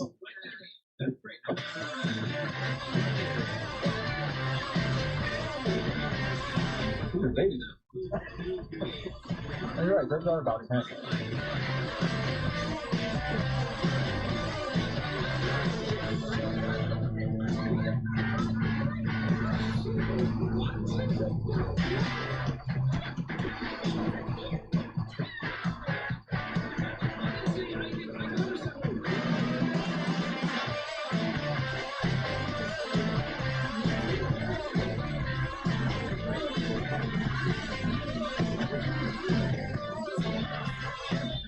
So when you have slabs this big, you're going to want to get them into the shop and acclimate for at least a week, and then get yourself some big, sturdy, soft whiskers.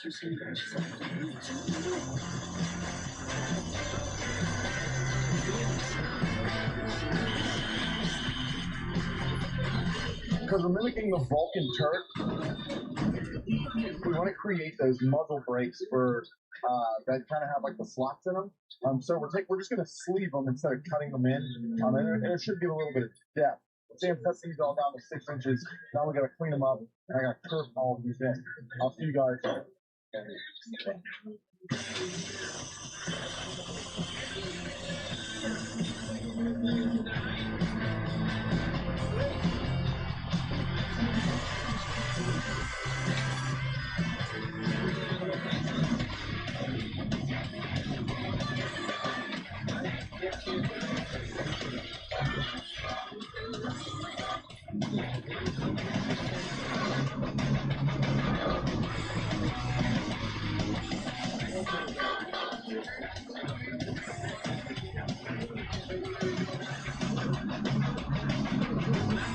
We need to build a huge ring.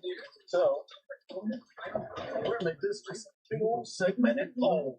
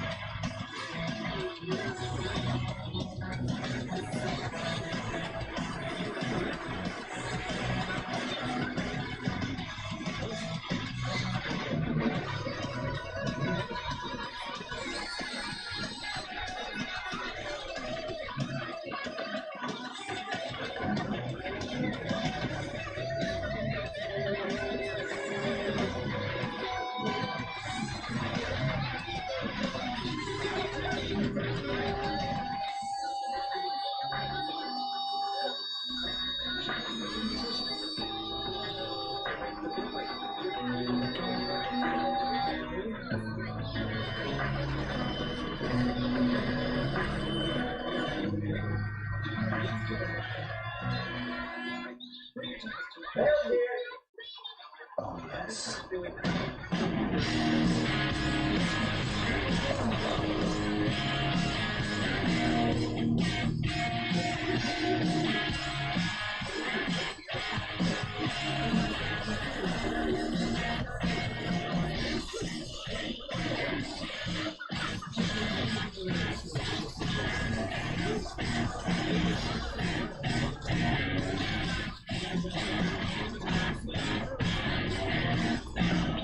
Well, because I don't do anything like normal people.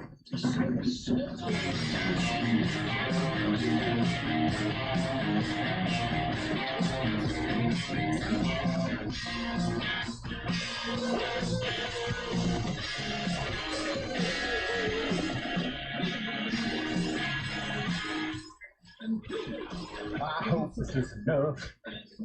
Watch yourself. Alright. We're going to still learn on this one.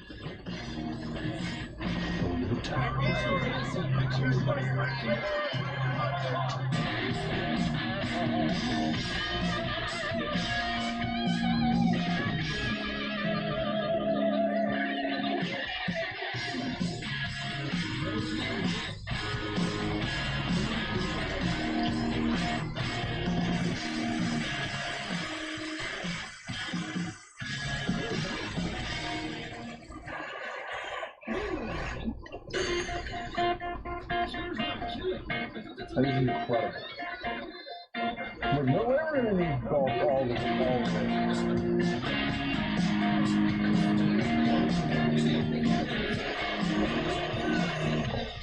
it. Yeah.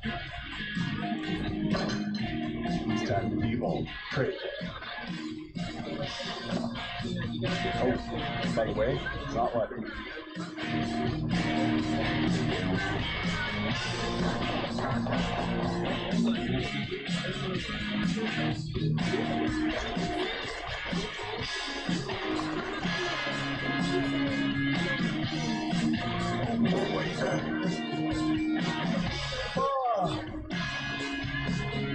Does it look awesome? Oh, it's slab health.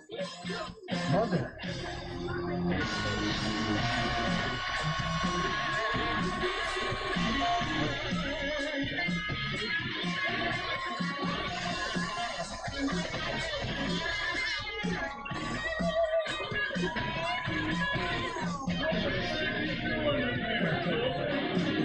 Who goes there?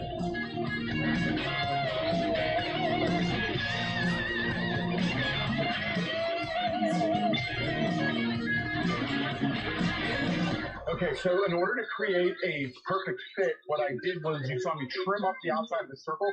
Well, I need to make the matching circle cut into the slab. So we've rigged up this jig. The math should work. Pray for me.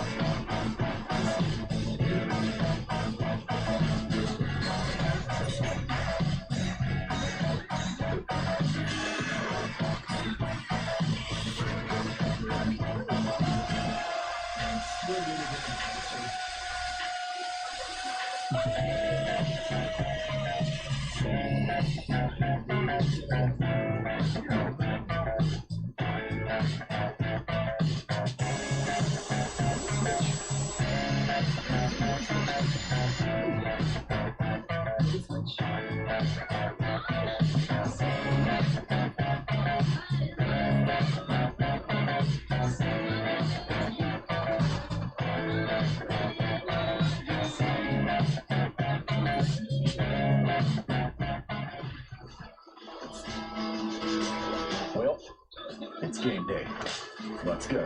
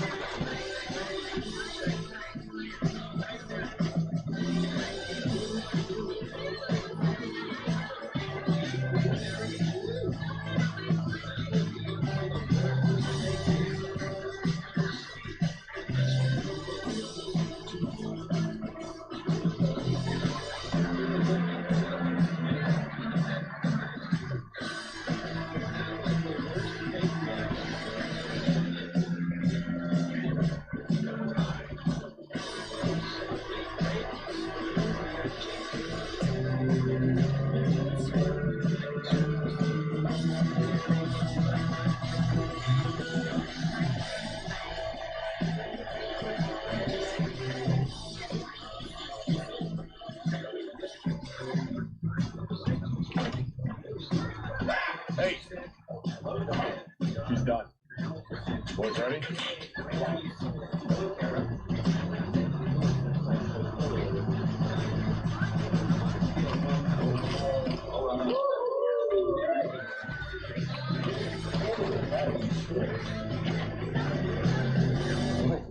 The baby bottom. So much room for activity. This thing awesome that I kept working on an unlikely craft we to pursue. So yeah, I just think it's inspirational for people to realize I can actually go do something that has nothing, in association with being a professional athlete. You're trying to think that you're awesome. Cabling and whatever else you want.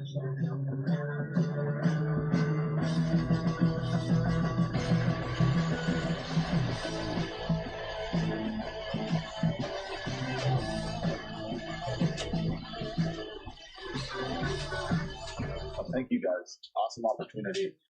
Hopefully you guys use it wisely and use it well. Where is your friend? Yeah.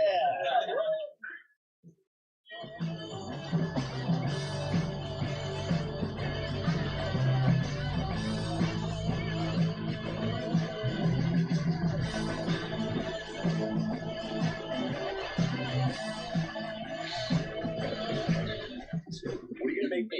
Can you make me something epic? Like, obviously this won't fit my house. Well, I did. So I'm thinking, okay, we dumped some casings in his car. Yes. Done all the free. Yes. Yes. What I'm in. Thankfully, one of us can play guitar. That was an insane project. It was one of the most fun things I had done or have still done in my life. And it turned out amazing. It's still down in their headquarters in San Antonio, and they absolutely love it. Still brings a ton of admiration to the channel. People love it. The confidence I built from that table led me into another monster commission that came from a local college. But this time, they were supplying the wood, and they wanted it to be a river table. And you just watch the video because this one got wild. We're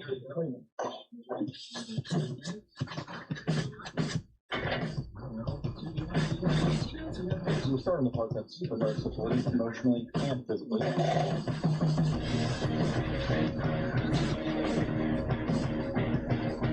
Let us make it as you go.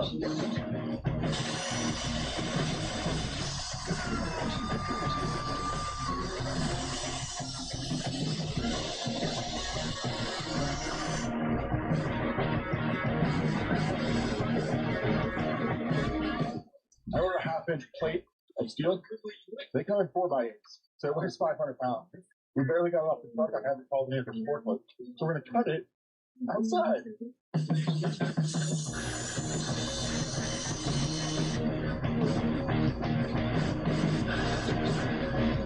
So in all my brilliance while designing the metal shop, I put in 220 plugs right around the corner here, because we're going to try to get the forklift back, put the metal closer to where I can cut it outside with the plasma torch, and show the neighbors who's daddy. Like butter. This is soft all time. It's gonna go the whole way through, huh? No, it won't. It'll bounce back up. I don't think it's all a water jet. It'll just bounce. Yeah. Much better. Safety first. We're grounded, we're green, we're ready for the machine. Oh, why didn't you do this in the first place? Because I'm an idiot.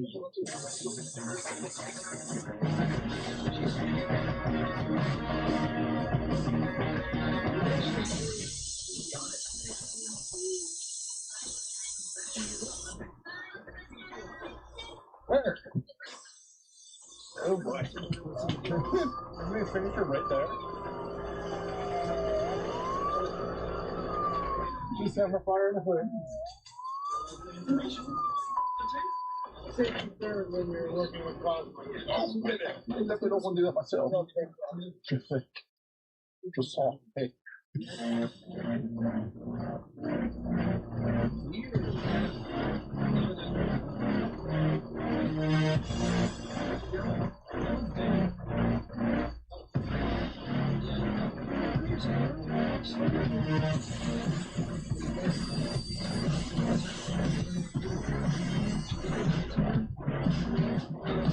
This is where making furniture and designing things is freaking. My concept for the base was to use C channel and make it look like angle eye, or excuse me, like ivy. Because I love ivies. Because ivies rule. This accomplishes that. I wanted to add some sort of truss into it in order to kind of give it some more visual interest.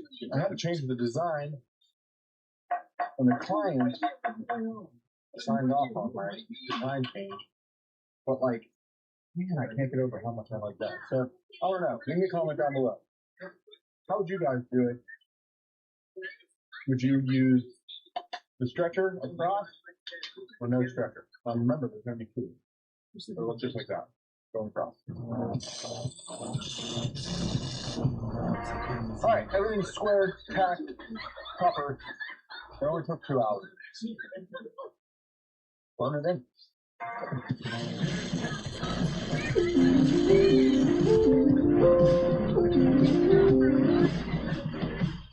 To run large projects like this, it's a good habit to not put all the heat in one spot at a time. So besides this wood swell.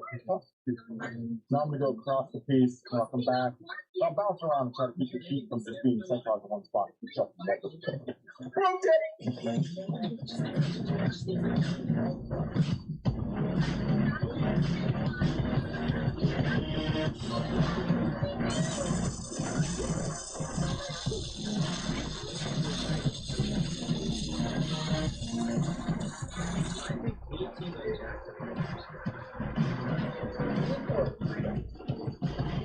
I do need more freedom.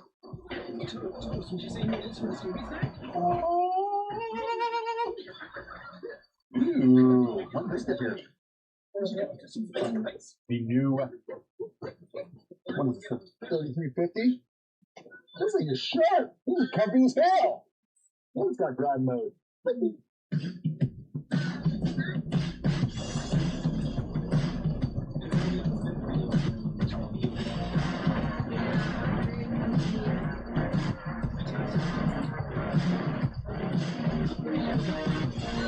Friends, complete.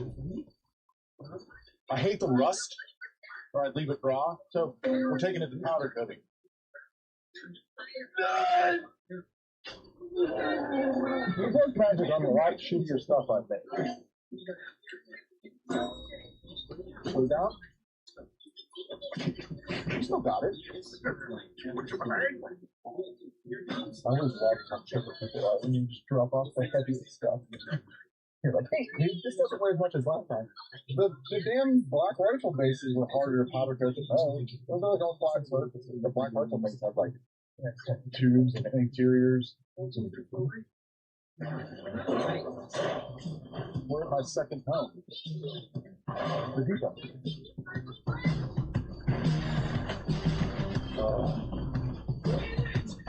There's just so many choices to play.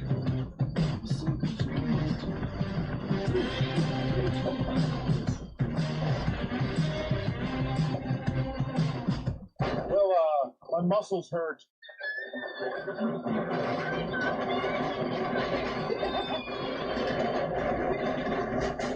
Push, tiny man, push!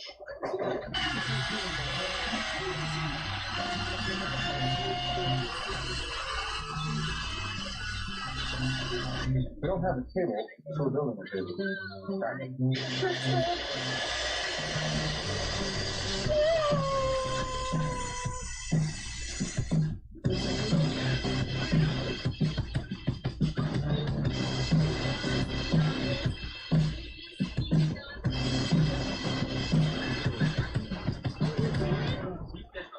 The mold's dry. Let that sit overnight. Against all of my impatience.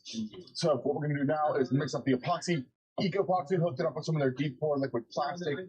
This should work perfectly. We've got 60 liters of it, which costs in excess of $1 million. Yeah, we're going to mix this up and get this thing poured. It's got to sit for like 3 or 4 days. No mystery here. This is what you see all the Canadians do on the internet. Never done these colors before. Assuming it happens. It is going to get us good color. You don't want it to be transparent.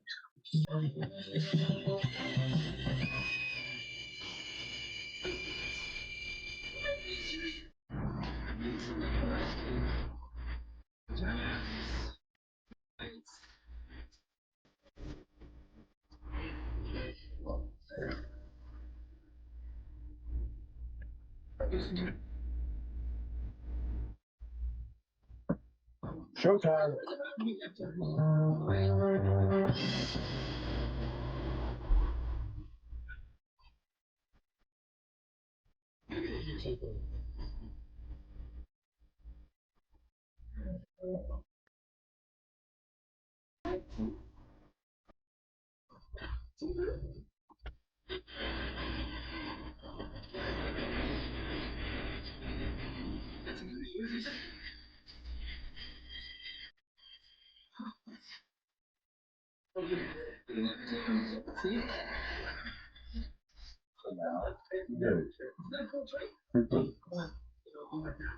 One eternity later. 12 seconds later. 2,000 years later. 23 degrees. Let's get this thing unloaded.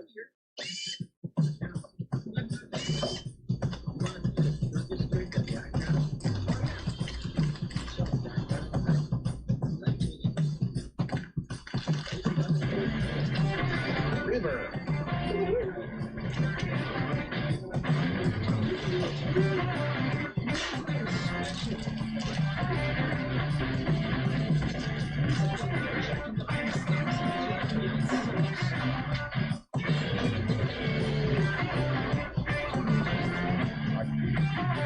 I don't have enough meat.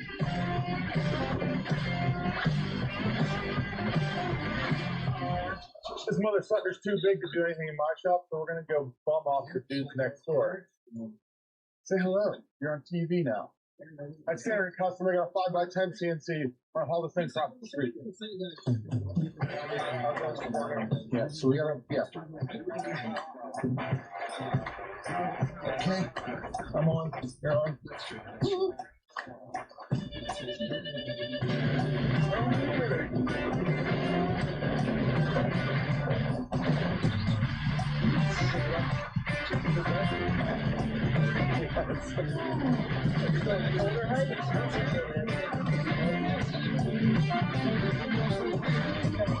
Team sports. All right.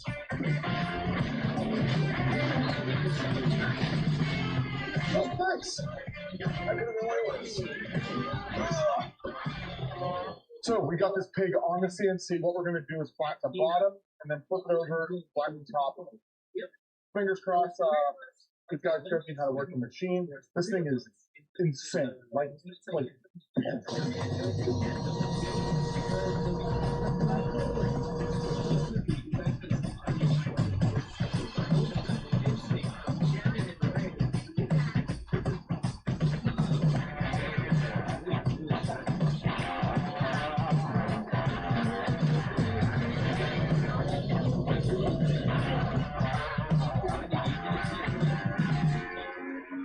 Side one went pretty damn good. I think we got our bearings down. Now let's flip this thing over and get to finish the top, the intended top. No bad. No bad.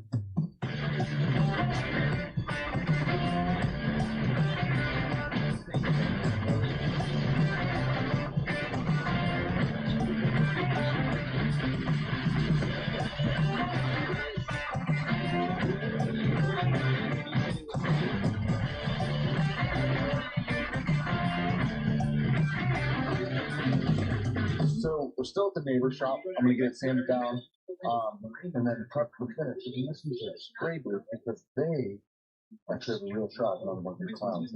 Myself and Sam. This part's not fun. So I'll see you when I'm done. Chemicals. Yep. We got the table at the back of their shop on this rolling table, so we can put it in that spray booth.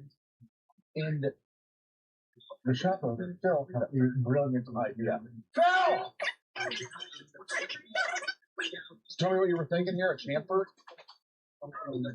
cool on the edge will lay up the Ooh. Yeah, they'll soften the edge of it too, so that way people aren't breaking themselves on it. So we'll use your panel file, right? Yes. This behemoth is something I don't have. Our German friend. Well, I need you to show me that. Never use those. Indoor drones, panel saws, 5-foot cables, 10-foot cables.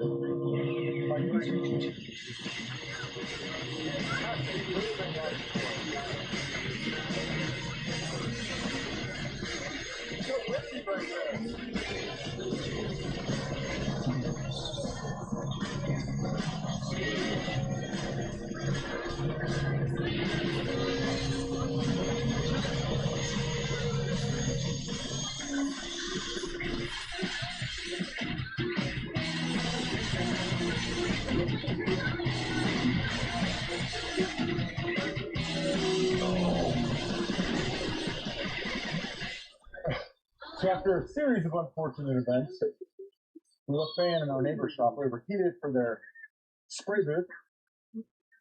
So we're back in our shop, and now it is time to get squirrely. Let us spray.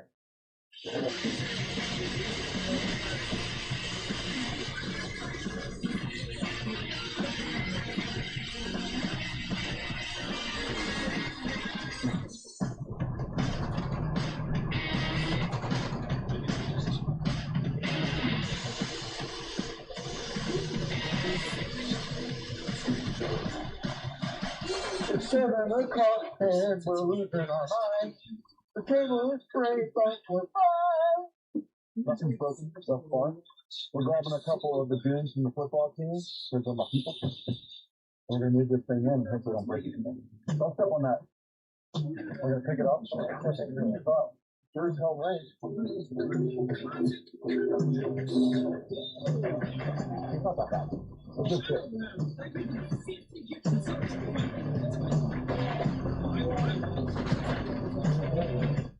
If you don't fit through the door, just take it slow and flip. Yeah, This is Eric with Westminster. Say hi. And this is Kyle with Maple Tree. They're the guys who donated the slabs, and then Eric's one who made this whole thing happen. So we're going to open up this slab and actually show them what we got.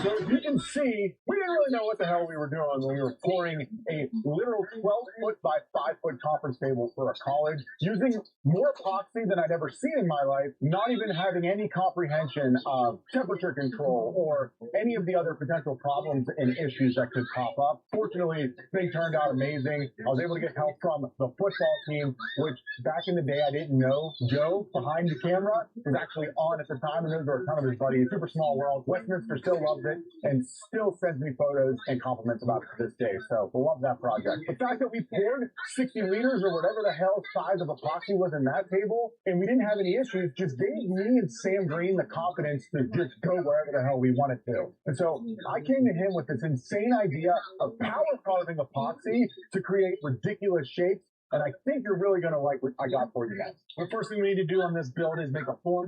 We're going to reuse the platform from the black prices table because it's already covered in Tyvek, and we got to cut 2 circles out. So get the router and a router bit.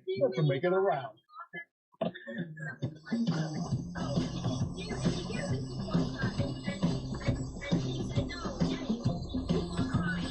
It's a lot different than a 5-foot circle.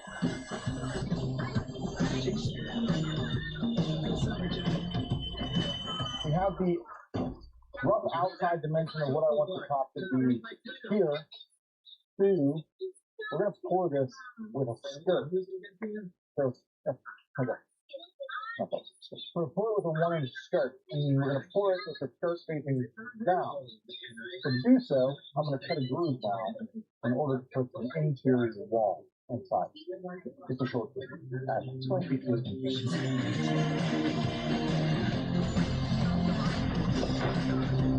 Voila! Part one.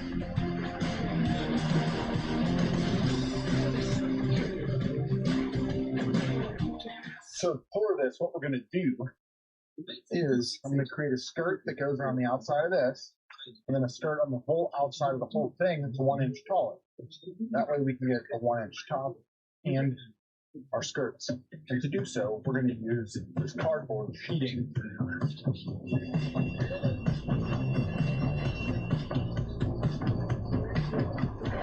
A little bit of packing tape so the resin doesn't stick. All right, so this cardboard's too flimsy to pin in, and it's just breaking. So I'm gonna try screwing it. Did you know? Screw it.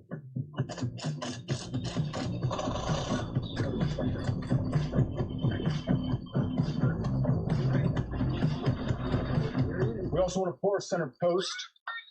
That's 3 by 3 by 3. So we're going to continue to use the same melamine Tyvek thing and make ourselves a box.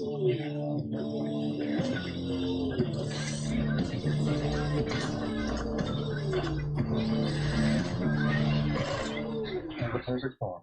So I think I want to run an LED up the center of this because I'm crazy. So I'm going to mount this piece of conduit on the inside and pour around it. So that way I can cut the end and tap the conduit out. And in theory, it should leave a tunnel for lighting. Yeah. I'm going to mark the inside of this. And before I put it in, I should tuck it. I should be close to center. I'm going to be carving this post. But none of these measurements actually matter.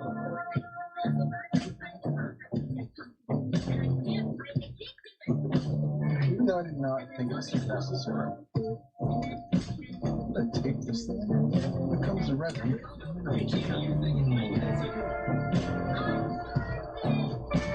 So to make sure that we're getting a seal on this edge here, we're going to silicone and then screw into it, and then I'll tape it to make sure it doesn't leak. But we don't want any resin getting into the fibrous edge of the melamine here. So this is going to get a bit squirrely. This is good. We just get a good seal.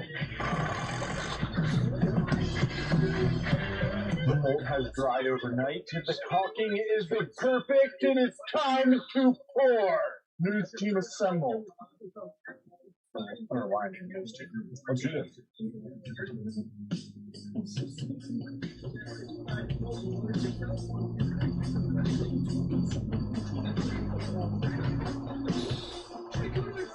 Alright, we're going to pour this small box first. We've got these down in the metal shop because we're not going to be working here probably anymore this week. And it'll keep it nice and clean so nothing gets in this and it's out of the way. So, brace yourself for it.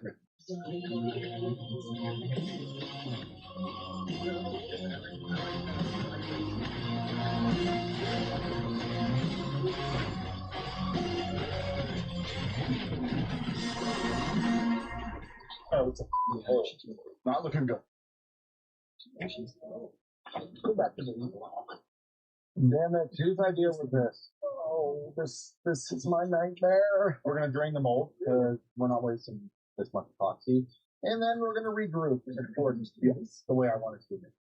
This makes me so being bad. I can't, pouring more.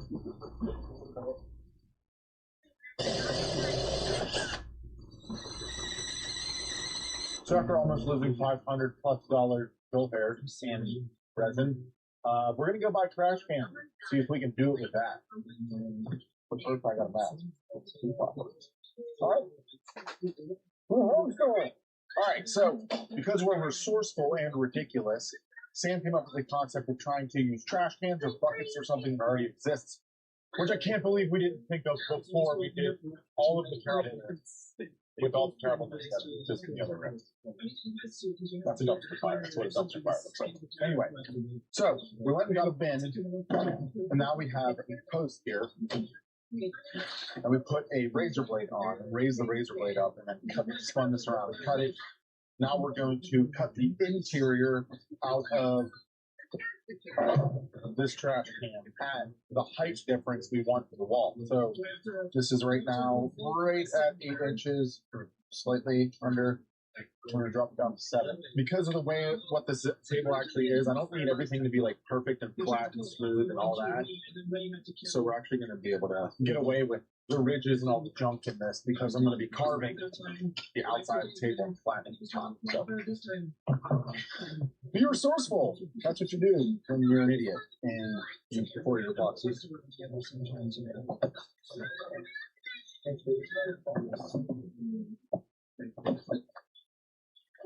Now we got tiny trash can. By the way, we got trash can parts here. If anyone's looking, I'll say I'm not making. So here's the concept: is now we can use these whips. And this is how I originally wanted to do it, but Sam and I literally had an in-depth, no less than like an hour-long conversation about potentially trapping air under the bottom if we did it like this. So we didn't do it like this. And then we realized we don't think the physics actually works because the water's more dense, so the course has a less dense air volume. And because it was flat, it has nowhere to get trapped up the top. Now we're going to have that same issue here, but we don't care if it's the bottom.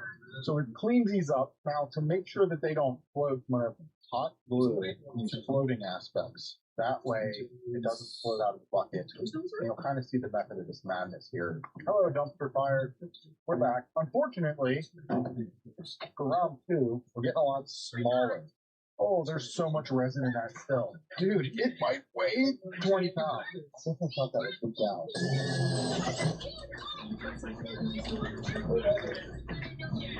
His name is mold. There's mold of shit. Who made this? Alright, so that's the rest of it. That weighs considerably less. Now let's take this thing where it belongs. Go to your home.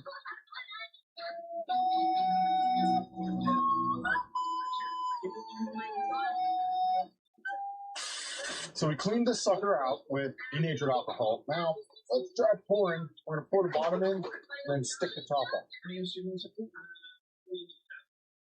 So now, so that makes the float. We need to find where we want it, and I'm going to hot glue it down. It's already displacing it. I think we're going to have too much resin because it's got so much smaller. I just need something to hold it. I'm missing a bit more. Yeah. Now we're going to move to this very intelligent method of putting the resin in. It's the hot glue on hold. It's going to put a metal plate on the top and that should hold everything down. This is some square kit.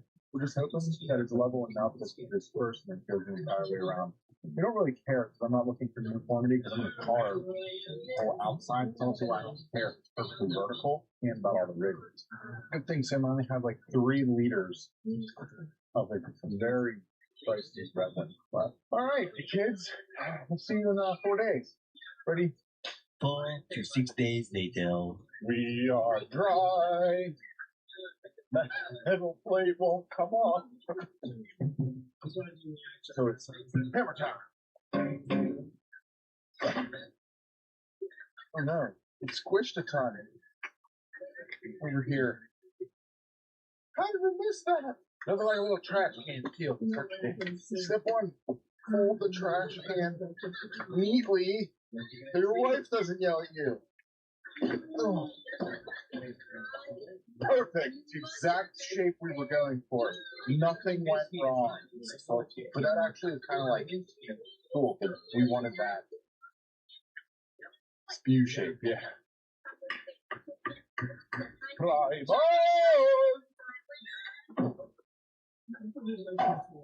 want to get this satisfied with one piece pop. There's a 0 chance. Yeah. Small part of the thought like a little bit of all these. we kind of got a little bit of a benefit on this thin side because of the thicker side has a little more wave in it. So we'll take this, take the stem out of that box, and then we need to actually flatten the top.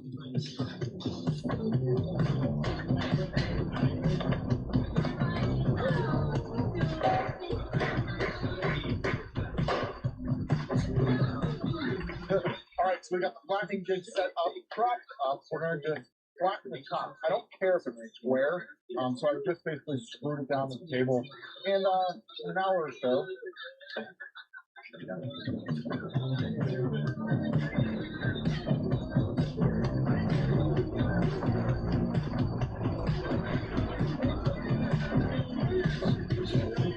alright, beautiful people. Now that we have our flat top, I need to mount this into that top somehow. So what I'm thinking is I'm going to turn a cylinder and then match it to a big Forstner bit that I have. Use that as kind of like a tenon in order to give myself a center, because I put a pipe in there. We're going to screw some blocks on the end. Now, this is going to be like an organic shape. Shouldn't really need to be perfectly centered or perfectly cylindrical. We're just going to kind of like keep it in there, mount it, and hope everything turns out good.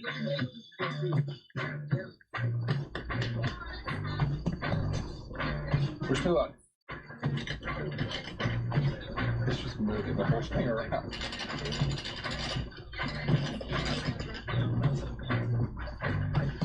So that did not go terribly. We've got a 2-inch diameter flat spot here that I can then make a socket for. So let's get these blocks off and cut off. Try to get that pipe out. I'm going to use my metal cutting saw because conduit's metal.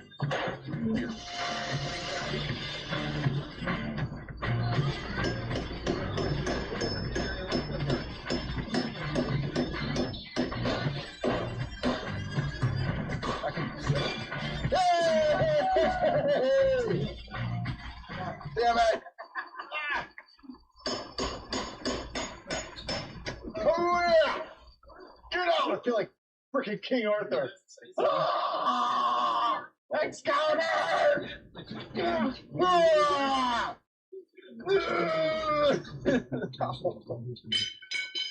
That sucked. I'm hungry. Let's eat. Oh hell yeah! Oh. That's good. Excuse me, I enjoy this plate of meat. Alright, kiddos, we're on the grill press. This is grill press. This is literally the best. It's split.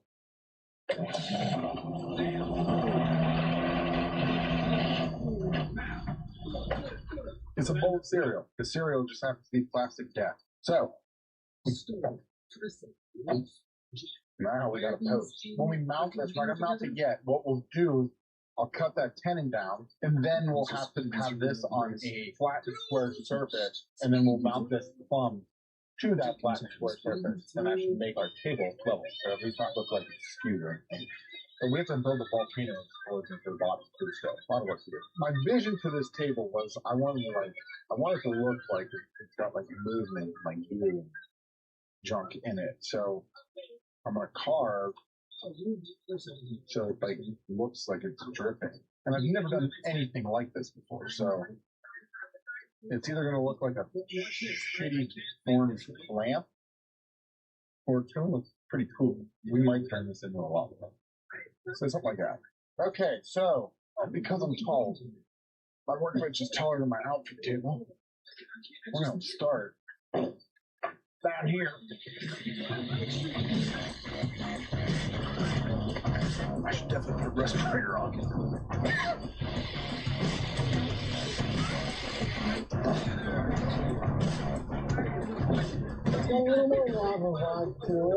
Alright. This is messy. No wonder Jack is insane. In order to get some shape in this thing, what we've got here is a die grinder with some of these cool die grinding bits, rotary burrs. The bits for a die grinder, cuts all. They're for wood carving. We're going to use them for resin. They work in a bunch of materials. It's pretty cool.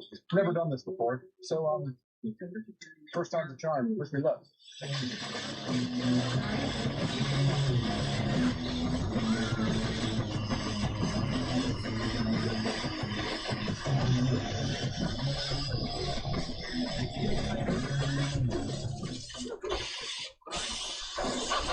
All right, so this is going well, minus what I look like. I'm having a blast. This is actually super easy to do. Really, really safe. I kid you not, like, I've done almost 0 power carving before, and we're getting some awesome results. We can say Sam said yes. So anyway, if you want to get into power carving, I've got all the tools I'm using today linked down below. Definitely check them out. This is awesome. Not sponsored. Just really having a blast. We need to start shaping the shaft. So the shaft here is shafty.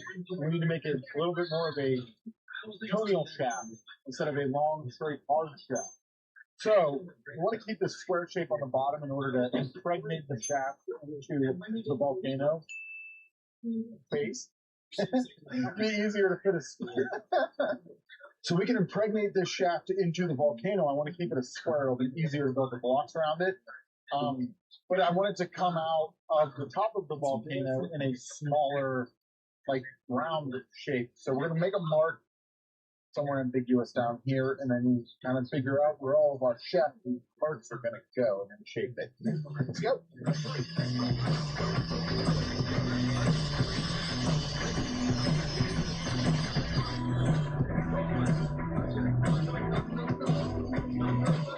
If you made it this far, make sure you're taking the opportunity to check out Learn Epoxy, where you can get all the information I've ever had in my brain in a course and learn how to build a ton of different tables and everything there. It's the cheapest it'll ever be, so check that out. So this thing is looking awesome. I've probably put 4 or 5 hours into sanding it. Probably needs 40 more sand left. I like the shape. It's going in the perfect direction. And the shaft is also pretty good. In order to make it look like it's straight out of Dante's Peak. I don't know if any of you were forced to watch it in middle school, but I was forced to. And it's haunted me ever since. But I don't know if it was like in a good or a bad way. But anyway, Dante's Peak has been on my mind. So, to make the volcano for the base, we've got these 4 hunks of pine that I have left over from our timber framing project that I'm going to pretty much fabric cobble together in order to carve and then mush around this, and then add some accents, and obviously light it on fire. So, a little bit of joining, some planing, and in a fake glue up, you'll see in a sec. And we'll get parking.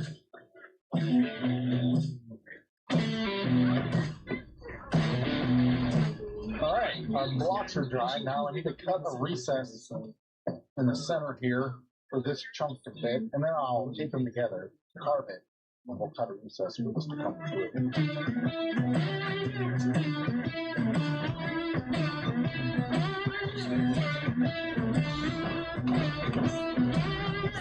Alright, he broke a little bit, but nothing I don't think is doable. It's like a little house. Tip time, if you want to stick 2 things together and you don't want to use double-sided tape, CA glue, blue tape, and activator. What we're going to do is put the CA glue, pretty decently heavy amount on both sides. This is much, much easier to get apart than double-sided tape. Mush.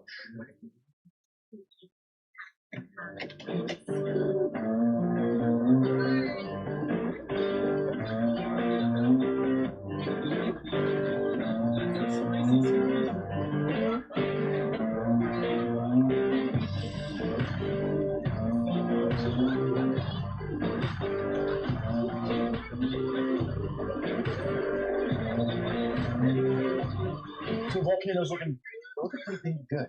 We're gonna lacquer it up because the char comes off of your fingers, as you can see. So I'm gonna seal that in there, keep it nice and black, and then we'll take it apart and get this thing kind of mocked up, start getting to that like final shape of a spray.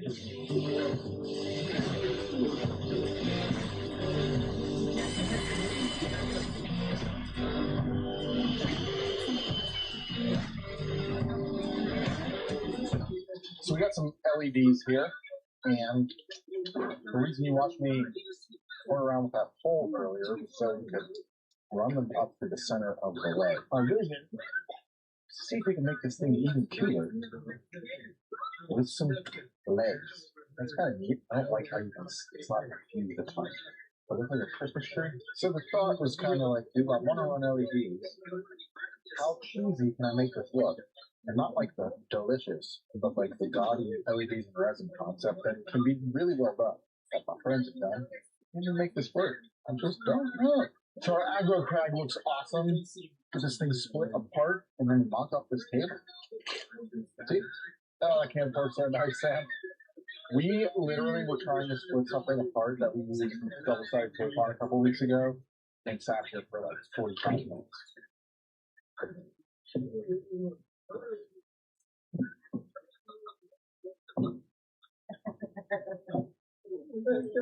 It's so silly. Looks like a freaking volcano, though. I mean, it's pretty cool. Compare my eyeballs. It almost looks better in a photo. Look at that. I gotta send it to Brad. Let's see what he thinks. So, what do you think? Alright, dude, I love the volcano, but what I was thinking, instead of the whole thing being black, what if you went back with a wire wheel and kind of lightened up the base so it looks like it's like burning up at the top, but it hasn't quite burned out to the bottom yet? That's a solid idea. We're really trying to, like, my struggle is how to get, like, the changes in color, and I already... Sure, that might not be a bad idea. I'm gonna have to get a test piece. I dig it. I love it, dude. Appreciate it. I'll talk to you. We've got the input from the master of building plywood boxes. Now, do we actually do it? You liking how it is? Try wire wheeling. I don't know. But we do need to glue it together first. So this is in a very rigged up glue up. So this is kind of what Brad was saying, and I think I like it. It's kind of just like gradient, darker at the top. It is time to drip some resin down the face of the volcano. We're hoping it shows up. We actually have no idea if it'll like stay warm. We'll see. So my initial inclination is that this is going to run too much, so I'll have to wait for this to start hardening. And we've got the fast hardener actually, so it doesn't give us a pot light. But my vision is like, just let it kind of smooth down naturally. All right, last thing we need to do is put the top on with some 5-minute epoxy. Then it's time to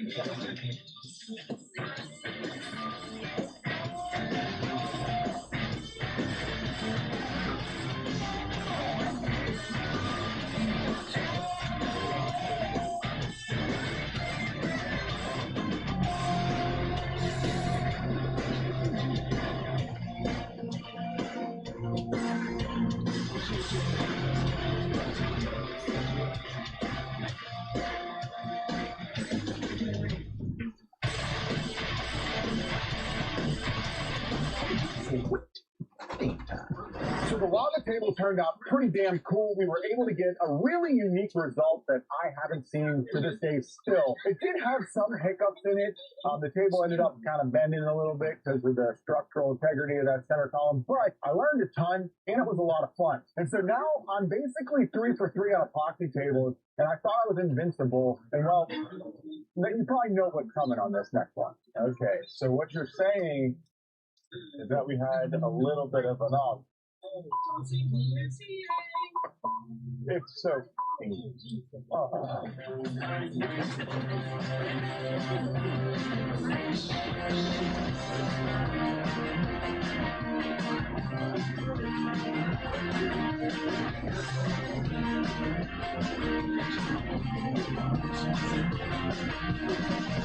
So my vision here is I want a tapering river going from narrow to wider as it comes towards the fall of water. To do so, I'm going to use this chunk of slab from the black rifle table, and I'm going to cut my river on a taper. Period. It should be simple. We're going to start out, I'm going to kind of scale it based on the look.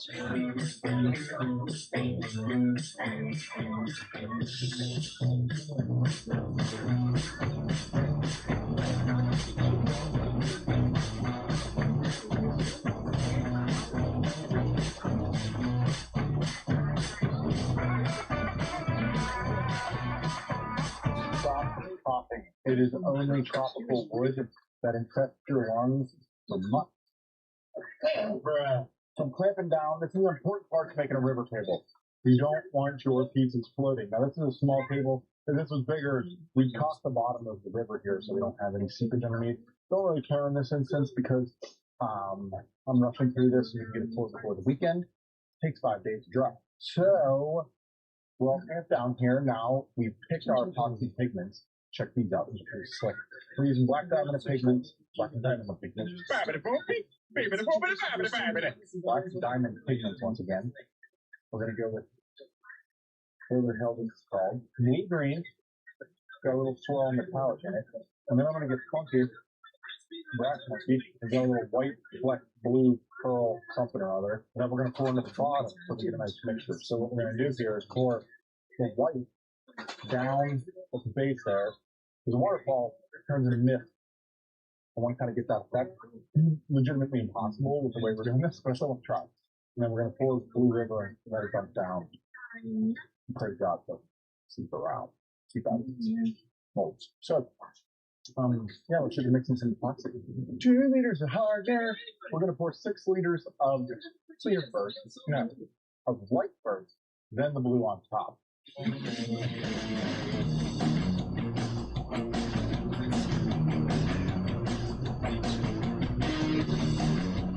I've never done this before. This could go terribly wrong. Unless it's cool.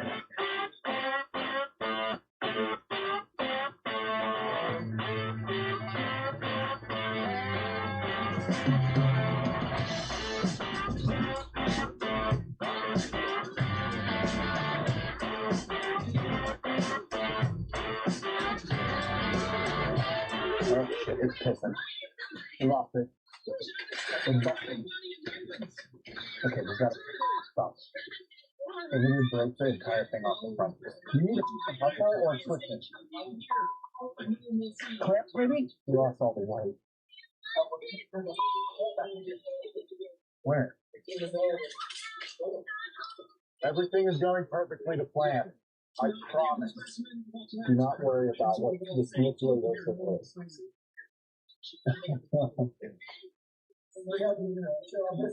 Yeah, it's in trouble.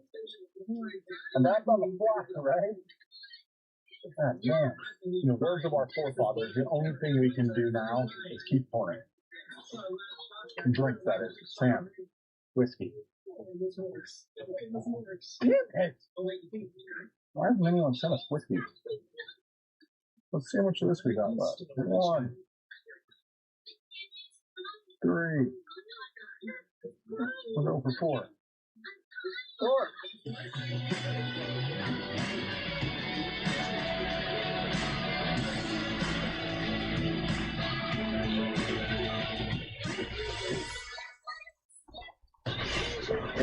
Monday morning. We poured the epoxy for this table Friday before we left, and I was going to try to come in this weekend. Hold on, let me get these lights. I was going to try and come in this weekend and see if this thing me. Oh no. Oh no.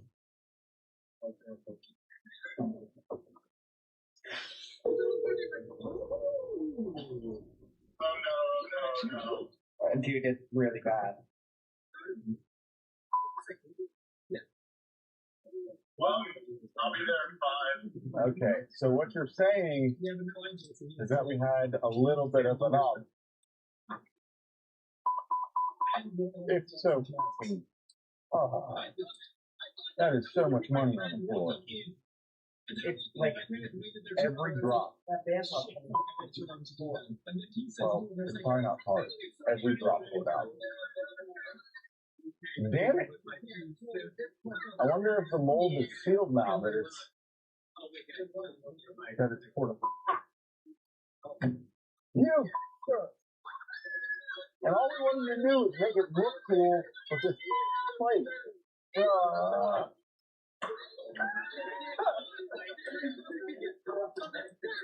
$1,000 for connecting on the floor. It looks like perfect timing for costing mistakes.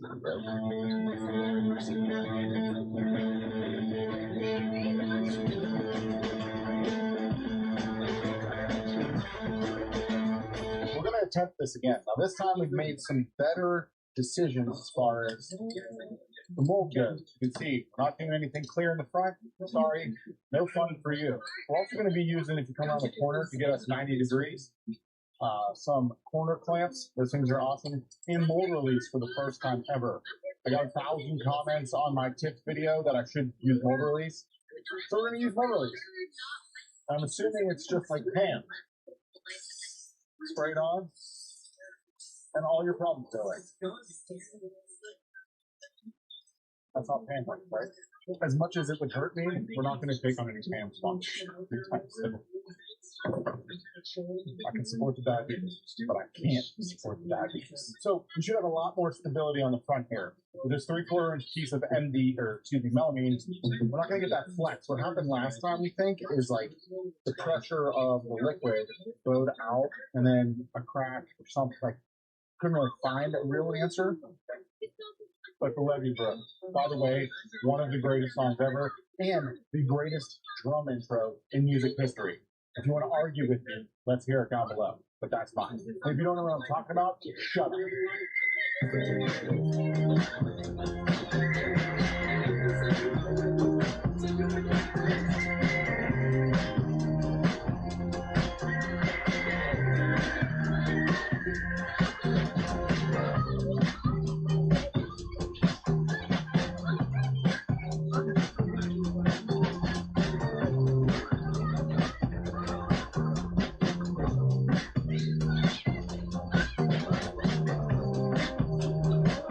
So I say it all the time, kids, crack kills.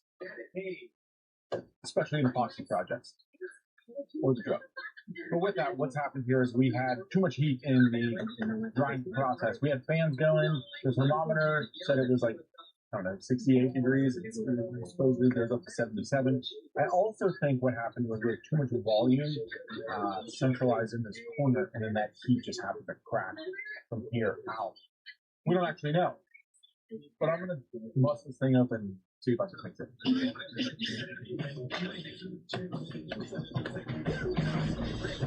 Right? Like, release my eyes. Wow, that was so much more efficient than what I was doing. Sorry? It's all not that bad.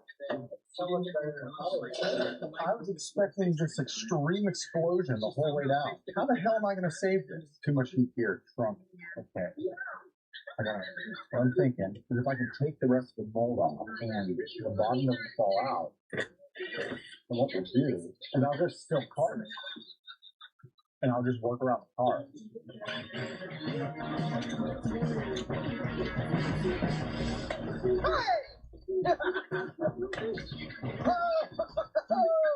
Yeah, I was thinking the cracks might be stuck to each other. Because like that whole thing is moving off now. Brain work hard. The comments I'm gonna get, I know this, and just refrain. I can't color match because of the swirl pattern. So the swirls, thermal heat from the inside creates the swirl inside that blue. I can't replicate that if I just fill the cracks with a similar color blue. You'll still be able to see them. So what I'm trying to do is develop something that allows me to just be a little bit more creative and keep them somehow. So I think what I'm going to be able to do is we'll just pop off this chunk here. I'll clean off the bottom, and then we'll get some epoxy and just try to like clamp this sucker back together. And then I'm going to be dealing with like 2 cracks. Let's demold the rest. I like this. Let's just start taking this out of the mold. Goodness!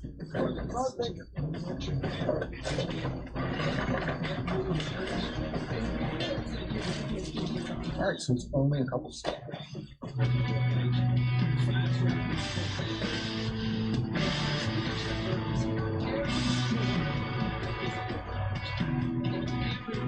Some clamps on it, we're able to actually bring these gaps a little bit together here. So I think what I'm going to do is try to epoxy these 2 sides back together. My original plan for the table was to carve these front faces. They're not going to be flat anyway, so maybe able to hide these other seams with some carving.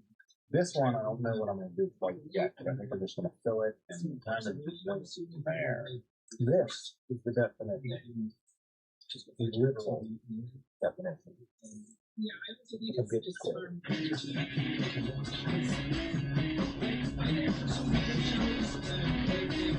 Well, I think we got it semi-fixed. We poured a bunch of epoxy in it, but like I said, you can still see a bunch of the poopiness. So anyway, I think I've got a way to make it still look pretty good, even though it's pretty much not what I wanted it to be. First thing we want to do is trim the legs and start to shape them.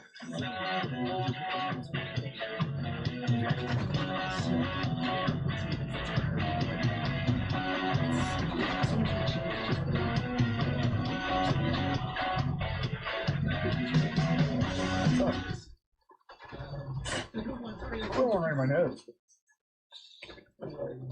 Oh, it's the thought here is if I can make this like puddly, if markers don't work on plastic. They're the ones that on Boost Mobile Friends use.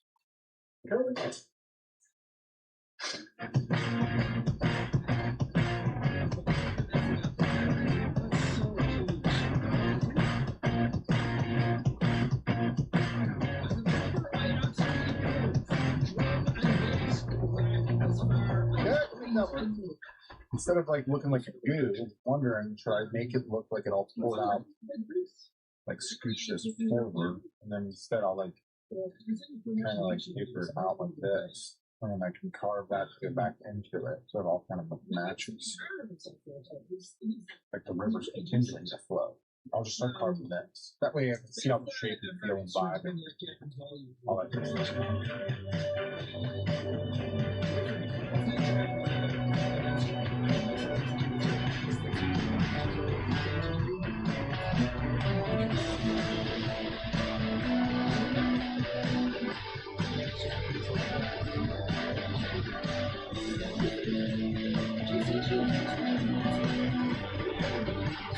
It's not really projecting the way I want. I'm hoping if I can bring up the sheen, like sand it half, like, I don't know, 80 grit, 100 grit.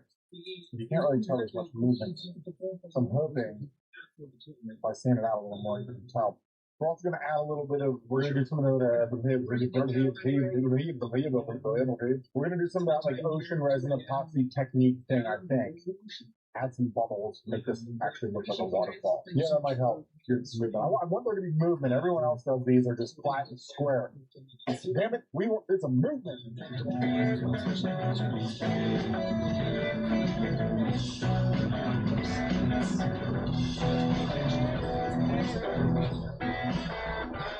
Come on down.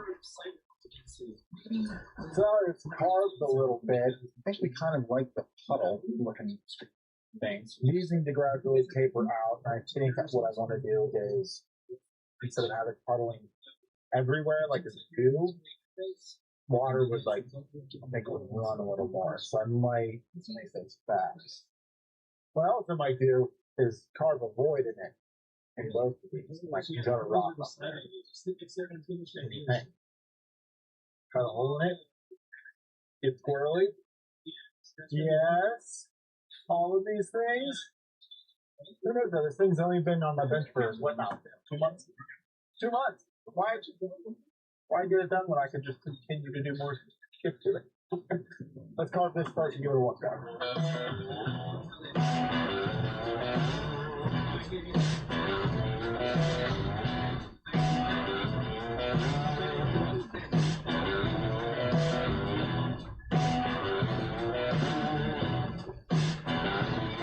This experiment needs a leg on this side. My idea here is a rock. Because it's hard to carry those, I'm going to make one out of crushed rocks, also called cement, and wood. This should be interesting.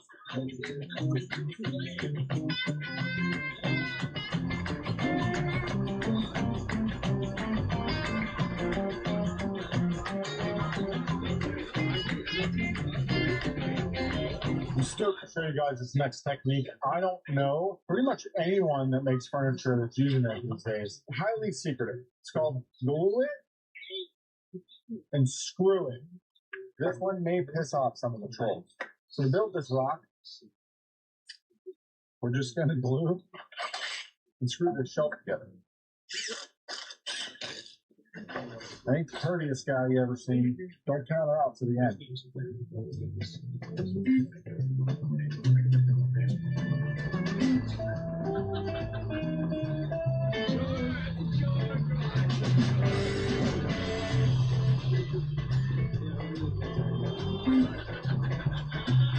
So we've got some like a thin set product.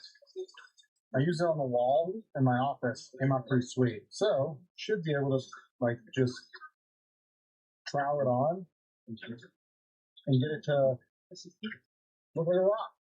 That's my goal. The worst case, if it doesn't work, this may have cost $15. We'll go a different direction.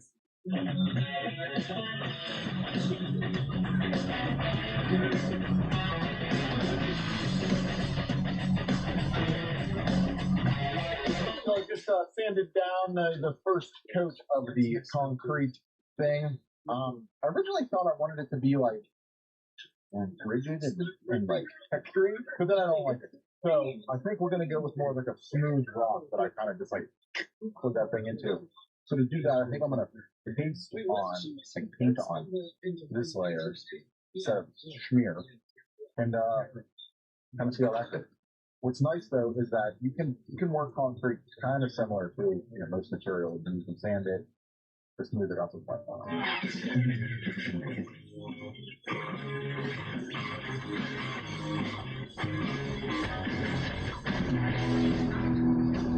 I want to do these like foam things here.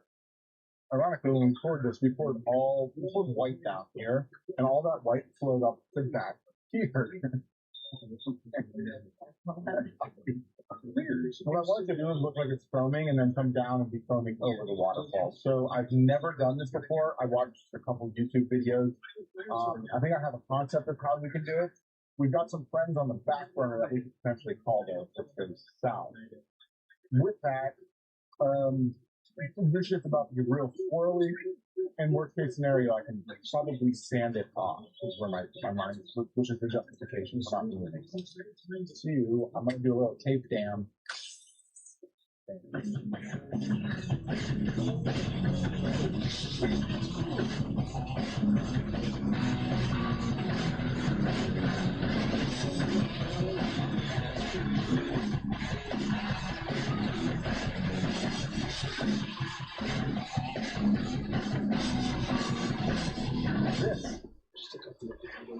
This is wrong.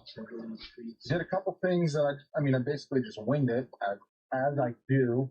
And then Sam and I called our friend, the lovely Jess Pro from Crow Creek Designs up in Alaska. I think it was like 5 o'clock in the morning when she answered because she's a gem. But she's an expert with the epoxy, kind of this art, ocean art concept stuff. She's really, really, really good. Has her own product. But anyway, she walked me through a little tutorial, got us a lot closer to the foaming look we're going for on this. So basically, I'm going to do this side over here, and then into our waterfall, and then like this. This is almost dry. I'll sand this off, and then do this side again. Yay! Always. I don't think I've ever made this many mistakes on project because I have on this.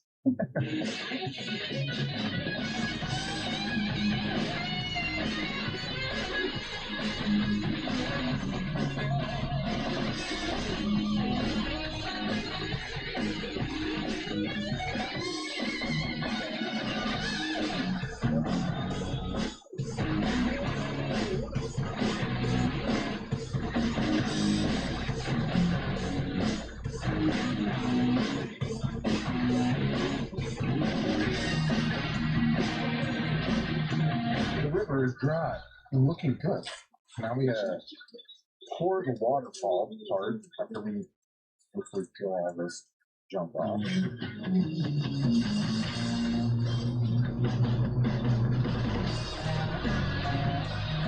What we're going to do is I'm going to put this on before we pour the waterfall. So that if it puddles down here, and I can make it look like double bubble. But maybe I lied. It's actually clear. But anyway, we're gonna pre-drill this, screw it into the waterfall. After all the epoxy dries and it's bonded together, I'll take the screws out, and then we're gonna like just fill that with epoxy so that it's a domino. Shouldn't see it here, but you will see a screw in this.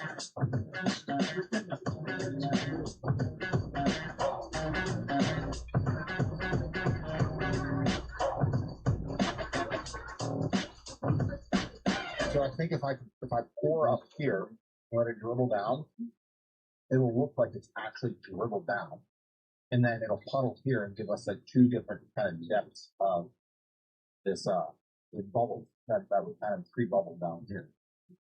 I think it'd be sweet. It'll look like it, naturally kind of swept out. Speed-res done. I was wondering, I don't care about the grips. It's going to get everybody. You could have put down plastic, but like, that'd be responsible. That and we'd probably be punching each other in the face, stepping on it.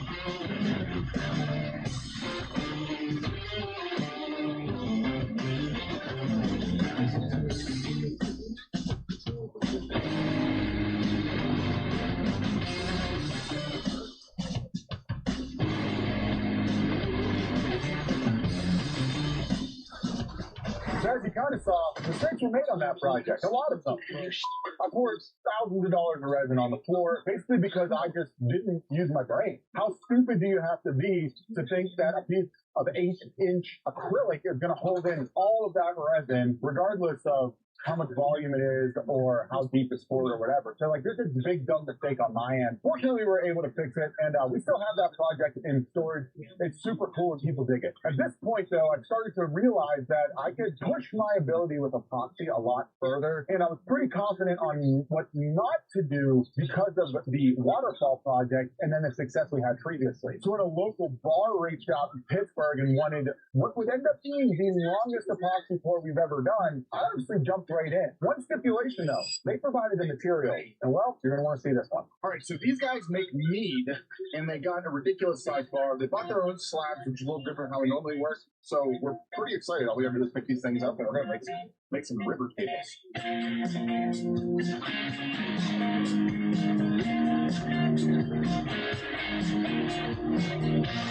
I'm back on vacation, well rested, got nice and tan, put some ball, drinks, yada yada yada. So we got flattened like a zillion slabs. I come back and there's just slabs everywhere. These slabs are a little over 9 feet.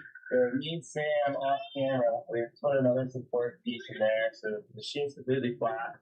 And then we're gonna do 2 at a time, and then skim them down using this fly cutter wheel. I think this one, yeah, it's from Whiteside. It's a Whiteside bit. We got it from Bits and Bits, and we're gonna use Miss Piggy. It's gonna be a long week for Miss Piggy and me. So yeah, we'll have to get back together with her. So some dusty days together. Don't be real dusty.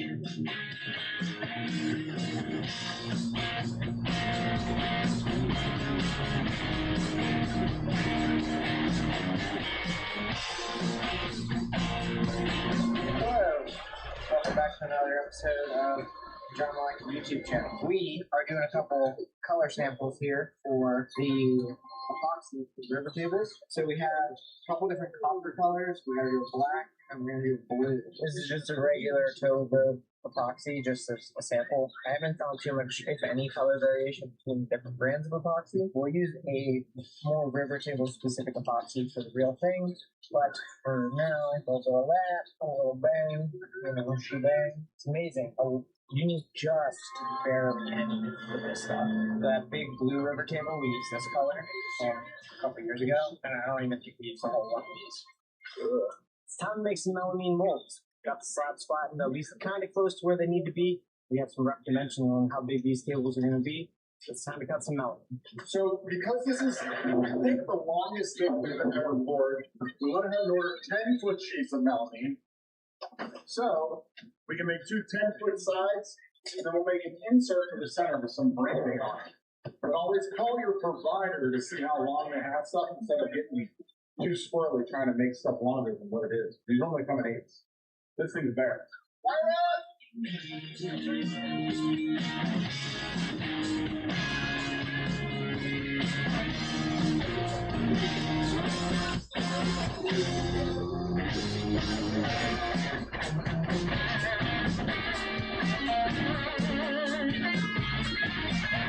Here's the texture molds. 1 millimeter. 4H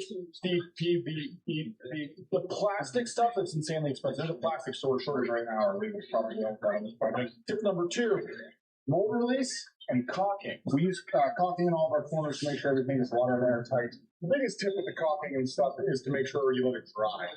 We always find ourselves in, we're building a mold and then trying to pour the same day and caulking from the dry and all the technical problems. Another tip here.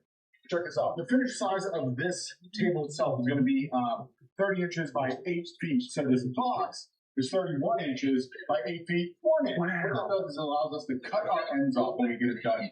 It'll keep things a lot cleaner. Another thing you want to do is, Sam already dropped this down in here and traced the outside of this sapwood. That way, we can run a bead of silicone down here and create sort of like a suction airtight barrier so the slab doesn't get too much epoxy underneath it and doesn't get floated out. So the next reason you want to outline your river is so you can put down some sheathing tape. Just stick it down. Make sure we get the wall. The sheathing tape is because the resin won't stick to it. Also, sometimes the epoxy gets really warm and it ends up melting the metal. We've run into that a few times in the past. This sheathing tape is not cheap, but you make the money back in the time you save on demolding your pieces. Put your phone down. Finish this. Go. Hand off. Okay, come back. Then finish side. So you left-handed. Tilt it up, slide it in the pocket first, and then slide it back. Ready?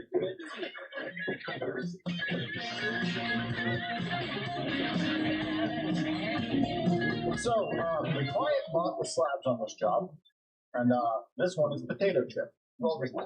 So we're gonna cut them in half for the forms, and then kind of gauge how flat they are, so you can run it planer, or we can just make them work in the form. Now, the way we like to have our slabs, flat back, how do I buy 1,000 pack of pencils and then we don't have any? Okay, kind of find the middle here on both sides. Pretty freaking close.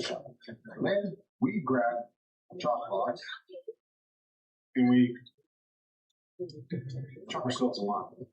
It kind of makes sure that the slab is semi-centered. So if this one has a big belly here, that's not going to matter because that's kind of what the whole spiel of the river table is. Now, if Jordan could grab 2 sawhorses, we will just sucker in half.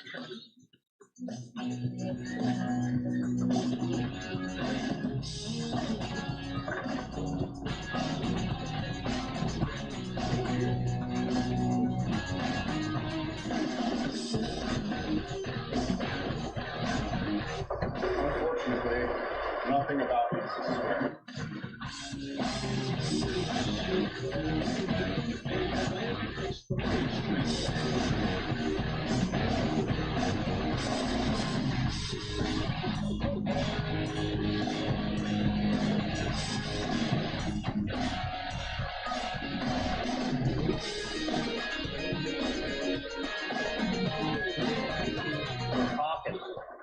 The second Jordan gets on camera, he acts like the most miserable human.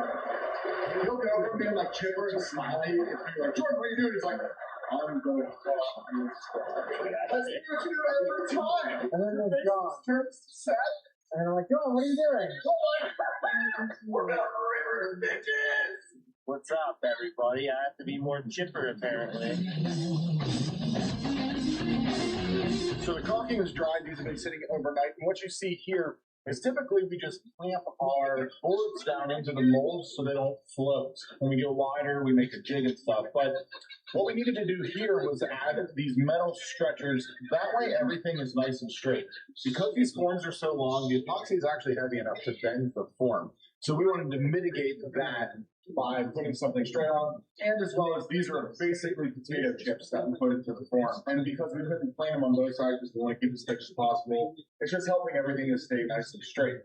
So it's a little hack to keep things nice and flat. So I did some calculations. If you want to know how I go about doing my volume estimations, I think that's in a video. We have some tips for the table video. We need about 7 gallons per, which is 14 gallons total. And we're also doing 2 other tables for the same client, 28 gallons in total, which is this entire part. For this project, we're going with River Table Epoxies, deep pour epoxy resin. Great product. We've used it in the past on a few other projects and we really enjoy working with it. It's 3-to-1, so you can see they got a black cap here. This is your hardener. This is your resin. This row, 1 bucket. This row, 1 bucket. This row, 1 bucket. We did the volume that way. We know how much we need total overall. So with that, then we also bring in measure the pigment we're adding for each bucket. It should give us a nice uniform look across all 4 of the parts. Ton of resin. Lots that could get screwed up. Let's get squirrely.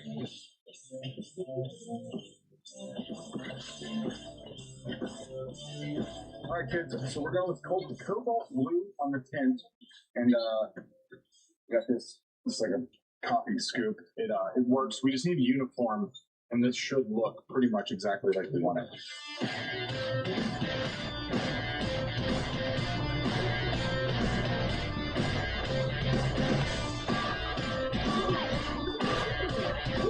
Let's do it.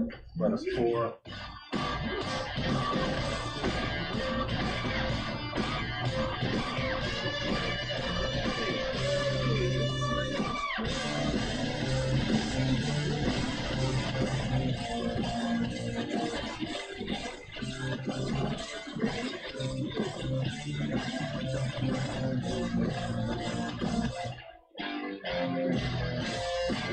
You guys remember when 25 minutes ago my time, like 2 weeks ago your time, posted on Instagram was like, I don't think it's gonna leak.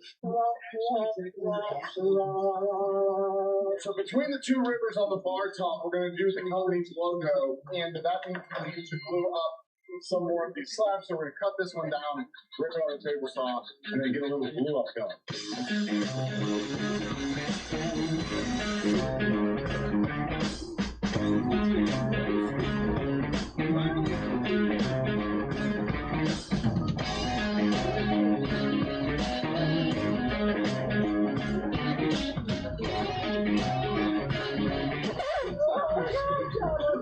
This is not what's supposed to be happening. There's smoke coming off of the rivers.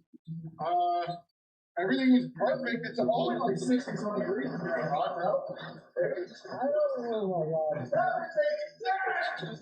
Hey, Jordan, what's wrong with you? We talked almost? Hurry, hurry. Everything is on fire.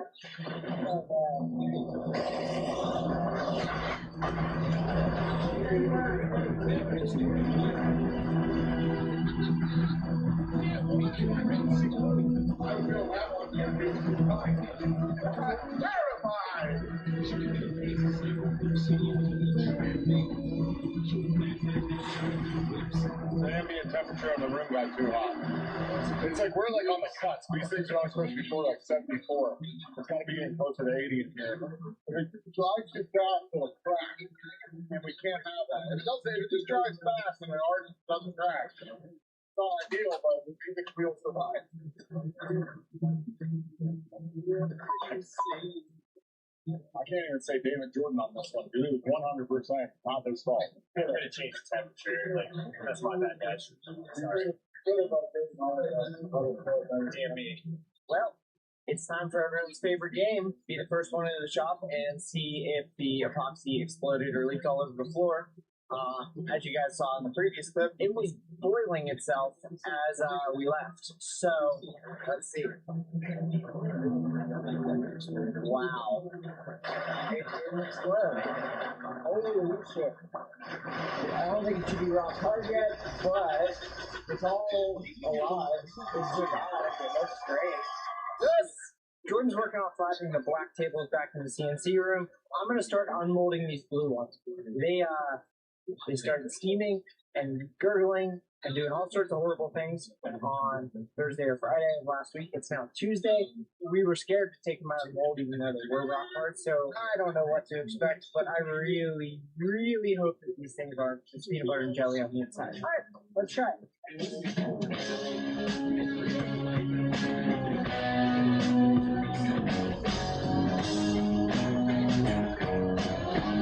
Sorry to interrupt the montage. The noise this made was way too satisfying, so.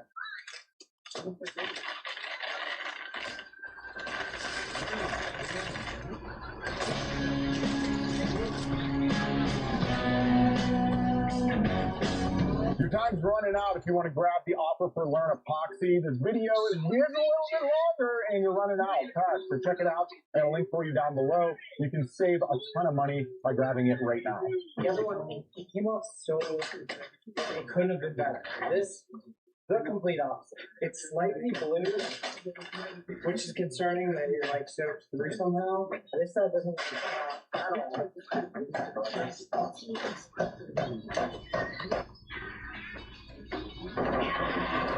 Come on, Mark. One of us missed one point. 3, 2, 1. Why would the bear that's upstairs? Shot!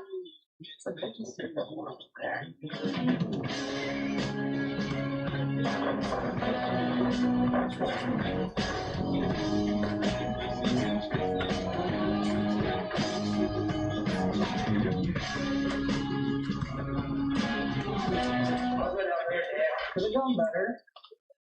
Could have gone worse. Alright, kiddos. So, we're all dry. We gotta get this thing out of plants. And then we're gonna cut to size. And then Jordan's gonna make her look real pretty for this answer.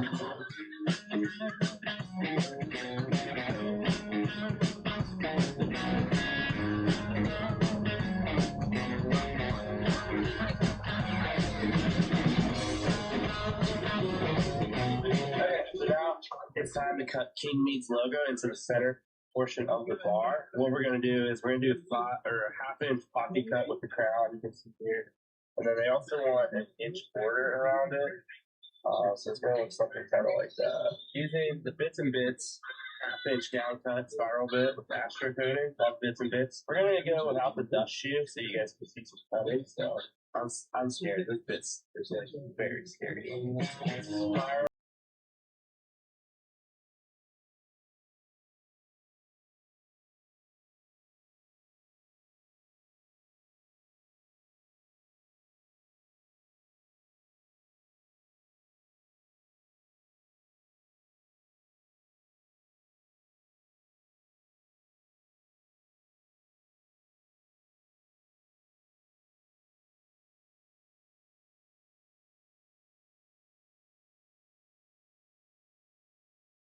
Excuse the cowboy making noise in the background, but one of the parts you haven't seen in this project is we've got 10 tabletops that we've already pre-made that are all getting a copper logo to match the center of the bar.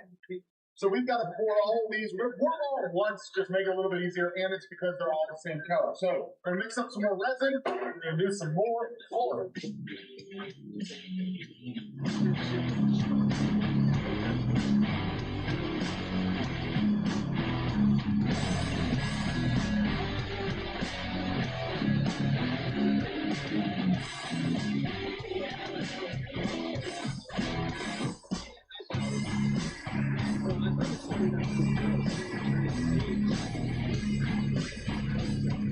Okay, my children, so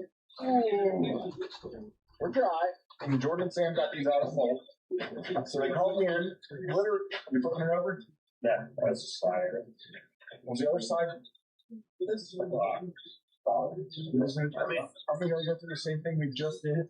My guess is the size that was in the mold. Miss Piggy's much more efficient at flattening slabs than myself and Sam and our biceps and our lack of breathing apparatus. So we're gonna use her. The CNC Cowboy didn't show up today because Jordan's back. We're gonna have to deal with him. Let's go.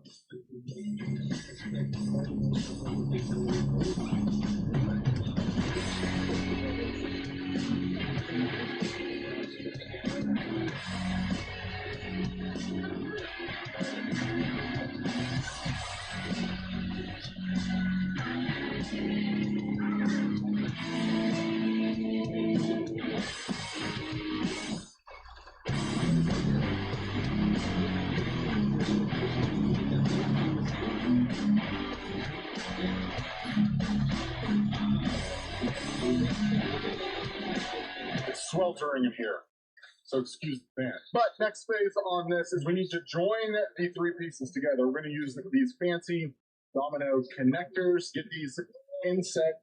We already have it laid out. Do a little plunge, make a dunge, and then you'd be able to mock this thing up, kind of see what it's looking like. Final standing and finish. Make a moves. Let's go.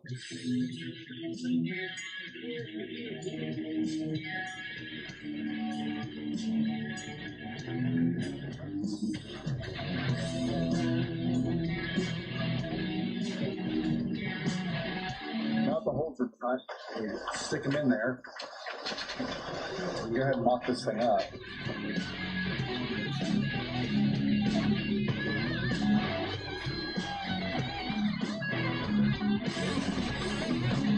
Just wiping off the last little bit of dust just because that's on everything. It's terrible, but big tables are finally ready. I'm not even sure how long we spent sanding these, but I feel like it's all done this week and last week, my whole life. All that to say, let us spray.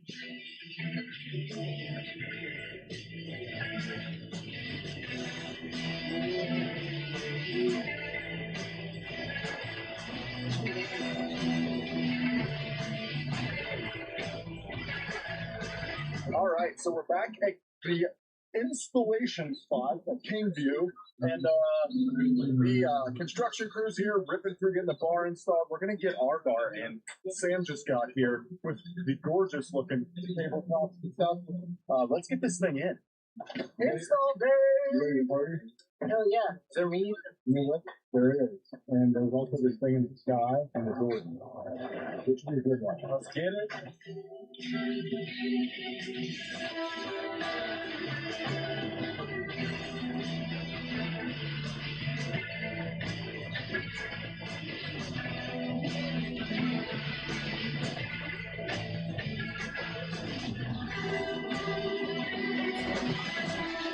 So in standard fashion here, we can't read or write. Therefore, I mismeasured the length of the bar. We're going to have to redo the middle insert. We got to go rebuild this and then bring it back, and then we'll wrap this thing up. Damn it, John.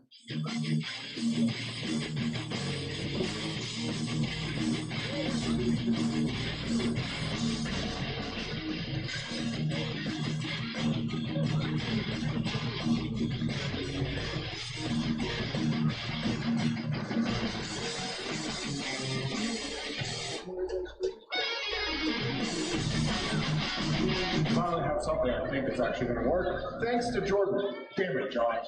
Let's get this thing in.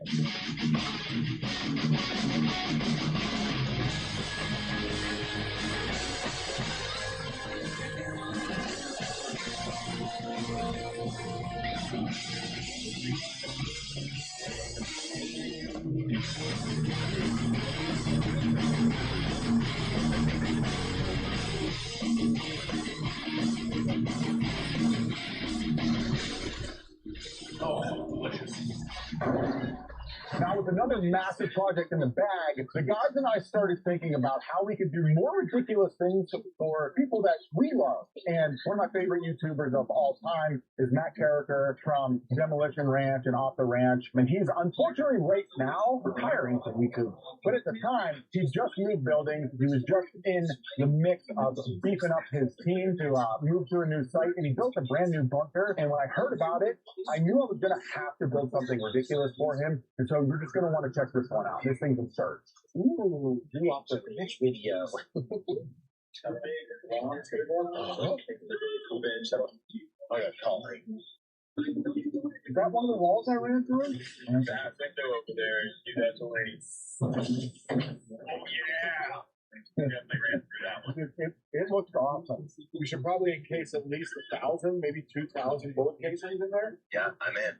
I agree. I think that would look good. I mean, 50 cals are cool, but I think having a bunch of 223 would look pretty neat.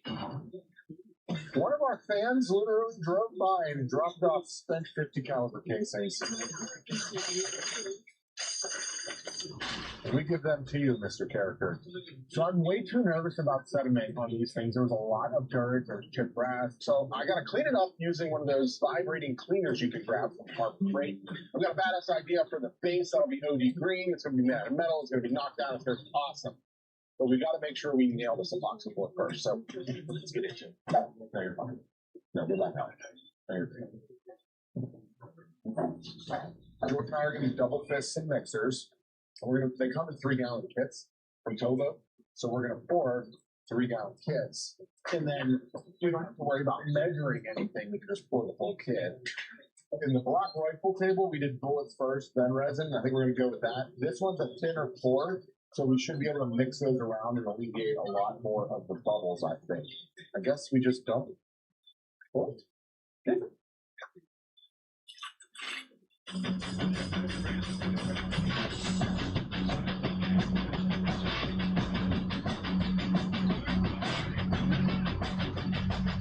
We're going to do Matt's logo in the center here.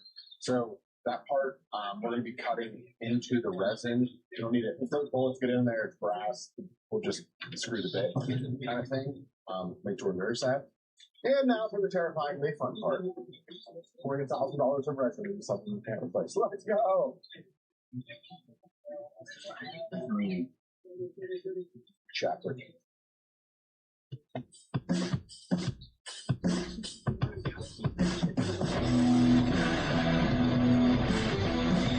And now we add 50 cows. Nothing small. We got some shotgun shells for Kellet, right? This is like cooking. You add certain ingredients for color, certain ingredients for taste. Obviously, 50 caliber bullets are tasteful. It's been a while, but we're back on Demo Ranch loadout table. Is that what we're calling this thing? It's super heavy, but Jordan's going to get the logo prepped for cutting that on the CNC. So, oh my god, this is heavy. Are you sure this is going to fit in his house? Hey, you made a mold that just comes apart? Damn, how you doing? Get that. Oh, I don't want to crack it. Is it bad if the tape comes up with it? Oh, look at it go. Oh, that's why people subscribe to this channel right there. It's happening! It's happening!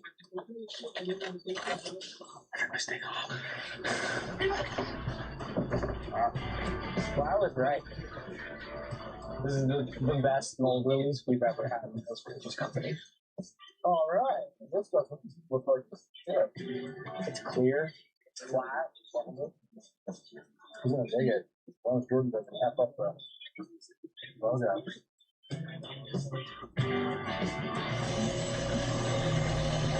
This isn't good. Love it at all. Yeah, screw. I don't want to tell John, but just You have a minute. The logo wasn't wrong. It's big. So I'll start pulling something out. Damn it, George! I was gonna fill it with clear epoxy. I mean, it's rough. I can come back in for heavy, so it'll be a good bond. Yeah, with high performance.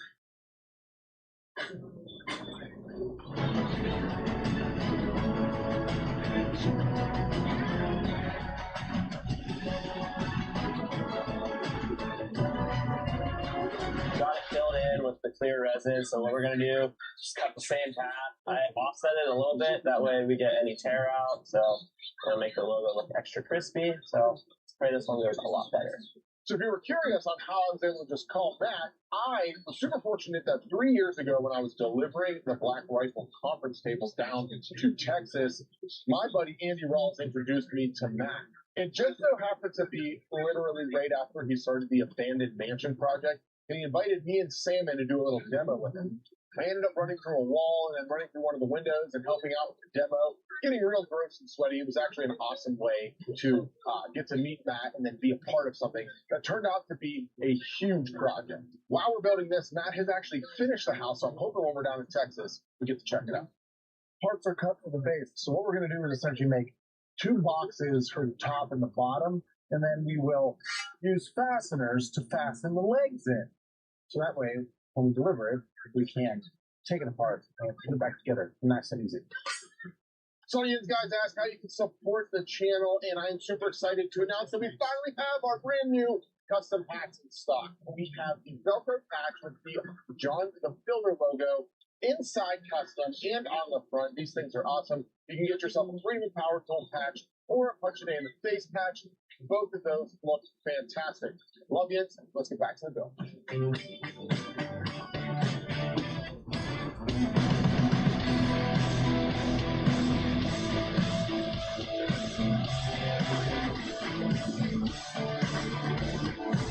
Let's see if we can measure. Slide down. Start underneath. Well, good news. It looks pretty awesome. Any stuff over here? Yeah, this will polish up nice. Polish up real nice.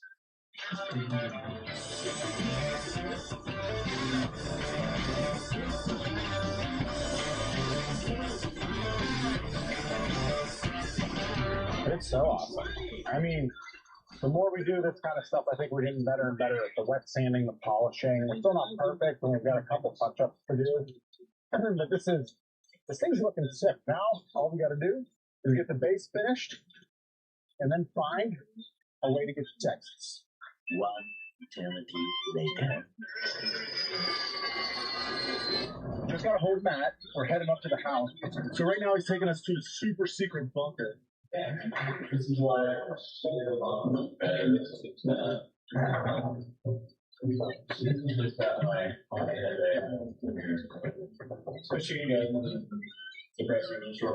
yeah, this is a stealth surprise. It's just and it's all of them.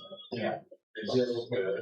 Yeah, I don't but that one sits on top of that. But yeah, I leave the big one on there for fun. But that actually goes right on it. Someday. Kid Hector. Yeah, we're at the board. The trailing balls. John, this makes you look short. So you guys are familiar with Andy Rawls. He's going to introduce us. Awesome dude. And this is the room, and that's the window I ran through. Yep.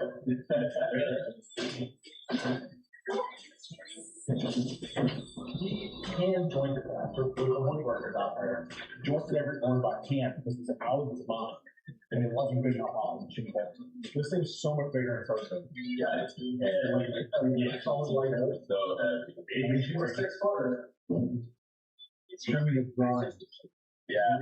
We're thinking about this. Yeah, we didn't put the water slide in, but everything else is pretty much there. We're thinking about this, but I think that'll be okay. All right. Want to do the bunker? Yes. Let's do it. Let's do it. We're in the bunker, and needless to say, maybe the coolest place we've ever been. I don't know. But we're going to try to hustle up, get this thing packed in here, and then bring it in some things.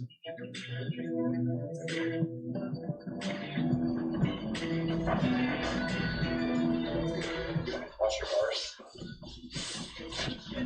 All right. I think it's going to work. I think it's going to work. It's ugly. You hate it. I think you have the means to blow it up.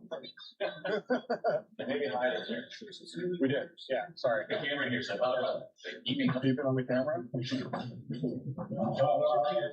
sick. And it fits in here so perfect.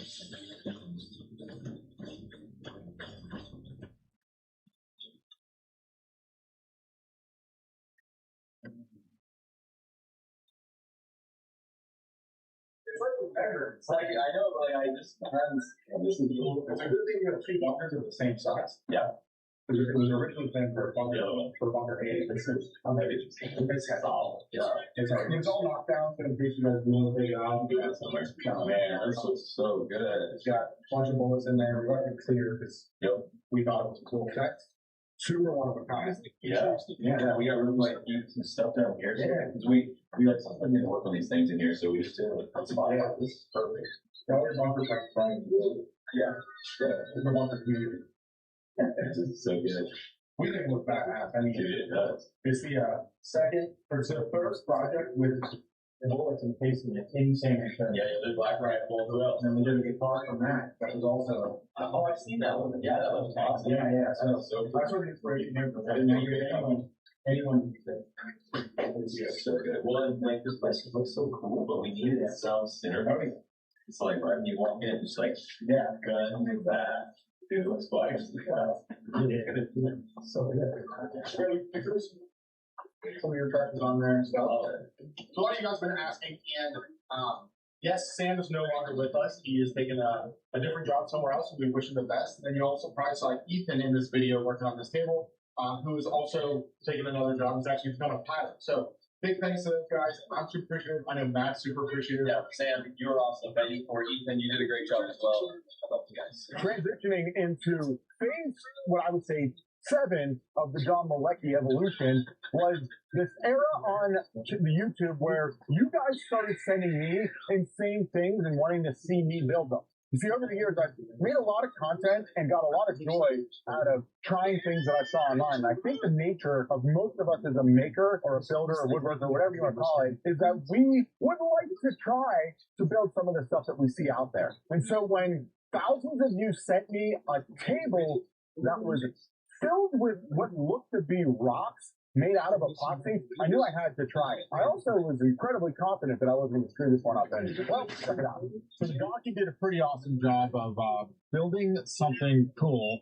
And I mean, he's just got a normal looking waterfall river table here. This is where all the rocks are going to go. I want to do the waterfall as well because I think it's a cool effect to like see the rocks spilling over the edge here. To get that, we're probably going to go with something that's like 40-60. We're going to need to make an 80-inch mold by like 25 to 30 inches wide. My biggest concern here is that once we get the slabs inside, bubbles could potentially pop up from underneath them. We'll put all of our rocks in. We'll pour the deep resin, which should look really cool. Everything should mill just like we're milling a normal epoxy table in case something comes poking through the top. It should feel fairly smooth. The last thing that we're dealing with is a little bit of like it's getting warmer out, so we've got to make sure the epoxy temperature and all that stuff is controlled. I think I got a solution for that. I guess the next thing I need to do is mix some rocks and build a mold.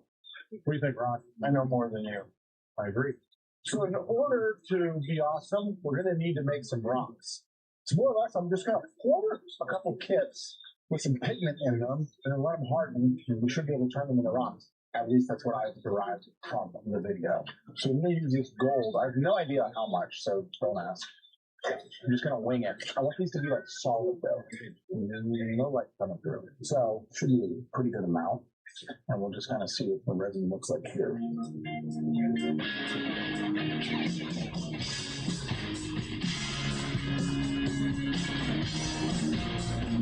This cobalt was pretty nice.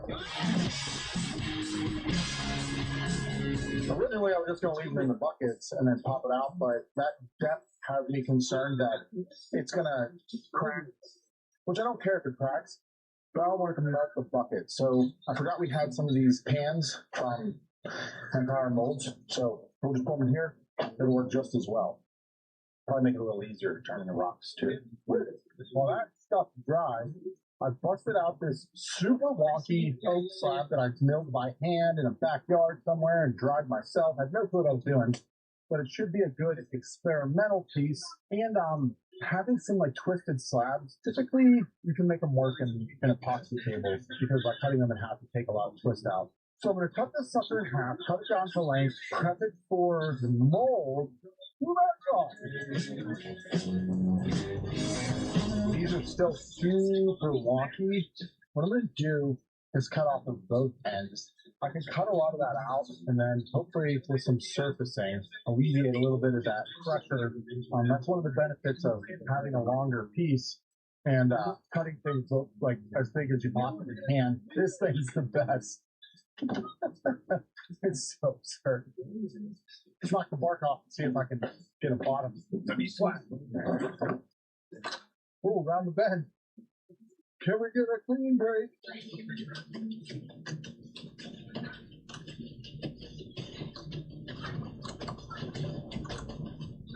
Let's go.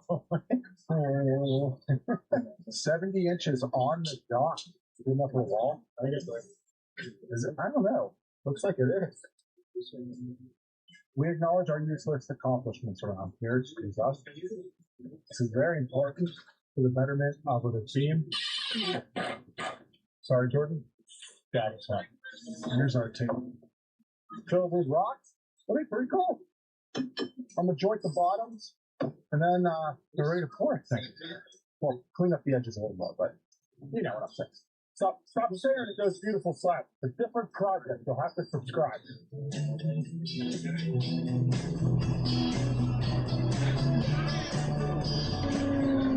All right. I don't know what it is. This walk, I wasn't going to play these, but I am going to play them now. If we can get our finished thickness to 1.5 inches, I'll be happy.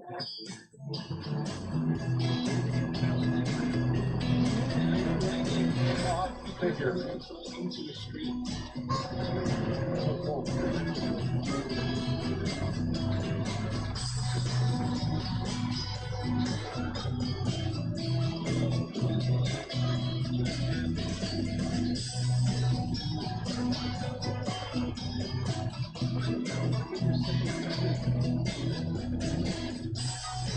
All right, we're all cleaned up. I always do that. I cut them so rudimentarily when I cut them by hand, like with a jigsaw, that they're not square.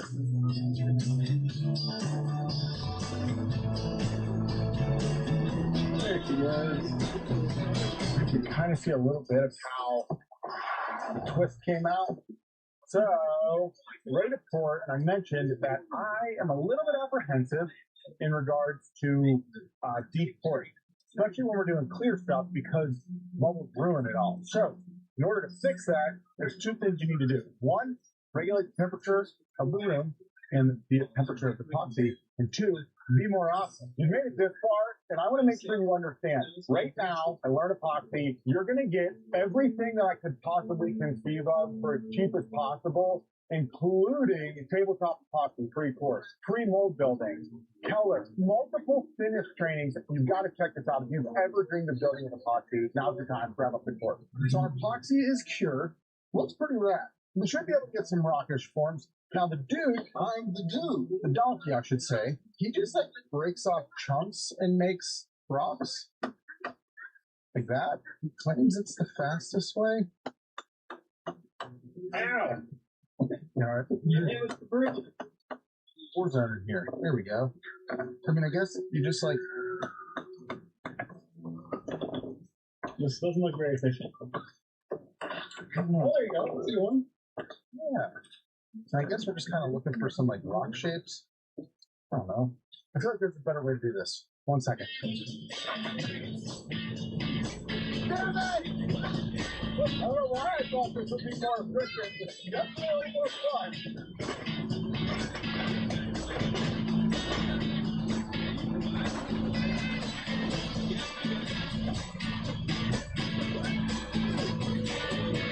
This is a bit terrifying. What's your nuts, Lou? God bless America?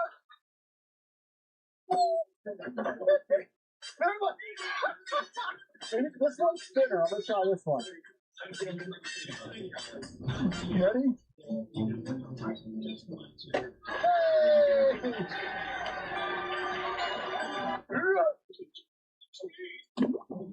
Unbelievable! Everyone that says like epoxy tables, they're just gonna like, that sucks. Alright, we need go get a bunch of sledgehammers. Do the traditional way. Hey! That was sick. That was awesome. Why is something getting excited? I think bullshit gets me excited. Just watch your face and eyes, everyone. Yeah! Get that anger out. This is just one of those boss moments when they're having this much fun. Just let them go. Just let them go. Just try not to break the window. Oh, that was so cool.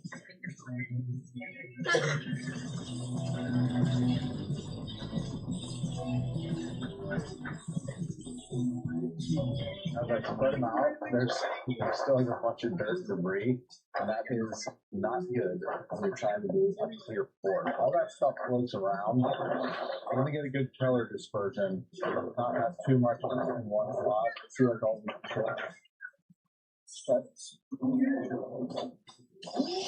Reserve drop back. That's all it is easy to see. So, I think I really like this layout. It's as random as I could get it. Even got some rocks left over. And we have a little party. Gotcha. But what I'm kind of doing here is I'm leaving some of them proud because in the video, the donkey talked about how because it's all resin, we can level everything out, and I really like that aspect of kind of using these this way, because it allows me to just get some weird geometric looking thingy going here. You sure about that? You sure about that? So, next step, I'm just gonna send it with 3 gallons of resin, see if it's enough. Hopefully it doesn't like blow everything away. Hopefully I didn't break the mold putting this together. Catastrophic disaster could ensue. Let's go.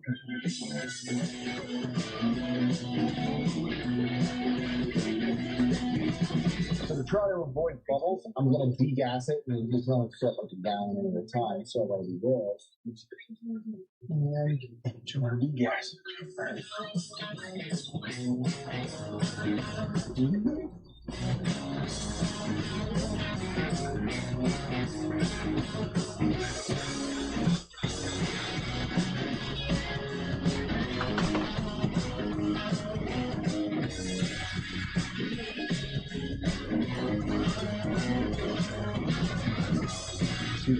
What the f is that? Weird. Something's wrong. Something is wrong. I don't know what to blame or what to blame. We got like these weird, they look like boogers. It honestly looks like the resin was already hardening, which is not good, because that means feminine flames are coming. It still might look decent, but you don't know how long your resin's been on the shelf. Don't use it. Note to self. Okay, well, I'm gonna go get a beer. In my opinion, that sucks. Let's check this sucker out. So, interesting. That's all I'm gonna say. There's some sticky spots on here which I do not understand. Can you overdo gas? Does anyone know if you can overdo gas? Because I feel like I did. And if you come check out this part, see these like bubbles down here? They make absolutely 0 sense. And when I push on this, that little spittle right there, look at these like surface bubbles. Isn't that something growing in there? Right? But there's like pockets of air. That's never happened. So either air got captured in the slab or something, but I never like seeing sticky on top. We'll crack this thing out of the mold, give it another look, and then kind of go from there. Dude, come here. It is just pissing. Dude, I must have got like nowhere close to a good mix or something went wrong. Like, I've never had that happen before. Oh, it's everywhere. This thing's ruined. You have to do this whole damn thing again. All the mistakes I've made never has been important. Next. Now we're going to see the damage. It's crazy because it's the bottom layer. See, they just like seep in there. We have the port. Oh, it's leaking out like crazy. It's the oh no. Wait. Dude, it's like I didn't mix the bottom. You know what? We're gonna have to check the tape to see how it screwed this up. But there's only one place for this. Oh, it's just $1,000 in trash. It's like it's liquid still. Boy. Oh, get in there. YouTube videos. All right, let's go check the tape. I just checked the footage, and there's no reasonable explanation on why I screwed this up. I was probably just hurrying and didn't put enough of one of the components in there. Who knows? Probably slow down. That's so it's smooth, fast. Right. All right, good. So I tried to pour more epoxy when we made this mold, and then pour just like a regular rock river. I'm having some resin issues. We had to re-inventory our catalog of ink-pour stuff. I think some of it just got a little old. So with that being said, we do have some of our original chunks left over still. I'm going to break these up smaller, and we're going to attempt the original idea again with these different colored ones. Except this time, I'm going to break them up into even smaller pieces so they're not so like jutting out and stuff. And to do that, we're putting a pillowcase. We're going to beat the living shit out of them. Let's go. It is a great option. All I was trying to do was avoid the cleanup. It sucked last time, and they got so dirty. Maybe we go with more of like a this. I'm stronger than the X. That's the time. Let's see what we got here. More or less, it's like this is good, but I think it's too big for what we want. I gotta do this. Yes. The entire project is not for the finished part because it is insanely time consuming. Even when you're not as dumb as me, making all kinds of stupid mistakes. So I'm gonna chop up a bunch, clean them up, and then get these into the table. We got a couple oak slabs that we had laying around. We're going smaller this time because I don't know why, but I keep screwing up. I'm gonna try to keep it a little bit thinner for my table.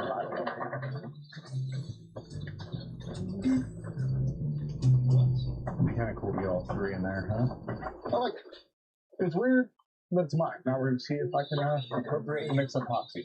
Because I've never done that. Here we go. For like the umpteenth time. 2 to 1. Resin. Resin. We have some brand new Fathom. Resin. Partner.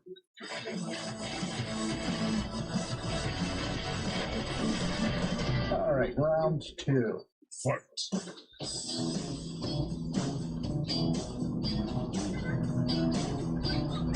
It's a good little bit of rock down on too, so this should be good for stabilization and that.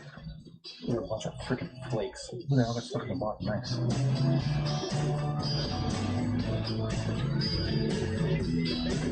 don't know how much epoxy I'm using anymore. I'm just losing my mind. All right. Our table is finally hard. So we need to mill this sucker down. With all this stuff sticking up, I think we want to kind of trim it down. I'm thinking the bandsaw is going to be our best bet here. What bandsaw did you think I was talking about? Obviously, we got Hank McCoy. Let's go.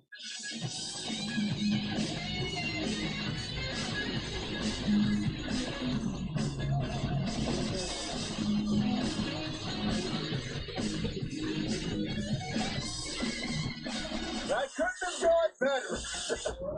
Gonna be molded to get her a real flat now.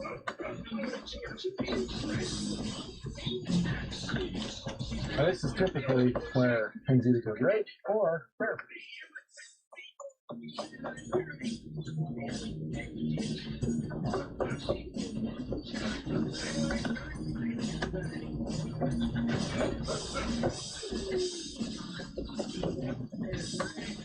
Aha.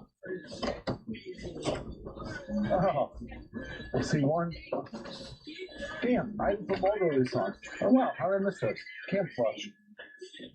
I think once it's polished up, it looks pretty cool. I wish my attempt at trying to make the gray rocks after these blue, gold, and silver ones broke worked, because that would look pretty rad. Nope, we're one and done around here. So we got a pretty hefty bow here, so I had to shim this thing up. It's kind of like the price I pay for using absolute trash slabs. So we're going to try to keep this thing as thick as we can.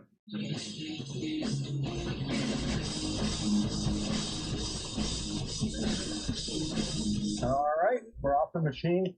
Now I'm going to bust out the big boy toys to save some time, but all we're going to do is sand this sucker up to 20 grit and then start polishing.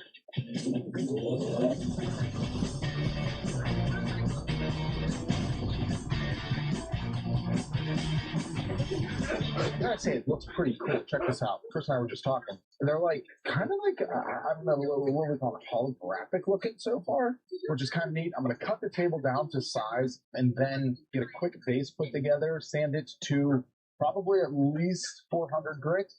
All right, I'm going to get a hit with a couple coats of lacquer. We're sanding up to 400. And in the words of my dad, shut up and get back to work. But other people like to say, let us pray.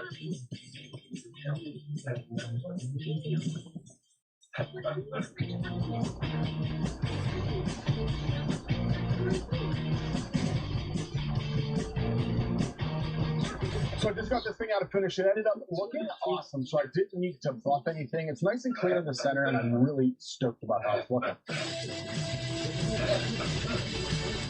I gotta say, I'm very impressed with like how nice this thing looks, because I thought it was a ridiculous idea. The donkey absolutely nailed it on this one. Really cool way to use up old epoxy if it dries, and you want to go through the hassle of making it in the rocks. Awesome stuff. If I was to do it again, I would do a like very solid color in the rocks instead of the transparent ones that I did. But hey, you live and you learn, right? Weirdly enough, we were able to get that thing done, and it turned out to be pretty dang cool. I screwed it up on round one. I still don't know how I did that to this day, but really, really fun project, and kind of kickstarted the whole testing things that I saw online and we've done, and it's basically over the years kind of showed me that if you're willing to learn a skill like working with epoxy, you can continue to push the limits. You have infinite, expansive creativity if you're willing to think that way. And there's way more creative people online than me. So I love testing out their projects, especially one as cool as that epoxy rock table. Like I was saying, thousands of you sent me that video of the epoxy rock table to try.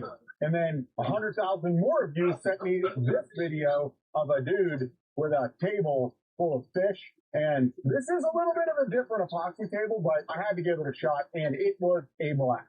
Check it out. After watching this video no less than 100 times, I've got a few issues that I think are going to pop up during this build. One, we do everything we possibly can to eliminate water and wood being together, so I got to figure out a way to seal the slab to make sure that it is watertight. Two, in order to make this work, we have to recirculate the water to make the river flow and to make sure these fish don't die. Just keep to me. Three, speaking of fish, they're disgusting, as well as they need air in the water. So we've got to get a pump and a filter and a couple other things. Lastly, they incorporate a tree and then some sort of hole and whatnot in the one end of the table here. So I'm going to have to figure out and devise a way to do that. I've got an idea, so let's sketch it out. So one of the things that jumped out when reviewing this footage is that this table that dude actually built is not really live edge. It's not real. It's actually a slab or a single glue up that he then put his tree in this area and carved a river so that comes down and filters out a hole here. His slab, and on some of them, if you look at his IG account, have live edge, which means there's no live edge in here. And you can tell because the grain actually runs all the way up to the edge, which would be sapwood, and if it was real, the grain would flow along with the edge, not run through it, which means I can use a single slab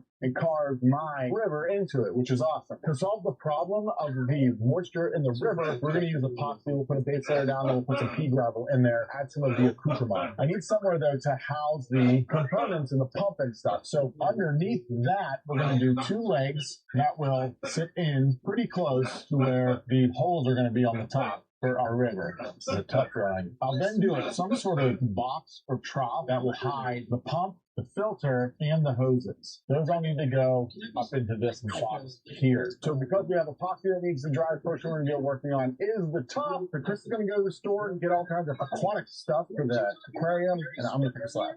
So we're going to need some of this water conditioner to make the tap water good for the fish. Trying to figure out what filter we're going to be using for this. This isn't exactly a typical application. I'm just going to get a small one. Hopefully it works. How do you figure out how many gallons this thing's going to hold? I'm just totally guessing. Hopefully this isn't going to be too much. There's going to have to be a lot of testing. I do want to note to you guys that we are taking every precaution possible for the safety of the fish. A bunch of comments came in about how this is just going to kill the fish. Our goal here is not to kill fish. I love fishing. I mean, usually they catch and release guy, so we do not want to kill these fish. We've talked to aquarium people. We've talked to people who have built similar stuff. We're not going to kill any fish. It's not our goal here. So let's get into it. We've got 2 poplar slabs here. I think we have tulip poplar, which will have a little bit of purple and green and some cool colors. So I got to get the forklift out. We'll get these off of here, and I think that these 2 are going to be our table. We got any sturdy sawhorses? We do have slabs available. It's in the market. Oh, this one has a real big cup on this side. Probably not going to work for a tabletop. We're going to have to go with that one. This will be our legs. All right, to the CNC bed. Forgot the main reason that these are sitting there is because they were junk. Shade flat. It's like one of those tables that you buy from another builder. It's not me. How can I fix this? Well, typically I would just send it. I mean, I guess if we're at like 2 inches still, we're good. We'll just get it here as thick as we possibly can.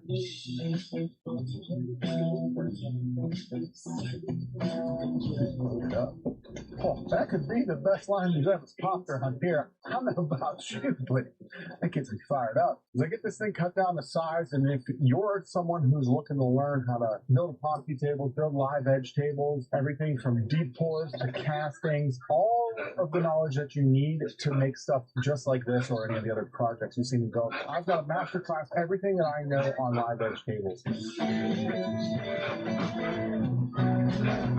Something like that. Is that neat? You're our fish expert here. The man's dedicated years of his life to aquatics. Yeah? I like it. Picasso. For the most part, I'm going to cut this. It's a soft wood. It should go quick. With this Arbortech disc, I want to leave what looks like rock ledges on the inside of it. Have it kind of like stepped up and around. But more or less, I'm going to get the general shape, and then I'll go deep and start to get some cavities. We are going to seal this and add some pebbles and stuff, so details will go away. And I don't think it's going to be too difficult. Looking at this, I thought we'd get some more purple. We might stain this sucker, Chris, once we get the river in there. So I was going to do like a tributary, but I think we're pretty good. It's getting dark. It's snowing. This is ridiculous. I'm just going to come in and kind of like smooth out some of these edges here. I am going to hit them with epoxy, harden them up, and then I can sand them again. I don't really know what I'm doing, so I'm winging it, so I hope this works. One of the bigger concerns that I have with this table is all the cracks and stuff that are inside of the river. You can see them here, and I'm really hoping that the epoxy and the pebbles we're going to put in the bottom are going to keep it waterproof and watertight. I'm going to add like a tinted epoxy to kind of give it like a dark rocky look, maybe some grays, maybe some blacks. This is the best guess that I have. We're using Turbo's High Performance, which is like way more viscous and dries way faster than deep pour epoxy, which should help. But what we're going to do is hit the inside of it more or less with like blacks and browns and see if we can make it look like rocks. So I'm just going to send it just to keep me sane and help me sleep tonight. We're just going to put a little bit of Tyvek tape down at the bottom here.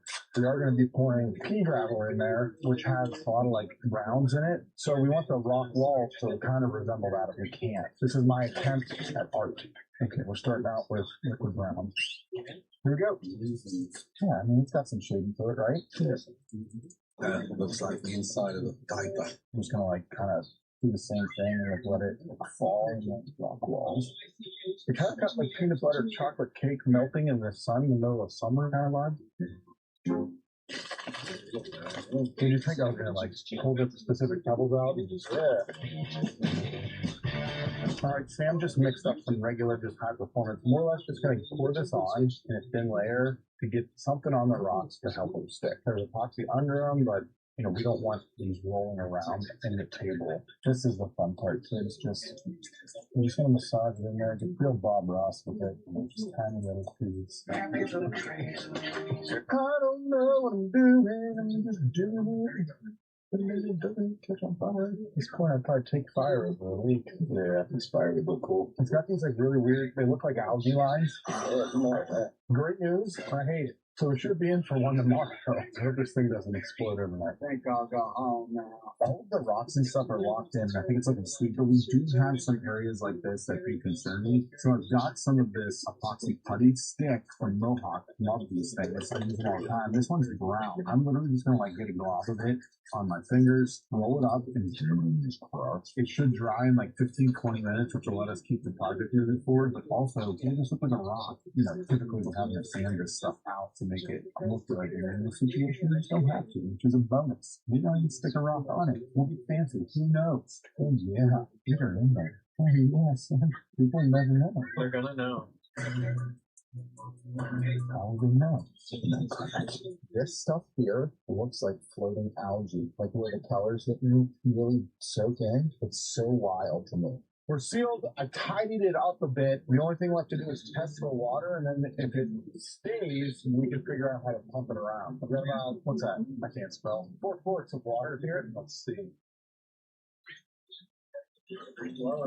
We got that natural falls. I mean, it is kind of cool. Oh, yeah, baby. Yeah, baby. Let's go. Is it pouring out anywhere? No. See? Everyone's like, what kind of fish are you going to get there? Real freaking small ones. Yeah. Well, we don't want them swimming up here, so this will get super shallow. The fall of it will naturally go that way because we're going to make this side like probably 1/8 of an inch taller. I have no idea how we're getting this out of here, by the way. I didn't think of that one. How are we getting the water out? Maybe Sam's thirsty. It has some tranquility going already. That's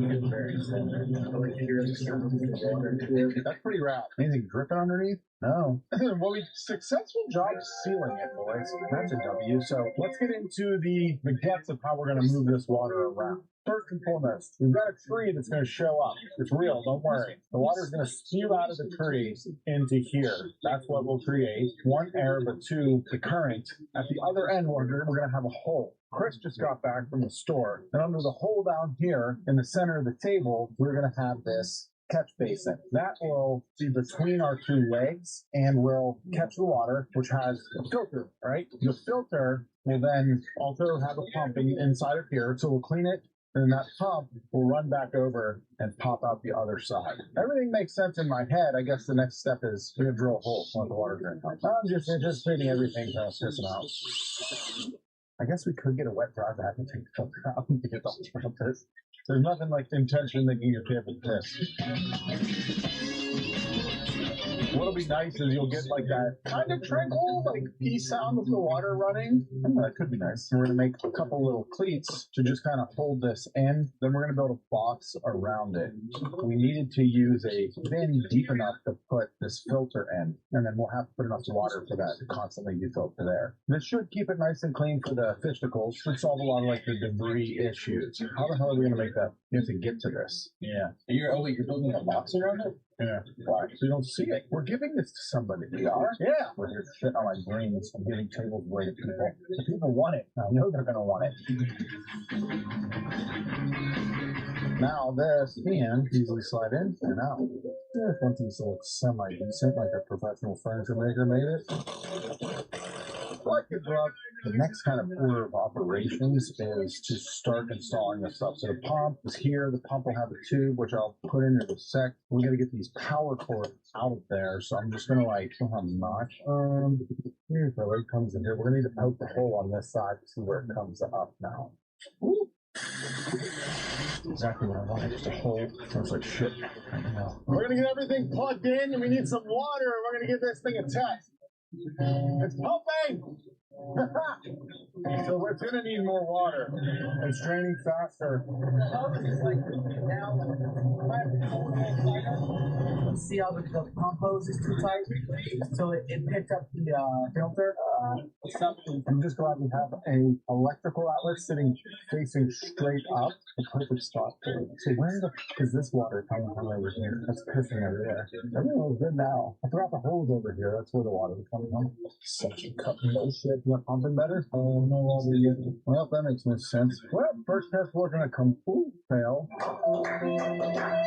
Gotta tweak a few things. I think we'll be good. Pumps on, water's flowing. I think it's pumping faster than it's flowing. That's why it's already flowing. We also just had too much water, and now it's just high down here. To fix it, I gotta take it off.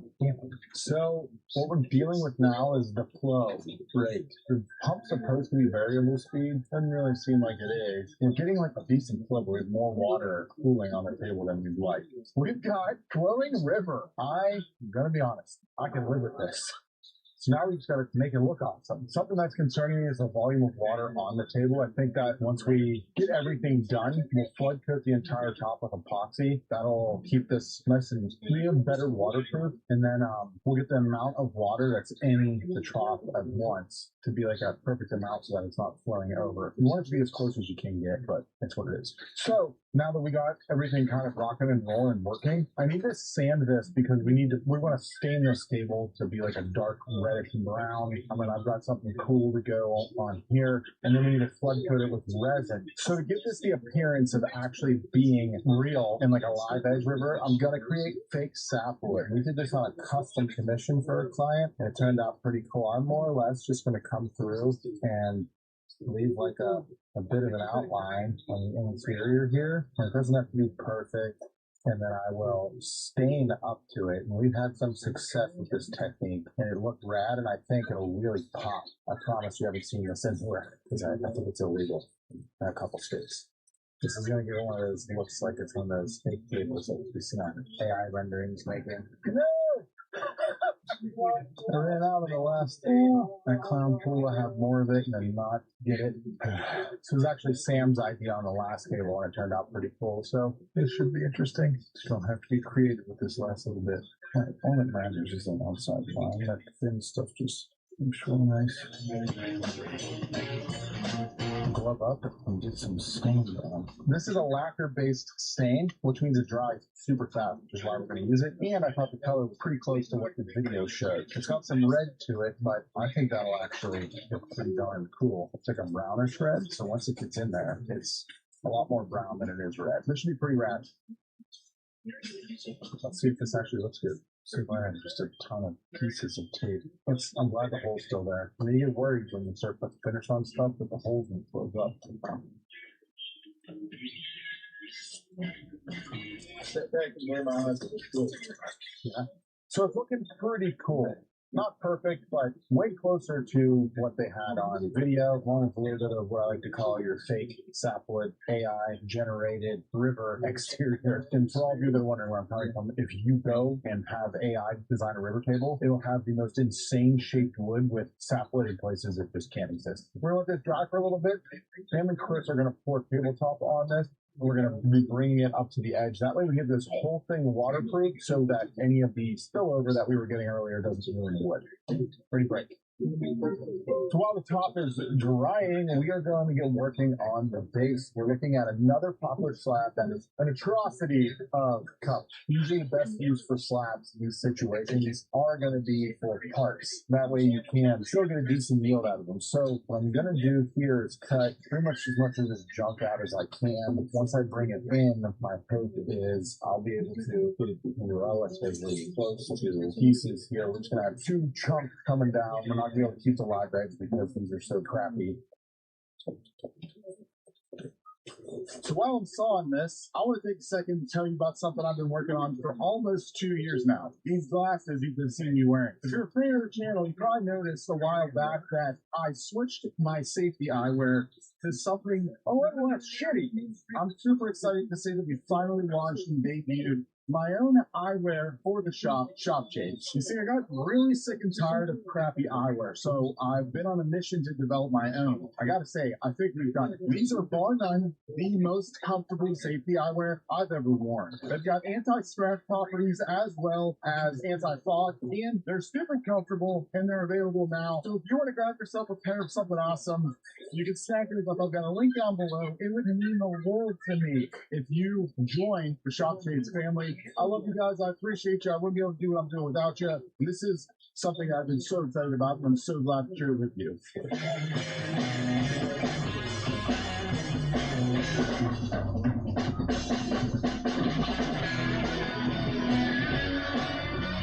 So the weights here look pretty good. They have a couple cracks and knots in them, and instead of avoiding them or filling them with resin, we're going to go with bow ties. And we just recently dropped this bow tie kit, which is really cool, and I'm loving the way that these bow ties look. So we're going to insert those. It'll be a nice little custom looking touch from my end, and then make these cracks more stable and work better.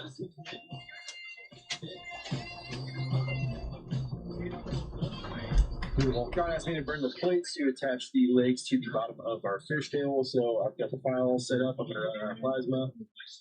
It's stain time, bitch. Stain o'clock, but we are going to get some stain onto the legs here, and should be ready for final assembly. We got to figure out how we're going to hide all the pump and components and stuff, but we got to make sure this thing's working full assemble first. All right, so I need to build something to hide all of the components on the bottom. We're going to make a box, and the box will fasten underneath, make everything look inside. At least that's the plan.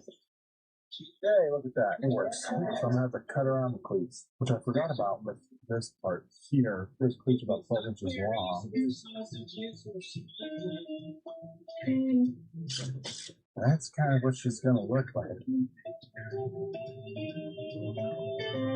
So everything works the way we want. We're literally just going to take this, gently drill a hole, and then the tube will just run in from there. So now I can cut these off. So that's kind of how it's going to look. We're going to mount the legs now. First we got to do this, and we're going to do this, and then we got to do this, and we'll do this. Good old they say, create and move on a trim some needs so we can cut our pockets.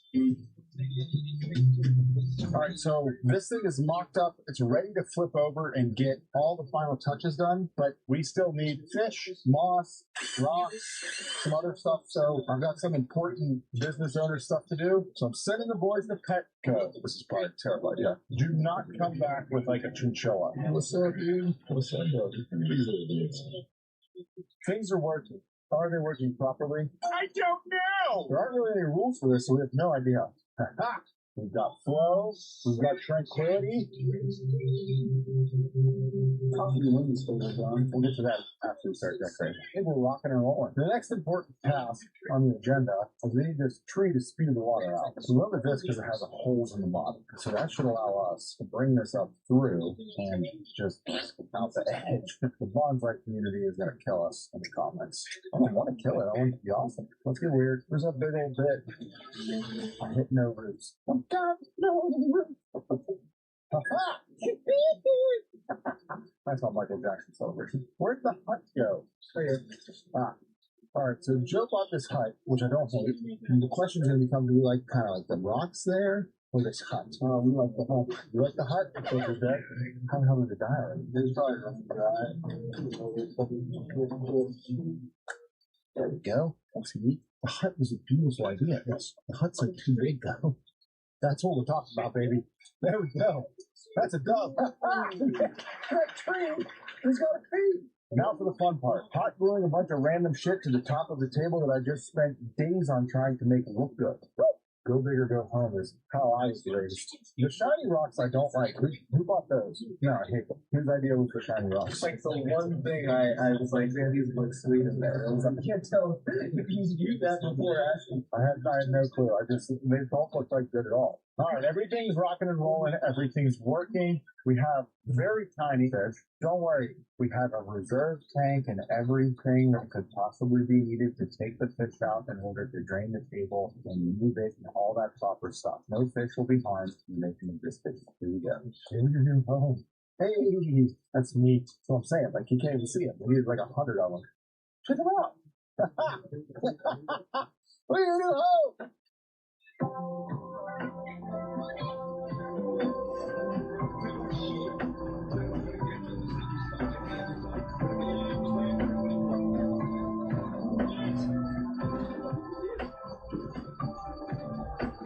This thing turned out sick, and I actually really like it. I am not condoning putting fish in it. We're actually taking all of this fish out. They're going to go in a real fish tank. Who'd have thought you could build a river and a table that was actually a real river that held fish in it? That was an awesome build. We actually ended up doing another one because it was so awesome, and fish tables are something that I don't think I ever want to go again. But they were a ton of fun. Now, so far, it's been about 10 years of builds. And I cherry picked a bunch of them because they were milestones in my life and my career as a builder. And it all kind of brought me to the point of this entire video, which is our next project, which is my dining table, which was the first epoxy project I ever built for myself. And I think it turned out pretty awesome. You're going to want to see it. So longtime viewers, you've probably noticed this thing sitting on the floor over here for a while. Yeah.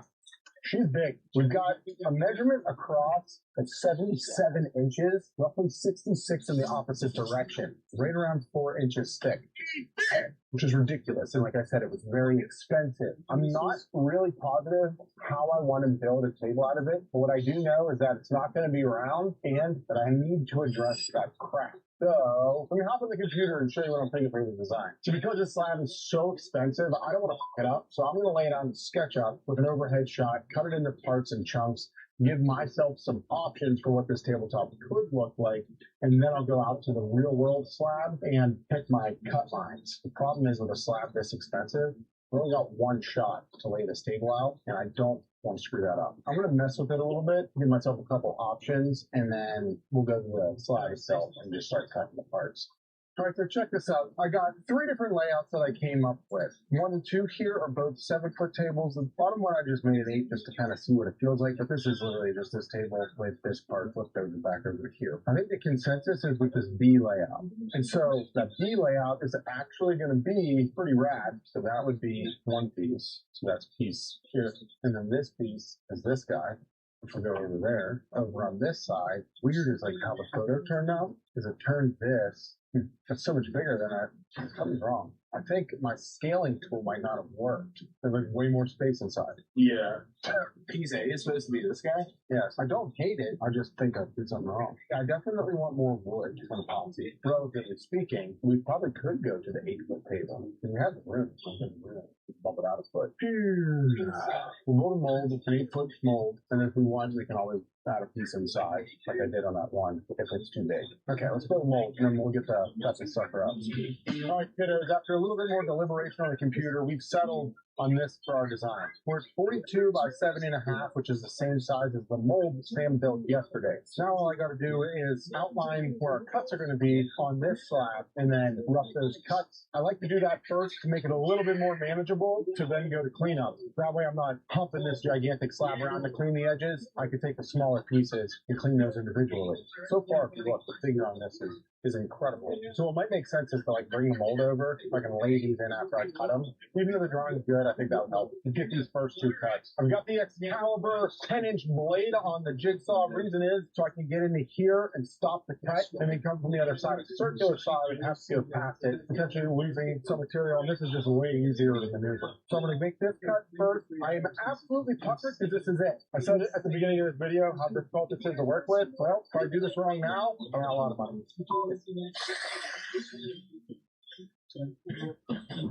Come on. I don't know. I thought that was a brand new blade. We're going to have to do it with 2 different saws. My other saw has a metal blade in it. So we're getting the huge bit today. Dude, what the f is going on? Dude, everything hates me today.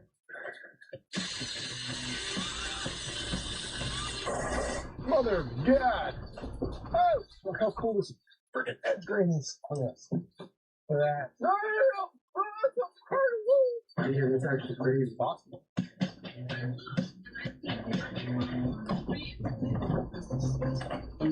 You're an athlete. I mean, you did see the reaction shot, right? Just saying. Don't have it anymore. Let's stop that. Listen, stop staring at that. We already gave it away. It's getting shipped out now. You're gonna have to be subscribed if you're gonna want to try to win something. All right? Hit that button. You can't win that one, but you can win the next one. You're good. We don't really know what we're going to get left over, and so we're going to design the base around it, because I kind of want to try to incorporate some of the wood in there.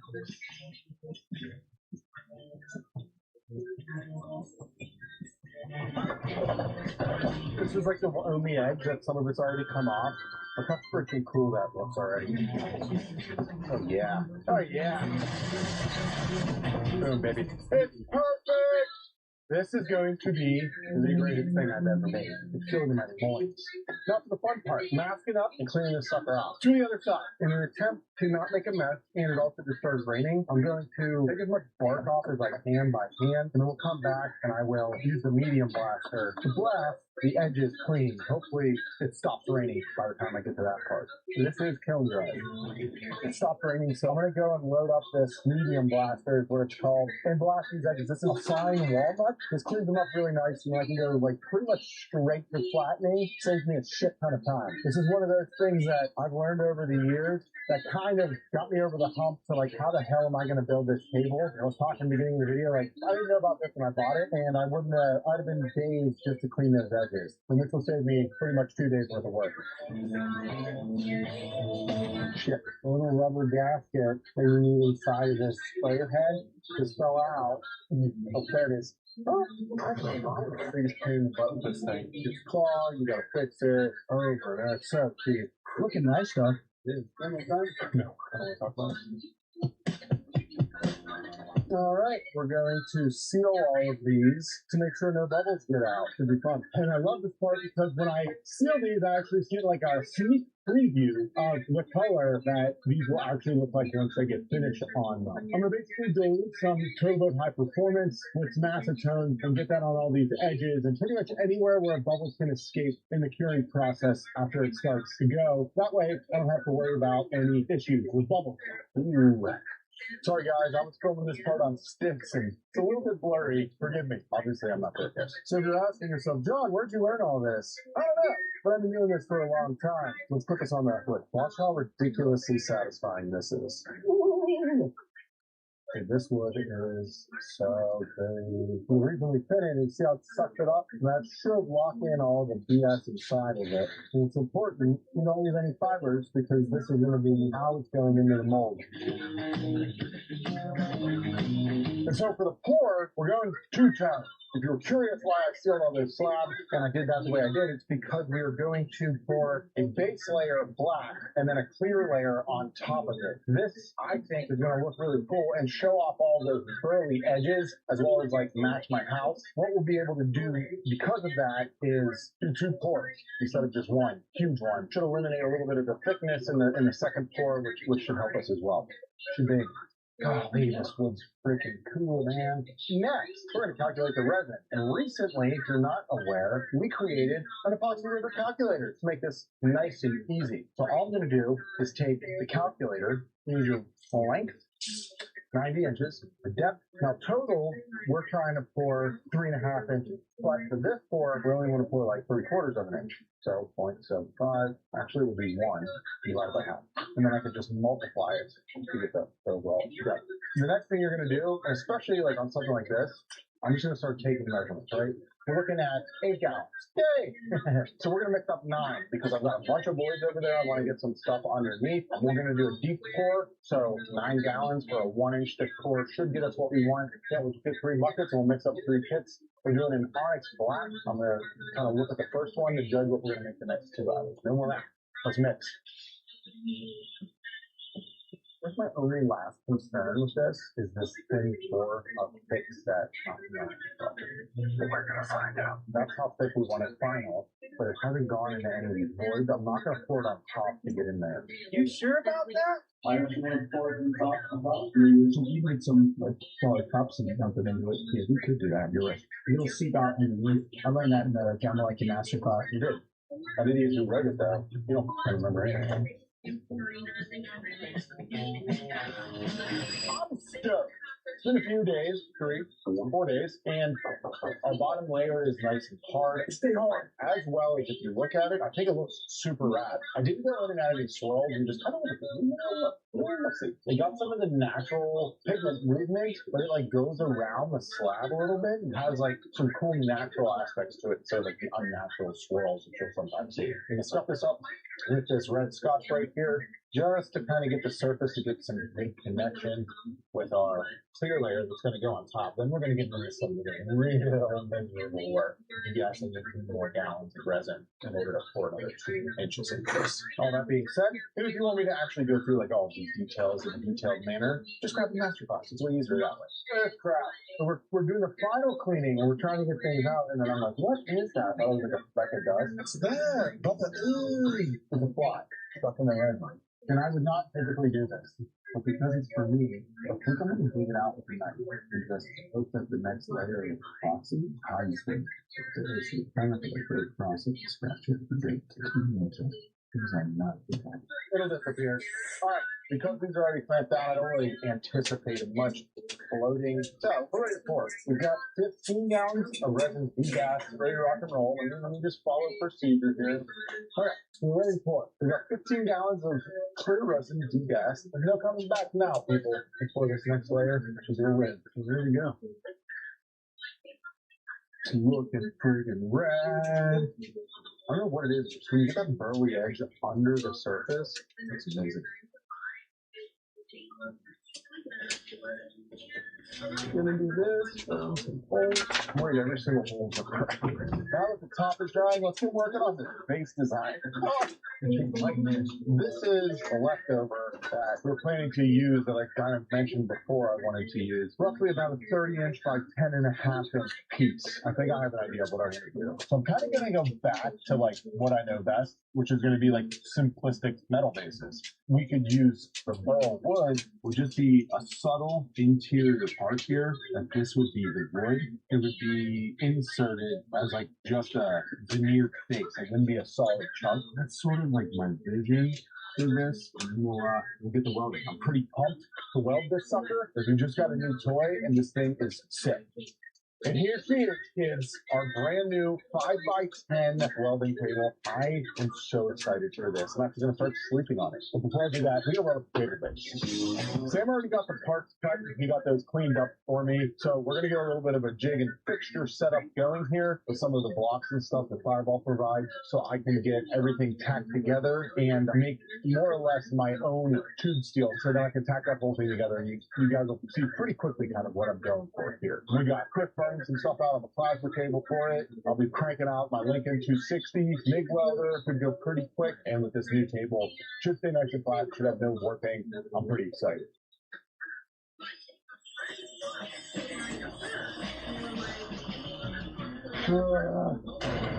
This looks like shit. I think I'm just going to make it out of wood. Yeah, let's get some wood. Alright, so we're getting ready to domino these leg parts together. We have weird angles here. So I have like an 89.5-degree angle on the bottom here. And then because they're joined like this, we've got a different angle here that's actually too acute for the domino. John actually showed me this trick here where we get a smaller piece of that wood with the angle that is on the joinery here. And I put some blue tape and CA glued this on here. That way I can use the 90-degree reference on the domino instead of adjusting different angles back and forth. Like I mentioned, this one would be too acute for the dominoes. We're going to use this to domino these parts together. Hopefully has some legs here very soon. Yeah, you're about to witness something magnificent here. You're about to witness two weird things. Yeah, look at that. Beautiful. Wow. Now what needs to happen is I need to get right to the very end and mess the last one up, which hopefully doesn't happen. It might happen. I might drop this one off the roof and break it in half. All right, it's been a week and a half, I think, and we're looking good. We got crystal clarity. Give me here. Exactly what we wanted. So we're actually going to pull this out of the room. The room is 59 degrees right now. We were keeping this sucker as cold as absolutely possible. Holy heaven. You need to take like a couple deep breaths. I did. I just did some push-ups and ran wind sprints. Are you centering yourself? That's not how I prepare for things. 1, 2, 3. You good? Are you feeling okay? After that, feel calm. I offend you by looking at you? Yeah. Be careful. Don't be me. What's me?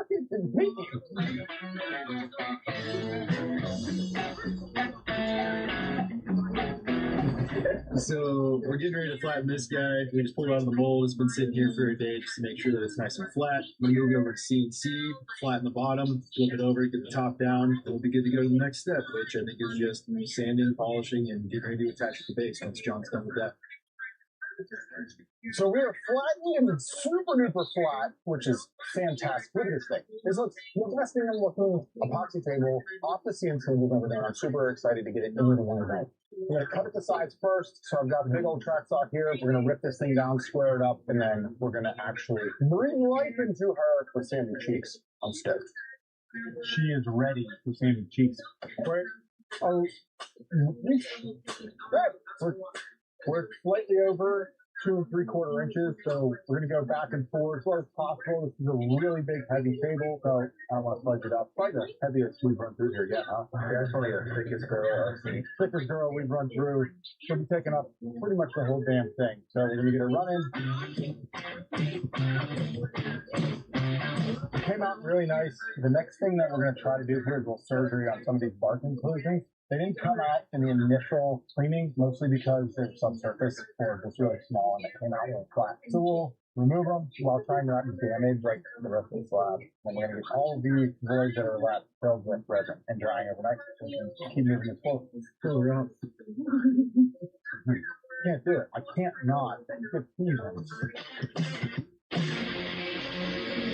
All right, friends, we're dry on the epoxy build on this table. So Sam and I are going to get started on sanding this down, mostly Sam for the time being, because I am going to take this cut off from all of that, and I'm going to cut the veneer for the base that you see on the floor there that Sam put together for us. I'm going to cut it a little bit big, but mostly, if you can see here, I've got a spot notched out that's oversized, and then I can resaw this. My concern is the stability, because this is a pretty punky, not punky, but it's borrowed. So fingers crossed that this works. I think it'll be a nice accent on our centerpiece there. So as I'm cutting these veneer for like the interior inserts, I was like, man, that kind of looks sick, book match. So it's amazing book match. Making guitars. Chris, myself, and Joe convened, and we like the concept. What we're going to do, sorry, exactly, Sam. Joe didn't have anything to do with any of this.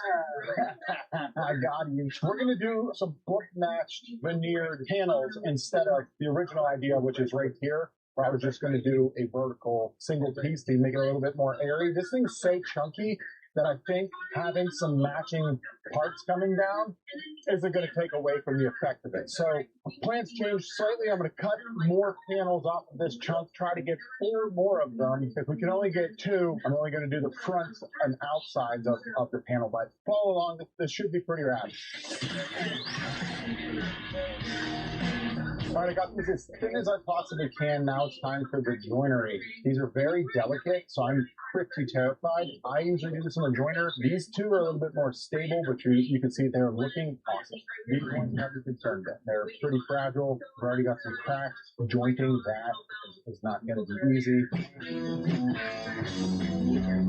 So these are looking pretty good. I'm having some issues because I'm not very good at this with trying to get these even tighter than they are. What I'm thinking is like, because the grain is coming this way, I'm getting a little bit of gap in the center. So my thought here is that I'm going to line these up, and I think I can pull them together with the blue tape to get me that kind of perfect book match. I don't have the veneer tape, and that'll give me a nice tight joint. Chris came out, looked at it. He's like, let's go some guitars.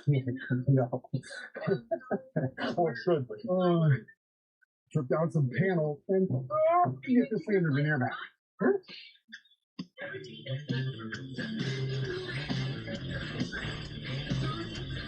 Now we should have like a plaque on top of all of these, but I'm an idiot.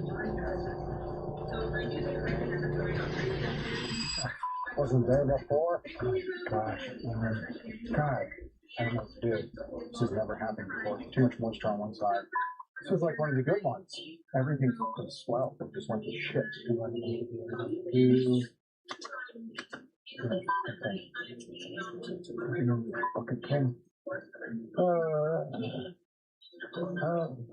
So this one was sitting too long before we clamped it and ended up like just absolutely going to shit. So I wet one side, I reapplied glue, tried to get moisture to get it to flatten back out. Should work. The next day. So now we gotta see if one, if we seated, 2, if we glued these parts down to them. Get these all out of the back first. Oh, that's a good sign right there. This piece of them. Melamine came right off. The big worry we have is this guy. Chris thinks it's stuck, feels stuck. Hey, I'm stuck. That wasn't bad. This is the one that I'm gonna have to cut the center seam on. So we're gonna get the rest of these out of clamp and then get to the wide belt.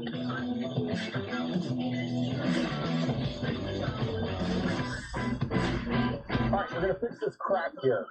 It's about the width of a saw blade, so I should be able to cut and get on both sides without having to drop there. If not, I can hopefully kiss it on the table saw and bring it right back together and fix this abomination. I hate that I have to do this, but sometimes you don't get to choose the best method. We're going to go to pocketbook here so we can keep the project moving, because we're really going to finish for us to stay on schedule. Pocket master pull out. Do me the honor. Install screws. Now, laser through these panels, it's my fault, guys. I asked them for this. Oh, hell yeah! You grab the smallest go off your hand. You like cabinet grade. There's no need for anything higher than 12 volts for this application, dude. Alright, so we've got the panels all kind of sized up now. I cut this a template. I'm on this is the leg. This size perfectly. Now I'm going to use that to trace out the size of each panel. Cut those carefully, get those sanded, get this sanded, get everything prepped and ready for finish. We're going to pre-finish everything and then we'll come back and assemble. So I just wipe these down, we're water pop them, working with mineral spirits to get them cleaned up. They're looking so good. This grill is amazing. Then I'm going to hop over there with Sam, give him a hand, give me table polish. That's where the thing really comes to life. We are finally ready for finish. We're spraying everything because I do believe it's going to be the most durable option for the house that it's going to be. So we've got all of our panels ready to rock and roll. I'm going to hit these as clear. Sam's going to get all the based up shot with black, and then we'll bring in the big girl for the triangle spray. With that, let us spray. Sam and I are feeling ambitious on this project. Now, we both feel like we have extensive experience spraying lacquer and some other lacquer-based products, but instead of doing what we know, we're going to try something new. Oh, shit, here we go again. We've got this Valerian 2K acrylic product from M.L. Campbell, not sponsored. We're going to give that a shot because it hardens faster and supposedly allows for a little bit of a better sheen in buffing than lacquer. Should be really durable and really strong. Why wouldn't we test it on this project first? So we're going to flip this sucker over. All of this could go catastrophically wrong in the final state. And there ain't nothing to it but descending. So here we go. Let us spray. Everything's looking freaking set. Wrap these up. I cleated one side, and then the other side, I'm simply sliding in the center. So you can see here, I got a cleat that's going to hold it in. And then the other side, I'm just going to drop the panel into it. And we're going to use essentially like a press fit to get everything in. That's going to be the easiest way. And then I can kind of replace the panels at some point if I want. But I can do this without damaging the panels themselves. Is it the best way? Probably not. That, my friends, it's a dining table leg.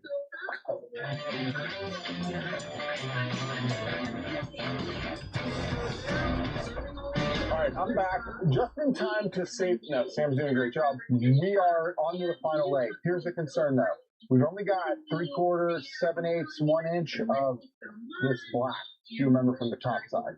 We have to put multiple threaded inserts into the resin over here, which I would almost never try to do. That's why we have all of these holes here. We were hoping it could give us a landing spot on the all wood, but the design of the tabletop just didn't allow for that. What we're going to do is potentially just put a more shallow insert into the resin, these guys, that should allow it to work. But what we're going to try first is to not have to do that. So we're just going to put it in the wood, drop the pocket, see how it fits. I don't know, there's too much that can go wrong with the resin. It can rip out, it can tear out, et cetera, et cetera. But we got to send it. So that's what we're going to do.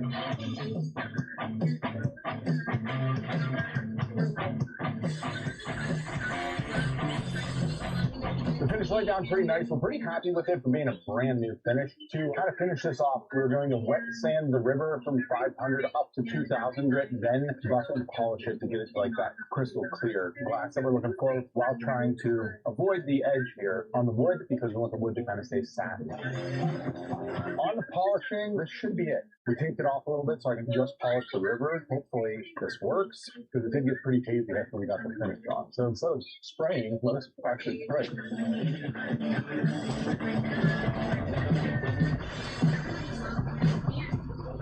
I'm not loving it. Still pretty hazy. It's crazy that this is super clear before that.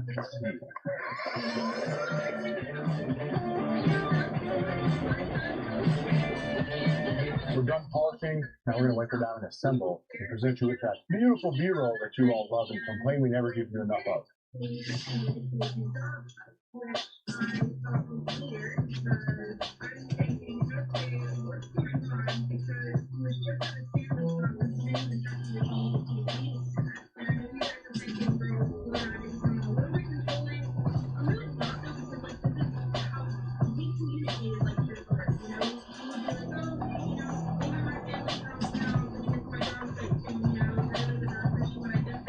And that's going to be a wrap on this one. That is 10 epoxy projects that changed the course of my life, and I had a blast in each and every one of them. At the start of this video, I said I'm done doing custom orders, but after watching all those, I don't know. Am I? In this neighborhood, I found the most outdated 90s bathroom you could ever match. And by the time we're done with it, it's going to have the glow up it deserves. I'm talking about demo all the way to the studs, build a completely beautiful shower. We're talking making it magazine worthy. And the best part of all, we're doing it for somebody who's in need, and we're going to do it completely for free.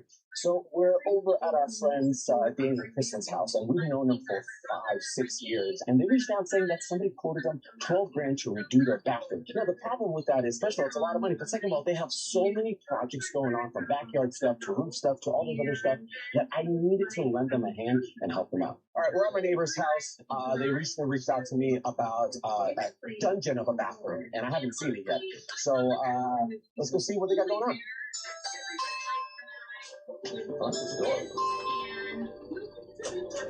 Hey guys, I'm finally here. So this is Danny and Kristen. They recently reached out to me and told me they have this 90s bathroom that's a complete disaster that looks like a dungeon. And a contractor reached out saying they quoted them $12,000 to transform it. Now, I couldn't sit back and let that happen, so today we're going to do something about it. Let's go see this bathroom. Come on in. Come on, guys. All right, what do we got here? This is the bathroom. Come on in. Oh, Go boy. first. I feel claustrophobic. I know you actually. I feel like my chum over here gonna hold for this. I know. So most bathrooms have like a window, some lighting to come in here, and this just looks like I have a secret toilet. Yes, we've been here for 7 years now, and this is a guest room here, but now it is turned into my son's game room. Until he moves somewhere else, eventually this will come back to a guest room. So we want this to be a nice guest bathroom that you can basically use. I heard you guys got backyard projects going on, you got roof issues are going on, all this stuff. Well, so because there's no light, right? They don't have any exterior, like natural light. I would like to lighten it up a little bit, kind of go that organic, modern, moody, a little bit of all of that together. I am a huge fan of walnut. I could do walnut all over my house. You like darker walnut? I do.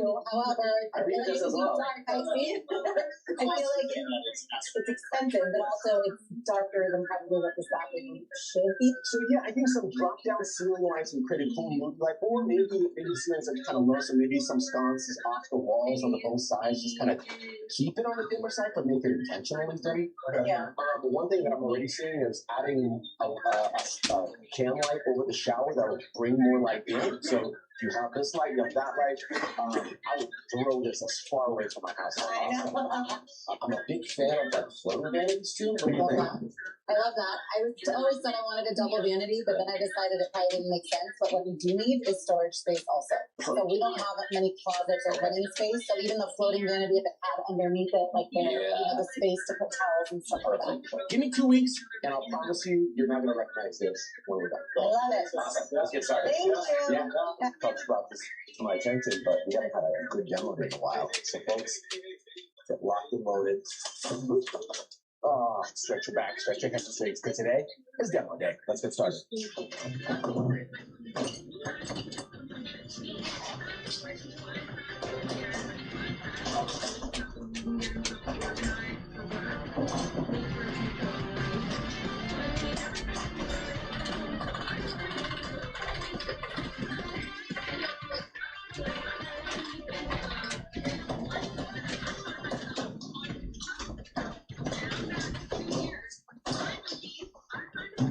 That came off a little teased.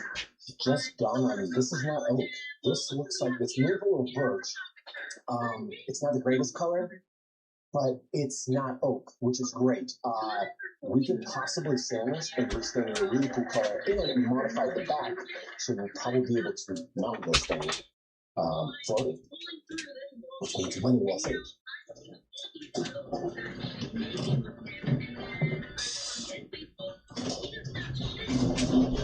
I just realized this vanity is in two pieces, this piece and that piece. Without this piece, that's too small, and with this piece, we won't be able to hang it. Okay, well, this is going to be dumb. We tried. That's all I'm saying. We tried to save money.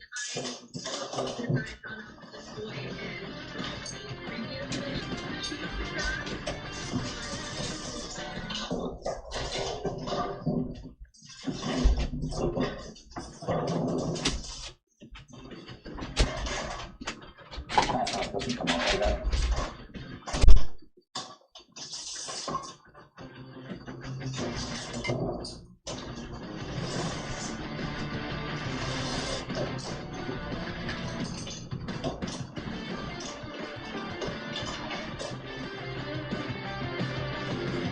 Start a YouTube channel, they said.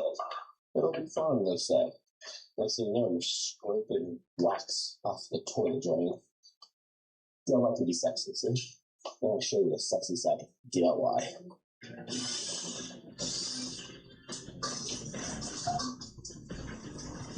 Great. Accidental turn on, that's cool.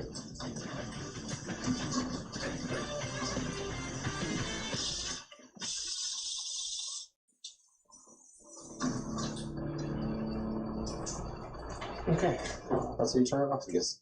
When it comes to demoing these shower inserts, there's like a 1-inch tap going completely around the perimeter, and those are secured straight into the studs, and then the drywall overlap. So what we're gonna have to do is cut out that channel 1-inch strip with a multi-oscillating tool, take the screws out, and this tub should come out, but we're still gonna slice and dice it because it's way too big.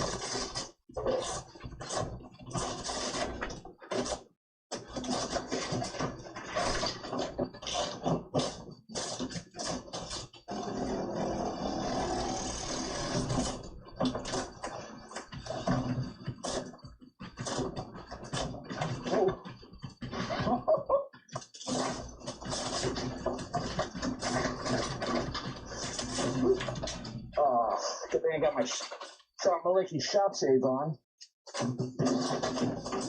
Now I just need a face helmet. Oh, no bleed. No blood. We're good.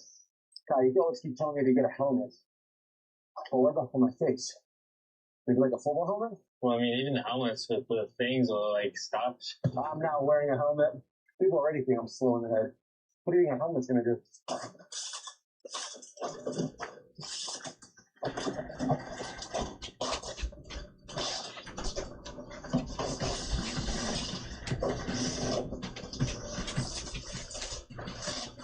This linoleum's coming off like a nice, easy rug, dude. This is probably the easiest demo I've ever done to date. It's been like an hour.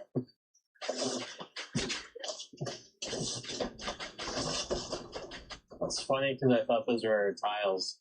You thought those were tiles? Either this is good imitation or a lot of this dust debris is getting to your head.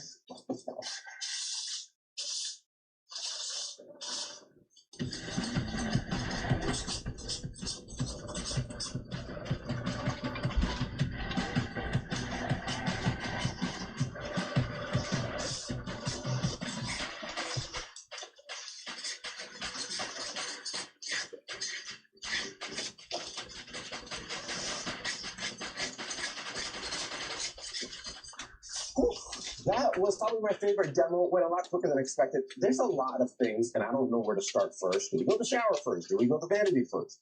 Maybe the board down walls. I don't know. All I know is I need to go dump this dump trailer all full of stuff. I need to go get my work trailer to get all my tools here. And then tomorrow is a brand new day. We'll get a good night's sleep, and then we'll see what this bathroom wants of us. See you in the morning.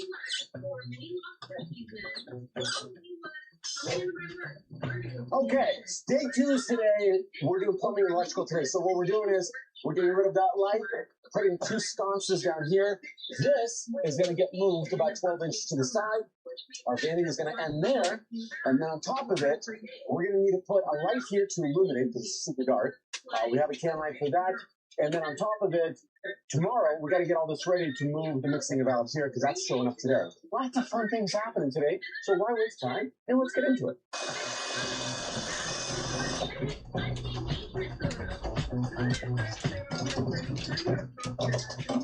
If you don't know anything about plumbing, let me give you a little something to kind of think about.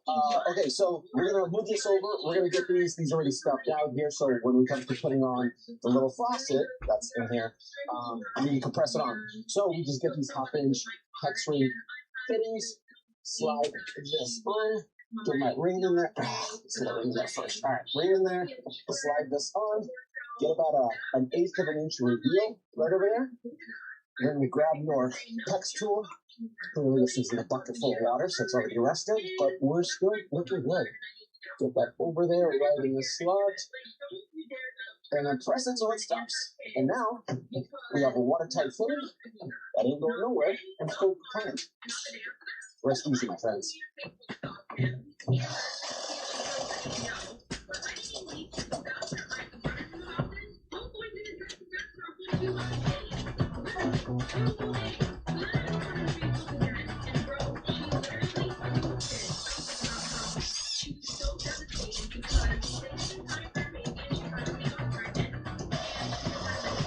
If you want a little more tips, here's another one. If you want to say extend your outlets, put one somewhere else, and you don't want to deal with like fixing a bunch of drywall work, I get it. Here's an easier way. Go at the bottom and you cut out like 2.5 to 3 inch little gap as low as possible. Remove your baseboards if you need to. Get it to where your stud is here. This gap will allow for you to drill through any studs that are in the way. And then all you have to do is create, punch it up. There we go. Is to start feeding your line.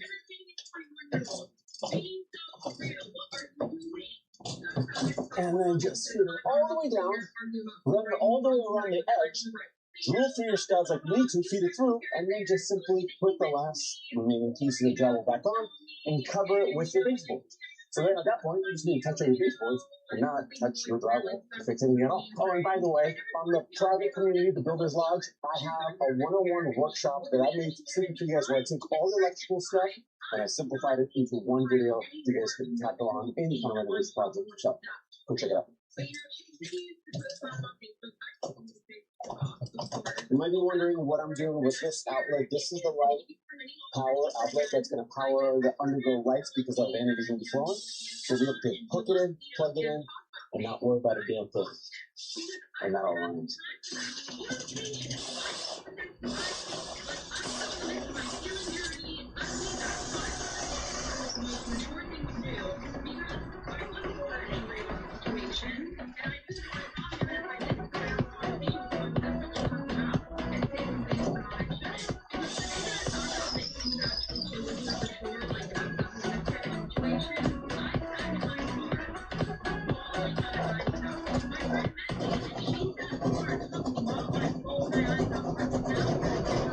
Well, that's great news. So we have an HVAC vent or channel ducting coming through here, which is great. Not loving that at all, but instead of using traditional cans, I'm using an LED one. Nice flat pancake. It should give us just the right amount. Cool thing with this is you can select your own colors. You don't need a housing. And the only business that we have left going here is try to drag the line, power line from there to these lines. That way you can flip the switch, it all comes on.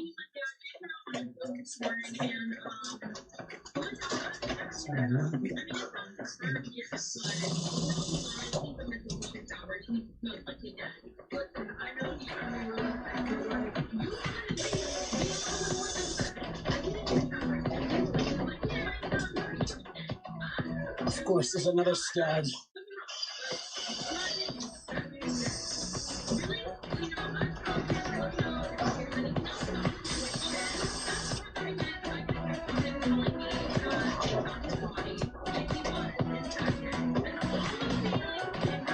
Alright, enough is enough.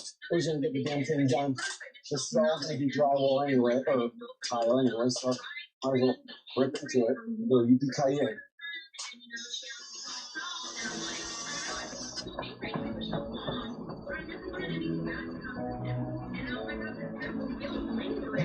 I don't know why I'm using this. I don't even need it.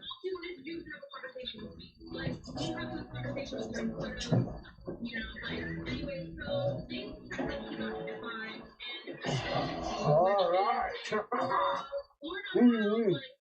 See you play.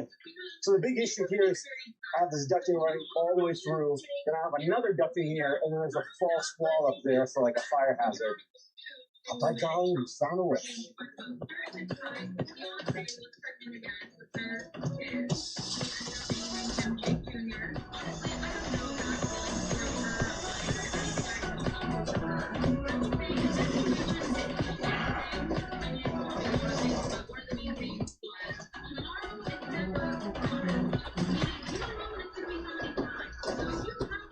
Ooh. Ooh, that's pretty. Let's get this connected, get some temporary lights, and I need to flip this damn switch because I don't see this light.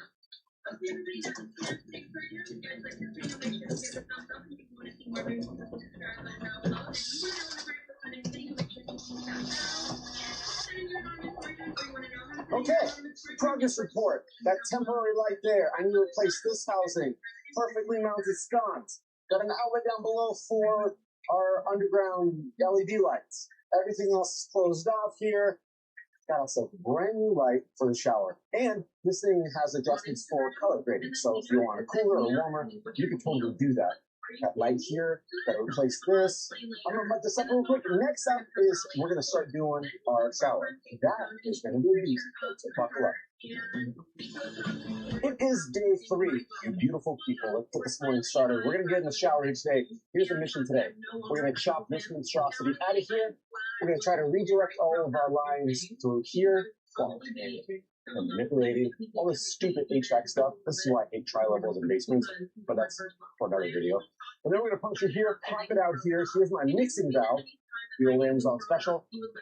Got to be played here, mounted here, and we're gonna go from this poly pipe down to PEX. In fact, this might actually be PEX.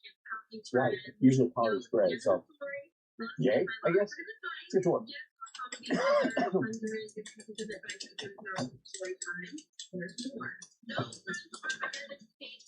Nothing to see here. No matter how long you let these pipes drag, they're always going to be water. Now, considering there's like what, 1,000 miles of water lines probably running through the house.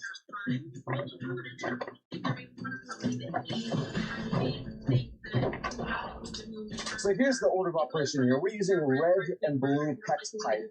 We're going to use these half-inch crimp rings to slide on, and then these extenders. This is just a regular coupling. This is a 90-degree that we're going to plug in, and then we can use our plumbing PEX clamping tool here, or we can use the manual one. It's going to be dealer's choice today, but once we get it all transitioned over to the side, it'll be all straightforward.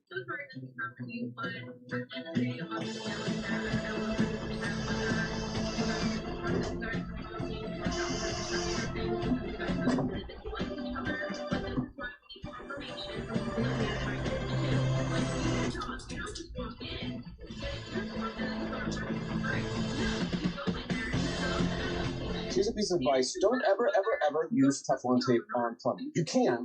They say do it. But it just sucks. It absolutely sucks. It's so thin.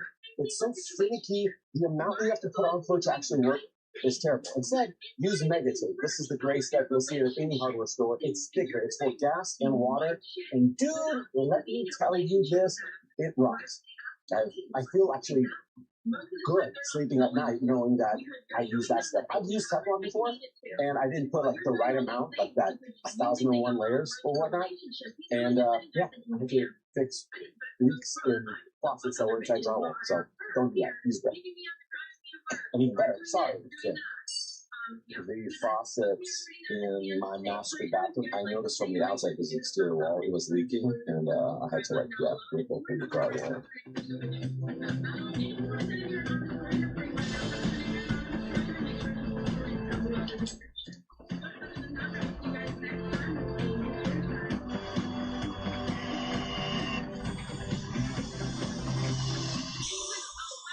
I think we broke something.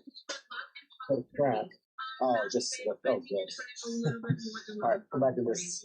I separated. The head of this just slipped off of the mixing valve. I was like, please don't tell me we cracked this mixing valve. But no, we're good. Last order of business, put our teardrop or eardrop. That's the part where you screw in the thing and splits on your head. And then we'll secure this in place, put a line to it, cover it up.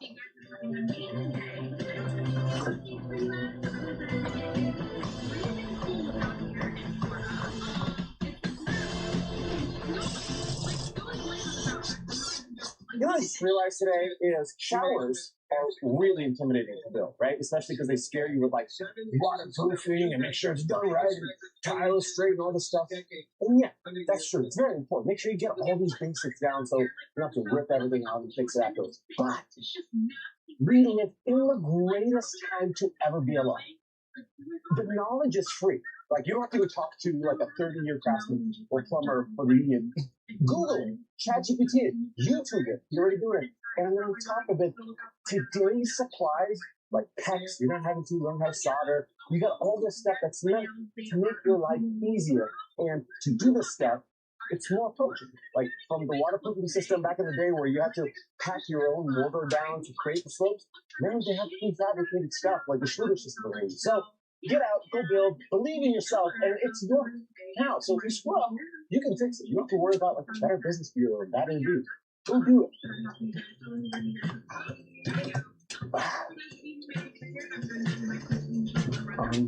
Us. Jack, that's all I'll say now. It's leaking. Is it leaking? Where? No, I'm just kidding. Kyle, we need to have a company meeting about sense of humor. But the water is on. Everything is looking good. Everything is dry. I want to make sure these couplings, I don't like that we're coming from this. We're looking, I'm going to say it. We did a damn good job. Think about the money that we already saved by doing it ourselves. What a great day. Okay, everything's in. I'm going to throw in the last of the insulation in here. By the way, you need to sleep in your showers. It's an efficiency thing, right? If it's cold in here because the garage is over there, exterior wall, your shower is going to take a while to warm up. So it's like a comfy thing. Good. Let's install our waterproofing. And we're going to skip some steps for the better this time.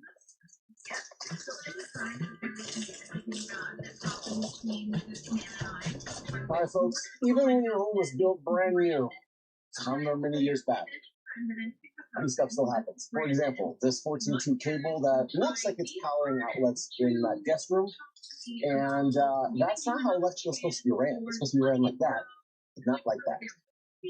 I don't know how this passed code. This is not a thing. So what we're going to have to do is notch this, push that in, and then put like a metal plate over it. That way no screws go in. This would be tucked away from the water.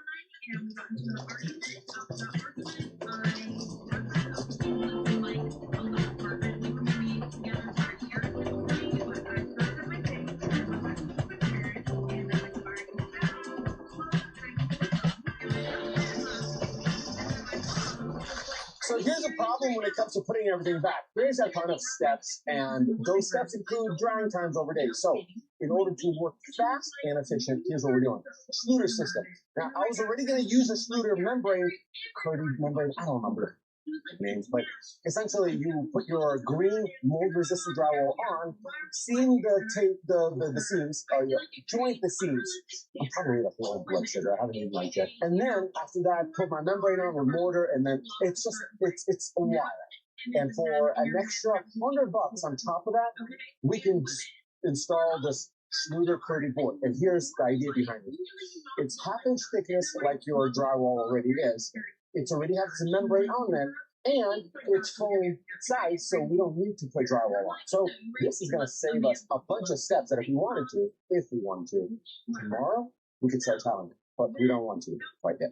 There's things to stick in. But when you do install it, oh, of course that happened. Conveniently, where this is located, there's the mounting hardware, and this guy didn't have a unique name for this, but it's these little caps and the screws, and what they do is this washer presses into the foam, and then because it's wide, it pushes and holds it into the studs, so it doesn't rip out through just, you know, a regular old screw. Science. Gotta love it. I can't spin this thing up.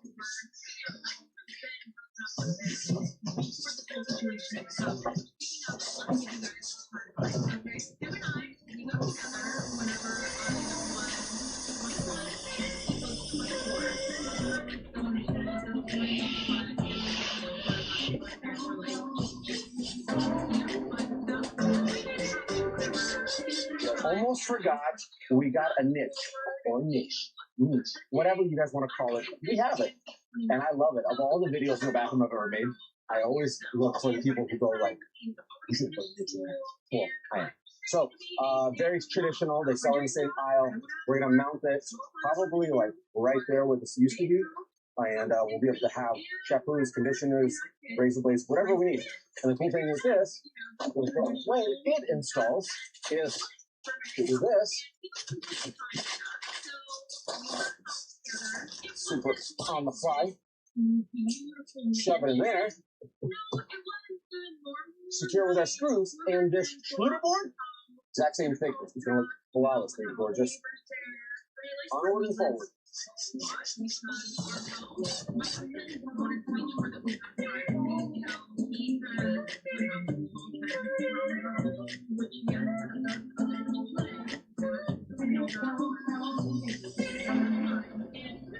Welcome back to day 4 of transforming this bathroom. Now, today should be the wrap up of all of our waterproofing. Walls are up. Turns out you got to space these out a little bit tighter, which I did. And right now we're going to start working on installing this drainage. This is super critical. If you're ever going to spend any money on a Schluter system, this is where the bread and butter is. It's already a designated slope in it. So that means wherever the water trickles, no matter if it's the back or the front of the drain, it is all going to come inside of that. And the waterproofing is what you're paying money for. Simplicity, peace of mind. Drop down some mortar, put our curb down, start waterproofing all of these joints, seams, and all together, so that overnight we can have our leak test done, and then hopefully tomorrow, fingers crossed, we can start firing.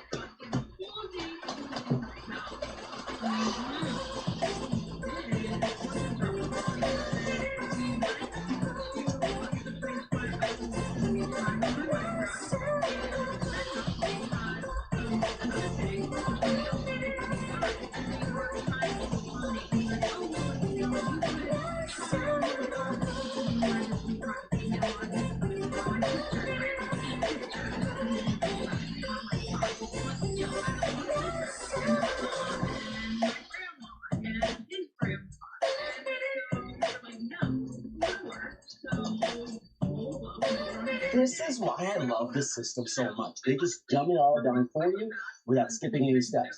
Pans in, slopes in, drain in, slopes in, watertight, curb in, flat, perfect, plumb. And they're going to give you all these cool little corners. So, what does it mean? We use this little pretty membrane, or band, I think they call it. So that's going to go around the niche.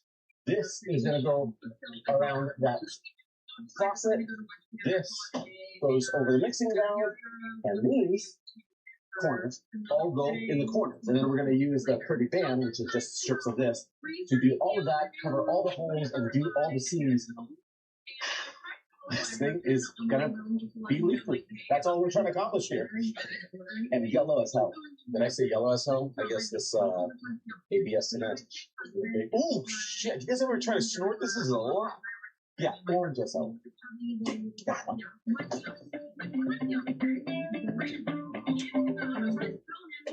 Oh man, this is a lot of work. No wonder Danny and Kristen's got their hands full with all this home stuff projects. But it just kind of reminded me that even though we were busy remodeling our homes and all the traveling with kids making memories during the summer, we forget the most important thing is to make sure that all our emergency preparedness is all taken care of. One of my favorite things about the Anker S2000 is how compact and small it is. When you set it on the desk, it takes the footprint of a standard A4 sheet of paper. And high cars, it's basically the size of a regular coffee maker. You can literally tuck it anywhere you want. It's ready to deliver rock solid power to your computer setup when the power goes down. But if I had to be honest, here's my absolute favorite part. Check out the dual design on the back of the outlets. This allows you to plug in all the permanent cables, like the cable for the laptop, the computer, the internet router. All the permanent cables get plugged in the back for a clean cable management system. And what's left up front is a nice, pristine setup so you can charge all the devices on the go. Like, for example, my cell phone right here is charged, or even my iPad that the kids need to be entertained. I can plug it into my USB-C, and that is charging. On top of that, it features an industrial-grade 10 millisecond uninterrupted power supply. That means when the devices are plugged in and the power shuts off, your device monitors that you're maybe powering, boom, maybe you're editing videos or anything like that. Those massive file renderings won't get interrupted, and that super important work conference call won't stop. It ensures your entire workspace is running smoothly, even when the entire world loses power for half a day. Not you. You are inside, staying productive, business as usual. So check this out. This power security, the Anker S2000, officially launched June 2nd. And you can grab this special launch deal for $679 today. Click the link below, bring it home, and put an end to your cable chaos and your power anxiety for good. You're going to love it. Now, let's go back into this video.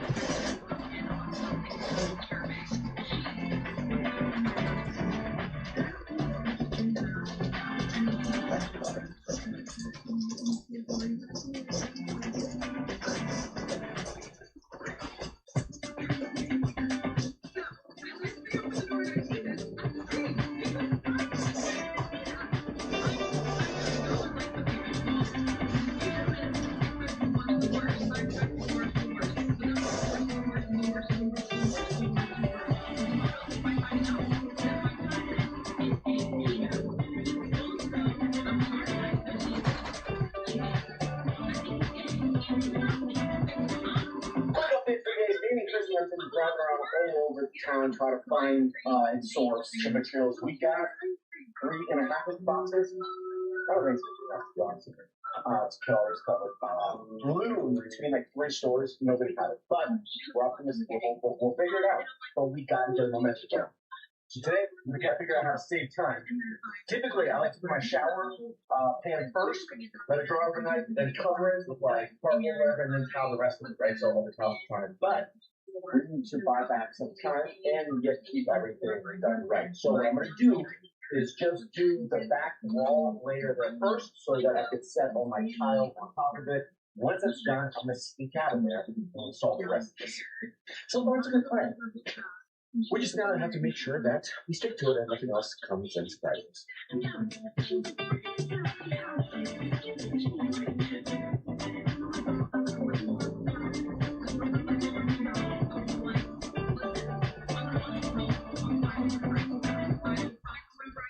A few moments later, here's what I got so far. It's looking delightful. Like, exactly as I predicted, we ran out of tile. I still have enough left up to the bottom, so I'm going to do that, and hopefully find another strip valley that have more tile. I think I just need like 2 more boxes, which would be good.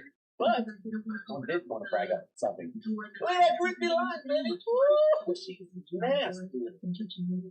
Alright. So the second round, freaking weekend. Hopefully by Monday I'll have a couple more boxes so I can wrap this up.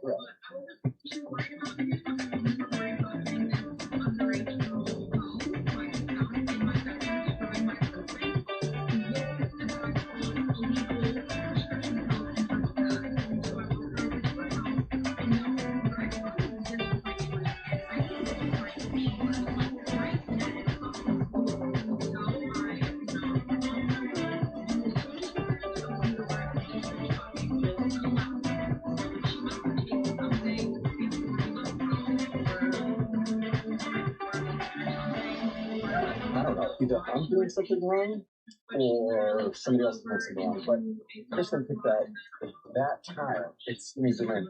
It's like I guess it sounds like it's like a herringbone green small mesh. 1121 is the aisle or section. How many they're not even labeled and none of them are here. So unless I'm looking in the wrong place, or they got rid of it. Regardless. And we're gonna find out. Well, good news, bad news. Good news. Found the tile. I can read everything on my card. Just went over it a bunch of times. Probably that symmetry is getting in my head. Bad news.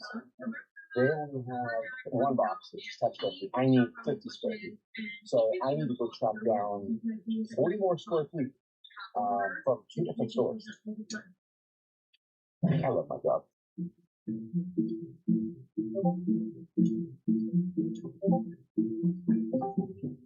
All right, this has been a pain in the butt to get this tile.